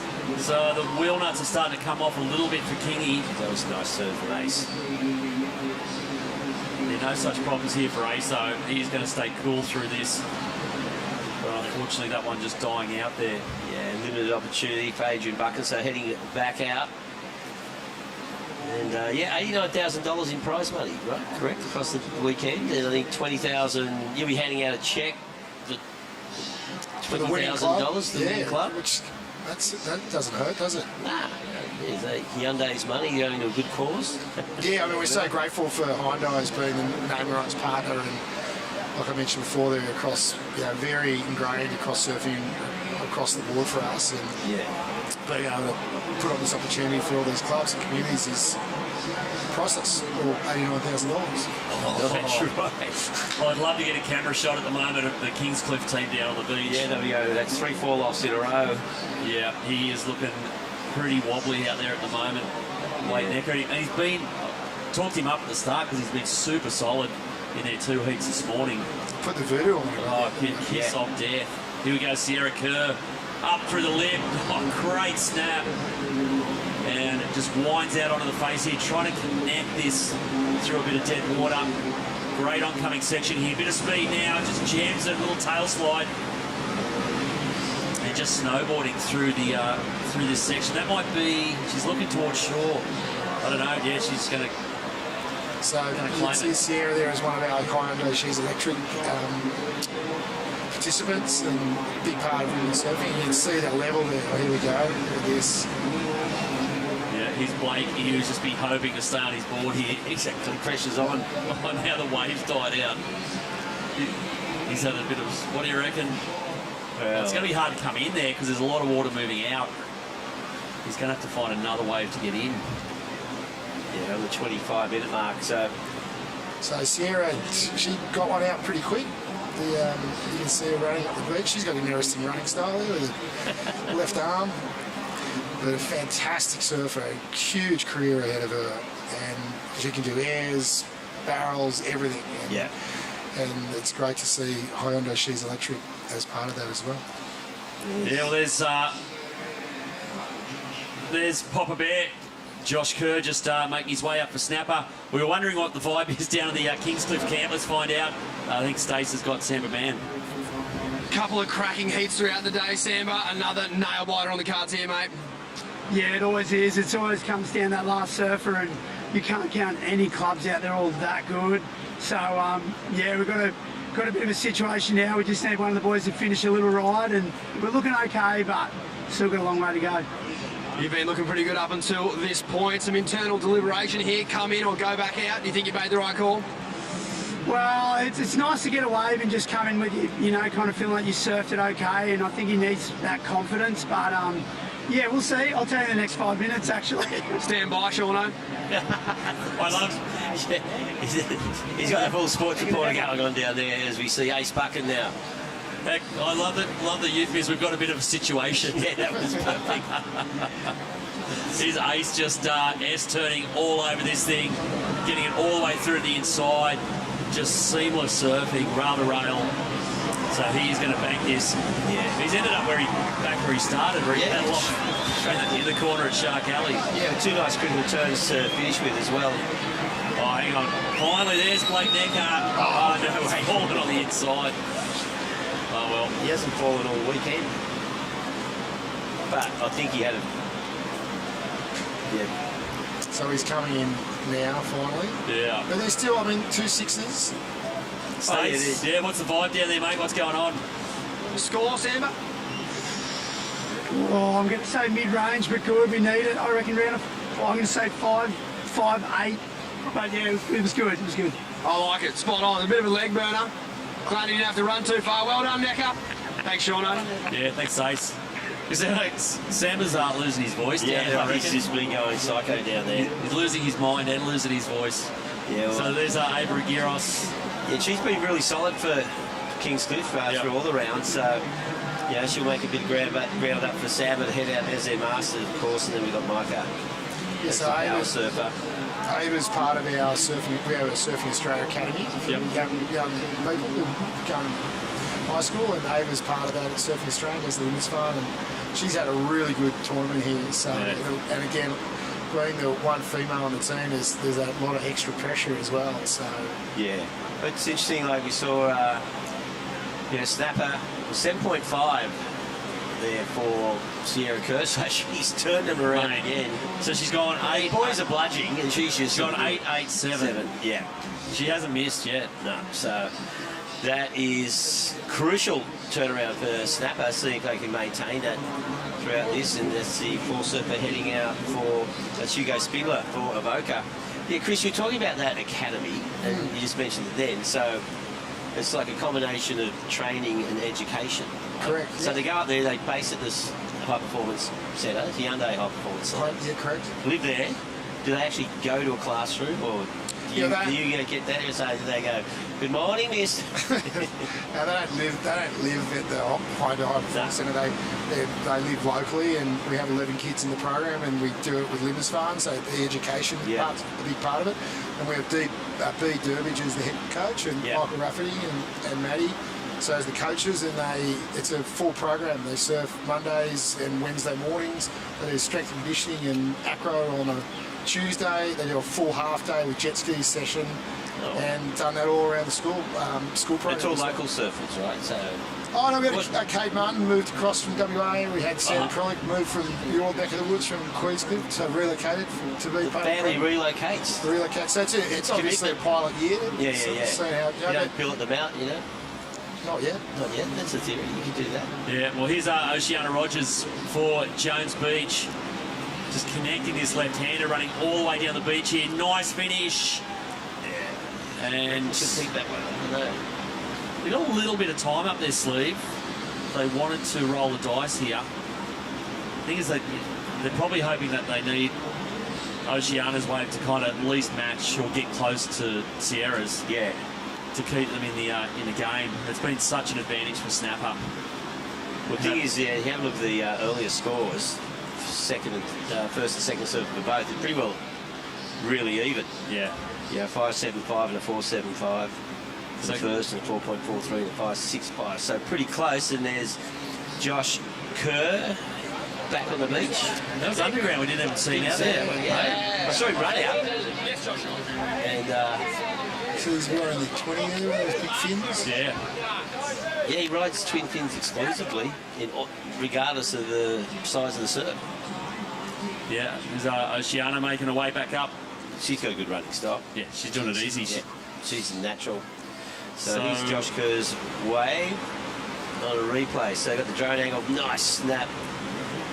Got a good section lining up here, just swooping off the top, carving back to the white water, and good hack to finish. So there you go. Oh, went straight into the rocks. Maybe he's riding a single fin all of a sudden. Well, it'll be interesting to see what the judges do there. It was a pretty sick wave. Look at this thing from Oceania. It was a big outside wave. She had to negotiate to get around it before she could kind of get stuck into some turns. But, yeah, great fluid surfing. Yeah, she did well when that wave split as well. So a bunch of scores have just dropped there. Ace got a 6.58 for his wave. Yeah. So obviously good decision going on that north side. There's Josh Kerr's wave at 8.0. So advantage snapper. Wow. So just like that. Well, the Kerrs just lock in 15.5, which Yep. 2 waves. Here's Hugo Spindler. The Evoca crew down the beach. Love that. Yeah, this is going to tighten things up. So I think he's headed back in towards Shark Alley here as well. So I reckon this is the Grom's best wave in all his seasons. Fading back left now and finishes nicely. No, he doesn't. He runs over the rocks. He's on the rocks there, isn't he? Good commitment. So I think, well, on the back of a 7.5 and an 8.0, I reckon the mood in the snapper camp will be a little less stressed than it was 10 minutes ago. Stace, what's going on down there, mate? What's going on down here is pure dad power in the form of an 8-point ride. Yes, Kersey. Yeah, funny. I think was it you that asked me if I was going to go excellent next? And I went, yeah. All right. I didn't think I actually outdid Sierra for one heat, so that's good. I'll take that. Woohoo! Tapering nicely. Yes, yeah, exactly. I'm just building the momentum going into the final. Vibes are high. We're all good. We're having fun. You guys are putting a fantastic heat together. Sierra, you made that wave look really fun. It kind of looked like the Munich River wave, but you're sort of surfing down it. Yeah, it was kind of trippy wave. Like when you're out there, you feel like you're in front of a rock, but you feel like you're in front of here, and then yeah, it just kept kind of giving like a weird bumps. It honestly did kind of seem like a river wave, but yeah, a couple little steep sections, so I'll take it. Absolutely, left, right, and left again. Well done, team. Yeah, there you go. Yep, here we go. Here's Abra Giros for Kingy. We've seen a few hoots down there from the Kingy faithfuls. Probably got a couple of turns in out the back. Now just joining the dots on the inside. And yeah, she is going to bank this, take this all the way to the beach. Still going. Wow. Little fin flare, little groovy, a couple of turns on the inside. So once again, she's done really well for Kingscliff. Yeah, well, that will tighten things up significantly with Jones Beach. And yeah, Ava's just been solid all the way through for Kingscliff. Yeah, the way it's kind of looking now, we're seeing Jazz McCorkdale go out for Evoca. You're starting to get the feeling Snapper's going to sew up one of these spots. Yeah. I think it's hard to see him not with a 7, 5 and an 8. Yeah. So it's going to be a bit of a battle for this second spot to go into the final. All three other teams pretty evenly matched. See, yeah, Jazz, well, all the Evoca crew are liking this bank at the north of Newcastle Beach. They're all surfing on it. Jazz, of course, the Australian Indigenous champ as well this year. Took it out down at Bells. I think she won the longboards from memory too. Oh, really? Yeah. You can surf. Yeah. Ty Richardson. Oh, yeah. So, yeah, he's linking this thing up here. And, yeah, this is a keeper. Oh, look at it squaring up now. Just tags it. So Ty Richo, I reckon he's going to, he'll bank that for Snapper, no worries. He's looking in, yes, no, what do you reckon? Yeah. Yeah, they're called Come on, Grom, get in. Yeah, well, that leaves plenty of time for Sheldon Simkus as their power surfer.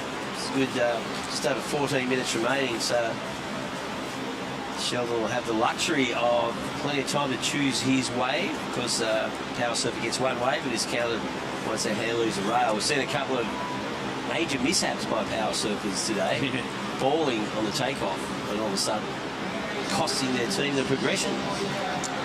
They're going to sit down in the back of the bus all the way home by themselves. Yeah, Ty Richardson, he was a long way down the beach. He's earned himself a couple of extra 100 metres. Yeah, but he's putting the big ones on. You know, he had time to just saunter, but he knows what it's all about. Yeah, the snapper is starting to look pretty.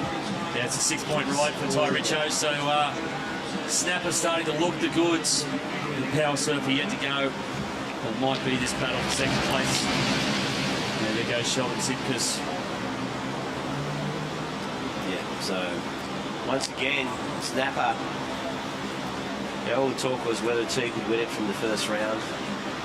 Obviously, you can. Yeah. It's a matter of putting it all together. Yeah, 3 heats in a row. This is Dayan Connie for Jones. He's a really good young surfer. He's trying to work his way out though. It's going to bowl out at some point. Little tag section. Now he's into the shorey and we've lost him.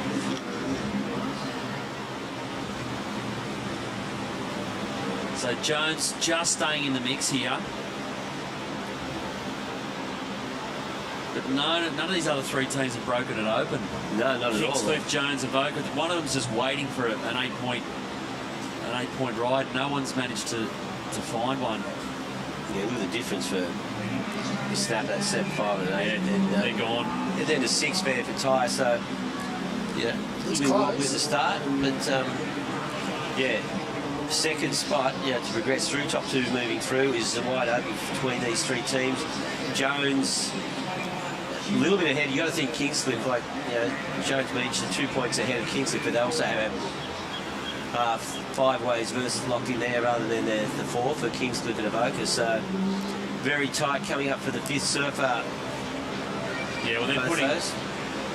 Yeah, there we go for Jones. They're going to put Lenny Smith straight back out as their power surfer. He's going into the. I think he surfed the bank to the south first time around, so he's going to roll the dice on the northern bank for his power wave. He's probably got 11.5 minutes, so he's probably thinking he can get out wide, yeah, get something big and try and connect it all the way through. Yeah. So, yeah, the old Jones Beach fairy tale still alive. Hanging on to second. Here we go, Samba Man for Kingscliff. Quick in and out there for Samba. Yeah, so Avoca and King want to probably get their 5th wave locked in here pretty quickly. They've got time, but it's getting tight.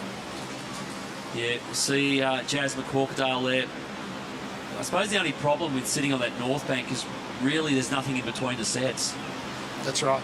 You're in a fair bit of deeper water, so you're only getting the set, so you do have to wait. I think that's why Lennox Smith went out there, because he's got 11 minutes, so you'd have to reckon he could find something. Here goes Jazz, just hits that incoming section. You can hear the Avoca crew downstairs liking it, and just riding the Bronco a bit there. That got a bit out of control, that second turn. Yeah, it looked like she was going to settle in for a good score then. Unfortunately, that white water getting underneath her. So, but she's going to claim that one and bring it in. As we see the recap. Yeah, Kingscliff started off pretty well, going 1-2 with Dane Henry and Micah Markison. Opened strongly with a pair of 6s. That's our turn of the heat so far. Yeah, Matty Jones Matty Thompson for Jones Beach. Opened strongly, kept him in the mix. This is where it all switched around. Snapper really put the foot down with Sierra Kerr, and then her old boy Josh Kerr went out, and they just went 7, 5 and 8. I mean, thanks very much, we'll have first place. Yeah. And it's now become a battle for second. And the Snapper team looking pretty good, looking like another final coming up for them.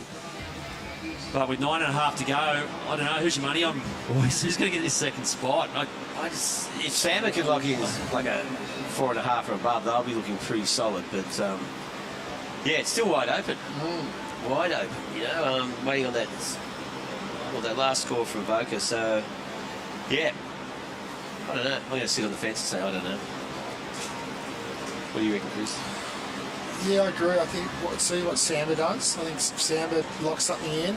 They probably, and then it looks like it's down to the power server. You know, he's gonna nail them. Yeah, well, their current standings here, but Kingscliff, of course, haven't got a proper fifth wave locked in yet. Samba's still out there. Yeah. So it's a little deceptive at the moment. If he gets something half decent, Kingscliff will jump up in a second. But then times start to become a bit of an issue for them. Yeah, they want to give their power server some room to move. It looks like, well, that one, see, it's pretty junky out there now. A lot of water moving around, a lot of cross chop, so it's pretty hard to choose the right wave. And you need that one with at least two sections on it on the outside to stay in touch with the other team. So pressure now building on Samba Man, but he's no stranger to pressure. No, well, there's Sheldon Simkus. He's not feeling much pressure at the moment. Been out there for 6 minutes. Yeah, it's the power surfer. He's still got another 8 minutes to go. He's just sitting waiting for a bomb. Yeah. He had a pretty, if I recall, on his session as well. I think he was out there for about 10 minutes. Yeah. So he's hogging the 50. He's been out there for a while, but yeah, Snapper looking pretty safe. It's his second spot that's really open at the moment. So there's Samba. Samba really needs to. Yeah. I mean, he can do it. He surfs great. He's very reliable.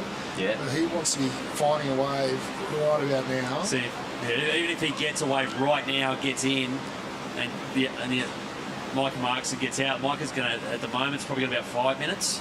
Oh, that's enough. You know, That's enough. Yeah. But it's tight. That's what it is right now. And it's ticking away pretty quick. Yeah, but Samba just needs to get this wave. Yeah. He's made a committed paddle, and yep, there he goes. He does need to get a score, though. Oh, I know, yeah, he can't nurse this. He's got to actually throw some heat at it. He's here on his backhand, and it just hasn't stood up at all. He's just had to go rail to rail on it. Oh, it's going to put him all right in the same place. Yeah. This is going to be really tough. Yeah, it wasn't a breakout score. No, it's a 2 or a 3, so it does exactly that's what you said, Chris. It's going to basically put Kingscliff about level with Avoca. There's a running style. Yeah, he's a running style. Leading with his beard. I think the beard might be weighing him down a bit.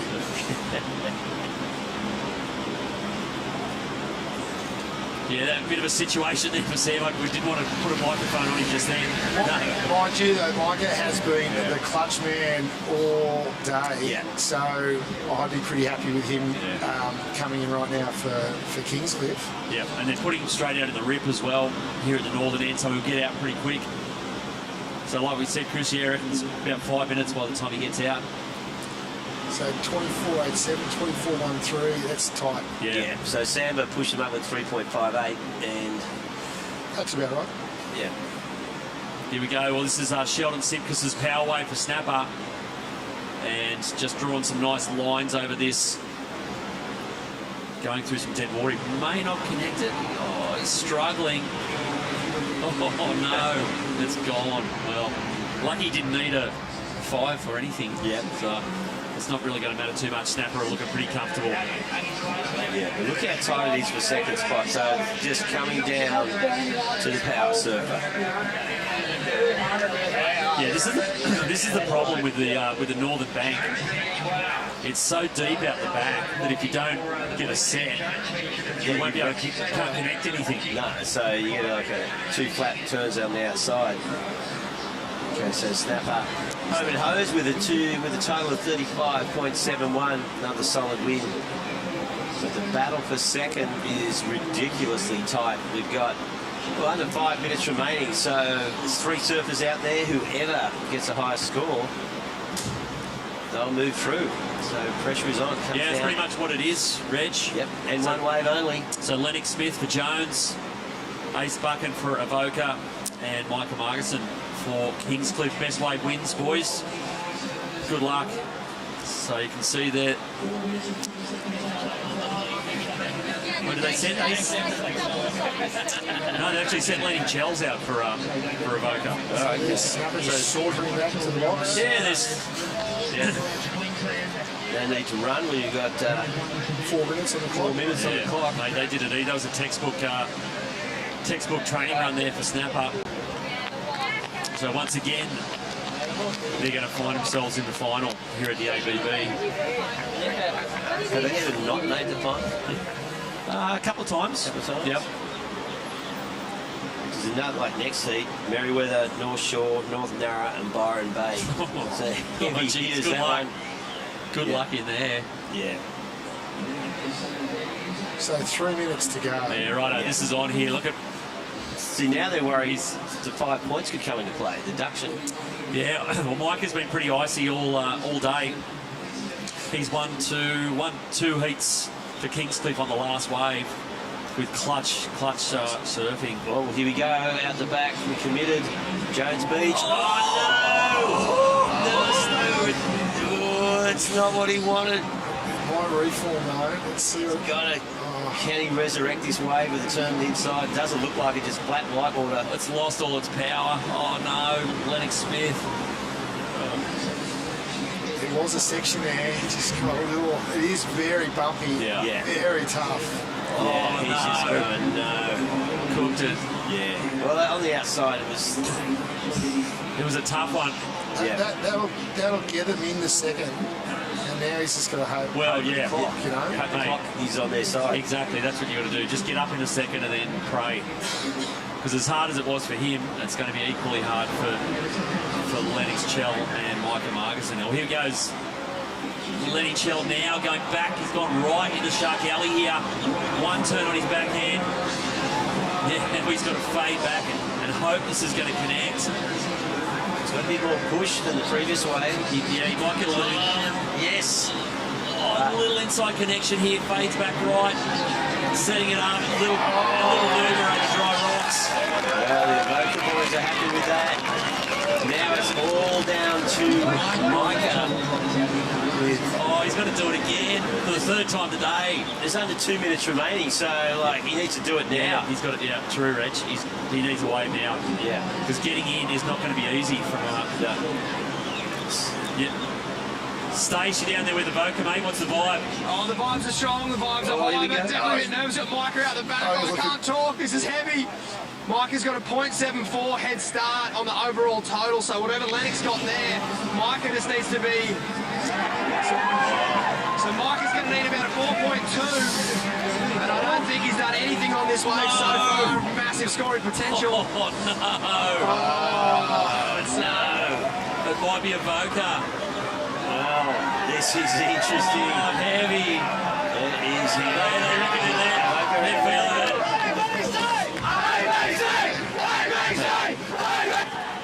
Oh, wow. Oh, heavy. The Ocean deals Kingscliff a heavy blow. No. Yeah. Oh. Now, they haven't heard Kingscliff score, but they're pretty confident. Yeah.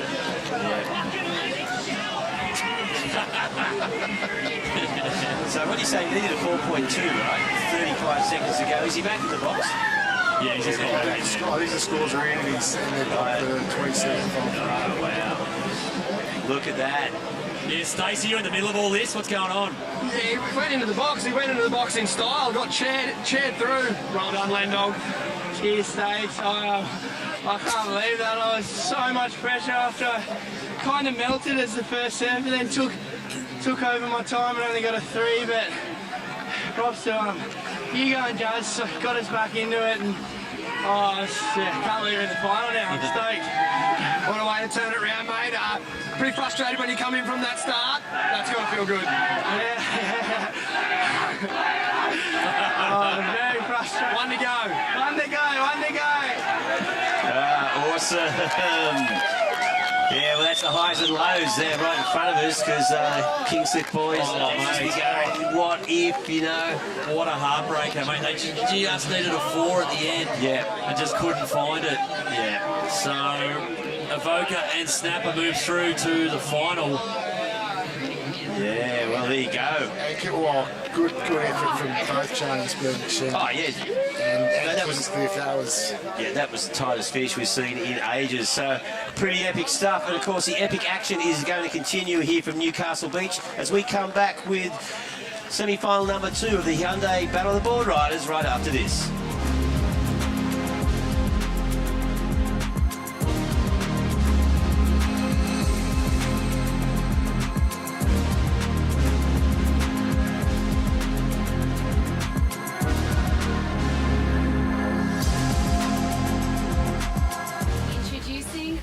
Generation of champions.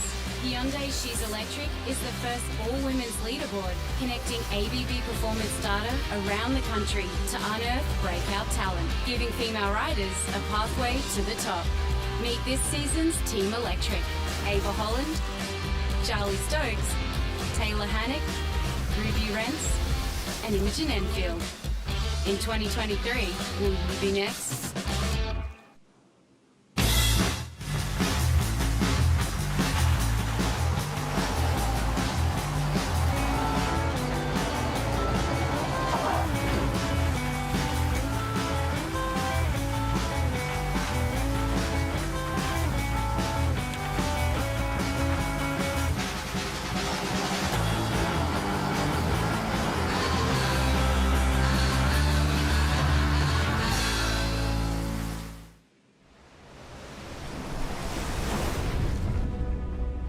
Some call me the next big thing. Then the same people said I'd never make it back. I've never paid too much attention to the noise. Control what you can control, block out the rest. The only expectations that matter are the ones that you set for yourself.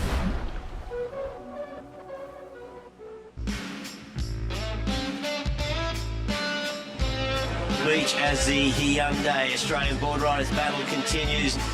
Semi-final number 2, and man, we've seen some epic stuff go down as there's the start of this heat. And well, joining me in the booth for the first time, g'day Reggae, is Vaughan Blakey and Vaughno. Well, look at this: Merriweather, North Shore, North Narrabeen, and Byron Bay. And look, they've gone different peaks. What's the story there? Well, the swell has kicked well and truly, mate, since this morning. It's a long way out, and there's a few different options on the table here, but, well, probably not a bad tactic to run in the opposite direction of Nathan Hedge. Well, that's right. Yeah. Well, Dakota Walters isn't scared of him. He's gone right next to him. And, of course, Mitch Ross. Oh, that's Mitch Ross. Sorry, the sun was glistening off 2 heads there. Oh, yeah, it's hard, isn't it, when it comes off the dome straight into your eyes. You've got no hope of seeing what's going on. The judges have really got their work cut out here. I think the big difference between Mitch and Hoggy, aside from their stance, one goofy, one regular, is the big throbbing vein that sticks out of Nathan Hedge. The hedge. Almost like a unicorn horn, isn't it? That's right. Well, we're just wondering whether or not he was going to turn up, because he wasn't here yesterday, but there's a match-up. Merriweather Surfboard Club, North Shore Boardriders Club, Byron Bay Boardriders, and of course North Narrabeen Boardriders. This is huge. 3 former champions of the Hyundai Australian Boardriders Battle Finals. Merriweather, North Shore and North Narrabeen have all tasted that sweet nectar, the victory. But Byron Bay, Reggae, calling their heats has been one of the most exhausting aspects of this whole event. How would Dakota Walters feel? They give him like 1 minute and 10 seconds, 2 heats in a row to go out as a power surfer and get back in, and he was chasing a score both times. He's done an amazing job for Byron Bay and kept them in it. Yeah. And this is starting to build. I really think that, you can come to this event year after year, and it feels awesome to be here with the team, to be part of the whole camaraderie of all these different clubs from all over the place. But Byron is a club that should have won this thing. They're such a powerhouse club. They're from such a rich surfing region. Yeah. And finally, mate, we're starting to see what they're made of. Yeah, totally, as we see. Well, the man who embodies the spirit of the Hyundai Australian Boardriders battle more than anyone is Nathan Hedge for North Narrabeen.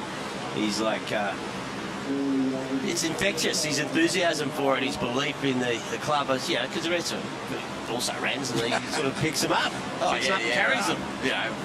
Just pick any name from history. Damien Hardman. Yeah. Simon Anderson. Yeah. Terry Fitzgerald. Matt Cattle. Cole Smith. Rob There's Hazelwood. a lot of Hall of Famers in there. Oh, Rob Hazelwood. Yeah, there you go. Rob Cathles. Yeah. Davey Banner. Cathles. Yeah, Davey Cathles. Surprised not to see Davey's name in the team. World Junior controversial champion, down there, would it? So Snapper and Avoca are already in the grand final. So, upside down and absolutely slams it. Right, Dakota Walters. Okay, one manoeuvre. Is he going to think that's enough to come in on? He has to, surely. That was a really impressive turn. One of the biggest waves we've seen this whole weekend.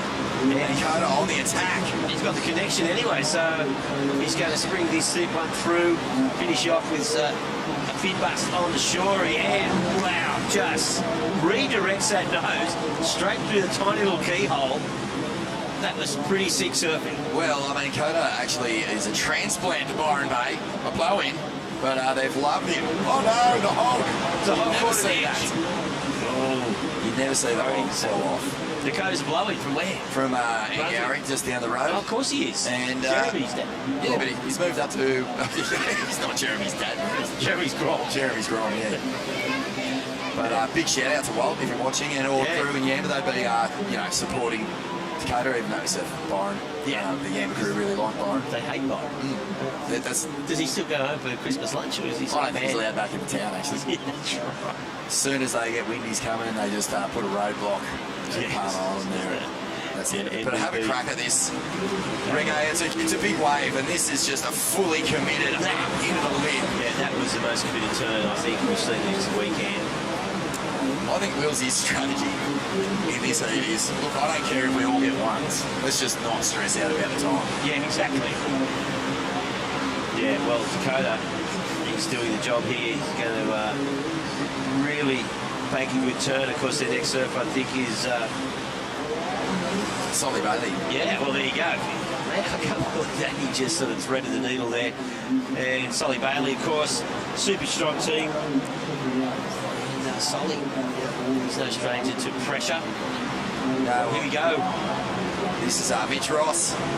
He's riding an interesting looking board here, Reggae. It's a short, flat, fat, thick little plank. And those things really, basically plough through flat sections, no drama. You can surf at high speed no matter what the wave's giving you. Yeah, exactly. That's been pretty impressive. Okay, speaking of impressive, here goes Nathan Hedge.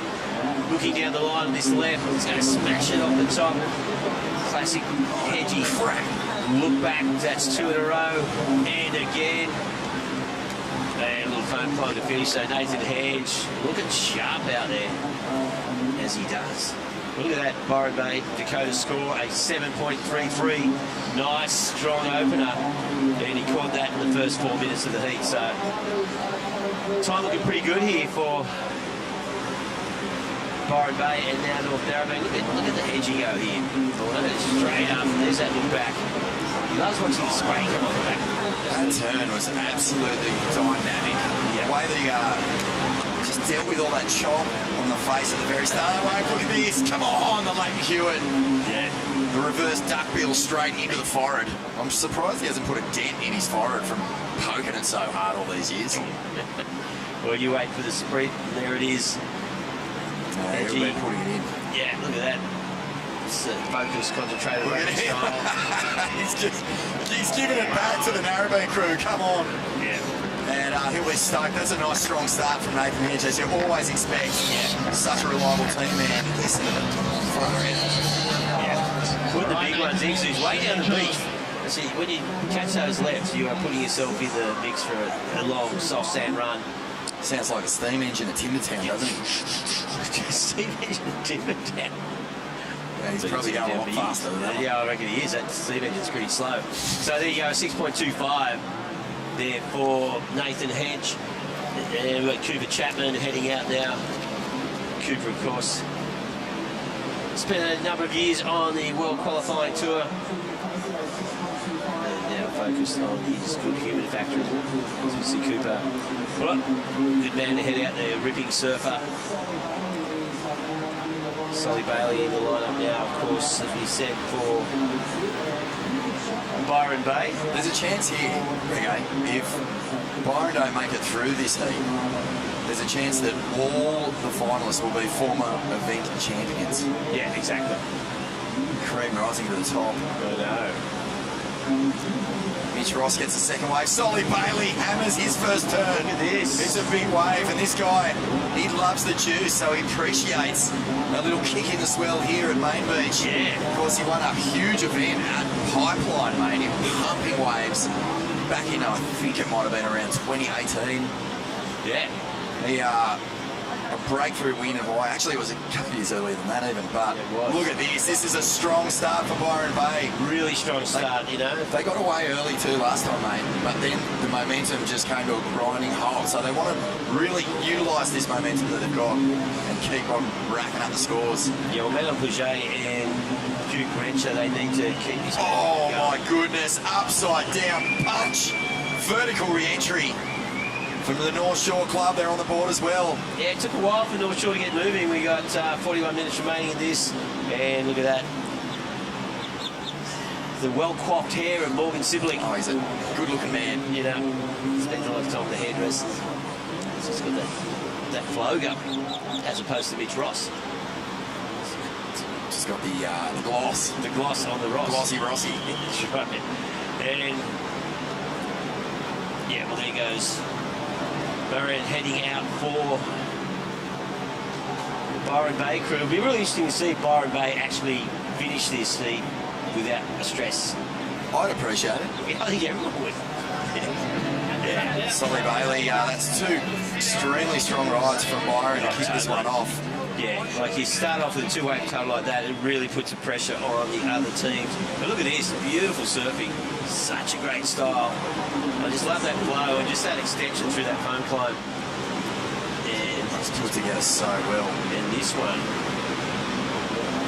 Taj Stokes gets this big turn in. And the second one, nice swooping cutting. And that one delivered that last section as well, so really good surfing there. So strong openers for all four teams. That wave was amazing.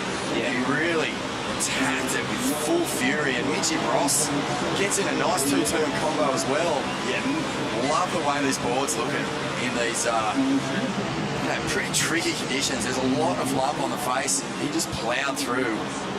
No drama. Is there a little bonus section on the inside for Rossi? Maybe.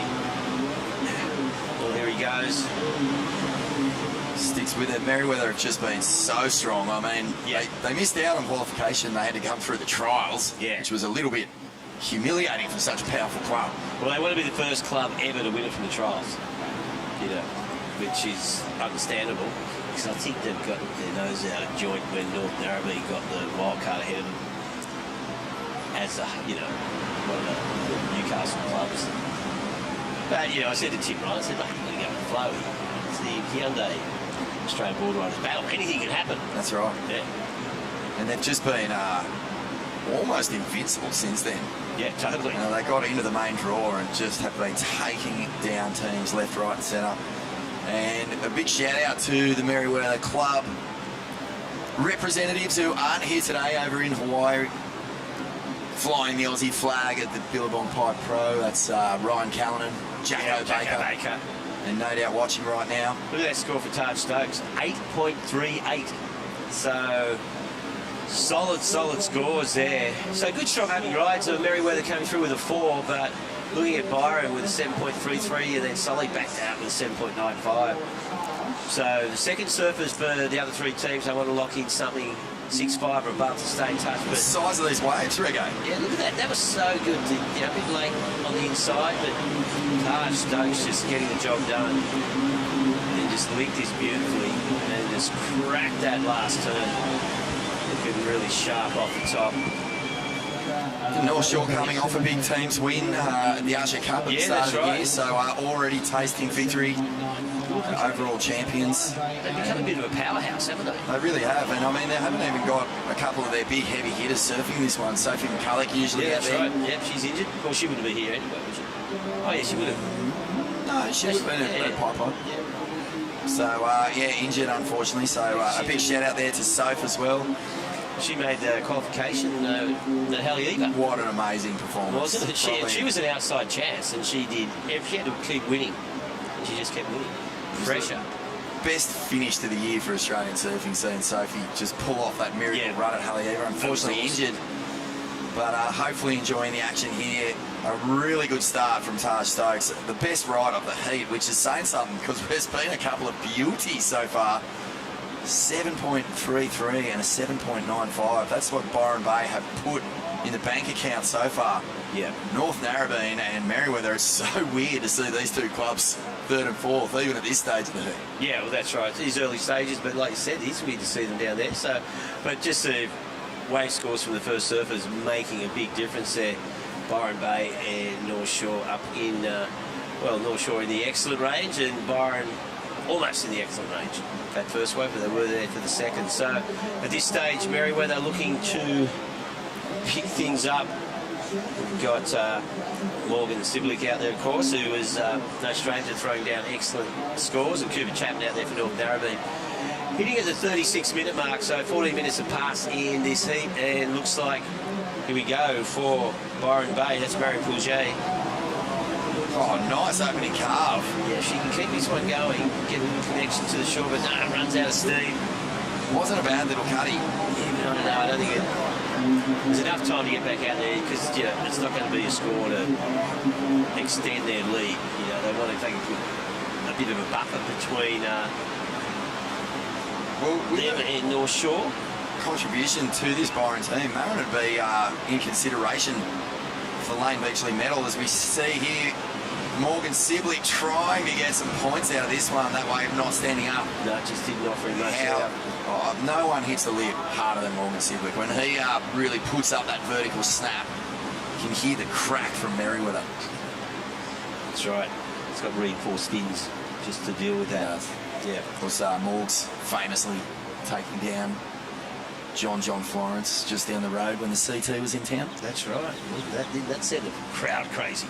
That was all time. Yeah. It was all time. It was great having that CT here. Mixed fortunes. Felt like the old days a little bit, What's that? We felt CT here and a CT at Narrabeen. I saw them going with a time machine to 1994. Waking up at 6 in the morning and doing surf reports to Triple M. Yeah, that's right.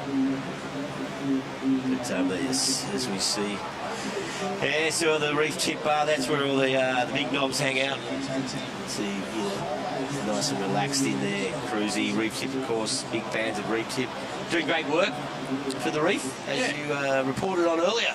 Oh, mate, 10% of all profits from reef tip products help basically go into help maintain and regenerate the Great Barrier Reef, our great natural resource, one of the 7 wonders of the world. Yeah. It's an awesome support partner to have here at the Hyundai Australian Boardriders Battle. And Reggae, you slept in there last night, didn't you? Well, I got locked myself out of the room at the Elogio. Would you like outdoor sleeping here or indoor sleeping over there? Just use that. Not there's anything wrong with the Elogio. Here we go, Morgan. Nice hack off the top. Swooping, beautiful turn. What's he got for us on the inside? Another carving cutty. Just setting things up for the big finish. Another one. Yeah, a bit frustrating there. He's looking for the big kaboom to finish. Oh. That's the single. So who makes those decisions on the beach, do you reckon, for Merewether? Oh, hard to say. Probably Rossi or Jesse Adams is usually down there. Yeah.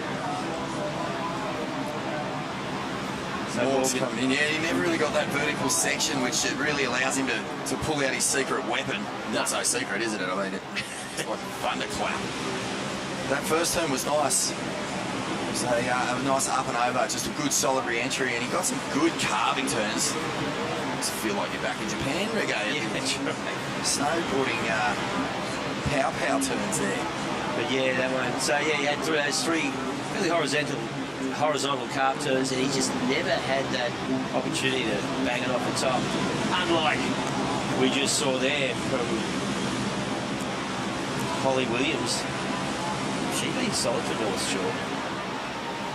Is she going to make that? Oh, hang on, who's that? That is Marion for Byron Bay. Looks like she's going to come in. So Byron looking to get their next surfer into the water. As we go deeper into the semi-finals here, only the one heat to come. Yep.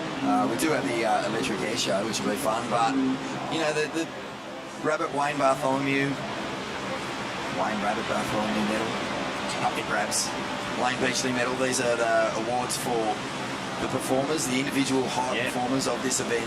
Yeah. We got a helicopter rabbit in to give it presented. Yeah. Excellent. That's a Jaguars. It's a nice ride there, but nice ride. Who's sticking out to you so far in this event? Oh man, it was looking like Micah Marginson, but you know, solid as. But Dakota Walters, I mean, his team have actually chucked down some pressure on him, and he's handled it.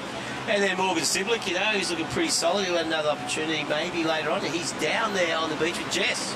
Yeah, he is. Thanks, Reggae. Morgan sitting in second position at the moment. North Narrabeen and North Shore chomping at the heels. How's it feeling out there? Yeah, it's obviously a bit nerve-wracking, but yeah, it's just hard out there. The sets kind of came through before I got out the back and went a bit dead, and yeah, only got 8 minutes per surfer, so just had to get a little one and do what I could on it. So yeah, only got a 5, but hopefully we can get a good one next time. And you guys won the trials yesterday. No club's been able to take out the overall top spot after winning the trials or even starting on one of those lower seeded clubs. What would it mean to you guys to take the trophy back and the champs title? Yeah, no, I feel amazing. Yeah, I think everybody here is so frothing just to be here, and yeah, if we can get the win, everybody will be going to go mad. So yeah, hell time. It feels like outside of the draw, it's just been so stacked the whole event. We got Narra in our heat now, and then in our last heat we had North Shore and North Shelley, and I think that's like the last 3 teams that have won this event. So yeah, it's been pretty tough coming from the trials through. And who's the #1 sponsor? They're going to be free drinks tonight if you guys can win anywhere around town? I don't know, have to speak to the Steel City boys. No, it'll be sick though. Yeah, I don't know where we'll go. But leave it up to the grog gods, eh? There you go, Morgan Siblick from Merriweather, guys. All right, Morgan. See you at the Reef Tip Beach Bar, Morgie. Yeah, Morgie, that's where we'll be. He looked a bit flat. He wasn't happy with his opportunities out there. It's just, oh mate, you know, like a 5 has been a keeper score for every single team. I mean, if you're getting 5s across the board, you're almost getting through. But this is semi-finals time, and as Morgie said, you know, you're up against former champions. Cooper Chapman just loses the fins there, but he's getting plenty of spray off these big power gouges. Yeah. And Cooper, I reckon he'll keep that one. Oh, he's having a look to the boys. What are they saying? Yep, looks like he's been told to head back to the beach. Matty Cattle, of course, super coach down there for North Narrabeen. And yeah, looking to, well, have a look at this. Like Cooper, looked like a nice way to start.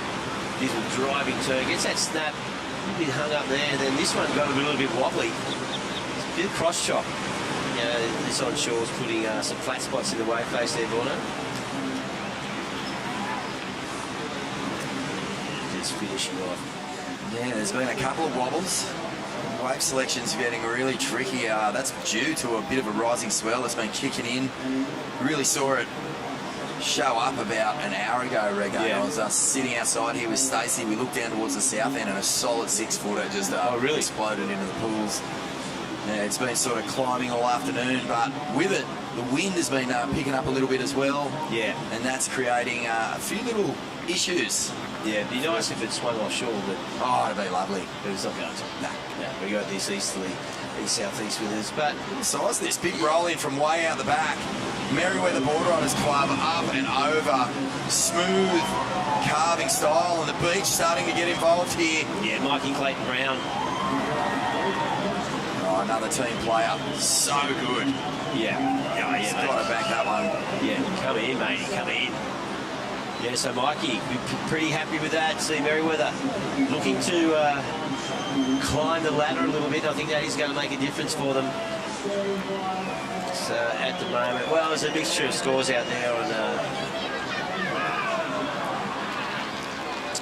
number of waves called. We've seen through, I think that Byron Bay had locked in their third wave. I think Murray did come in.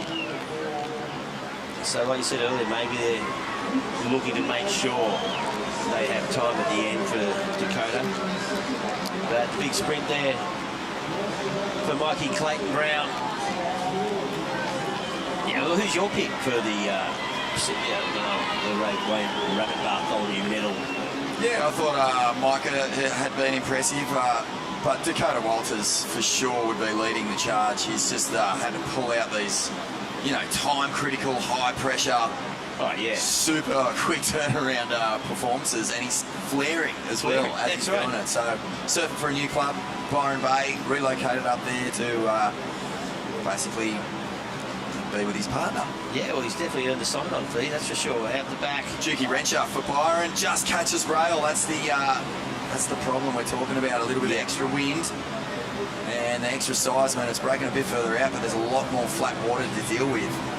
Yeah, we'll do plenty of time to get back out there. We just saw the four surfer Ollie Riesenbeek head out for Merriweather. Looking at just under 26 minutes, so play approaching the halfway mark in this semi-final number 2. And well, Mikey from Merriweather just surfed a great session. He's down there with our very good friend Jess Grimwood. Thanks for getting Mikey. Scores dropping in for you, 8.0. Must feel good to put it on the board for the club.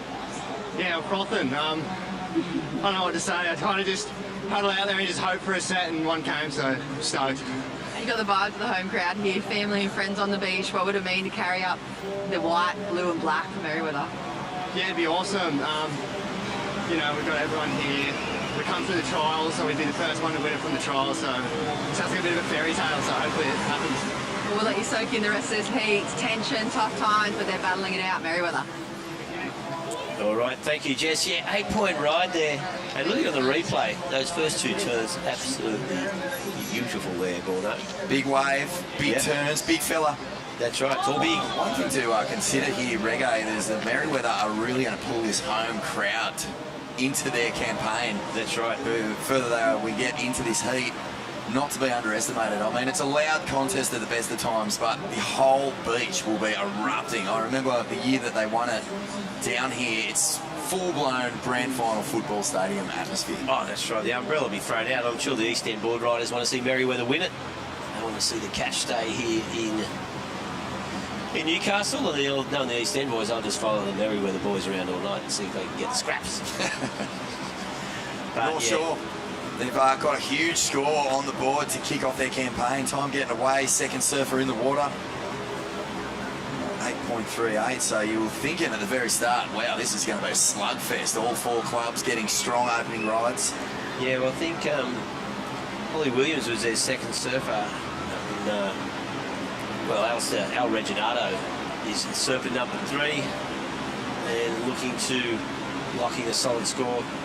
24 minutes remaining in this, so yeah, I want to see these third scores locked in, so just so we can just figure out how tight this is. So North Narrabeen and North Shore still waiting to lock in that second score. Saw North Narrabeen Cooper with a 5.7. So Jamie Thompson out there for North Narra at the moment.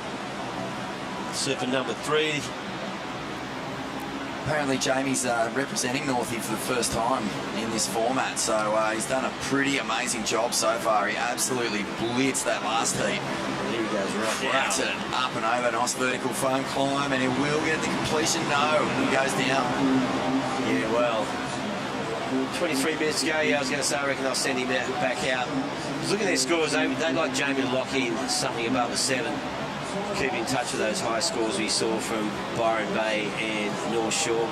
And now Merriweather, of course, with an 8-point ride as well. That could be a big turnaround. It sort of psychs people up. And paddling now, looks like having a good look at this for Byron. Duke Wrencher. Yeah, Duke. Been out there for a little while. This is a tall wave. He's caught behind a section.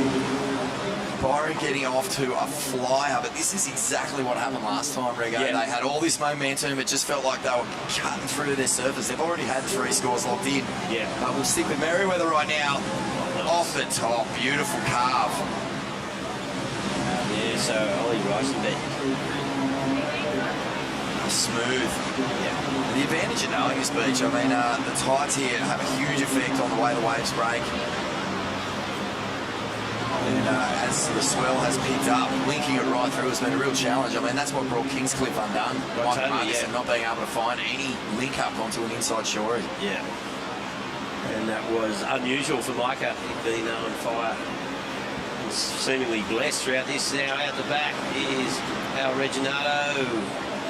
Oh, wow, vicious. I'll just give it a little bit more stick. So he's out. 2 manoeuvres, what do you reckon? Oh, that's definitely going to be sort of a 6-7 point ride. Duke Rancher, what is happening? No. Man, the Duke still getting a bit confused out there. So Duke Rancher, he's just settling to get that wave. Have a look at the Alice wave again. Nice hack there, and then this one, boom. Yeah, so impressive. And you know, if Nathan Hedge is the linchpin for Narrabeen, then Alistair Reginato is definitely the same for North Shore. For sure. Yeah, Merriweather. So this is a replay of Ollie Friesenbeek's last wave. Yeah, just casually looking through. He's waiting for this one to stand up. You can see that flat section just keeps coming, not really offering anything on the inside. Got away from him slightly, that one. Yeah. Philippa Anderson. Well, there you go. There's a linchpin. Yeah, I've seen Merriweather many times be right up against it. You know, the clock's ticking down. They've somehow found themselves on the wrong side of it. Yeah. And Philippa Anderson just gets out there, gets a quick one, gets the job done, comes in. Yeah. The ultimate team player. Totally, yeah, very experienced surfer, really good surfer, obviously. And built a lot of contest experience as we see. Jamie Thompson having a look at that one. So North Narrabeen, still got True Starling will be heading out for them next time. Well, 20 minutes remaining. And Narrabeen with 4 waves to catch. So they'll be hoping Jamie can lock in something soon. And yeah, we just saw Alistair Reginato for North Shore. Looking pretty good out there, and he's down there with Jess. Thank you, Rego. I can tell you the vibes are pretty good here in the North Shore camp, and someone who's keeping it alive for them, Alistair Reginato. Beautiful last wave. That was fun, yeah. That was the kind of wave I was looking for. It took a while to come in, but nice to get one complete, and the team's going pretty well, so pretty well done. And there we go, 8.05 for Alistair. Guys, you've tasted victory before. You even touched it for the team with your last little inch of your fingernail. What would it feel to take it again this year? It'd be unbelievable. Like, I reckon this year would probably be bigger. We've had such a good 6 months, 12 months with the club. We've run a lot of things, and it's just kind of building towards something. So hopefully we can take this one out again. I reckon it'd be probably the best win for our club ever, so it'd be pretty unreal. Beautiful. Congratulations, Alistair. Good luck moving on through the North Shore. Thanks. Well, there you go. 8.08 on that wave, Bono, so doing the job. Attack the lip with that sort of venom. Yeah, commitment. You're going to get big scores, the judges there. Has brought it right back here for North Shore. Imagine if they get the double to kick off the year. Oh, the Ushers Cup and the national title. That'll be huge. And Duke Renshaw is stuck with this one, so finally getting it together. That's 2-3 turns, and he's done well here. Yeah. That was a tricky wave to surf.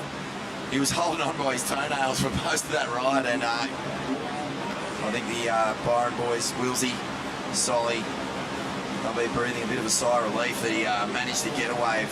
Yeah. Felt like a little bit, the momentum was just starting to grind down a little bit. Yeah, well, I reckon that's going to be a decent mid-range score, and like Danny Will's heading out now as surfer number 5, so it looks like they might have any time this time, as we see. Unfortunately, just falling off there for North Shore was Landon Smales. So yeah, look how tight it is, you know. We've got North Shore and Merriweather sitting pretty tight. North Narrabeen, well, screws are starting being tightened on them. Northie need Jamie Thompson to lock in something pretty soon. Here he goes. So Jamie Thompson not much to deal with on the outside, looking for something big. Snap as flares the fins out. Well, 2 turns on the outside, then nothing offering here. I reckon Jamie might try and bring this one home. Yeah, well. It was a nice little bonus, that second section, wasn't it? Yeah, it was. Able to get some flair into that turn. Yeah. You see a lot of carbs, you know, waves like Morgan Siblicks that won earlier, where it's really good surfing. It's linked together beautifully, but you're looking for that explosive opportunity to really get the big points on the board. And yeah, like Al Reginado's wave, something you can just sort of attack. Yeah, you wave a little flag in front of the judge and say, look at me, I'm good. Exactly. Oh, big set wave here for Landon. Oh, he's absolutely cracked it for North Shore. The big cheer goes up. Yeah. And one-turn waves are scoring well here with the judges. We've just seen a few examples of that. Byron right off the bat with Dakota Walters just blasted it. I think Landon has to come in on that, surely. Yeah, well, I'd like to see the replay and full control, though. And he is coming in. And out behind is Philippa. Beautiful turn, just carving, swooping through that section. And again, just takes on the lip and rides out of that one. So Philippa Anderson again, committed surfing from the Merriweather surfer. And I tell you what, as we said when she paddled out, he's ever reliable, Philippa Anderson. She might get a bonus through this inside section too, Reggae. Yeah. It was a tricky one out the back, got it done. Yeah. Didn't let it slip away, just fought tooth and nail to hang on, and has just given Merriweather a huge time advantage here. Took up no time getting out there, getting that wave. True Starling about to paddle out for Narrabeen. Yeah, well, of course, 2 clubs are going to go through this to the final to join the Snapper Rocks and Jones Beach. No. Avoca. How can we get that wrong? Because that's psycho at the end. I think massive props to Jones Beach. They came here with little fanfare, Reggae, and got all the way to the semis with some huge performances. A club on the rise for sure. Yeah, definitely. And that was a really tight heat because Kingscliff were fully in the mix as well, and it wasn't until Lennox Chell did the job for Avoca right at the end. And here we see the power surfer for Merriweather, Morgan Siblick, heading out right now. He's got 15 minutes to just cruise around and wait for that one wave. Interesting that Philippa did decide to come in on that. I think she felt like she did enough. But 15 minutes is a long time, and don't forget, Morgan can only catch one wave. If he doesn't like what he catches, that's game over. Yeah. Can't catch another one. So the power surfers get one shot at adding points to their team tally. Right now, Merriweather are in 3rd place. Morgan is the last surfer, so he's going to have to put a good score on the board to try and get some distance ahead of those surf clubs in 1 and 2. Narrabeen still lurking too, dangerously. Down in 4th, only needing a 5.81 to take the lead. Or to move into 2nd, I should say. Yeah, True Starling and Corey Lawson come up. True Starling out there now.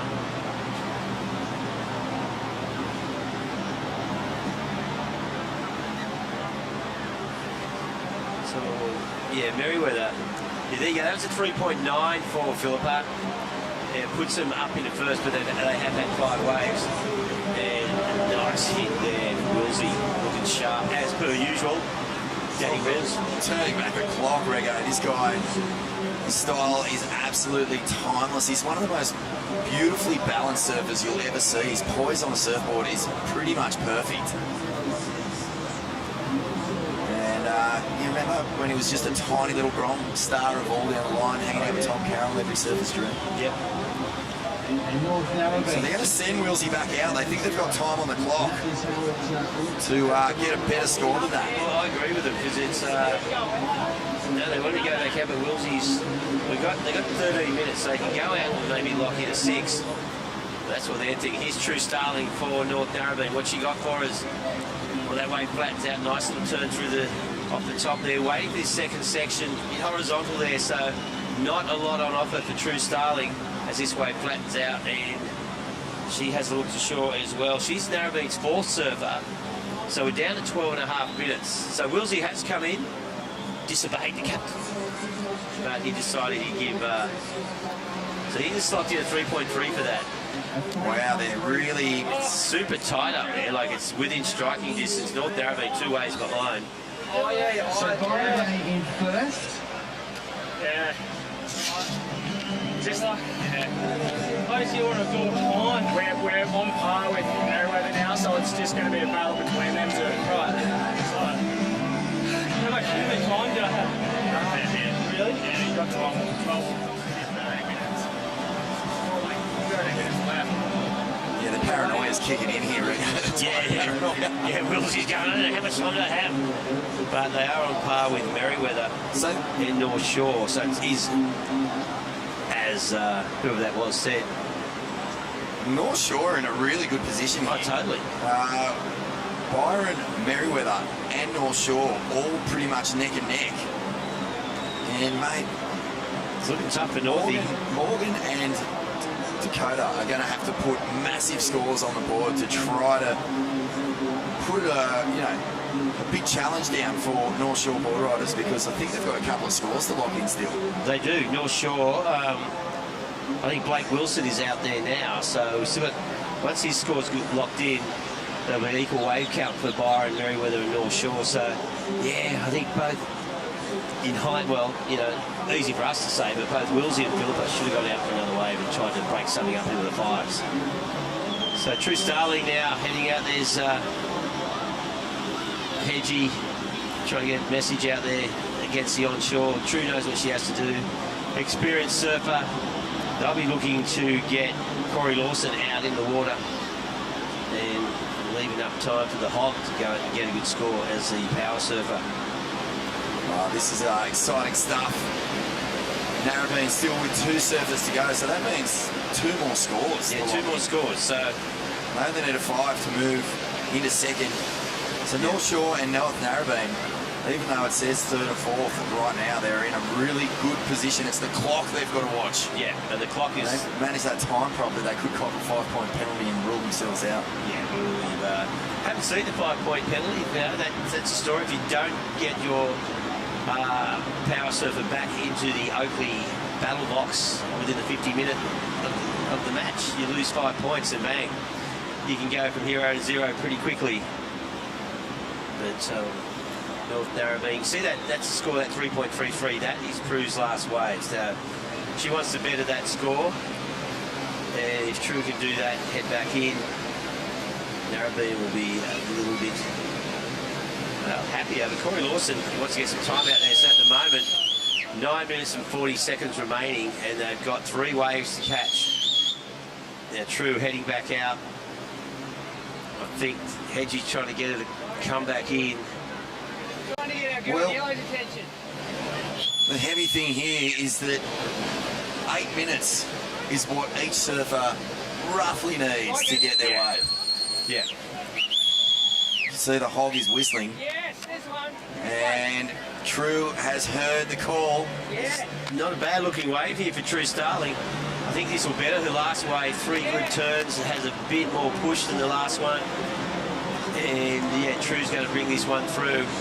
This could be a crucial moment for the North Narrabeen team. True Starling was sitting on a 3.33, and this wave is easily going to better that. So that'll increase their position for as their 5th surfer heads out. So Corey Lawson, oh, here we go. North Shore, smacking it up and over. Blake Wilson doesn't ride out of that one. So there's True getting in. This is big here, and the last throw of the dice for Merriweather. Morgan Sibley absolutely annihilates the first there you turn. go. There's your Gets the power combo. surfer. That's Yeah, what he well, needed. Merriweather are going to be in a good position. You've got to think that 8-point ride so early, that's equal to that. So, what do you reckon? I just think that's an excellent ride. 2 massive, big vertical punches, beautifully connected. He's even might get a bonus section here right through onto the inside. Merriweather being far out. All 4 of these clubs in striking distance. Little stab on the shorey, exclamation mark. Morgie running up, and now Merriweather will sit back and watch to see whether anyone can answer this wave that Morgan Sibley has put up. He was unhappy with his first wave, Reggae, but he has done the job for Merriweather. Totally. He came in with that 5.3, and during the interview with Jess, You can tell he wasn't stoked, but he's going to be stoked now. And Phil Ramsey giving a big congratulatory hug. And yeah, we'll get Jess to see how Morgan's feeling after that one. Yeah, good. Well, she's making her way through the crowd. The adoring fans are blocking the way. Our on-the-ground reporter, Jess Greenwood, she'll be reporting in very soon from Morgan. But meanwhile, it'll be interesting to see what that score is, but he's going to put Merriweather up into first place. And Narrabeen still looking to get 2 surfers scores in, so they've got to have Lawson and Hogg. Yeah, Lawson and Hogg. And we'll just see, what's Morgan think? I think Jess Greenwood has managed to put him in the headlock. That would be a very, very wild day if that had happened, okay? But no, indeed. I tell you what, Morgs, we're patiently waiting here. This is all riding on the score. Yeah, I know we're definitely not out of the woods yet, but I was super nervous out there. Kind of trying to hold the other guys off waves as well. So yeah, I don't know, I was feeling a lot of pressure on my board. Nearly skipped out on the second turn.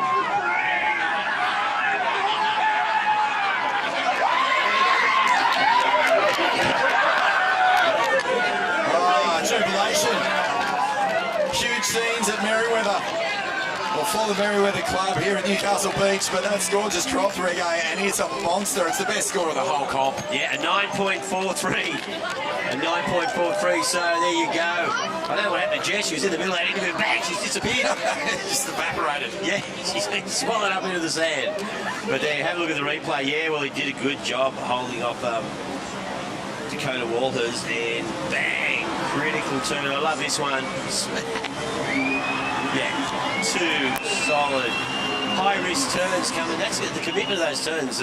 Dakota Walters now, back turn. He's matching Morgie here. First turn was a smasher, up and over. 2 beautiful closeout re-entries. On top of the rocks as well. Well, Merriweather had slipped down to third before Morgan's wave. They're up into first. Byron Bay are now down in third. And Dakota Walters is looking for the bonus section on the inside. He's done plenty of work on the outside. Reggae cracks it on the rocks yet again. Oh! He actually literally on the rocks. On the rocks. So he's got obviously. He's still got his spins, hey? One Byron string bean on the rocks, please, Reggae. There it is.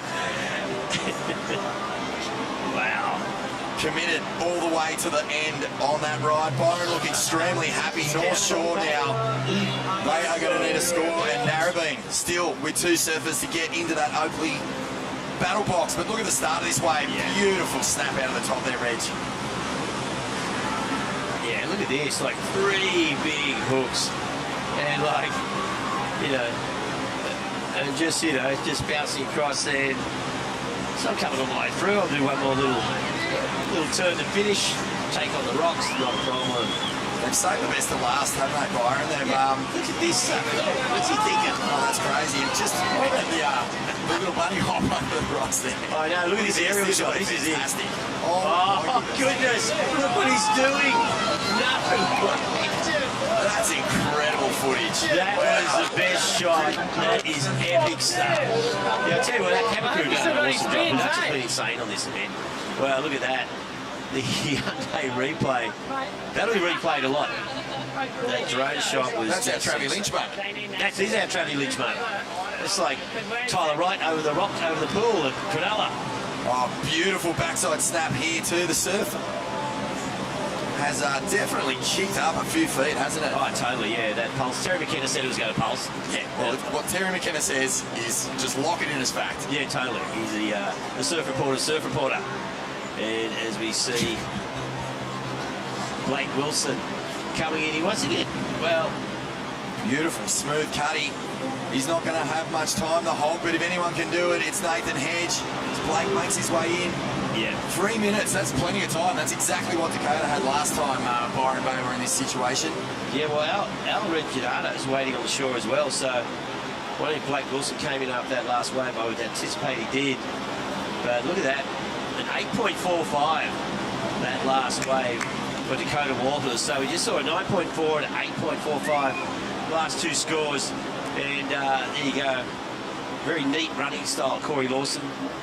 And Nathan Hedge going out there. He's going to have to lock in something solid. 2 minutes 30. Yeah. You will not see more determination than this bloke. Yeah. Razor sharp focus to get it done for his club. Well, he's got to get... Hey, look at more short here, Reggae. This is real danger. Byron sitting in second. Yeah. And it's only a 6.28. Oh no, Narrabeen might not. Yeah, Narrabeen need they can't do it. They can't do it? No, Narrabeen are out. They need a 10. Oh no. Yes. And a 10 will come in at 34.03, so North Narrabeen can't do it, but North Shore can.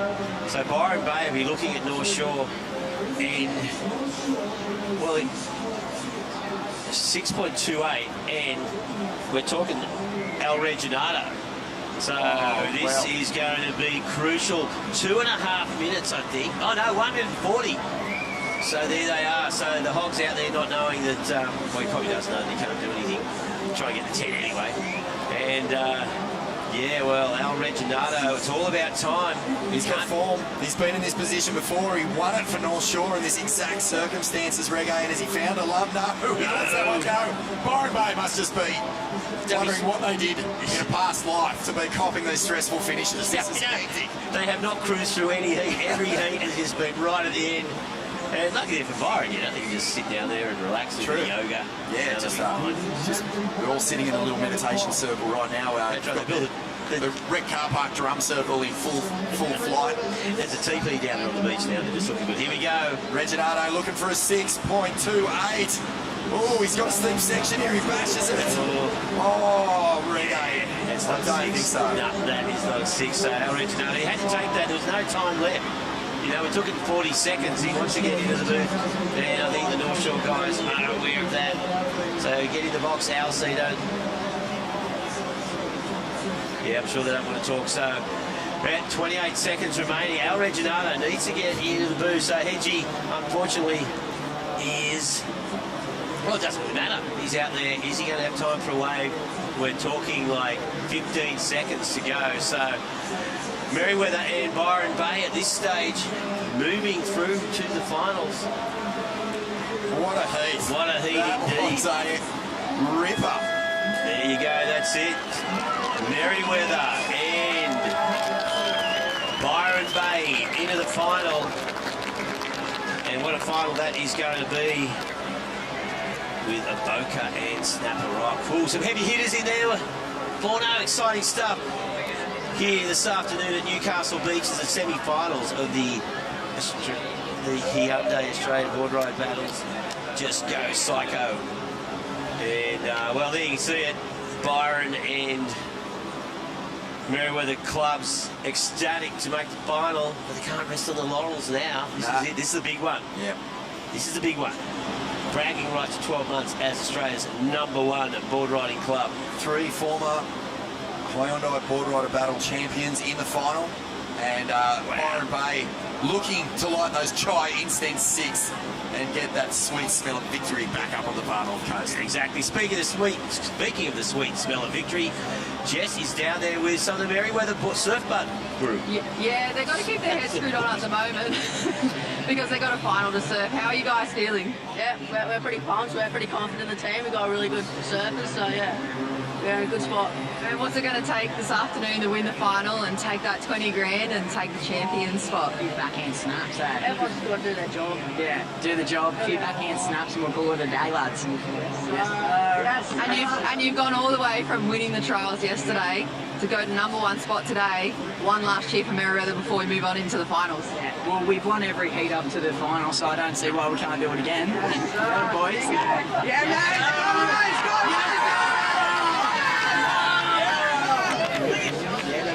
There you go. The froth is real. The froth is real.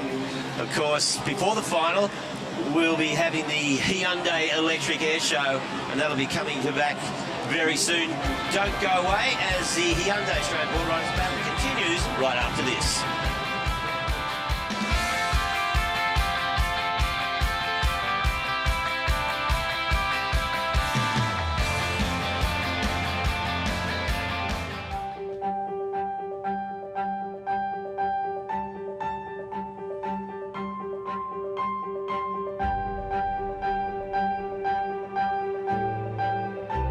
Asiona's Feeling Swole program is a program through the Surfing Australia where it's creating a better tomorrow by including women and men at any age, any ability, and bringing them together and showing them the love of the ocean and creating a happy, healthy environment.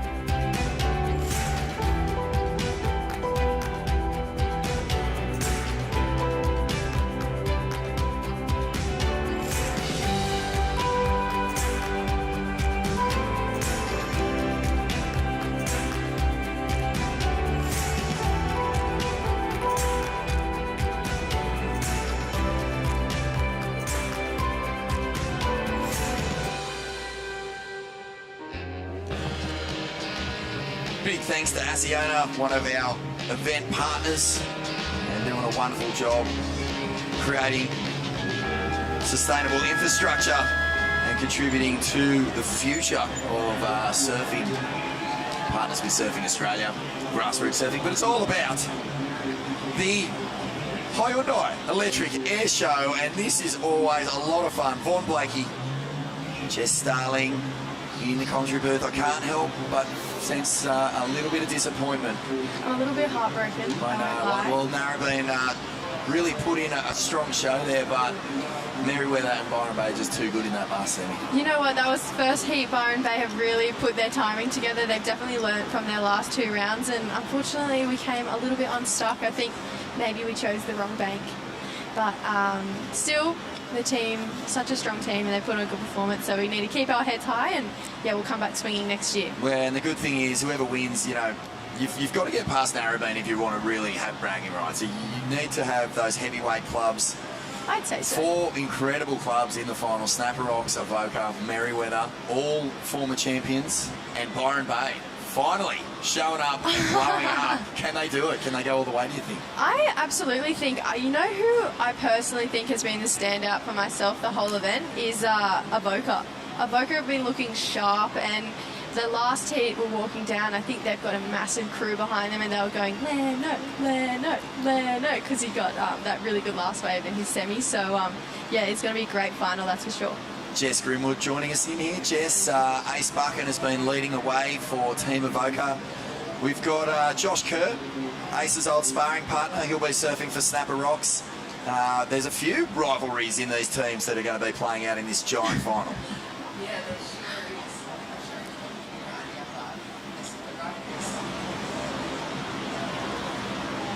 And that looks like it's Xavier Bryce landing the first air of the Hyundai Air Show. And he is out there for Long Reef Boardriders. Xavier Bryce gets it done. Yeah, way back in the day, the make rate for aerials was maybe you'd get 3 or 4 out of, the 20 odd people out in the water. Now it's every single wave. Every one of these surfers has the potential to land a few. Do we know if Sierra Kerr's out there, or is she getting ready for the final? She's not. She's getting ready for the final. Yeah, I thought she might be, but no, she's getting ready for the final, which is fair enough. She's been putting on some strong performances, so I'd keep her out of the water too. And this is the replay from Xavier Bryce. This is the first air landed in this pretty much expression session, really. Yeah, well, Hyundai Electric Air Show has been a staple here as part of the Hyundai Australian Boardriders battle for a few years now. We've had all sorts of tricks too. I think you could almost win one of those Hyundai Electric cars. Yeah. If you grab the keys, remember they had them dangling off a blimp. Yes. Fortunately, the wind was about 400 knots. And the blimp disappeared over the horizon. With the key, the car's still parked downstairs. So, Jess, it's a big final coming up. Oh, yeah, Jess Grimwood, Jess Starling. I'll just say, Grimwood. Got it. Roger. How are you seeing this? I asked you before, there's a few grudge matches in this big final that's coming up. 3 former champions, 1 club looking to claim their first ever national title. How do you see it playing out? For me, I hope for the story tale and the fairy tale ending. It's one of those, it's the club that hasn't claimed the title yet, and we get that big underdog story. I feel like it's going to be really hard to come up against Snapper in this final because they don't even look like they're trying that hard yet, and they've been able to absolutely flex the competition with 30 plus totals, so I think they're going to be really, really hard to beat. Adrian Buchan has been in blinding form. I think he's definitely in contention for that Wayne Rabbit Bartholomew medal. But Dakota Walters, he is new to the Byron Bay Club. He's only moved up there a little while ago as we keep our eyes on the lineup. Big air section looming, and just the throwaway there. That was Connor Lyons from, I believe, Noosa Boardriders. And there we see a massive straight air. I didn't get to see who that was, though. That was mental. So that looks like tricky. Jack Reginato. So tricky to pick them in this From air show, North isn't Shore. it? It is, yeah, they're all wearing the exact same rashi. Year after year, I'm always looking at it going, oh my goodness. Too many faces. Carnage. It is carnage down on the beach as well. It's total carnage. What about the Lane Beachley medal? Have you had any standouts there? I mean, Sierra Kerr has been flaring for Snapper Rocks. Apart from Sierra, I think probably Gabby did a pretty good job for Long Reef. I'd have to say that'd go pretty close to challenging that. I definitely think Gabby is in the running for that medal as well. She was really impressive and really spun the momentum for Long Reef when they were in trouble. Pulled them out, got them back onto the front foot, and got them through a few heats. Yeah. Good stuff. Well, it's worth talking about while we've got the Hyundai Electric Air Show going that women's surfing at the moment, the air game is off the planet. That last clip, Katie Simmers toasted some incredible aerial manoeuvres in that. I think as well the Air Sierra did in the stab high. Oh, full rotation my to the goodness. flats. Yeah. Absolute game changer. What about that?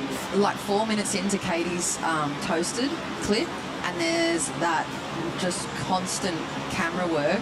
Sierra does air, Molly does air, Katie does air, and then Bella does air at the end, and they just go bang, bang, bang, bang, and the camera guys go, oh my God.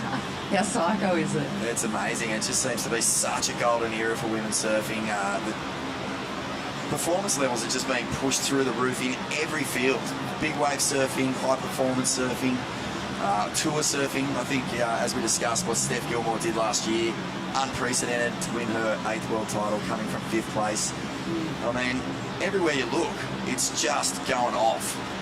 Yeah, it's, and I mean, like, you would know so well, Jesse, you and True sit so far in front of getting all the stories, and now look at this. Oh, big racy section here. Punt goes huge for the rotator. Wow. That was Dane Henry from Dane Henry. Kingscliff. Such a great little surfer. He's number 1 on the Australian junior ratings at the moment, I believe, under 18, Dane Henry, and another guy from Kingscliff. So sad to not see Kingscliff go into the next level. So hang on, did Kingscliff finish 3rd in their semi-final? I don't know. I think they did, and Narrabeen finished 4th. So that means Micah Marguson, who goes out with True Starling, they had their little bet going. Who places higher? Hadn't been finishes for a year. True might be the new Uber driver. Yeah, looks like True is back on dishes. Well, that was an underdog story, wasn't it? Kingscliff going out, and there's Joe Van Dyke from Phillip Island. I heard he was feeling the pain a little bit for the Phillip Island Boardriders as well. Just goes to show how much this event means to everyone. Really does. It was just, there were some big stories from this year's event. Oh, big straight air here. Beautiful turn. Is that Joe? That's Joe Van Dyke again. Big unit. Takes a fair bit of power to launch this guy into the orbit. Wow. Cool air. Hopefully we have a tighter vision of that, but Yeah, Joe's done so much work with Phillip Island Boardriders Club throughout this event so far. To see him maybe take out this electric air show would be pretty sweet. that would be cool. He has been a real standout. As I was saying, some of the big stories from this event this year, yes, we have a few well-known, big, hard-hitting clubs in the final, but you've got to give it to Kingscliff. Such a strong showing this year. We're going to have a look here at Joey's straight air. Pop! Little slob grab there too for a bit of extra style points. Yeah, nice little finner to slide. So sick. How much release or pop that Joey got out of his little forehand then. He didn't even have that much speed. Dane Henry again. Huck to the flats. That tail high is so cool. Usually some pretty chaotic and pretty entertaining drop-ins and carnage going on during this part of the event, isn't it? Backside air section looming. Goes for the chop hop. I feel like it'd just be carnage out there. I just love that everyone's absolutely going for it. I think that's been the theme of the day, even though there's been rocks and a changing of tides and the banks are moving, everyone's just been absolutely going for it. So a massive congratulations to all the teams. It's been really great to see. How is Dakota banking himself right on those dry rocks in there for the Byron team as well? They're like a really small little team that's here for the final, but they're so tight. They've just been kind of moving in a pack, not really splitting apart. And oh look, this is a replay of last of Joey. Looks like him again. Can't ride out of that. Here we go. Super grumps. I would 100% be dropping in on everyone out there if this rule was being dangled in front of me like a carrot. No rules. Here we go. Sitting on the tail, this is the technique that all the best air servers in the world use now. In the old days, it was like, go as fast as you can and use that speed to kind of accelerate through the lip. Nowadays, they sit on the tail and really look to use the steepness of the wave to get that nice bit of pop and projection. That one a little more traditional. That's down the line and just hucking it. And what's been some of your highlights from this year's Hyundai Australian Boardriders battle, Jess? You've been watching since day one in the thick of it, down on the beach amongst all the teams. What's been sort of some of your more memorable ones? I have to give it to Byron Bay. They're two clutch moments in the last minute of both of their opening round heats. It was just pretty outstanding for me. It gets you on the edge of your seat, you know, you get so excited for moments like that. So honestly, I kind of hope we see it again in the final. It's just so exciting. And yeah, I just love to see the hog in the jersey. Maybe I'm biased for Arabian, but he's just so good. He's so good. I could watch him all day long. He just brings an energy to this event that is completely unique. It's just completely tied into his personality. Dane Henry getting the fins up and over. That'll be a scoring move. I think we've definitely got to give it to Joe Van Dyke at the moment. For me, yeah, I think it was the emergence of some new clubs in the draw. I really love, as I said, seeing Kingscliff finally punch through that first round. And Matty Thompson and the crew.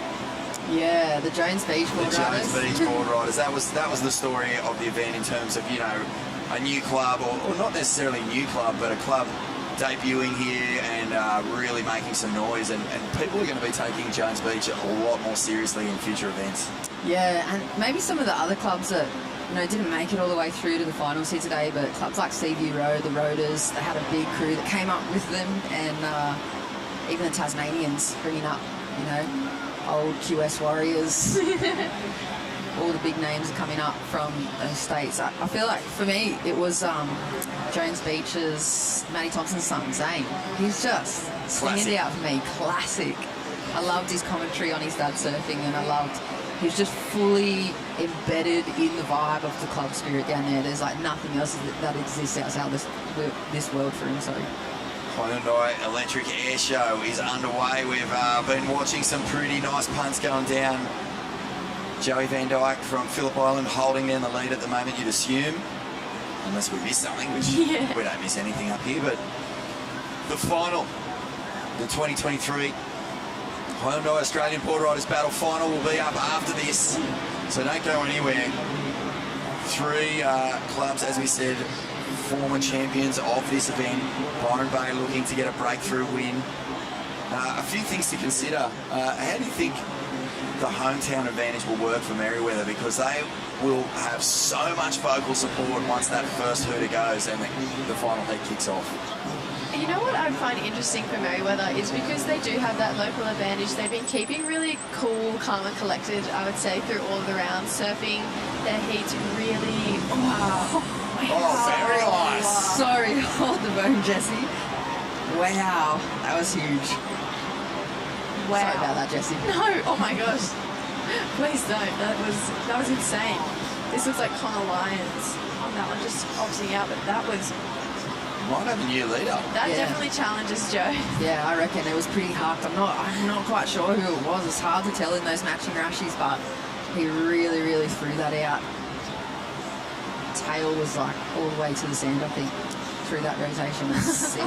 Yeah, just on your point though, I do feel like Merriweather has left a little bit of something in the tank. And no club's ever won from the qualifying round. Yeah, So that would be pretty amazing for Merriweather to do that. They would have the most amount of metres or maybe even kilometres by now on their legs. They'd have the most amount of waves. Wow, this guy's a good surfer. He's could be a bit of a dark horse for the Wayne Rabbit Bartholomew medal. I know Phillip Island didn't go as deep as they wanted to, but in the early rounds, Joe Van Dyke was rock solid, real powerful surfer, and now throwing down airs in the Hyundai Electric Air Show. Jess Grimwood. Oh, big roar goes up from the crowd, a near miss there, I think, near collision. With Byron, you know, the near misses, and even in that last heat, they kind of beat the clock, but then had to sit there chewing their nails while North Shore, you know, came very, very close to pipping them. Look at this. Oh, my goodness. Someone pulls the ripcord and goes underneath. There's been a few of these, but this is probably our best air now. That was sick.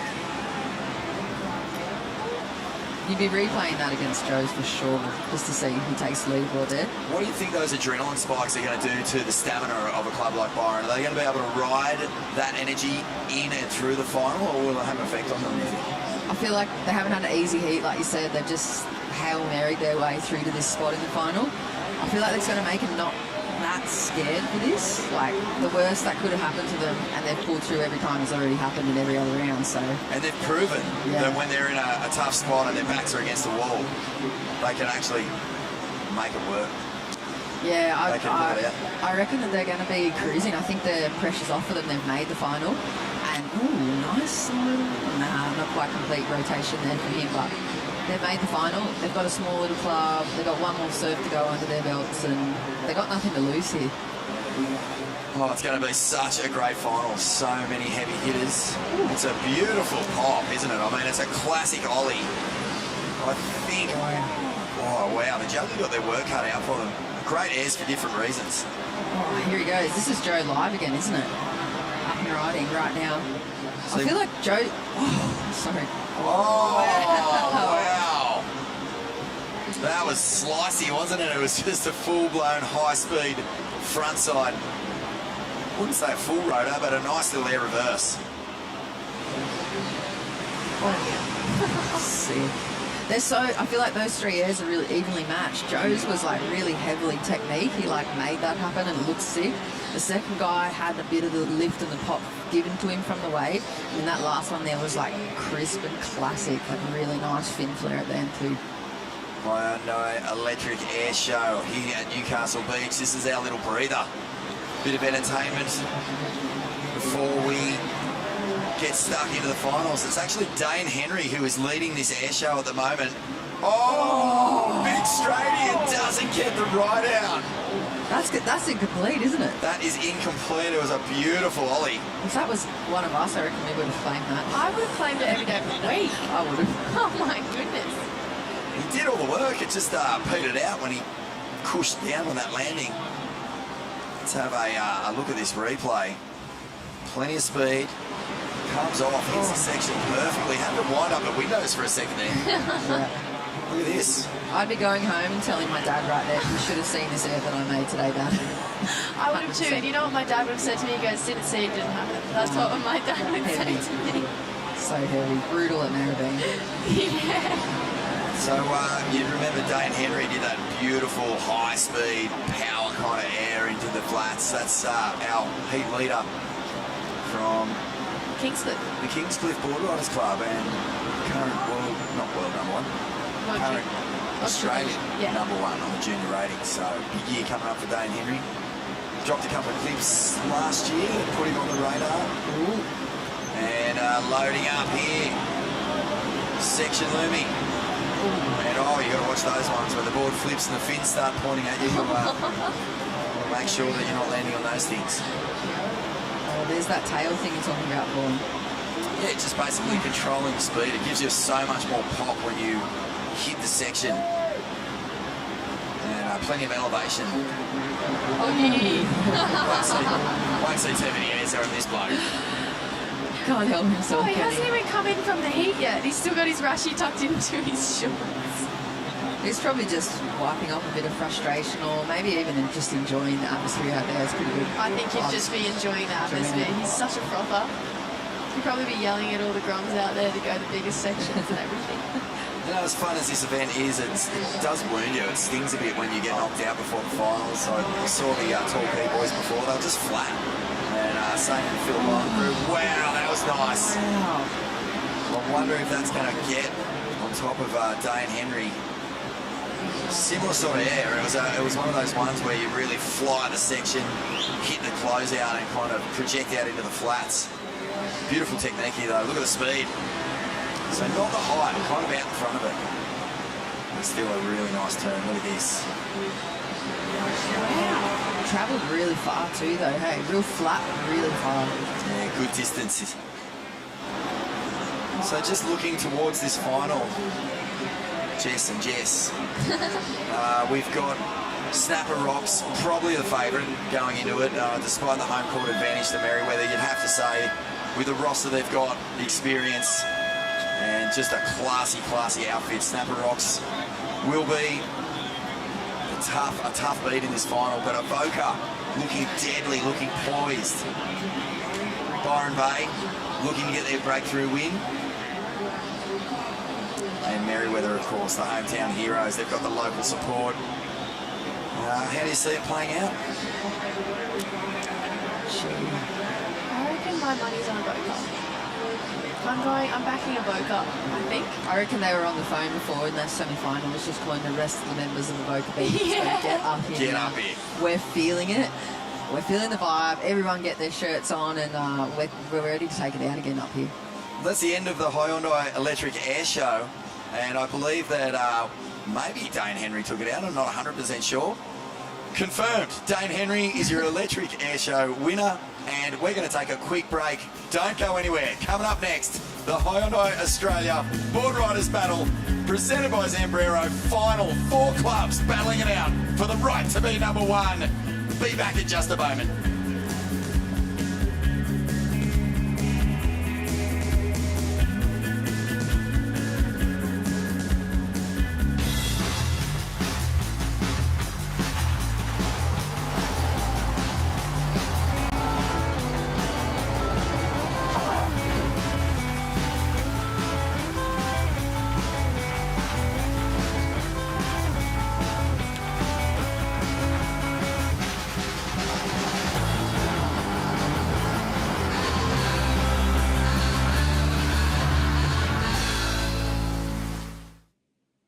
Harvey Norman, your destination for outdoor living, with our huge range of outdoor furniture and barbecues. The latest trends in timber, stone, aluminium and wicker, lounges or dining, casual bar settings and settings to suit small spaces. A versatile collection for the ultimate in choice. Barbecues from all the big brands. Beefy to Everdure, Gasmate, Massport and Oklahoma Joe's, including smokers for slow cooking, charcoal grills, plus outdoor kitchens and fully customizable solutions. So much more to explore in our huge range. Now at Harvey Norman, your destination for outdoor living.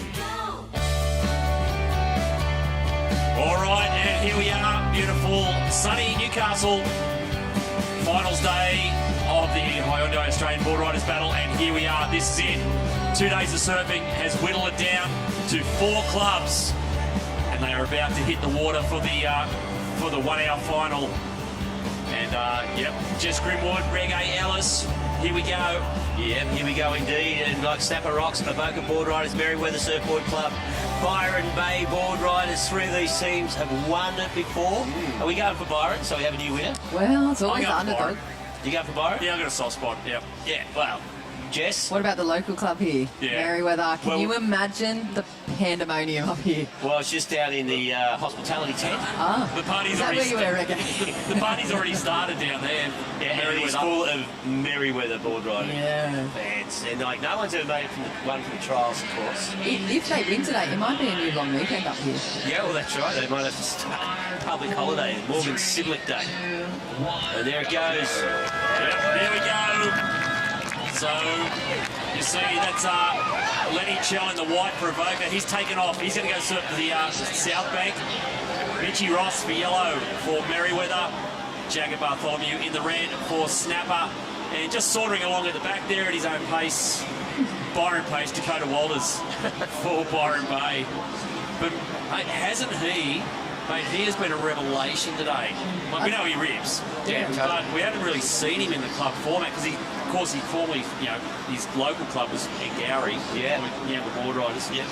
And yes, he's been poached for Byron, and he's been a real hero for them all day. Yeah. Every time he's been asked the question, he's answered it with more than what he needed to. We got 8-5, 8-5, 8. Yeah, he's been a star, and then you throw in the mix with Solly Bailey and the old dog Wilsey. Yeah, you've got a bit of a threat. But yeah, Byron, of course, haven't won the final. It would be awesome. Yeah, they did. But they're up against three of the real powerhouses of Australian club surfing. Yeah, without a doubt. Of course, Snapper had to surf from round one this morning, as did Merriweather. So Avoca had more of a cruisy ride, and Byron, well, he said Dakota Walters, not only was he locking those excellent scores, he was doing them with 30 seconds remaining, and he attacks them with those clutch moments as well. True. He didn't even look tired though. He didn't even look gassed at all. Any of those moments. I just can't believe he handled that pressure. Just intense stuff. But he's such a cruiser. Yeah. There's a famous logo of Merriweather Surfboard Club. They've had that logo from day one. I was speaking to one of the boys down there. Their 60th is next year. Next year. Merriweather. So they're already making plans for that. God, that'd be dangerous. Yeah. It'd be especially dangerous if they win this afternoon. It's already looking dangerous down in the hospitality tent. Well, it'll come in handy. $20,000 first prize, and no doubt they can spend some of that on the banquet they have planned for next year. Yeah. But yeah, well, three of the teams opting to go out through the Shark Alley Rip and surf out the back here at the northern end of Newey Beach. It's moved around a bit, Jess, a bit more swell too. Yeah, a bit more texture as well. I'd be hard-pressed not to follow the Merriweather people at this point. Yeah. If you were wondering, if you're from out of town, you were wondering where you're going to get the scores, like, why wouldn't you just tag along? I feel like that's a pretty good strategy. I'm sure they've made up their minds themselves, but, I mean, these guys know this place like the back of their hands. Let's have a look. Well, speaking of Merriweather, straight into it. Richie Ross. Has he changed boards? It looks a little bigger, or is it? Might still be that same little quad fin he was riding earlier on. But yeah, he's straight into it. Yes, so I reckon he's been the spirit animal for Merriweather. Yeah. The standout grom for them as well, Ollie Reisenbeek. I haven't seen him perform at this level under this type of pressure before. Yeah. And I feel like he's really stepped up a notch. He was such a grom just last year in this series, and he's just stepped it up with the rest of the men in Merriweather. I was chatting to the Merriweather crew down there earlier, and actually the team they won with in 2018, 2017, and whatever year they won, 2017 I think it was, it's 4 members of that team, the same 4 members. The only switch out is Jesse Adams not surfing and Ollie's in as the junior. Yeah, Jesse used to be really, really strong for them as well. So, because Mikey Clayton Brown was the junior that year they won. Yeah, right. So now he's one of the open surfers. But it's the same 4 other guys. So, and of course the ever reliable Philippa. Yep. She is reliable, isn't she? She's just, you can just depend on her. You know she's going to post something over a 5 or a 6, and she'll do it in the time as well, no matter what. Like, no matter what. It's almost been to a disadvantage for her individual career, you know? Like, she's just kind of so reliable that those breakout performances just never really kind of happen when they mattered most, like the clutch finishes. Yeah, but she's always been there for the club. And there we go. That is a bit of a smaller contingent. There's not many fans down here from Snapper Rocks, but they are a tight unit. Maureen Bryant, they're the, like the matriarch and patriarch of the club. Oh, without a doubt. They've been there forever, looking after it and guiding it around. They got most number of team event victories ever. Yeah. Apparently. Allegedly. Allegedly. Well, I wouldn't doubt that stat. Yeah, no. Here he is. There's the big fella, Jagger. A couple of big hangers to start. And, yeah, what do you reckon, boys? Yeah, nah, yeah. I love this guy. I remember he suffered that face plant. I think it was last year. That's right, so embarrassed, but he took it on the chin, and he did a couple of interviews afterwards, and he just ran with it. And he's just such a good young guy, such a good fella. Yeah, and he's leading off for Snapper. And as we said, Snapper a 2-time ABB champion, and they've won about 1 million other things over the years. Probably along with North Narrabeen, the 2 most successful clubs in the country. Yeah, they are pretty serious. Yeah. Oh, the Mullet Lord himself. Mullet Lord, there he is. Serious mullet. For ABC, caught in the secret weapon. That's the look from the Boca Bowling Club. You know what? The Mullet Lord used to be one of the best surfers around the Central Coast. He rips. Oh, he's so good. And now I'm pretty sure he runs a coffee shop up here in Newcastle, and then he's, I think, a self-proclaimed fashion model. Oh, really? Yeah, and he runs those mullet softboards too. Charges them on the slabs around here between here and the Central Coast. The Mullet Lord. He's the Mullet Lord. Yeah. You wait. No, that's actually his name. Yeah. Oh. Yeah. Mullet Lord. That's how you got to address him. Well, my son got a mullet recently. Yeah. Yeah. Off on a trip with his mates, and sure enough, 16-year-old comes in with a mullet. You can still rock one, Reg. Yeah, back in the day. But no, it's one hairstyle I've never had is a mullet. I think you could rock it. I might, have a midlife crisis and go a mullet. It might make you surf better. Well, that's true. Mullet Lord's a good surfer, so maybe will. Yeah, well, we've got the only team that hasn't won the ABB before in the final is Byron Bay. Might be a few little nerves down there, Stace. Who you got there, mate? Young Solly Bailey, and you know what? He's looking pretty ice cold at the moment. Solly, how you feeling? I'm feeling good. I'm stoked for our team to be in the final. I really don't even think we've put it on like a full heat together yet. Dakota's about to stand up. Oh my fuck! Wow! Oh my god! All right. I take it something has happened. I think something happened there.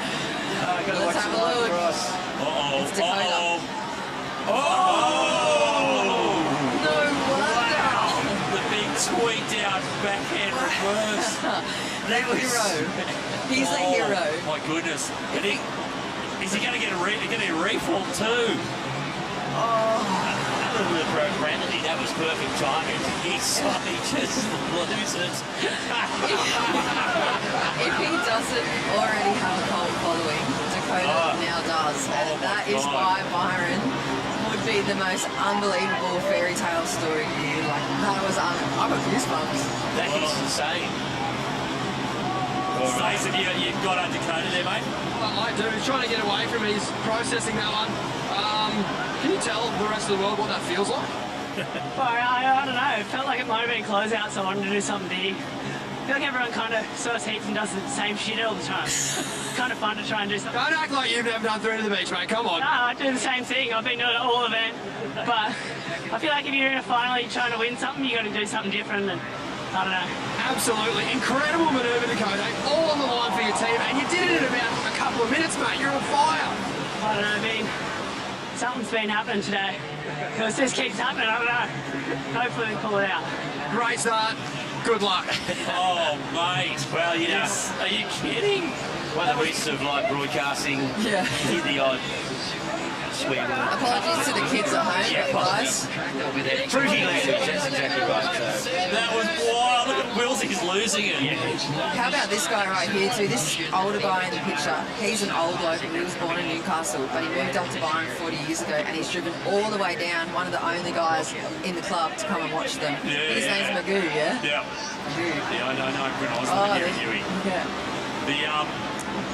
But Dakota had a major point there, and I was actually going to say it as soon as it's like this format, it kind of really makes your surf a little safe because you don't want to blow your chance because you're up against the clock all the time. So to go out there and actually just go, I'm going to do my first wave, I'm just going to blow this thing upside down into a giant tweaked out backhand reverse. It takes a lot. Mate. Look at this. He got a 9.35, and here goes Mitch. We play Mitch Ross. I think he banked this one for Merriweather. 4-point-something. Yeah, so Rossi's off to a good start here.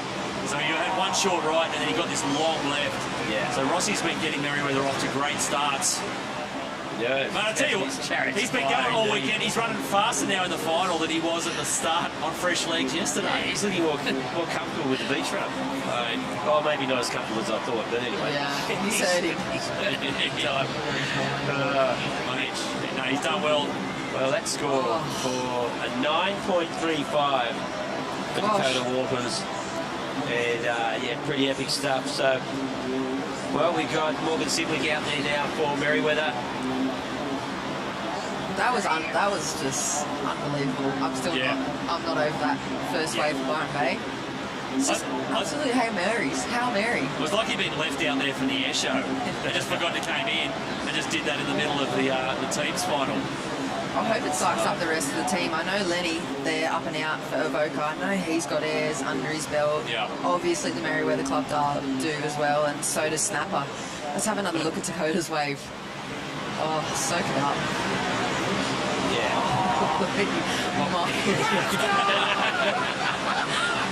Yeah, well, I'll tell you what, it has well and truly put Byron in front of the game here.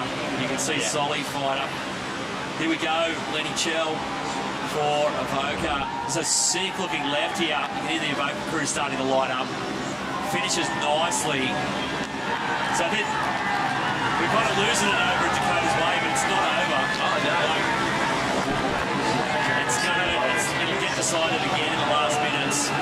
Yeah, Will Wayne. So it's important for these other guys in the other teams to not lose focus and just stick to what they, what the original plan was. Same with the Byron Bay crew. They've got to realise too, 9.35, that's all well and good. They get 3 2s in a row. Totally. Yeah, it should be I find it'd be really easy to get caught up in that moment, and then you can just see wave after wave going and just try and throw anything into it, just to try and find that score, because we've really not seen many lines today. So there's Lenny Chell on his way back in. So that'll be a decent score for Avoca to open up. Came to 7.5. Yeah, so second best wave. So there we go, mate. It's like a classic example. It's still way in touch. So 2 point difference. And set a number of heats, won and lost over 2 to 3 points in the final minute of the match throughout the day. So Hard job, that flag bearing. Yeah, they earn their keep, don't they? They do. They get the front seat of the bus for that. There's Battle of the Flags going on down there as well. Yep, well, here goes Jagger for Snapper Rocks. He's over on the right-hander. It's a nice wally little section. So he's had a couple of nice snaking S-turns, a little Rio, and that wave's going to die in some deep water, I think. Morgan. Yep. Oh, so... Yeah, Jess? Oh, I was just pointing because I'm looking at the timer and I just had a thought. Do you know that Dakota, we were talking to him on that post-rotation interview at the 41:37 mark. So he's done that in under 8 minutes to get back up into the box and be on camera. So with a 9.35. Yeah. So well, almost matching the 7.5 coming in for Lenny Chell. I think he's down there with Stace. Certainly is. 9.35 for Dakota Walters and Byron Bay. A 7.5 for yourself, Lennox. It's game on. Yeah, it sure is. I was worried I was going to get lost out there again, but I found my line up, went wide enough, and I was just so glad I hung on to that last turn because I couldn't really hear much, and then hearing he got a 9, I'm glad I backed it up with a 7.5 at least. So up with Caleb now and the rest of the team. Yeah, that's a fantastic start for your team, mate. Talk to us about the strategy. 3 of the boys running off to the northern end of the bank, and then you run solo off down here. Feel a bit lonely out there? I did. I almost got lost again, but yeah, before the heat we saw Lenny down on that bank. I just needed to make sure I got wide enough, and I was glad that one came and I could execute on it. So yeah, it's pretty difficult. We saw in the last heat, Narrabeen, I think all their surfers went down there and they didn't finish on time, so we thought we'll take a gamble with a couple of us down there and then probably send the rest of us out there. But yeah, it's kind of paid off so far, so it's a long way to go though. Awesome, thanks Leno, thanks for the entertainment. This is amazing. Cheers, mate. Yeah, so Lennox Chell in, Carl Tancred paddling out now for Avoca as their second surfer. We just saw Sheldon Simkus come in, or go out actually for Snapper. So Snapper on to their second surfer. So it's game on. We saw Solly Bailey. You said that, Reg. You said for Byron, it might be getting that 9.35 as your first wave might kind of, just froth you out a little too much. Yeah. And you just saw Solly just throw the absolute sink at that last turn. But he's probably going like, Solly's thinking if he can go out there and get an 8, it's like, it's like almost, you can almost break the back of this thing pretty early. Yeah, but even he gets a 6, they're looking at a 15 plus after 2 surfers. So, they've got to capitalise on that. But having said that, like Solly throwing an 8 is not difficult. No, he's had a couple expect already. that from him. So, well, it's really opened the gates, but it's not quite flooding yet. So, Snapper Rocks with 4.75 locked in for them, Jack and Bartholomew. And, plenty of time to go, obviously, in this final of the Hyundai Australian Boardriders battle. Here's Solly Bailey now. Nice fade. Oh, beautiful snap. And again, drifts to tail. Oh, nice little foam climb. He's got more in this, I think. No, that one just shuts down, but 3 beautiful turns on the outside. So Solly Bailey. I reckon, well, he might even get a little bonus link. He's not going to get it. That might be your 7 right there, I reckon. That was pretty crisp surfing. How was the fade on that? Faded so far back to the right, and then swung it around. Here we go, he's looking, but then just fades. Positioning. The reading of that wave was so nice. And then tag that little tail slide and a little foam whiz in the end. Yeah, surely that's got a match. Look at Millsy. Get in, mate. Job done. Yeah, well, Manon Pouget will be heading out for them as we see. Oh, Morgan Sibling got stuck there. Solid. Big ones. Do not get in his way.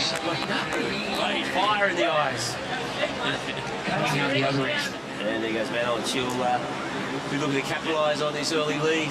You've been watching a bit of her. She's been solid. Yeah, she's been really good. She won their Open Women's title this season, or last season. They got awarded at the end of the year, and she's just kind of like a bit of a workhorse. She just put her head down. She stayed away from the camera pretty much, and she's just been getting it done when it needs to be done for the Byron team. And now's the time to flare up. This is kind of her opportunity amongst the rest of the club to bring what the other guys are bringing as well. And look at the score.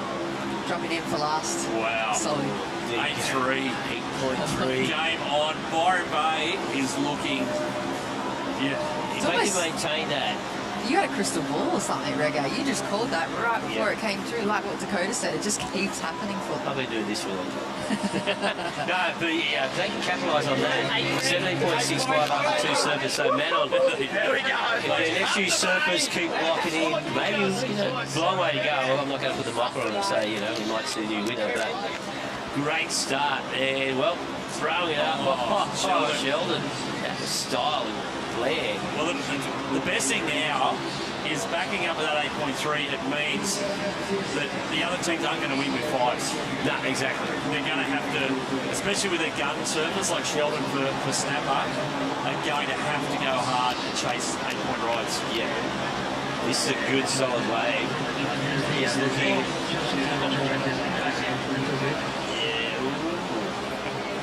Not sure. Yeah, it looks like they're trying to make a decision whether to send him in or... Yeah,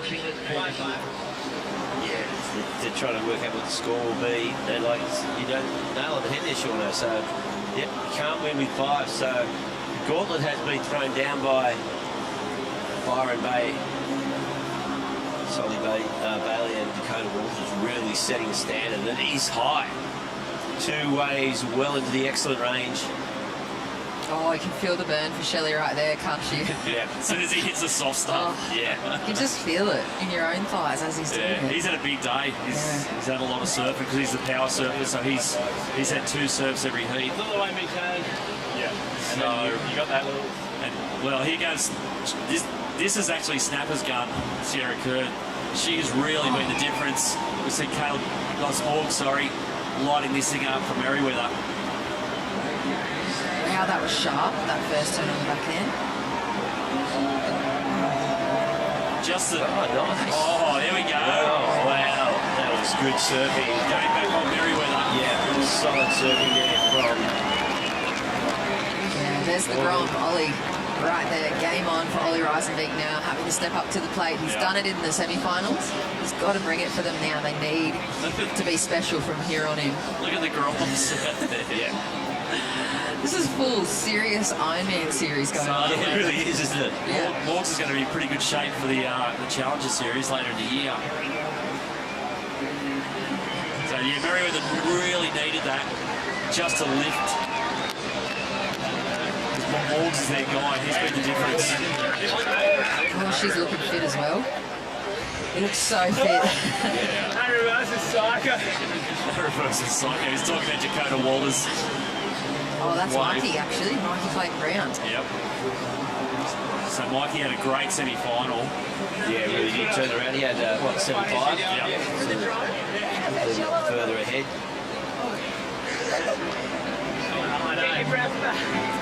I've been freaking out, I'm going to start cramping. Wait, I was out of that cramping on my foot. I was holding it like that. Yeah. I hope you sound cars are high. I love that. I love when you can just kind of like have that little spy audio going in. Yeah. Just the excitement and then reliving every little bit that happened down in the water. Yeah, here's the replay of Morgs' last wave. Faded back, left, couple of big, long, drawn-out turns. Smacked that section, but it was the reform that really got going for him into Shark Alley. It took a little while to take shape, but once it dropped down, tagged this section, had another section here, and Blammo. So game on Merriweather.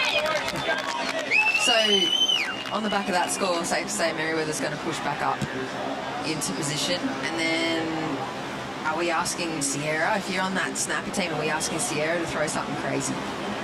Well, she can. Yeah, she can. There goes Caleb. Tancred for Avoca. Oh, it's a good wave. Oh, if you get another one here. Oh, that was sick. Hang on. Yeah, that was awesome surfing. So, yeah. Well, you see the Avoca crew are pretty psyched on that. Yeah. 3 big hooks out the back. Yeah, because they're looking solid with a 7.5 in their first wave from Lennox Shell, so this is going to be another high score. It's going to tighten things up. This is psycho. Yeah. Psycho surfing. All four teams now well and truly in the mix. So he go, okay, from then on, that one just not, she wants to link something through. They did see it start that way, but it doesn't look like it was much, so heading back out in the lineup. Even if she can just find one big section, just one nice, comfortable, confident turn, they're going to be really in good position. Yeah, it's a replay of Caleb's wave here for Avoca. Off the bottom, just a big hook, but it got more critical as it kind of went down the line. Another one there, and we couldn't see this thing coming, but there it was suddenly. And he just tagged so it. well. Look at that. Oh, he kind of had to be careful not to overcook it and lose his board there, and just gave it enough to keep it in the wave. So the score hasn't dropped yet, but it's going to be it'll be a solid number for Avoca. So much work too. I'm thinking back to the very first heat yesterday morning in those individual heats, all the way to now. Like the amount of surfs these clubs have had to have. I mean, how many waves we've seen from Ace. We've seen some incredible scores from him over the last 2 days as well. So to see them just lift another level in the final, it's pretty electric. Yeah, we're seeing Ace Bucket going out for Avoca. There's a big number waiting to drop. Let's go and have a chat to the man who just earned it, Caleb Tancred. That's right, Caleb. You smashed that wave, son. Thanks, Stacey. Yeah, hopefully it looked all right on the camera. I don't know if I had safety that last one. Hopefully it turned out all right. You're a big boy these days, throwing plenty of water. Trying to fill out the body. Yeah, been trying to work a bit. So yeah, I'll hopefully put on a bit of weight. You're doing really well for yourself, mate, studying architecture down in Sydney, but surfing's obviously still holds a big place in your heart. What does it mean to be surfing for the club and putting on a big performance like that? Yeah, 100%. I haven't put on there actually since last year, so it feels awesome to put it on again. And I'm trying to represent the club and filling my spot well. Hopefully I'm doing my job for the team. Absolutely, 2 points for the boys, full credit. Thank you. Yeah, I think Mikey might have snapped the board here and creased it. drama. This is heavy for Merriweather. That's a great looking wave he had as well that he did it on. Let's have a look at the replay of Mikey's. He did so well to hang on to it. Just couldn't stick it in the end. Great first turn. Big second turn. And just dug his toenails in. Yeah, he's looking at the crease right there. So that's a big time, a waste of time there for Merriweather. They're going to get that ball to place, getting back out there. Go, son. Yeah, well, it's a big deal. We got 24 just in the back half of the heat. If he had landed that's right. it. He would have been in anyway, yeah. I feel like the only thing that made that incomplete was probably the little off-balanceness of copying the snap or the crease. It kind of looked like it threw him off his toes a little bit, and he kind of had to like sit flat and wait for it to bounce him back up, and it's what ruined it at the end. So it's unfortunate for Merriweather and for Mikey there. Look at it buckled. He did a good job of it. Completely buckled. That's how fast he was going. Here we go, Sierra Kurt for snapper. Oh, great first turn on a backhand. Another one in the pocket, but that wave just got wobbly. And she lost it on the second. So she'll go out looking for something else. The Caleb Tankard wave, 7.8. So Avoca suddenly, they've kept in touch. Like they're well and truly in touch with Byron. Yeah, Mannon's still out there. A little bit lost to sea at the moment with that big set rolling through. Yeah, that's a danger for all the surfers. Yeah. Is that a big shifty lineup, and you can, you're even having a chat to Lennox Chell there. He said, he had markers and tried to work out where his spot is, but it's not easy because the swells jumped and the tides dropped. Yeah, he was saying he just didn't get lost out there. So here we go, ace bucket. Beautiful classic ace turn. What's he got? Little section ahead of him, throws it up critically, doesn't ride out of that one. And while we see that, we're going to go cross down to Stace, who's down there with the crease board. Have a chat. Thanks, gentlemen. Yeah, as you can see here, Mikey Clayton Brown's surfboard absolutely decimated. Interesting to note, he ran out on Ollie Reisenbeek's backup board. There is a litre difference in those two surfboards. It's a litre less. This surfboard here is 5'11" and 26.3 litres.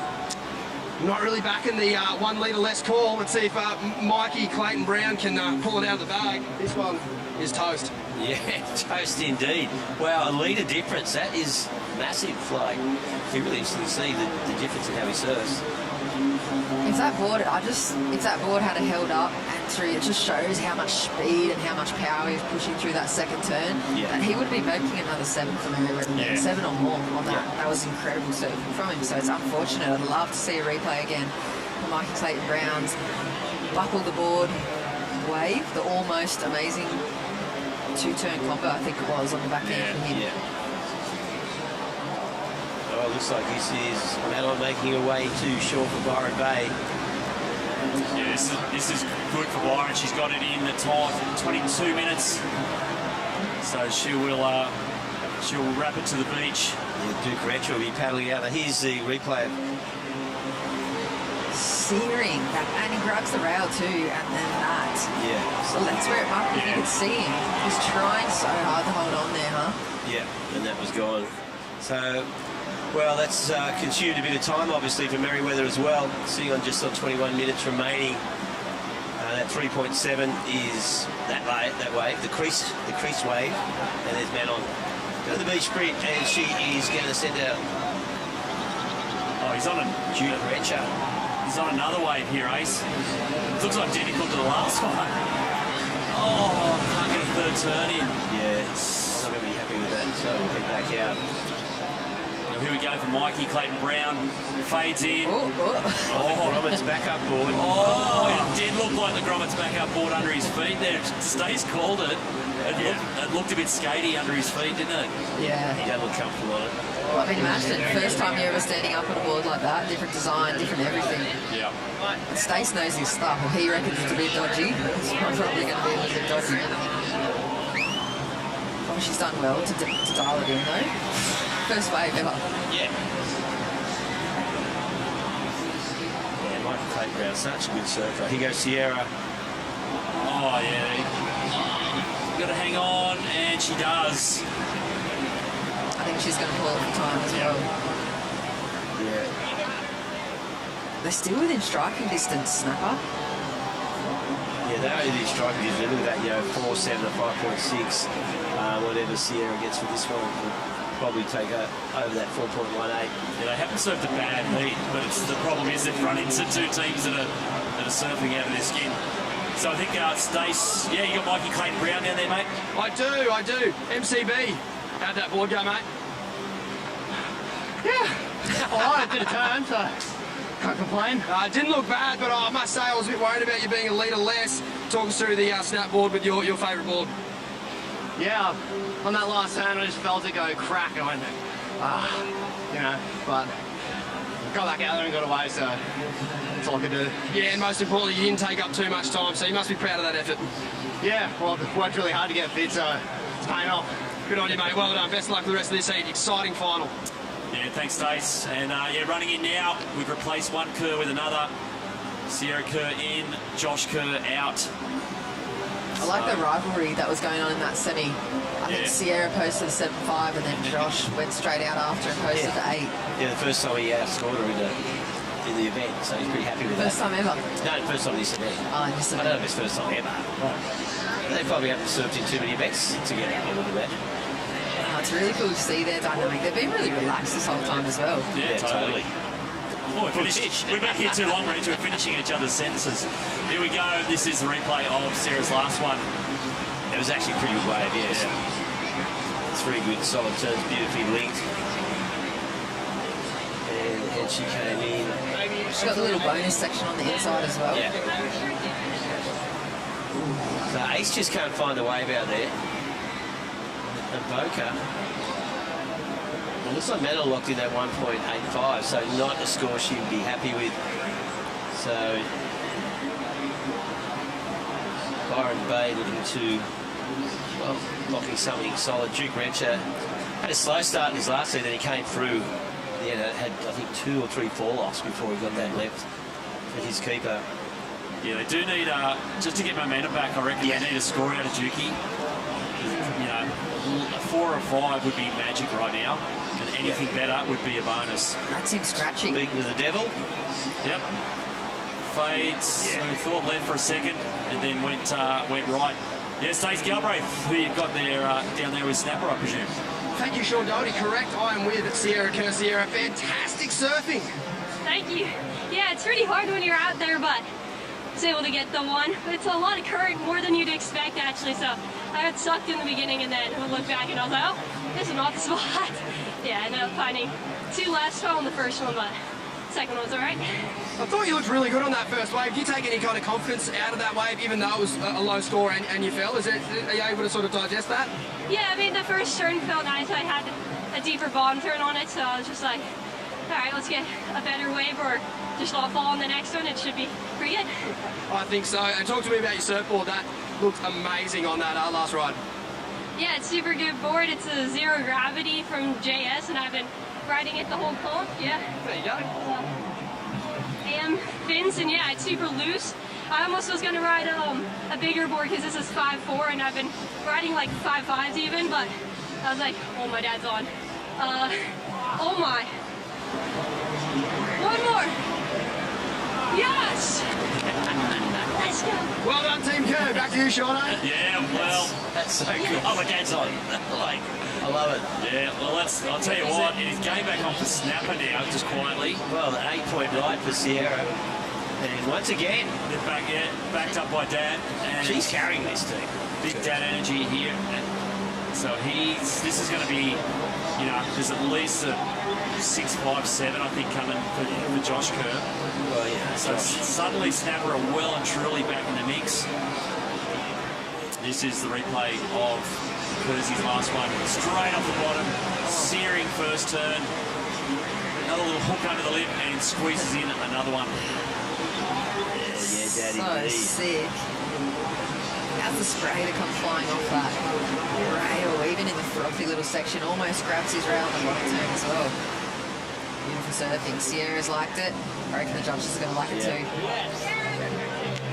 Yeah, so suddenly this will change the whole complexion. Oh, that was awesome. That was so smart. There it is, yeah, 5.58. Still away my base. Oh my God. And Snapper have gone from third to first. Is he still out there? He's still out there. Okay, So that's good. Byron suddenly with a fair bit of work to do. So good. High five. Yeah. And you can hear them just saying as well, they're just realising the fact that Ace is still sitting in the lineup. Yeah. Percy got that one over him, maybe on the tally. And there's Ty Richo, Snapper Rocks. They're looking really, really good. Like you said from the very start, Byron blew up so quickly, but you've got to watch the clubs that just post and post and post. Yeah, the other clubs just had to hang in there and wait for something to catch fire, and it has for Snapper. And Merriweather is still in the mix. You know, they're not away, but they need that 8-point ride from somebody. They've got Ollie's out there at the moment, Ollie Reisenbeck. He's the one who's got to deliver it for them. They're so close to at the moment, you know, just under 15 minutes on the clock. They're that close to taking away the 20 grand and that title for the next 11 and a half months. It's if you start thinking about that in the lineup, I think it's going to be over. If they can keep composed, let's see what Ace can do. Yeah, Ace opting to go right here into Shark Alley. Now this is run off into deep water, but the reforms are better value in this part of the bank. May not quite happen for him. He's sticking with it. He's been out there quite a while. He's probably going to have to bank this. I thought his previous waves were, that's sick, but I thought his previous waves were even a little better, those opening turns that he had on them. Yeah. What's he sitting on? He's sitting on a 4 anyway. Yeah, 4.48. Yeah. Oh, yeah. Now, Duke Wrench, he needs to lock in something decent. You know, he had that 1-point ride, just a kick out. So Ace is going to come in. He knows time is not on his side. We've got just under 14 minutes remaining. And, Duke Wrench, if he can lock in a 5 or above, they'll be back in the lead. But he's got to sort of get moving. Super Grom coming up next for Evoca as well. Hugo Spindler. There's Ace with the trailer of ABC Groms. They've been on the beach all day since sunrise here. And Super Junior from ABC is a standout early this morning for the team. Yeah, he's had a good day out there. Okay, here we go. Oh, no. It's starting to look like one of those situations where he's starting to delaminate a little bit with the pressure. Well, that happened last week, and then he did stitch that one together because I think Blake used the exact same turn and go, what are you doing? So you see the whole program collapse. Oh, this thing for Ollie. Ollie. Get another one, hit it. Man, that was just I thought he pulled that one off and looked so clean at the start. That was the 8. That was it. Oh my God. Of Merriweather breaking. You could hear them all down. There was like a collective just, no. They've got him coming in. That was the 8. Man, that first turn was so beautiful, so smooth, so not a grumble turn. Here we go. Duke Wrench up. A little tail slide. And up and over. There we go. Rides out of that one. Okay, now we're talking. He's feeling a bit better now. You can see his jersey was catching and he's thinking about it and just going, oh my God, there's a bit of head noise here. But he's stuck those 2 turns. So it's not going to be a huge score, but it's going to be a score, which is with Byron really need. There he is, Ollie Reisenbeck stepping up for the Merriweather guys. Unfortunately, he just came unstuck on that turn and it's going to burn for them when it comes down to it at the end of this final. There's Philippa. Yeah, well, Phil's going to lock in something decent. She can't go out there and just get a 4 or 5. Yeah. No, she's going to have to go big game hunting. The problem now is like we're down to 11 minutes. Yeah. So, we just see a replay. This is a heartbreaker for Merriweather. Oh, sick that first turn. Oh, just overcooked the second one, and it was there. It was an 8-pointer ready for the taking, but here we see Hugo Spindler for Evoca, the little micro grom, going fading into the shorey here. He's got such a good style for a little kid. He's great to watch. And look at the smile on his face too when he makes his run back up on the beach. I've noticed every single heat. He's just grinning. You can hear everyone's chanting Hugo. The whole club's behind him and he's just frothing on this position that he's found himself in the final on finals day for Hyundai. Boardriders battle. It's got to feel good for the young guy. Well, we kind of got what we wanted, because right now, we've got 10 minutes to go. All 4 teams can win this. Yeah, exactly. Like, this is totally winnable for all 4 teams. So it's going to be really, really interesting. So Snapper at the moment have got a Ty Richo out there, so they've got their junior surfer. Byron will have Danny Wills, their master surfer, out there now. Avoca will have Jazz Corkendale, so their female surfer. And Merriweather have got Philippa, their female surfer. So that's who we've got. So Screws are tightening. So there's one wave for each of them, and then there's power surfers. That's all we've got left. It's really going to come down to it. This always happens. Yeah. Every final, it seems like someone takes a really clear run. Yeah, and then it's just everyone's taking right now. Yeah, that 4.2 from Duke Wrench just sort of pulled it back a little bit. Jamie, they couldn't lock in a 6. And of course, she's electric. Hyundai, she's electric. Yeah, they had that leaderboard running throughout the whole series where I had a couple of the girls, one of the young girls, Imogen Enfield from Port Macquarie, who were a nice debut club for us this year. Oh, here goes the girl. Oh, Ty Richo had a good look at that there. Decided not to go.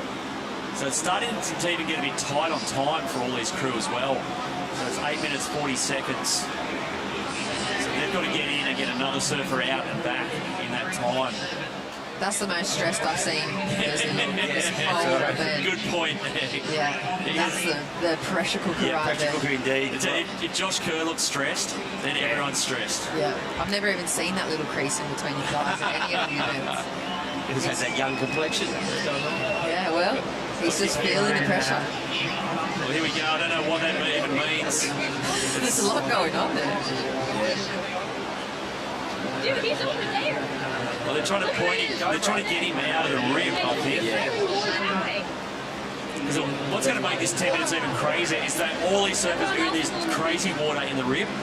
So it's dragging people out. It's stopping waves breaking. It's really only breaking in the sets out there.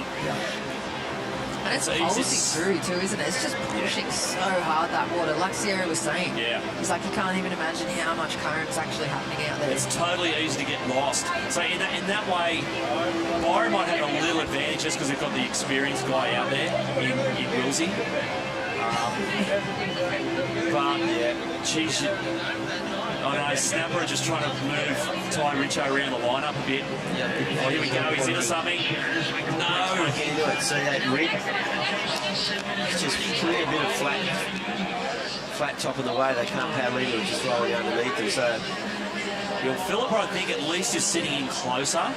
So she's sitting underneath them. Here we go. She's thinking about it. No. There goes Wilsey. Oh, nice crack. So if Wilsey can get something on the inside, so they've got one good turn on the outside. Yeah, I think Wilsey's just going to bank this with 6.5 to go. What did he do? 6.5 to go. Yeah, come in, send your power surfer out. Oh, here we go. Nice turn. Can she finish this clean? Oh, this is looking good for Philippa. Look at this thing in the shore. Hit it. Yes. Oh, she's going to go again. What? Hey, Philippa, this is a kill. Again. Whoa. Wow. We'll say Philippa can't go out there and get a point. No, she's got to take it on, and she took it on. That way it just kept offering us section after section.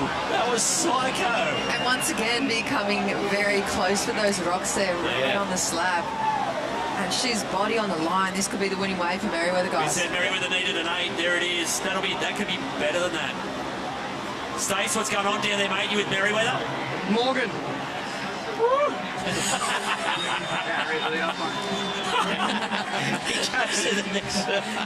There is no room for time wasting here at the moment. Stace just getting pushed out of the box.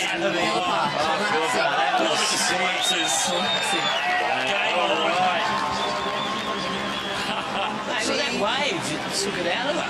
Wow. Body on the line there. And Willsy's in as well. He almost ran over the top of her. Did she just win the ABB for Merriweather? Jeez, it's going to be close. Look at these next two sections here. This thing that goes so hollow. Oh, it's a dream section. Just bang. And then another one. Look at the slash. This last turn. Yeah. Oh, that could be the nail in the coffin right there. Wow. Phil Anderson doing the job. On his Ty Richo. He's finally got one. And the Grom's trying to get into Shark Alley. Oh, he might get a little reform here.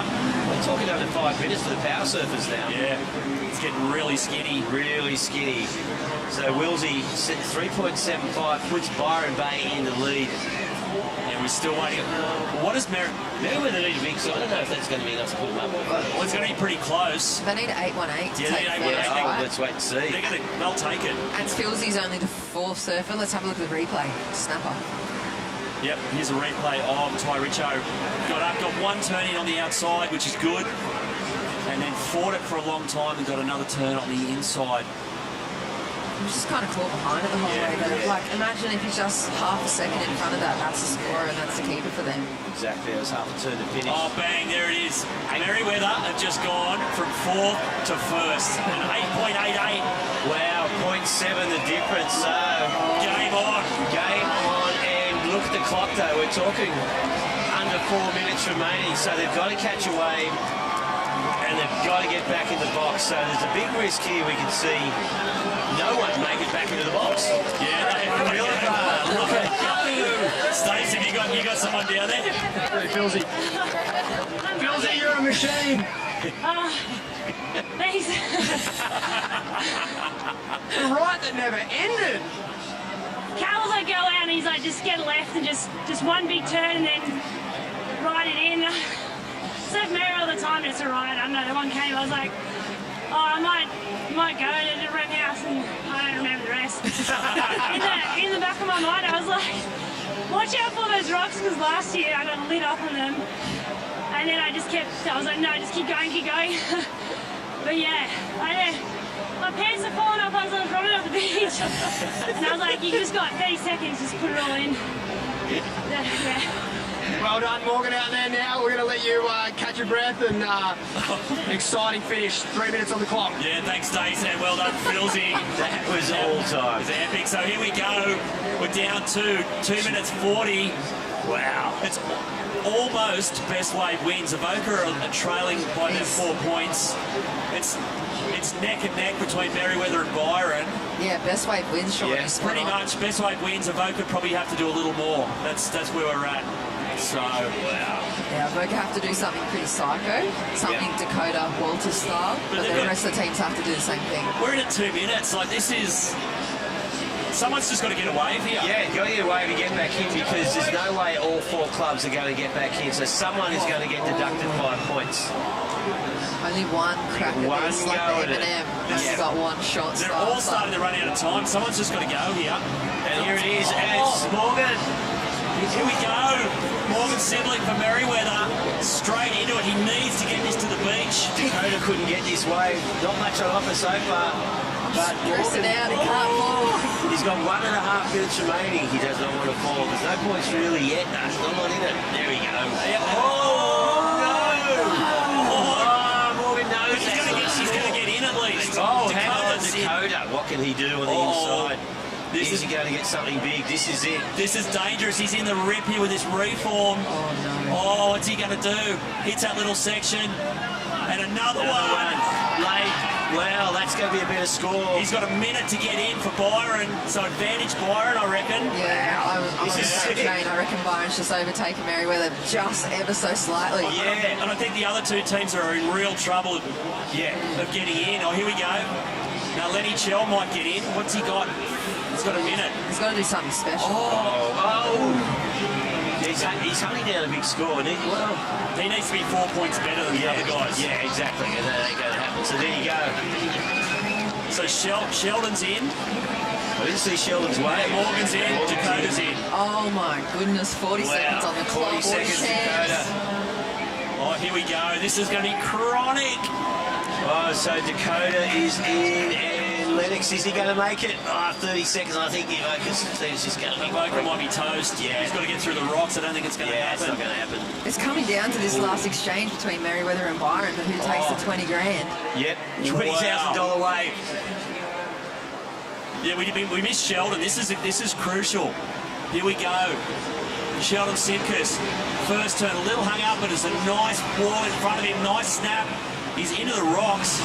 Wow. And a little fin flare at the end. Man, this is... Yeah, Hooter's gone, so this is Morgan's wave. The cutback out the back, and then a bit of work through deep water. Not much scoring there. Oh my gosh, it's really coming down to this. He finally got a turn in here, but then he lost the wave at the same point. He got that half a turn, so... And then... This is it. This might be it. Yep. This could be the big wave. Yeah. So great cutback. It's a nice reform. It's the best wave of all, pretty much the wave itself. We're waiting to hear. This is the score that they're waiting for to see if they've taken over 20 grand. We've got no idea who's going to win this, but... Imagine if he had a try to big forehand air rev. Yeah. I was hoping he was. I was waiting to do something super rad, but super risky. He had to nurse that way, but he had, what, 4 or 5 turns. He walks that one, I was freaking out. Wow. Oh my God. They're freaking out indeed. Look at this. Tension down there. Okay. He's just full on. Okay, 4.3 for Snapper. Yeah, so we were still waiting on scores for Merriweather and Byron. So 4.3 for Sheldon Simkus. So they're leading right now. So at the moment, Merriweather need a 3.47 to overtake Snapper, and Byron need a 4.17. But did Byron outsurf Merriweather there on the power wave? It's going to change as soon as another score drops. Yeah. Oh, the longest minute of their lives. Exactly. Was Morgan's better than a 3.47? I don't think so. It might not be. It also might be though when you. No, it wasn't. There you go. It was a 2.38. So it's down to Byron now. Look at 4.17.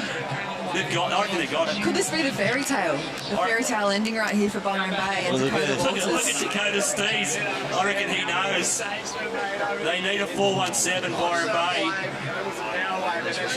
He's been the hero every other round of this event. Can Byron Bay take this out? We're waiting. We are waiting. We're waiting for those scores to drop. This is full on. One of these clubs is it's either going to be Snapper or Byron. Yeah. And we're still waiting on that score. Long deliberation. Dakota Walters needs a 4.17. There it is. 4.78. Got it. They got it. They're going to announce it. They're waiting to hear. They're going to announce it. You watch.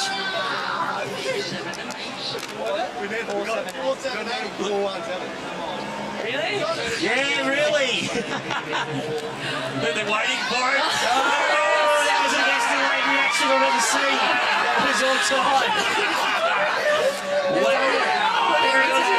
Fairy tale. Byron Bay Boardriders. Wow. Look at that. 31 plus. That is a tight final. Hyundai, Australian Boardriders Battle Champions, Byron Bay Club. $20,000 richer and a fairy tale ending for them, Sean. Oh my God. It'll be a big night in the Bay tonight. Oh, without a doubt. That was epic stuff. What a finish. Dakota Walters has... That was just insane. Like, he opened with that 9.3, then he had 4.78 at the end. And look how tight it is, though. 31.83, 31.21, so... 30.13 Merriweather, yeah. And then, of course, America lost the 5 points by not getting back in the box. Okay, well, yeah, I think Stace, you got Wilsey there, mate. King of the town, Wilsey, congratulations. Thanks, mate. That's huge, eh? Gee whiz, we had some sketchy ends, you know, like we were trying to piece it together, and finally it all just come together. It's mate, it's a team effort, especially from my end, you know. I knew what I needed to do. You just got to take it for the team, and I would have loved to have got a big wave, but that's just the way it is, and you got to give Dakota and Solly the opportunity to do what they do. I mean, these guys are some of the best surfers in the world, so hands down to those guys, and the entire team. It's bloody huge. Huge, mate. Congratulations to you all. You guys are the Hyundai ABB National Champions. There you go. There's the sportsmanship from Snapper coming across, congratulating the Byron team. Great heat for them as well. So look at that, they're 0.6 of a point between them. Insane. So what a wild final. But first time winner, Byron. Yep, first time winner. So now all 4 clubs in the final have won the Hyundai Australian Boardriders battle. What a finish. That was one of the best finishes we've ever seen. And yeah, just epic stuff there. Crazy final. That's got to be one of the most intense score drops I've ever seen at the end of a high so of course, battle. started off with a bang though too, didn't it? Yeah. Dakota Walters. And yeah, excellent stuff there. So the Harvey Norman recap will show that. Why we got so carried away at the end, you know, but you get caught up with emotion. It was sick. Seriously, like at different points in that final, it looked like all 4 teams were going to win it, and that's how it opened. Like with Dakota Walters. And at that point, you figured, you know, Byron might run away with this, but then straight away, Avoca got going with Lenny Chell. He opened up, he got a 7-5, so Avoca were chasing him down pretty quick. Then Solly lit it up. This is the point where we thought, geez, Byron are going to rob this. Yeah. What do you get, 803? Yeah, 9 and 8. Yeah, and then they kind of went quiet through that middle bit, didn't they? And then the answer back came from Caleb Tancred for Avoca. Yeah. And there was this flurry of nice 7s and 8s in the mix. And they lost the lead, and Avoca were looking really good there. Oh, and then Merriweather looked lost because Mikey Clayton Brown snapped the board. He thought they were done, and then this happened. Yeah. Philippa just came raging through with this 8-8-8 and brought the Merriweather club right back to the lead and back into hope. Yeah. Oh, and the Merriweather crew downstairs just went nuts when this happened, because it looked like at this point that she might have won it for Merriweather. They went from 4th to 1st on the back of that. She collapsed on the way in, and then it came down to a mad 1-minute shootout on the last wave, and that was it. Dakota Walters managed to find a 4-8-3, and that was enough to get Byron over the line. Don't you reckon they're pretty happy? Solly Bailey has just been psycho. That's Neil Cameron there from Byron Boardriders. I saw someone in the background just mime, "I love you" as well. Yeah. Stace, who have you got down there, mate? You got the Snapper crew. Yeah, got the runners up. Snapper, my beloved Snapper. Jay, big week, mate, all weekend. Congratulations. Thanks, Stace. Thank you, Surfing Australia. We had a wonderful time down here with beautiful sunny skies and beautiful waves here in Newcastle. We love this place. It's a surfing auditorium. We love it. And yeah, just thanks to Sierra. She was amazing all weekend, and the whole team actually by 0.06 we missed out on. But you know, that's just the name of the game, and we'll be here, and it's a sign, right? We'll be here. We're coming back next year. Take this thing out. I love it. Sheldon, you said to me this morning that you were pretty confident you guys were going to do it from the first round. You almost did it. Full credit to you guys and Byron. Just goes to show the depth of talent in this whole comp. First and second started from the first round. Yeah, I mean, it's we would have liked to have won, but second's still pretty damn good. And yeah, Byron were on fire most of the day, and the surfing they did in the final showcased what the depth they got in their little squad there. So yeah, pretty special win for them. Pretty hard to watch your fishing partner Solly take that one out. Yeah, it's like him pulling a bigger fish on deck. I wanted that bit. But yeah, we'll take second, and we'll come back next year and try to win. And you'll be hearing about it for 12 months. Yeah, a long 12 months. Well done, guys. Fantastic day. Yes, Jay. Big shout out to the guys at Rainbow Bay Surf Club. Love you guys. We're coming back. We're coming back with second. Hey, you guys rule. Love it. Snapper rules. Bugsy back there. Thanks, team. I can imagine. Yeah, Solid Bay Surf Club. Oh yeah. Still walk away with a fair prize purse as well. Not a bad result. Second in Australia. Well, how many finals they've been in, you know? Probably more than any other club. Most of them. Yeah, yeah. You sort of you think, okay, Snap will be the final. But yeah, it was an awesome result. We saw, you know, some big clubs obviously didn't make the final. Like North Narrabeen bowed out.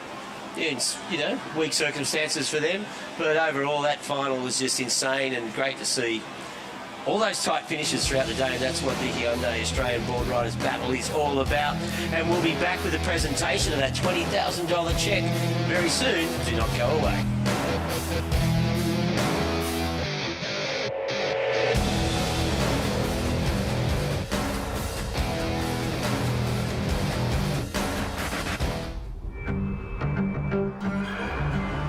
There was this guy, farmer's son, a mechanic, a dreamer who was determined to build a legacy.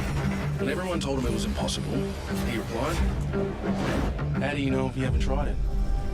This spirit still lives on in Hyundai, the company he founded all those years ago. So don't say you can't change the world. Have you tried it?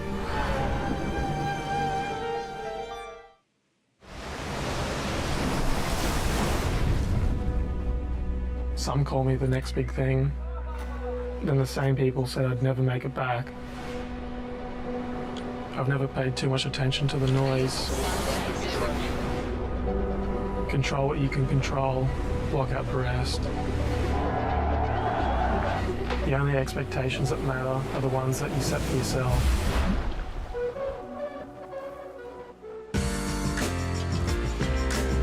Yeah, welcome back to beautiful Newcastle Beach here. Yeah, of course, we're proudly brought to you by Destination New South Wales. And we've got the beautiful Newcastle Beach here. We've had a stunning weekend, an amazing final. And I think we're going to cross down now to hand out some trophies and some prize money, Reg, to the best clubs in the country. Borno Blakey, are you there, mate? Thank you very much, Shauno. Welcome, ladies and gentlemen, to the presentation ceremony of Series 10 of the Hyundai Australian Boardriders Battle, presented by Zambrero. What a final. Please put your hands together for these amazing 4 clubs. That was such a spectacle. And congratulations to Byron. Holy smokes, they did it so hard the entire weekend. Well, to get the official proceedings underway, we're going to invite some special guests and dignitaries onto the stage. Please make welcome Surfing Australia CEO Chris Marta, Surfing Australia Head of Partnerships Clarissa Pike, Newcastle Deputy Mayor Councillor Declan Clausen, Hyundai's Director of Marketing Jenny Gulliver, Harvey Norman's Sponsorship Coordinator Harvey Lawler, and Oakley's Bo Emmerton. Please put your hands together for our dignitaries as we welcome them to the stage. Come on up, guys. Come on up. Yeah, all you guys, that's it.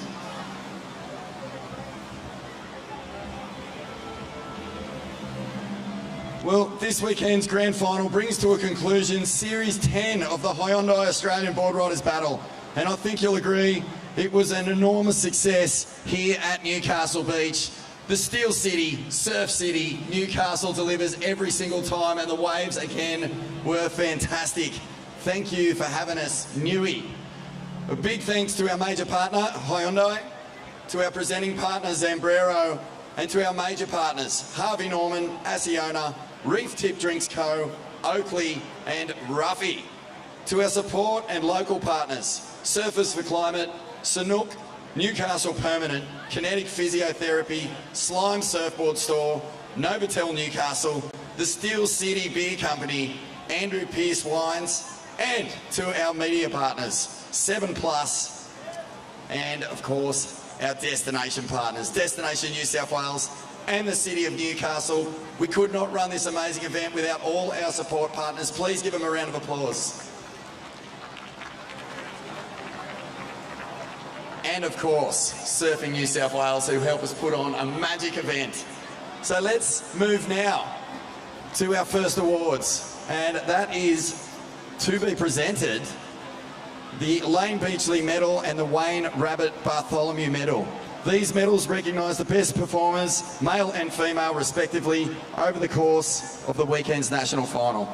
I could now ask Chris Marta to come up and present the winner of the Lane Beachley Medal and the Wayne Rabbit Bartholomew Medal, and say a few words on behalf of both awards, mate. Well, thank you everyone for coming down today. It was a fantastic event. Thank you to all our partners. Thank you to all the team at Surfing Australia. Thank you to BBB, ABC, NBC, MMBB. I love the acronyms. Keep it up, fellas, but there's not too much uniqueness there. And it's been a great day. And lastly, I'd like to just say thank you to all the presidents and the mums and dads and the managers and coaches who support the athletes. We really appreciate everything you do. Thank you. Thanks, Chris. Lane Beachley, of course, needs no introduction. The 7-time world champion, an absolute legend, and the winner. It actually isn't written on my notes. Do we have the winner?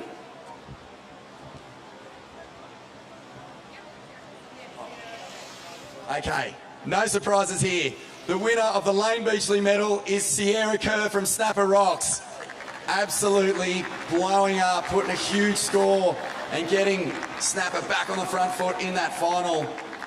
This young lady is a massive star already, don't worry about the future.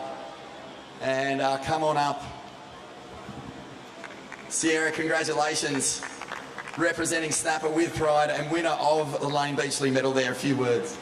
Oh, I'm so stoked. This is my first ABB and it was so sick to be a hero snapper and just enjoy the team aspect and yeah, get some good fun waves. Thanks for putting on the comp and yeah, so stoked. Awesome, congratulations on another accolade there. We'll get you to get a photo. Where's Heath Dog? Here he is, just right down the barrel there. Thank you, Sierra. All right, and then we'll move on to the winner of the Wayne Rabbit Bartholomew medal. No surprise here either. He pulled it out time and time again today. The miracle man from Main Beach, Dakota Walters, from the Byron Bay Boardriders Club. How much pressure can you absorb? He's like a pressure sponge. Come on up, Coda. Well, he's found a new home, originally from Angowrie, but I don't think they'll ever let him leave Byron ever again. Come on up, mate. Congratulations. Thank you. And a few words, Codes. Yeah, thanks everybody for coming down. I had a hell weekend, sick waves, and I don't know, it's so fun getting to surf, not for yourself, with everybody else and seeing everybody ripping, and yeah, thank you. Good on you, mate. Did a great job this weekend. Wayne Rabbit Bartholomew, OAM, what a legend, 78 world champ. Moving on to our next award. It's the Oakley Prism Performer Award, to be presented by Bo Emmerton, former world number 1. G'day, Bo. This award goes to the standout surfer of the weekend, who will win an Oakley prize pack to the value of $1,000. And the winner of the Oakley Prism Performer Award is Ace Buchan from Avoca Boardriders. Adrian Ace Buchan, former CT competitor, has a habit of smashing Kelly Slater in finals and really formed such a linchpin for the Avoca Club. Probably neck and neck with Lennox Shell there, but Ace, a few words, mate. Congratulations. Hi, mate. You too. Wow, that's a surprise. Thank you.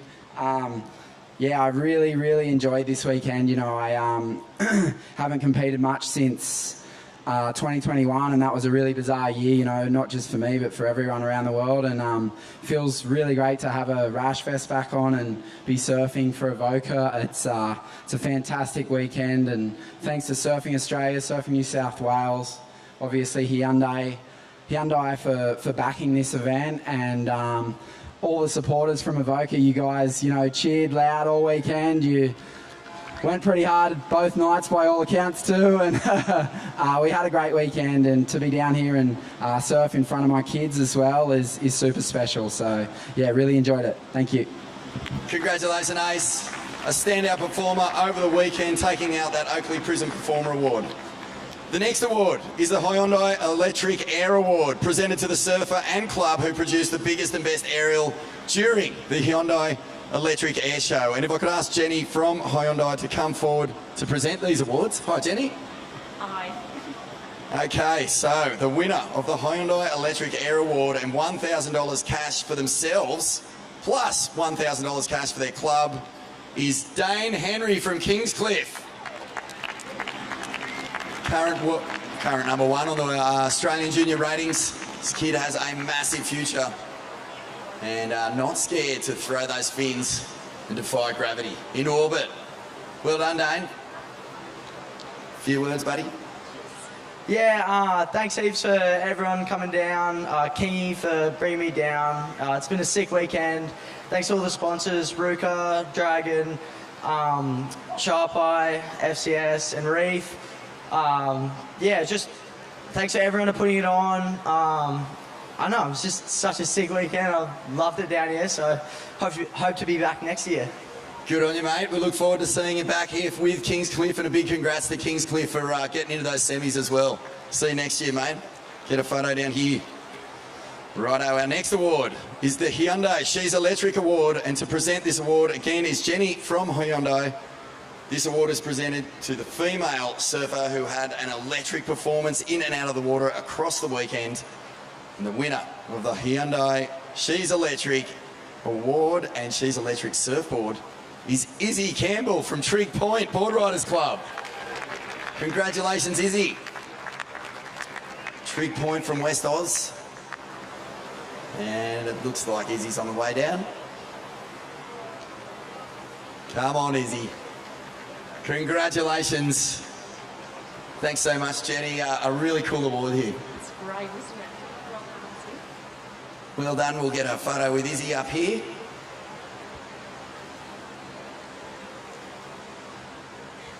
Congratulations, Izzy. Just a few words. A wonderful performance. Thank you so much. I'm just stoked to be here and had a great time. And to win the She's Electric Award? Oh, yeah, I'm just happy. I was pretty surprised. Didn't really expect it, but thank you. Good on you, mate. We'll get a photo down the front here, and a big thanks to Hyundai again for sponsoring that category. Rightio. The next award is the Harvey Norman High Performer Award, and to present the award is Harvey Norman Sponsorship Coordinator Harvey Lawler. G'day, mate. Come on up. This award is presented to the junior surfer with the best and fairest performance across the weekend. And the winner of the Harvey Norman High Performer Award is Dane Henry from Kingscliff. He's sweeping it today. Congratulations. So good to have Harvey Norman sponsoring the junior awards, mate. Yeah, no, it's awesome stuff. You know, focusing on the grassroots rather than the big stuff. Seeing them all grow up and just go into the big leagues, it's great. There you go, Dane. Come on over. Congratulations, another award there. Oh, that was super unexpected, but yeah, thanks heaps, Harvey. Yeah, I guess. I don't know. Yeah, cool. Good on you, mate. On a bit of a roll. #1 in Australia at the moment as well, so big things to come. Righto. And the final specialty award before we jump into the placings is the Reef Tip Club Spirit Award. To hand out this award, we have Surfing Australia's Head of Partnerships, Clarissa Pike, here.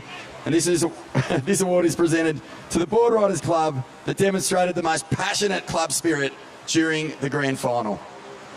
And the winner of the Reef Tip Club Spirit Award, taking home $2,500 for their club, is Avoca Boardriders. Absolutely showed up and blew up. Shoe up and blew up, showed up and blowed up. Oh no. It was a good effort, but I don't know, Clarissa. Obviously an easy choice this weekend. That was so fantastic. So good. This is the best part of the ABB Grand Final, is the spirit of it. It's every Boardrider club here giving it their all, jumping over fences, making a fool of themselves, all for the love of the sport. They do. Let's hear the chant, Avoca. Come on. Let's hear that chant. How's it go?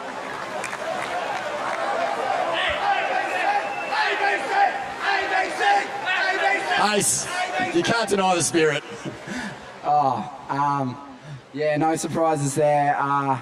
Look, I think this event really exemplifies what Australian surfing's all about. You know, it's where I got my start. It's where, you know, that whole golden generation started. It's where we all cut our teeth, and I think it's why, you know, Australian surfing has such good longevity. And thanks to everyone from Avoca who came up this weekend and cheered all weekend and had a great time, and to all the other clubs. You know, you guys, the people on the beach is what make this weekend really special, and we're really proud to surf for you guys, so thank you.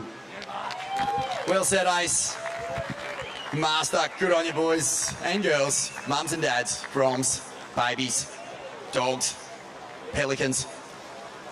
Righto, let's do this. Moving on to the team awards. What started as 70 clubs competing nationally back in August 2021 across 8 state rounds was reduced down to the top 24 teams this weekend. To present 4th, 3rd and 2nd, we have the City of Newcastle's Deputy Mayor, Councillor Declan Clausen, on the stage, who is going to present it. G'day, mate. Nice to have you. Exceptional weekend here in Newcastle. Just an extraordinary event. It was amazing, mate. Surf City stepped it up yet again, starting in 4th place, getting and taking home $4,000 in prize money. It is Avoca Boardriders. Well done, ABC. Who's going to come up and accept this? It's the team. Come on up. Incredible performances. And great stuff to see Avoca. Dead set. It looked like an unstoppable juggernaut there for a while. A few words, mate? Oh yeah, just like to thank everyone for coming down, especially all the boys from Avoca. It's the best weekend of the year, this comp, and it was last year we, I think, lost first round, so to come back and make the final, it's pretty special, and here's to next year, and hopefully we can go a couple spots better. Well, congratulations on your performance, guys. Good to see you, Caleb. Good on you, Lenny. All right, get a photo here.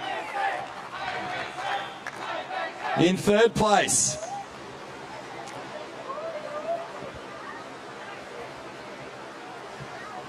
taking home $5,000 in prize money. An amazing performance, really clawed their way back into that final, but it wasn't quite enough. It's the locals, Merriweather Boardriders Club. Philippa Anderson, wow. How about that wave in the final? Incredible stuff. Really gave the team a chance at lifting that trophy. 3rd place this time around. But congratulations on another huge effort. Philippa, Merriweather always so strong here. I mean, you had to qualify through a trials win this morning, so a lot of surfing. Went really, really well, but just not quite enough this year. Yeah, definitely. I mean, we weren't in the draw on Friday night, so yeah, to win the trials and then end up with the 3rd is pretty damn good. We obviously wanted to win, but yeah, the team did really well, and the support. You know, we had everyone come from over the hill. Everyone was walking over, riding their bikes. But yeah, this is what it's all about. We didn't give up. Even in the semi, we didn't have a good start, and we came back. And I guess that's just what black and blue do. So yeah, we're so happy. And just the boys, we had a broken board, had a few falls, and we still ended up 3rd for not even being in it. So yeah, just a huge thanks to everyone for coming down from the Boardriders Club. Yeah, hopefully we can make another final next year and come out with the win. You're a powerhouse club. Congratulations, guys. Good to see you, Rossi, on your team. Team photo there. And then we're up to the big ones.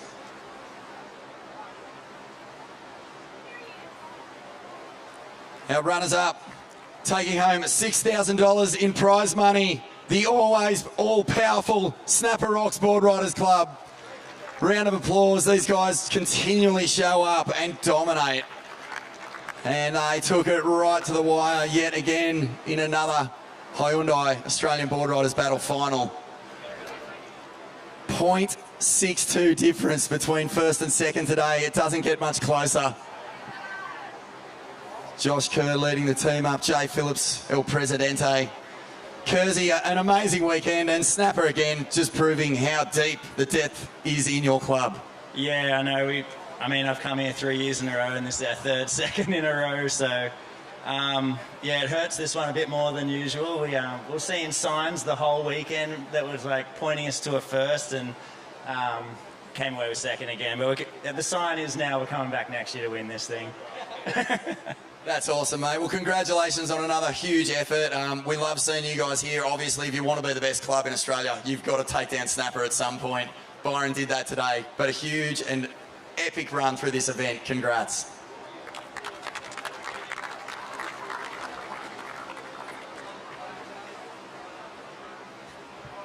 Righto. And now, on to our winner. To present our winners, we have Chris Marter, the CEO of Surfing Australia. This club will receive $20,000. And this is, of course, in addition to the prestige that comes with being known as the official Australian Club Champions. Without further ado, the champion club of the Hyundai Australian Boardriders Battle is Byron Bay Boardriders Club.